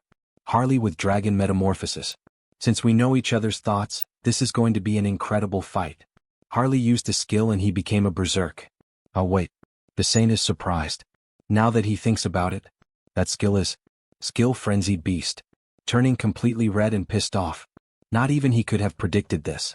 The barbarian charges forward with everything he has, and with a single strike, the ground trembles. Demonstrating tremendous physical strength, possibly the greatest among all the avatars. He had forgotten. Frenzied Beast operates in the realm of the unconscious. And since it interrupts thought and relies solely on the senses, it allows movements capable of catching the enemy off guard. The two guards are terrified. What exactly are they looking at right now? It's hard to even follow with their eyes. But looking at it from another perspective, it also means he can take this opportunity to discover Harley's openings. This duel is surprisingly useful as a training method. Besides, Harley has infinite regeneration.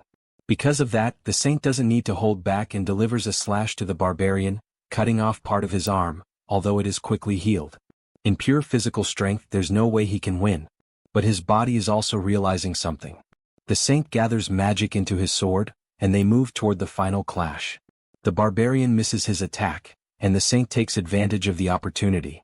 The great blessing and the sacred combat arts of Rosea are guiding his body somewhere. And he counterattacks with a precise strike, causing a massive cut across the barbarian's chest. A system notification appears. The individual has obtained enlightenment through repetitive training. The skill evolves into a special skill. The martial bones skill, which had stagnated, and the sacred energy that exploded. He finally broke through this barrier. The slash did not work so well against the barbarian, and both of them clash head-on once again, a fight between true warriors.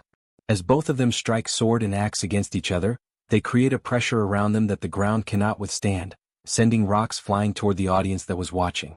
What was that? The place was almost completely destroyed. Wait, look over there. From the dust, the silhouettes of the two warriors standing emerge. And with a handshake, the crowd goes wild, considering it a draw. As expected of the hero. It's the first time he has seen such a strong warrior. Just as the rumor said, you truly are powerful. There will be no further need for tests. But suddenly someone calls out in Harley's voice. It was the elf who had been rescued by him. It was incredible watching your duel, Harley. Ah, look who's here. If it isn't the little girl who became a high elf. What a cute elf. On the other hand, the other one became frightened. This is definitely the Ion continent. That was an incredible fight. While taking the opportunity to cling to the protagonist. But changing the subject, the high elf is embarrassed, because the moment has finally arrived. Harley, she promised, didn't she? That when she awakened as a high elf, she would give you another blessing. A blessing, what would it be like? Then the elf gives him a kiss on the forehead. A system notification appears. Due to the individual's elemental affinity and resistance increasing drastically. She gave her first kiss to her hero. He feels wonderful, although he did not realize the impact of receiving that kiss from the elf. In the end, he is thinking that after some time, Harris will possibly also be capable of granting this type of buff. Then the other elf comes to congratulate him on the duel. Sir Harley. The fact that he came all the way here means that he has decided to join the hero's death squad. At the moment, he is inclined to accept. But not yet, he is going to observe the situation more. The elf understands. Our important discussions are practically concluded. Some will soon return to the Animal continent. Great. Harris also needs to return there if he wants to become a high elf. Moments later, the Saint is shown exhausted and recovering from the duel. It was a considerable gain. The next time he gets stuck, he will use Harley again. And during the final play with Hans, he needs to properly define the ending. He can't just end it by shaking hands with Hans. So now all the actors are ready. But what about the main stage of Geron? In another region we see a big castle. Capital of the Assyrian Empire, Geron. Palace of the fifth princess. The great mage is returning from the interview with the saint. Heading toward the palace. Come in. A blonde woman and her maids are there, until they finally notice the mage's arrival. Viscountess Pristin, she returned earlier than expected. Fifth princess of the Assyrian Empire. Riley Cardi Assyrian. What a beautiful girl. Since she has something to discuss with the Viscountess, they may leave. The mage makes a serious expression as if she already knew what was going to happen. The princess's personality completely changes. She runs to hug the mage. Did everything go well? What did the church say? They didn't try to force you after seeing how competent you are, right? Riley, calm down first. How is she supposed to calm down when you almost disappeared, Siha? Wait, let me go. Let me go. When we met, she was small and so cute. Like a doll. So who is she? This place is full of barriers, so she was startled to see someone here. But she came from another world. How cool. So you aren't from around here, is she? What if this child calls the guards? What if she end up getting executed? Thinks the girl from the other world. But the princess ends up finding all of this funny. She doesn't know much about this world, right? Then the princess will help you. But she has a condition. Which condition? Don't you want to be her friend? Both of them stare at each other, and the foreigner notices the child's purity. But with a sigh she confirms. Okay, all right. Friend my foot, you brat. Call me big sister. Big sister. But that's scary. Please. With those little angel eyes, there's no way to resist. All right. Just call her Saya. Saya. Is that your name? Your name is pretty. Mine is Riley, nice to meet you. Her purity enchanted the girl from the other world. She definitely was so cute back then. When did she grow up so much? So Marquis Walter tried to pull a fast one and was caught red-handed. Before Simon arrives, we were told to gather escort forces. So we also need to prepare ourselves before Simon arrives. That is right. Because of bad childhood memories. Riley has a strong aversion to the people of this world. They hold hands as a gesture of deep friendship. After all, they have spent years together. You too. She's coming with me, aren't you? Yes, of course. It has been 8 years since little Riley helped a foreigner who had no one to rely on. She decided to return to Earth in a year. But something disturbed her. The sky quickly became dark, ominous, and covered with black clouds. She immediately assumed a battle stance. Until then, she will ensure she is free from all threats. Even if she disappears. For sure. And we see the surface of the immortal king's face above the clouds. Many extras are appearing to help him. With the sky covered by black clouds and thunder roaring endlessly, the figure of the immortal king appears among the clouds. As expected, upon using the skill, Eye of Darkness, he realizes why the capital of the empire wasn't given that title for nothing. Their ability to detect enemies is exceptional. If he gets any closer, they will discover him immediately. Well, that doesn't matter. That's about time, Olivia. Then one of his most loyal servants appears. Did you call me my king? Yes, Olivia. You do remember your mission, right? I will move exactly according to the plan. Everything will be according to the king's will. Meanwhile, the king continues observing from above. The chaos had already begun inside the enormous city. I think it's already time to remove this barrier. They really tried hard. But how do they think a mere barrier like this could stop this body? A massive sword of black mana is launched against the barrier, causing a tremendous explosion that is heard throughout the entire capital. Meanwhile, inside the city, screams for help echo everywhere. Others desperately try to assist. Everyone retreat to the magic tower. But the ordinary citizens remain frozen in fear. After all, when they look up, they see several dark dragons destroying and burning the entire city. As the scene returns to the king, it becomes clear that the barrier is not so simple. This barrier is actually quite sturdy. Must have cost a lot. But how long will you be able to hold out? Remember, mortals. The name of this body. Meanwhile, several mages struggle to keep the barrier intact. One of them eventually collapses to the ground, unable to withstand the pressure created by the immortal king. Only one mage remains standing. Damn it, we can barely hold on. And he is finally introduced. Master of the Imperial Palace's magic tower. Great mage. Marquis Lawrence. A desperate apprentice rushes over to speak with him. Marquis, at this rate we won't make it. We also need the help of the other great mages, Viscountess Preston and Count Garfield. By the way, where is Preston at a time like this, with the Imperial Palace in such chaos? The great mage questions. Don't tell me she's still glued to the princess. The apprentice informs him. Well, Viscountess Preston left the palace this morning with the princess. And the great mage is left stunned. What? But the crown prince hasn't even arrived yet. Why, right at this critical moment are the two great mages outside the Imperial Palace. The scene changes and the great mage, Preston, is seen protecting the princess. Thank you, my Viscountess. It was nothing, princess. But deep inside she was worried. Why did this have to happen right now? Simon suddenly started gathering escort troops out of nowhere. So she was only trying to move Riley's forces away. Princess, I will do a quick reconnaissance of the surroundings. Please wait here. She concentrates with all her strength, until the princess interrupts her. Viscountess Preston. Did something happen? Not yet. But I think the crown prince is nearby. Wait, the crown prince? It's Count Garfield's magic power. The great mage who follows him. They are approaching from over there. What should we do? Well, we have no choice. Everyone stay on alert. Yes, princess. But suddenly, while everyone was waiting for the next move, the mage notices a light. It was the saint standing before them. But he moves extremely fast through everyone, almost lifting the princess's dress. Ha ha ha ha. All of that leaves the mage completely shocked. It's too fast. This intense, burning force.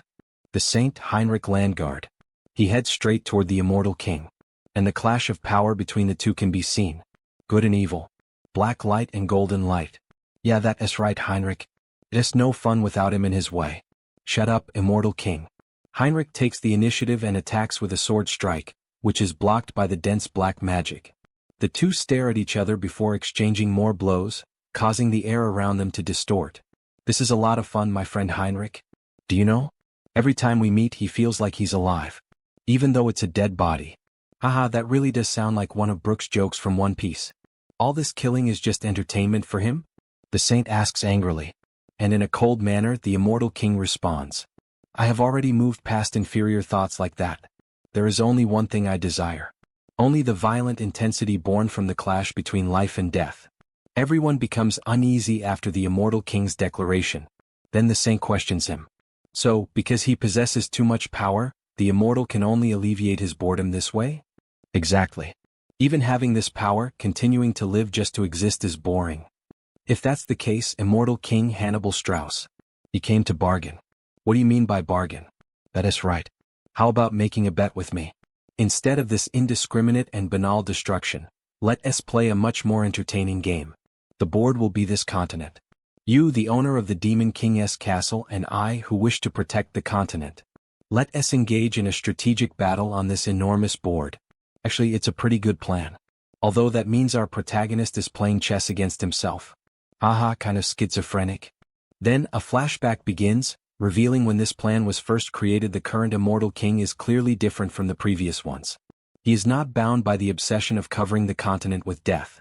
Well, she really felt that too. The principle that drives his actions is interest.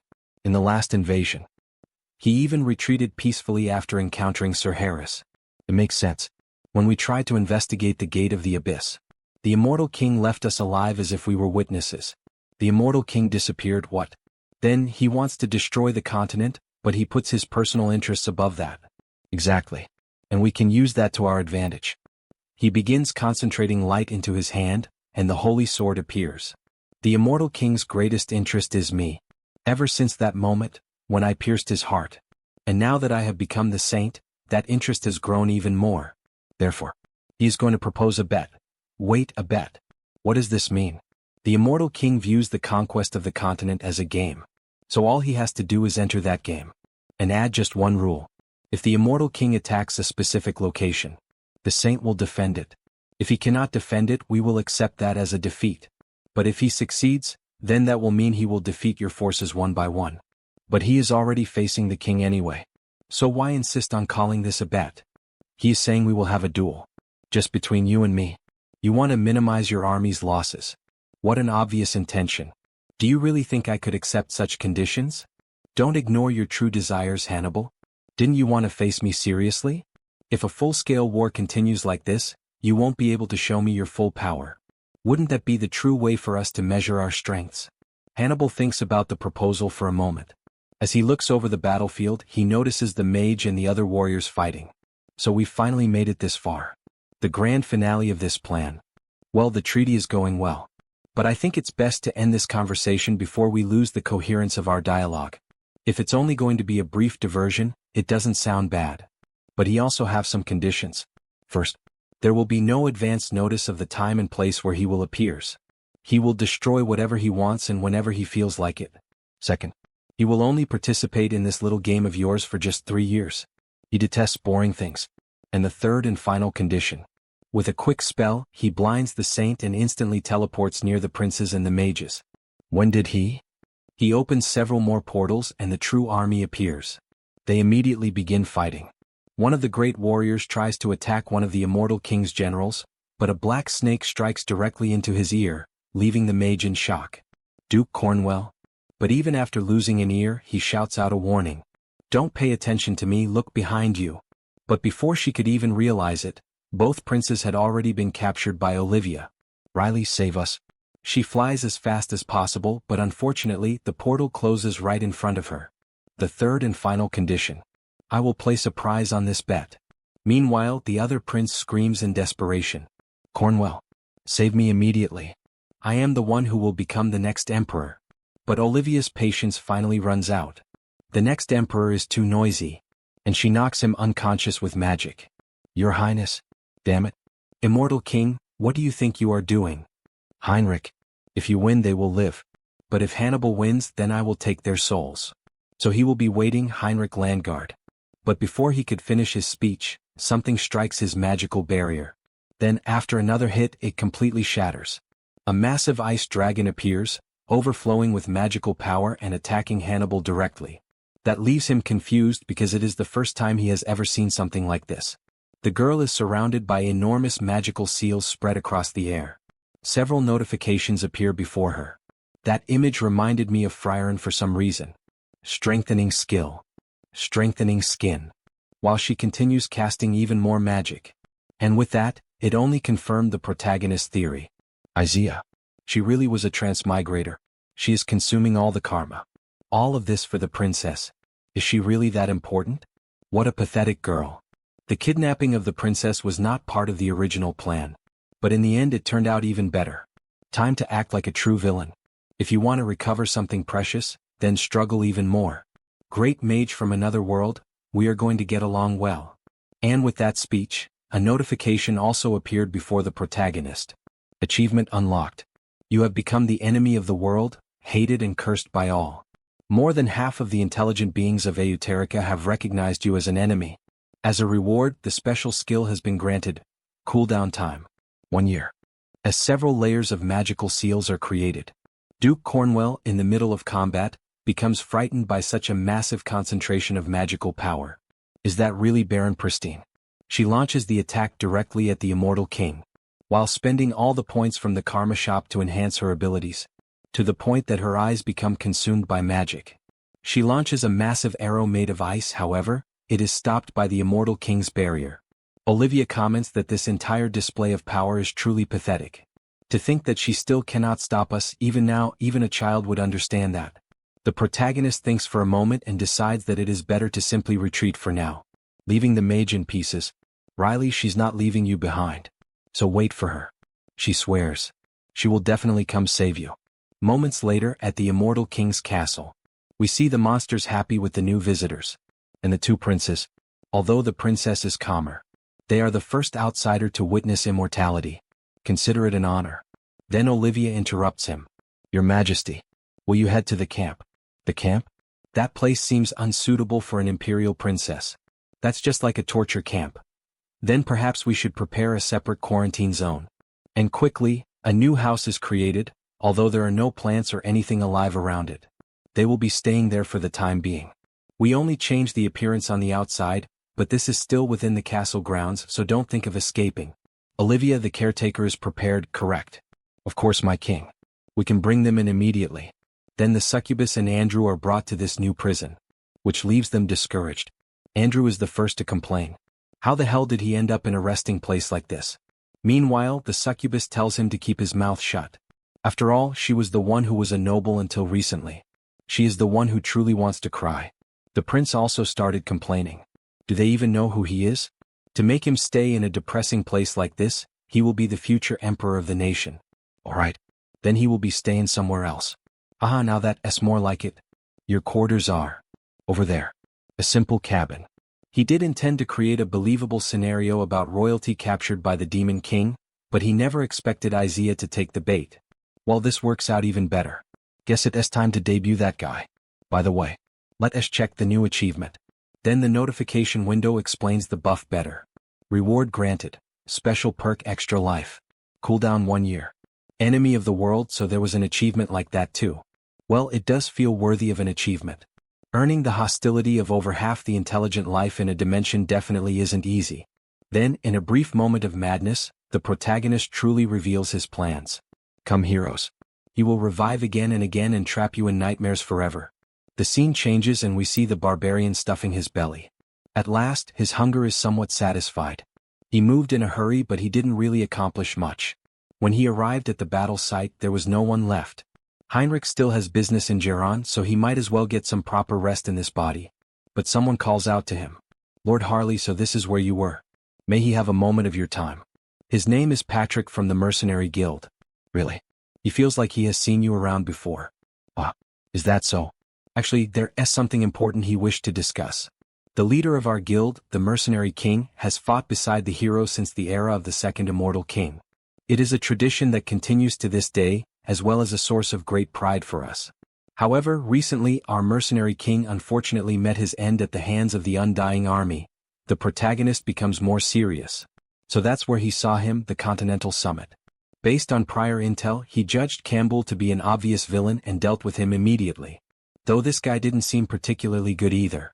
So, he hates beating around the bush. So what's your point? The position is currently vacant. What makes him stay silent? Vacant and what? Why do you stop talking? Lord Harry, you voluntarily joined the battle against the current immortal King Hans. And he has already built an impressive record as a mercenary. Therefore Lord Harley would him perhaps be interested in becoming the mercenary king. What? Mercenary king? Did he somehow offend you? With all the excitement in the world he accepts. After all, every barbarian accepts titles. No, don't worry. Let us do it immediately. As expected. Such decisiveness. A magnificent choice, sir. He gets the rough idea of his scheme now. Patrick was hastily promoted to Secretary General after Cansbull's death, but if another mercenary king is chosen, the other factions would likely remove him from power. So instead he is trying to create an entirely new power structure. If someone like me with strength but no political ties join forces with Patrick, who wants to maintain his position as Secretary General, then securing real authority would happen in no time. Wow. That's really reassuring, Patrick replied. Now that he understands your intentions, he'll take care of the rest himself. Okay, so what should Harley does in the meantime? Lord Harley should build fame. Please spread your name far and wide across the entire continent. Meanwhile, on the other side of the continent, the northern mountain range, a mysterious man stood atop the corpse of a massive bear. He appeared to be reading an important letter. After finishing it, it became clear that he was irritated. A bet between the hero and the immortal king. A 3-year grace period. What kind of ridiculous joke is this, immortal king? He's been acting strange and defying expectations right from the start. Don't tell me he actually overcame the madness of the abyss. This won't do. At this rate, the god's reinstatement will be delayed. There is a misconception held by many races. And that is the belief that there is no god for humanity. But they are wrong. Because in the past, there truly was a god solely for us. Even the high god of order is nothing more than a mere phenomenon or a system. If only the god of humanity hadn't been banished to the abyss, everyone would know the truth and follow them. It seems it's time for him, the last apostle, to step forward. He feels bad for Bathion, but it can't be helped. He will have to take the madness for himself. For the god of humanity. Then it becomes clear that this is the last disciple of the cult that resurrected the immortal king. Changing scenes, a meeting was being held with the saint. One of the bishops was finishing reading the report. That concludes it. This ends the damage assessment report regarding the immortal king's attack. This is a serious problem. The major families of the empire have suffered heavy losses. Furthermore, to have lost the leading successor, Crown Prince Simon as well as Princess Riley. But the saint interrupted him. They are not lost. He will definitely bring them back. But the reaction was not what the protagonist had expected. Those fools did not believe the saint's words. Which left the protagonist feeling uncomfortable. They will put their faith solely in your words, saint. After leaving the meeting, only one thought surfaced in his mind. What a mess. The damage was a lot bigger than he expected, wasn't it? Did he get too immersed in his acting? But suddenly a sweet voice called out to the saint. It was Viscountess Pristine. She asked when the saint intended to attack the immortal king.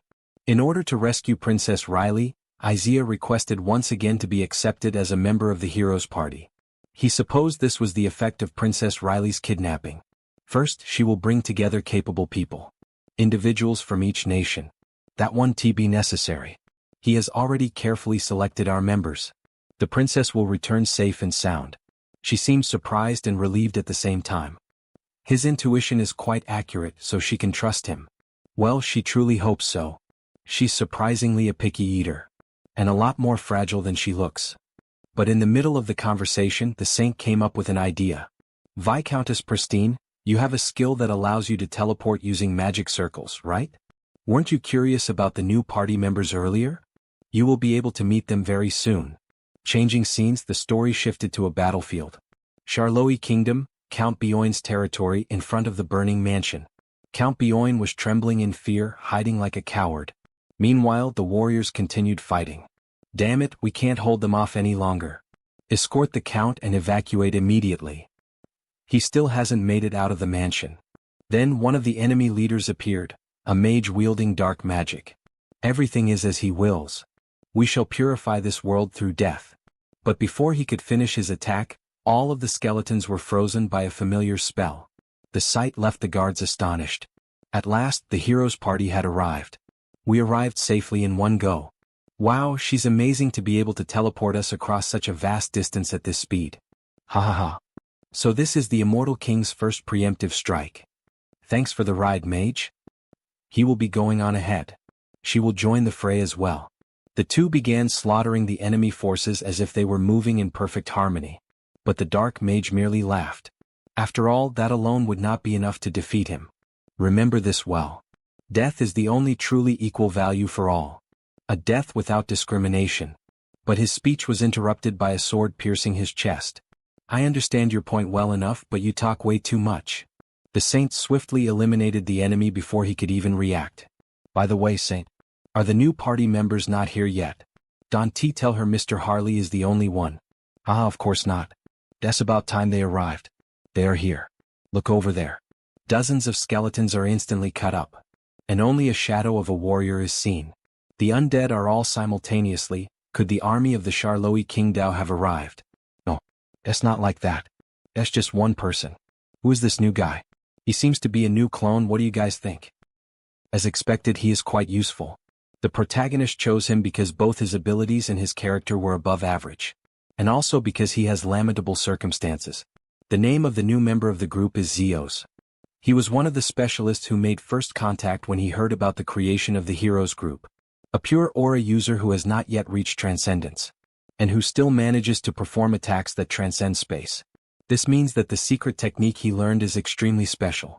What will Zeos be like when he surpasses his peak and reaches the transcendent realm? It is something that leaves the protagonist curious. And the second reason why he was accepted. We see a flashback with Zeos' family. It was his family situation. Because of the sacrificial massacre caused by the oath against the sky to open the abyss. He lost his entire family. And this made the protagonist remember his own past, where he lost his family in a supposed accident. Which he believes was intentional. Although the sacrificial massacre was not Hans's doing. Even so, he needs to feel a certain responsibility. This leaves the protagonist satisfied when seeing his performance in battle. He will surely become an excellent companion. Meanwhile, in the elven forest, the small elf tries to learn more about her own magic, guiding everyone. The high elf's daughter comments on the situation of the war. In the end, on the Ion continent, we spent almost all our time only in temples. Of course, this was not exactly a leisure trip. But the protagonist tries to cheer her up with popcorn. Which makes her angry at first, although she cannot resist this deliciousness. Stop treating me like a child. Why, every time she says anything he tries to give her food. Although she cannot refuse it. Thinking about it, where does he keep getting these things from? It's really delicious. Don't tell me he went out secretly on his own, right? I got it as a gift. A gift. A big friend put a bunch of magical items for him. Wait, a big friend? She quickly thinks of the barbarian. With a very different mental image. That man who looks like he is related to a beast. Hey, why is that mental image so strange? But someone interrupts her. Beastmen and dragonmen are completely different, young lady. Representative of the wild lands, Lionel. The protagonist thought that at the Continental Conference he looked scary. But when speaking normally he turned out to be a very friendly guy. Like a little cat. What is this nice smell? Haha, it's nothing, while she tries to hide the popcorn. Speaking of that, we ended up becoming indebted to the Elven Kingdom in several ways. Thanks to them we defeated the Immortal King. And we also received help to travel between continents. If we can help each other, then it is better to help. At this rate, he might even build a temple of the Divine Church in Animel. These portals are really convenient, we need to support this strongly. So the temples are basically transportation now. After some time they finally arrived near the portal. This ends up causing a strange feeling in the small elf. After all, the first time they crossed the sea she was the one who woke up. The second time it was Harris. Who will be next? Hearing this, the other elf ends up getting euphoric. So next is her. She is going to reserve her turn. Alright, without further delay, now it is his turn. The protagonist walks directly toward the tree. The world tree observes the child. The protagonist enters a deep state of consciousness. As if he were blooming like a flower/tree. Vertigo. Reverence. His body feels like nothing more than a small tick parasitizing this land. The small spirits bring him the forbidden fruit. A golden apple. which, upon biting it, immediately the system notifies. The individual has fulfilled the conditions and evolved. The special ability Star Observer has been acquired. The individual has fulfilled the conditions and achieved enlightenment. The spiritualism ability evolves into the special ability called Nature's Call. And a beautiful elf with pink hair comes directly to meet the protagonist. With a gentle kiss on his forehead, she assures him that she will take care of him. After all, he is just a child. With his eyes closing, he can only see the last notifications. Race, High Elf, special characteristics. Awakened as a High Elf, priest of the World Tree, his affinity with natural force has increased drastically, and all spirits are about to evolve. He begins to fall. After all, with blurred vision and no strength in his body, the evolution drained all his energy, just like what happened with the other elf. Cut to another scene. The princess is seen in an individual cell inside the immortal castle. Although she is imprisoned, she is relatively safe while the bodyguard is just drinking tea. This makes her uneasy. What is he thinking? Somehow, it even feels like the guards are trying to treat her with consideration. And her treatment is completely different from Simon, who is being punished by the succubus. This is the famous meme, "That should be me, ha ha ha." Ah, what sadness. When will she be able to get out of here? She wants to see Seiya as soon as possible. She is certain that Seiya will come to save the princess. Seiya will come. Riley should have started calling her little sister Seiya earlier. It wasn't that difficult. But her thoughts are interrupted by the presence of the succubus carrying a body, which leaves the young man shocked by such violence. "Ma'am, this person is?" She heard that he suddenly appeared near the castle. When the undead attacked him, he ran inside the castle. How can someone just appear out of nowhere in such a remote place? Such a different appearance, as if he had fallen from the sky. Don't tell me. "Ma'am, maybe he is someone from the same world as him. From Earth." Yes, it seems the king also suspected that already, so he ordered this person to be handled separately here. Ah, so we have an unexpected newcomer. Andrew. He can go back now. From here she will take care of the rest. What, so now he? That depends on Lady Olivia. But just hearing her name already shocks Andrew. "Princess. For now you will stay with this person." I understand. This person is a transmigrator just like Seiya. Now that I think about it, I heard that this man introduced himself first. What was his name again? Then she remembers. It's Hesperon. Now then, this is definitely a clone of the protagonist. But he is just a normal human. What could this clone's power be? Leave it in the comments. Until the next chapter. The scene changed, and this time they were on planet Earth. Specifically, inside the building of the Ability Management Agency. A shout echoed through the building. What the hell? Now they have even created a fan page for Haho Mask. The man shown on the panel was Kong Tae-san from the Criminal Investigation Department. The website appeared completely updated. Summary of the regions where Mr. Haho had been cited. Mentions of Mr. Haho. A list of criminals who had been punished, and even an official gathering of the Dawn Altar. Those bastards are even organizing in-person gatherings, the police officer complained, and in a fit of rage he tried to smash the computer. How much longer are we going to keep chasing useless leads like this? Then just let the competent people do their job. His partners tried to calm him down. That bastard is having another meltdown. Hey, it's already past time for you to take your medicine. Kong Tae-san, do you think we're doing this because we want to? It's difficult to track down that bastard. The scene changed once again, and this time, they were in the department of the Korean Returnees Association. The two women were discussing the Blood Alliance and how they were connected to Haho. Wasn't Heterosis one of the elite members who had been growing the fastest within the Blood Alliance?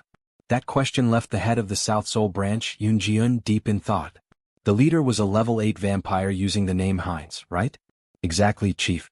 Since they had expelled the radicals and started acting peacefully, we had been turning a blind eye to them. But that will no longer be tolerated. The chief believed that Haho Mask was receiving information from the Blood Alliance. And these documents proved it. After all, it was an execution list. The scene shifted again, and this time Hans finally appeared. He was looking at several civilians who had recently been killed by a murderer. Then, right in front of him, a mysterious man appeared, radiating a red aura. The protagonist remarked that he couldn't believe there were still people doing this kind of thing. Oh, that killing intent and that mask. I think I have an idea who he is. You must be that so-called Haho. He had really wanted to meet the masked man, so this was perfect. Gah. A mere criminal wanted to find him. You barely returned to Earth and you've already become arrogant. With a smug grin, the red-haired man revealed his power. An enhancement type awakened. The demonic emperor of the heavenly massacre. Oh. Now the protagonist understood where all that confidence came from. It was a power that had reached the transcendent realm, the realm of transformation. But the red-haired man interrupted his thoughts. "Stop wasting time with useless thoughts and come fight me." He charged at the protagonist at high speed, who defended himself with a magic shield. That left the red-haired man surprised, as it was the first time one of his punches had been stopped. But let's see how long that barrier can hold. He entered full JoJo mode and unleashed a barrage of punches at incredible speed. As expected of someone coming from Murim, he was especially skilled when it came to fighting other people. It was the first time he had faced someone with such powerful internal energy. But this little game ends here. When the barrier finally shattered, just before the punch could reach the protagonist's face, black tentacles restrained him in place, binding him tightly and hurling him against the wall. But of course, a single blow would not be enough. Wow, what is this? This is not ordinary demonic energy. Not even the heavenly demon reached this level. Realizing that now is already too late, little warrior. Don't underestimate me, masked man. I am the demonic emperor of the heavenly massacre. And I don't care. Disappear. Besides, that name is childish. You bastard, you'll see. But once again the red-haired man was easily restrained. How can this force be so overwhelming? This is my last display of mercy. The black bindings transformed into snakes. Do not feel wronged, little warrior. You will be able to be born again. As an extremely special undead. Then let us see. What kind of past do you have? As he examined the fighter's head, he obtained several new clues. This man had been a subordinate of the prosperous Heaven Society. They had been connected even before he went to another world. How strange. If it had been after reaching this level of power, he would have understood. But why did they recruit someone who had been nothing more than an ordinary person? What a shame. Unlike Auterica, obtaining information here was limited. In addition to the Blood Alliance, he also needed information from the legal side of society. Now that he thought about it, there was someone perfect for that. The scene shifted to a young man calmly having dinner. On Sunghyun, the dark mage assigned to the Ability Management Agency. A woman joined him at the table. Sunghyun, you're already busy with work. Why did you come again? And try this too. All right. Lately, public safety has improved quite a bit, so there are hardly any incidents. Your father and I are happy. But don't keep blaming yourself because of us. Mom, you're exaggerating again. After all, after everything he had gone through to return to Earth, he would never sacrifice his ordinary life again. Son, eat plenty before you go. Yes. Even seeing his father, who had always been so serious, gradually changing was something precious. But while he was enjoying his meal, a strange sensation sent a chill down his spine. Even his parents became worried, asking what had happened to their son after noticing the sudden change in his behavior. Damn, that presence, it's him. Excuse me. He had just remembered that he had forgotten to submit some documents. He would need to go back to work right away. His strange behavior left his parents suspicious. After walking through the city for quite some time, it seemed as though he was voluntarily heading into hell. But he could not involve his parents in this. Show yourself. Why did you come looking for me? Cuckoo. Even knowing that I was here, he didn't try to run away. It was Hansa's presence.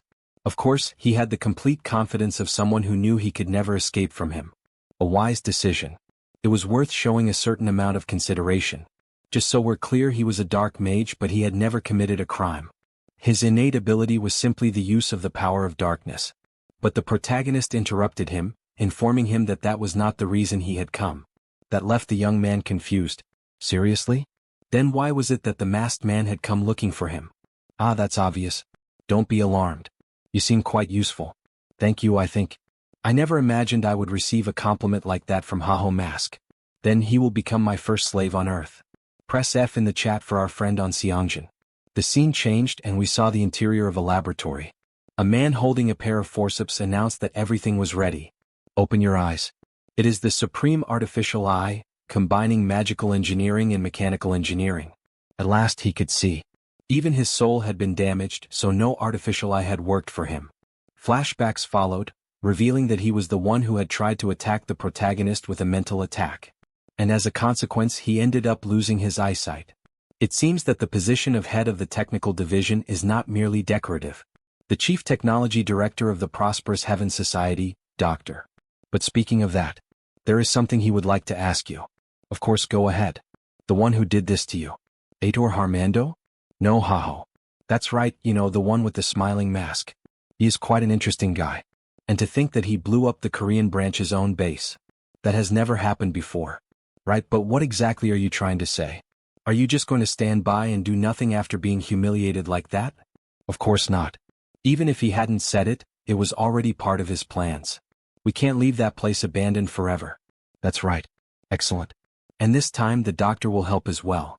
He really wants to use him as a test subject for his experiments. The scene changed. They were now at the protagonist's house. After taking a nice hot shower, he relaxed in the living room. All he wanted was to stay at home and do nothing. But running around using the projection in Hansa's place was exhausting as well. He was almost becoming extroverted again. Suddenly his cell phone rang. That dark mage, his name was on Sunghyun, wasn't it? Thankfully he had cooperated peacefully. The protagonist had been thinking about how to persuade him. But thanks to that, the gathering of information from the association was proceeding smoothly. And the new project was progressing well too. An undead from the Murim world who had reached the realm of transformation. Wouldn't it be incredible to have such a powerful warrior? But the protagonist's thoughts were interrupted by the sound of the TV. You still treat Haho as a criminal? A morning news program was running an editorial on the subject. It is an undeniable fact that he has contributed enormously to public safety in our country. Exactly. Look at the cases overseas. Hundreds, even thousands of people die every day because of terrorism. Just yesterday there was a major incident in Japan. But the protagonist turned off the TV. The prosperous Heaven Society. They were probably still expanding their influence abroad. Those bastards will get what they deserve. He opened Hansa's information to investigate his schedule. The scene changed and they returned to the other world. The new clone and the princess were having a conversation. So Hesperon wasn't your real name. Since he was going to another world, he thought he should at least have a cool name. So your real name is? Sunghyun, but you can just call him Hesperon. I see. But the princess questioned whether Hesperon understood the situation he was in and whether he wasn't a little worried. However, he interrupted her and grabbed the princess's hand. The break is over. Could you evaluate the magic he practiced? What? Already? Didn't we just start our break? Hesperon. Was a mistake. Just because he was someone from Earth, I ended up remembering when Big Sister Saya taught me magic. But he keeps asking me to teach him more. Look at this, Riley. You did it? Hey, show me a little more respect when addressing me. Sorry. He got excited without realizing it. How frustrating. It took her years to learn that magic, but he managed to do it so easily. Could it be that people from Earth are born with talent for magic? Big Sister also learned it very quickly. That's nothing. He is buffed with 4 abilities. Evil Wisdom. Forbidden Knowledge. Path of Sorcery. Mana Mastery.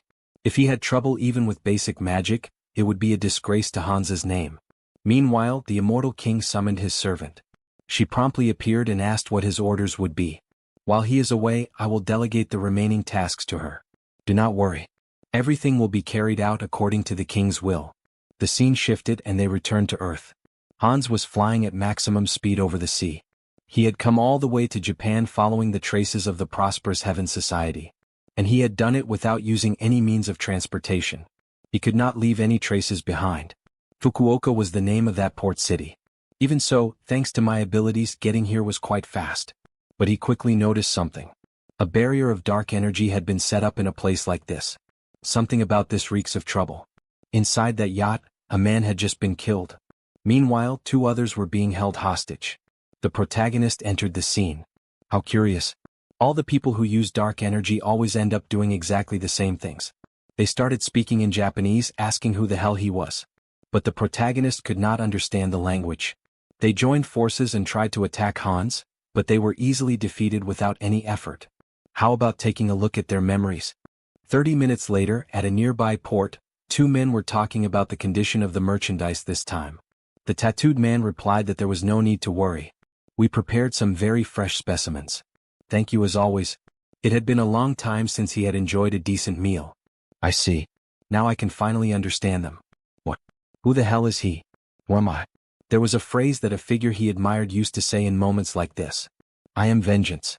In the following scene they were in a village. The sound of a sword being forged could be heard. 2 dwarves were talking. He told him to stay focused. Listen to what the fire says and feel the heart of the metal. However, the dwarf began to grow suspicious of the protagonist, as he constantly felt a sense of familiarity with him. Could it be that our blood traces back to the same ancestor? The firepower of the sword's blade is sufficient. Strike it with greater force. The protagonist hears it. That's the cry of the fire. He feels it. It's the heart of the metal. This is the way of the dwarves. Then the system issued a notification. The entity has gained enlightenment through repeated training. You have acquired the special skill, logic of dwarven creation. Upon pulling the sword from the water, the blade emerged shining brightly. It was a flawless piece of craftsmanship. The other dwarf felt satisfied with the result. What shocked him even more, however, was the realization that something had changed within the protagonist. Have you finally attained enlightenment? However, the protagonist himself found the message confusing. Suddenly, the fire around him began to take shape. The system issued another notification. The Titan is watching you. You have acquired the special skill, Song of Fire and Metal. If it was truly the Titan, then he was the god worshipped by the dwarves. The scene then showed the three gods that had been introduced so far. The god of the dwarves, the god of the humans, and the god of the elves. For some reason, the protagonist felt as though he was collecting gods one by one, just like his clones. The scene shifted to the Bright Duchy in the Talia Kingdom. The two most important vampires stood facing each other. Heinz asked whether she would regret the decision she had made. She answered firmly. He is speaking in truisms. Isn't living better than dying? If he hadn't lived as long as she has, he wouldn't realize how exciting blood evolution is. Furthermore, she is curious about the future of the clan he will lead. The protagonist asked what she meant. It was her desire to prolong her life with his blood. For a holy blood, her way of thinking was far more open-minded than he had expected. It will be difficult for her to evade it on your own. Moving very close to her in a sensual manner, the protagonist said, "Do your best with me for that future." With a single bite, the holy vampire's face turned red. It was a unique sensation, being bitten by another vampire. She understands. This is the new future. After some time, completely exhausted, the transformation came to an end. The first of the vampires. One of the founding bloodlines, the Varkoslok. She has been reborn through hybrid holy blood. Changing locations, the former servant of the deceased vampire spoke to the protagonist. "My lord, all members of Ubers from all regions have gathered in the Talia Kingdom. Well done, Theodore. You flatter me, my lord." His mission had been to gather all vampires and bring them out into the world. It had now become both his primary duty and his personal dream. However, this left Heinz deep in thought. What would this mean for the world? The vampires in the central and western parts of the continent have united and become a single entity.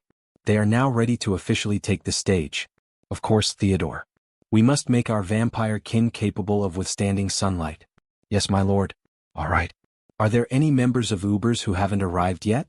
The tribal alliance in the south is fighting a civil war. So they are taking the longest alternative route possible. I see. A tribal alliance. He must send Harley to settle the matter. Also, my lord. The blood gates in every stronghold have been completed. Finally. He will see Uber's blood gate technology for himself.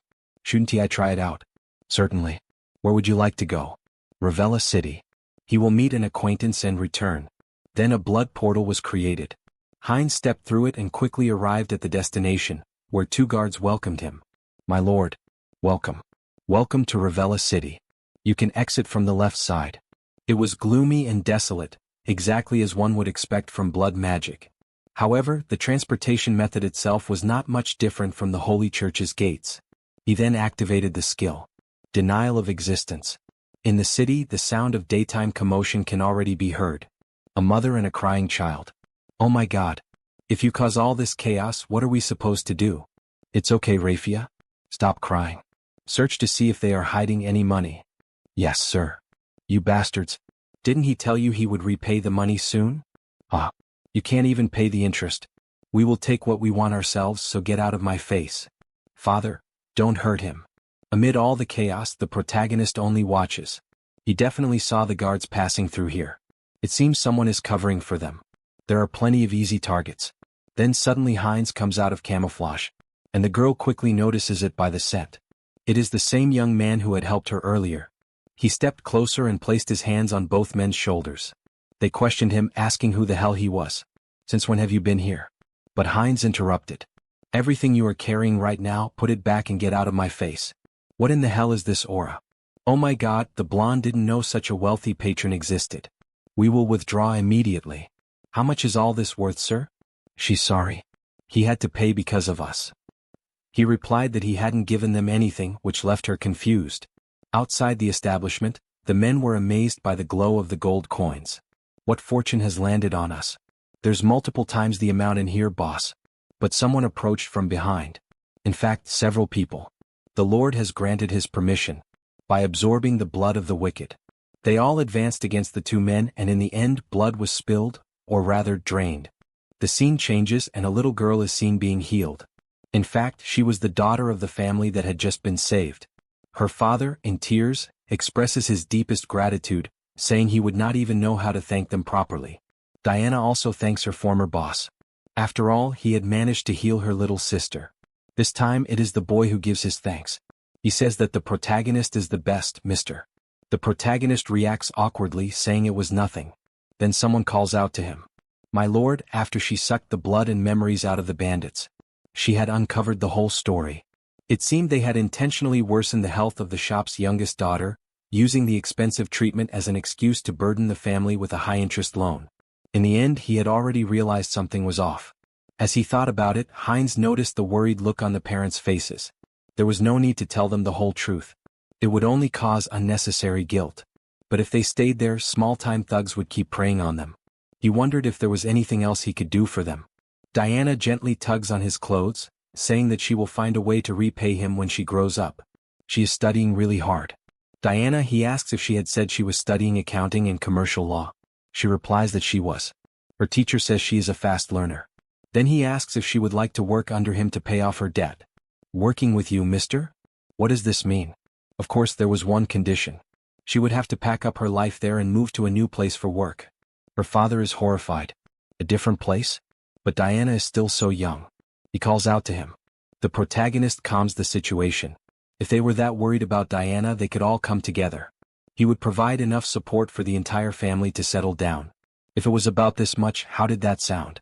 He holds up a check that gleams like gold, leaving the family stunned.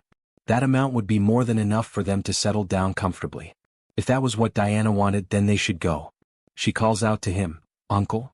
Where should they go? To the capital, Teleria, right? No. They were going somewhere with people he could trust. To Turok City in the Tulku Kingdom. It was the place where his other clones had already established control. A few moments later, they arrived at the Rockapelli Magic Tower. The whole family was gathered together. The father was astonished, as he had believed that he would never have the chance to visit a place like this for the rest of his life. A mage gives them instructions. Now everyone please step onto the magic circle. Then we shall begin the activation. The four mages cast their magic, and everyone is teleported to the Turok Magic Tower. However, everyone feels nauseous. The mage even becomes concerned. Even the protagonist feels a little dizzy. Traveling through magic towers has terrible ride quality for the price.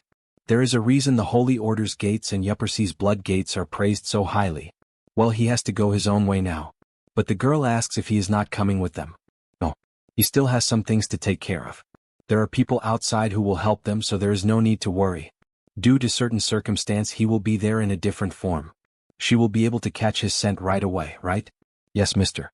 In the next scene, they are already inside the city. Hubert Merchantry. Welcome. I have already received word from Lord Heinz. I am the master of this merchantry, Hubert. For those who do not remember, he is one of the protagonist's clones who specializes in commerce. Oh, so you are the master. Please take good care of his family. Of course. Just think of me as Heinz and make yourselves at home. We happen to be incredibly close after all. But the girl notices that they are actually the same person. Back in the city of the vampires, at Brokislack Citadel, Heinz looks over several documents. So, the royalty and nobility of Talia have all surrendered. That is correct, my lord. The documents include a proposal for establishing nationwide legal blood donation centers, criteria for criminal punishment, and international reputation management for hybrids. They even came up with legal blood donation centers, huh? A system where we take a reasonable amount of blood and pay people for it. The other proposals look good as well. It is all thanks to the mercy you showed the royal family, my lord.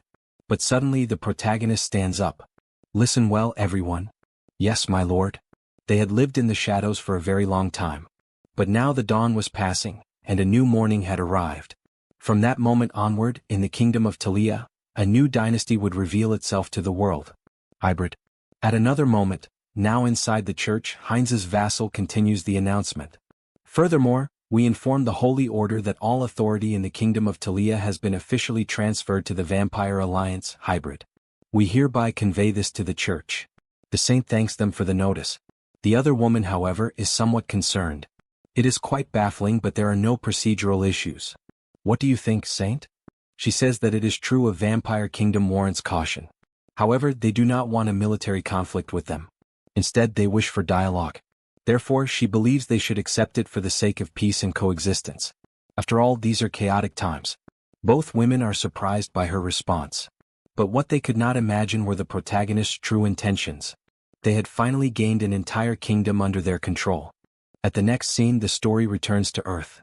Hans finished off the remaining enemies and is searching through their minds. So they really were Banshin Society's lackeys. Much more straightforward than Korea. He only roughed up a few of the big shots, and the clues started falling right into his lap. That just goes to show how much influence the Banshin Society has. Well, the protagonist supposed that's only natural. With their population, they'd have far more awakeners than Korea. He likes how simple this is. He will rip out every last one of your roots, Banshin Society. And that night, beneath the bright moon, Hans vanished together with the shadows. While this, in somewhere. Banshin Society, East Asian Branch. Hans' photo is attached to a document. What is all this about now? The Haho mask showed up in Japan. Has he decided that he doesn't need to target Korea anymore? But from Fukuoka to Kagoshima already. How many places have been hit in such a short time? Haho mask. Even if he possessed the power of a demon king. The elites of the Banshin Society are awakeners who have slain demon kings like that.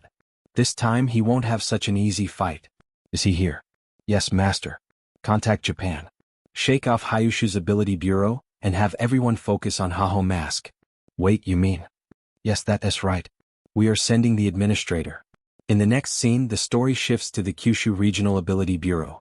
A new character is introduced, Director of the Kyushu Ability Bureau. Alright, give me your report. After comparing the field investigation with eyewitness accounts, we're highly confident in the findings. Another character is introduced, Ability Bureau Staff Tamura. So it really was true. What was his name again? Haho mask. Why has Korea's criminal hunter come all the way here to cause trouble? He's known as Korea's unofficial strongest. We should prepare a response. But he is interrupted by the director. A response? Don't exaggerate. He's only one awakener. He can't even match us in the number of awakeners. Then, are we just going to watch? He's still moving south through Kyushu as we speak. Tamura. Contact the National Returnees Association. The awakener even Korea couldn't deal with will be captured by Japan. After those declarations, a war broke out across the Japanese mainland. A man wielding a katana tried to use his ability. Secret art of the Gale Sword style. Whirlwind. But with nothing more than a movement of his hand, Hans defeated him before he could finish the technique. But that was not enough. Dozens of enemies appeared. Some were dressed in suits. Ninjas. Samurai. What a pointless attempt. These guys don't seem to be with the Banshin Society. Japan's guardians. He should hold back a little. Then he activated the ability. Death's Grasp. All of the enemies began to panic and grow dizzy as claws emerged from the ground. That was easy. Now that those pests are gone, he supposed it's time to head for the next area. But in the middle of the crowd he noticed something. So there were Banshin Society members mixed in with the Guardians. They were so desperate to catch him that they couldn't even tell friend from foe. Ah. Looks like his reputation really is something. To think he has united Japan's guardians and villains. He spotted a suspicious aura, then went after it. If he traces the route they used to get here, he should be able to find Banshin Society's trail. Skill Eye of the Abyss. As expected, he could sense the Banshin Society's aura. So this is one of their safe houses. How predictable. But the moment he touched the doorknob, something happened as if a barrier had been broken. He was teleported to another place. A pocket dimension. Was this a trap? It's a world much like his eternal labyrinth. Then a man approached. Beside him stood a woman and another man with a massive build. All of them were wearing business suits. So calling you Demon King class wasn't just an empty claim. The tall man beside him complained. Are you seriously saying that so casually? He deployed our domain just by his mere presence. The girl commented. Isn't he actually a real Demon King? He's not just some ordinary undead. Look at that evil aura surrounding him. Stop making such a fuss. We already anticipated this. Every one of them has reached the pinnacle. The 5 at the front have even attained transcendence. This pocket world must be someone's unique skill. Finding that person should be his top priority. Aha, whatever. At this point, who cares that Haho Mask really is? We will heal him first. And inspect the corpse afterward. He has certainly got spirit. Let us see how long you can keep that attitude against him. In the end, the protagonist could only see the shadow growing larger and larger. Oh, that surprised him. The man transformed into a giant with an armored body. He looked like a combination of a titan and conqueror's haki. He charged straight at the protagonist. The only way to know is to test it. A massive explosion erupted.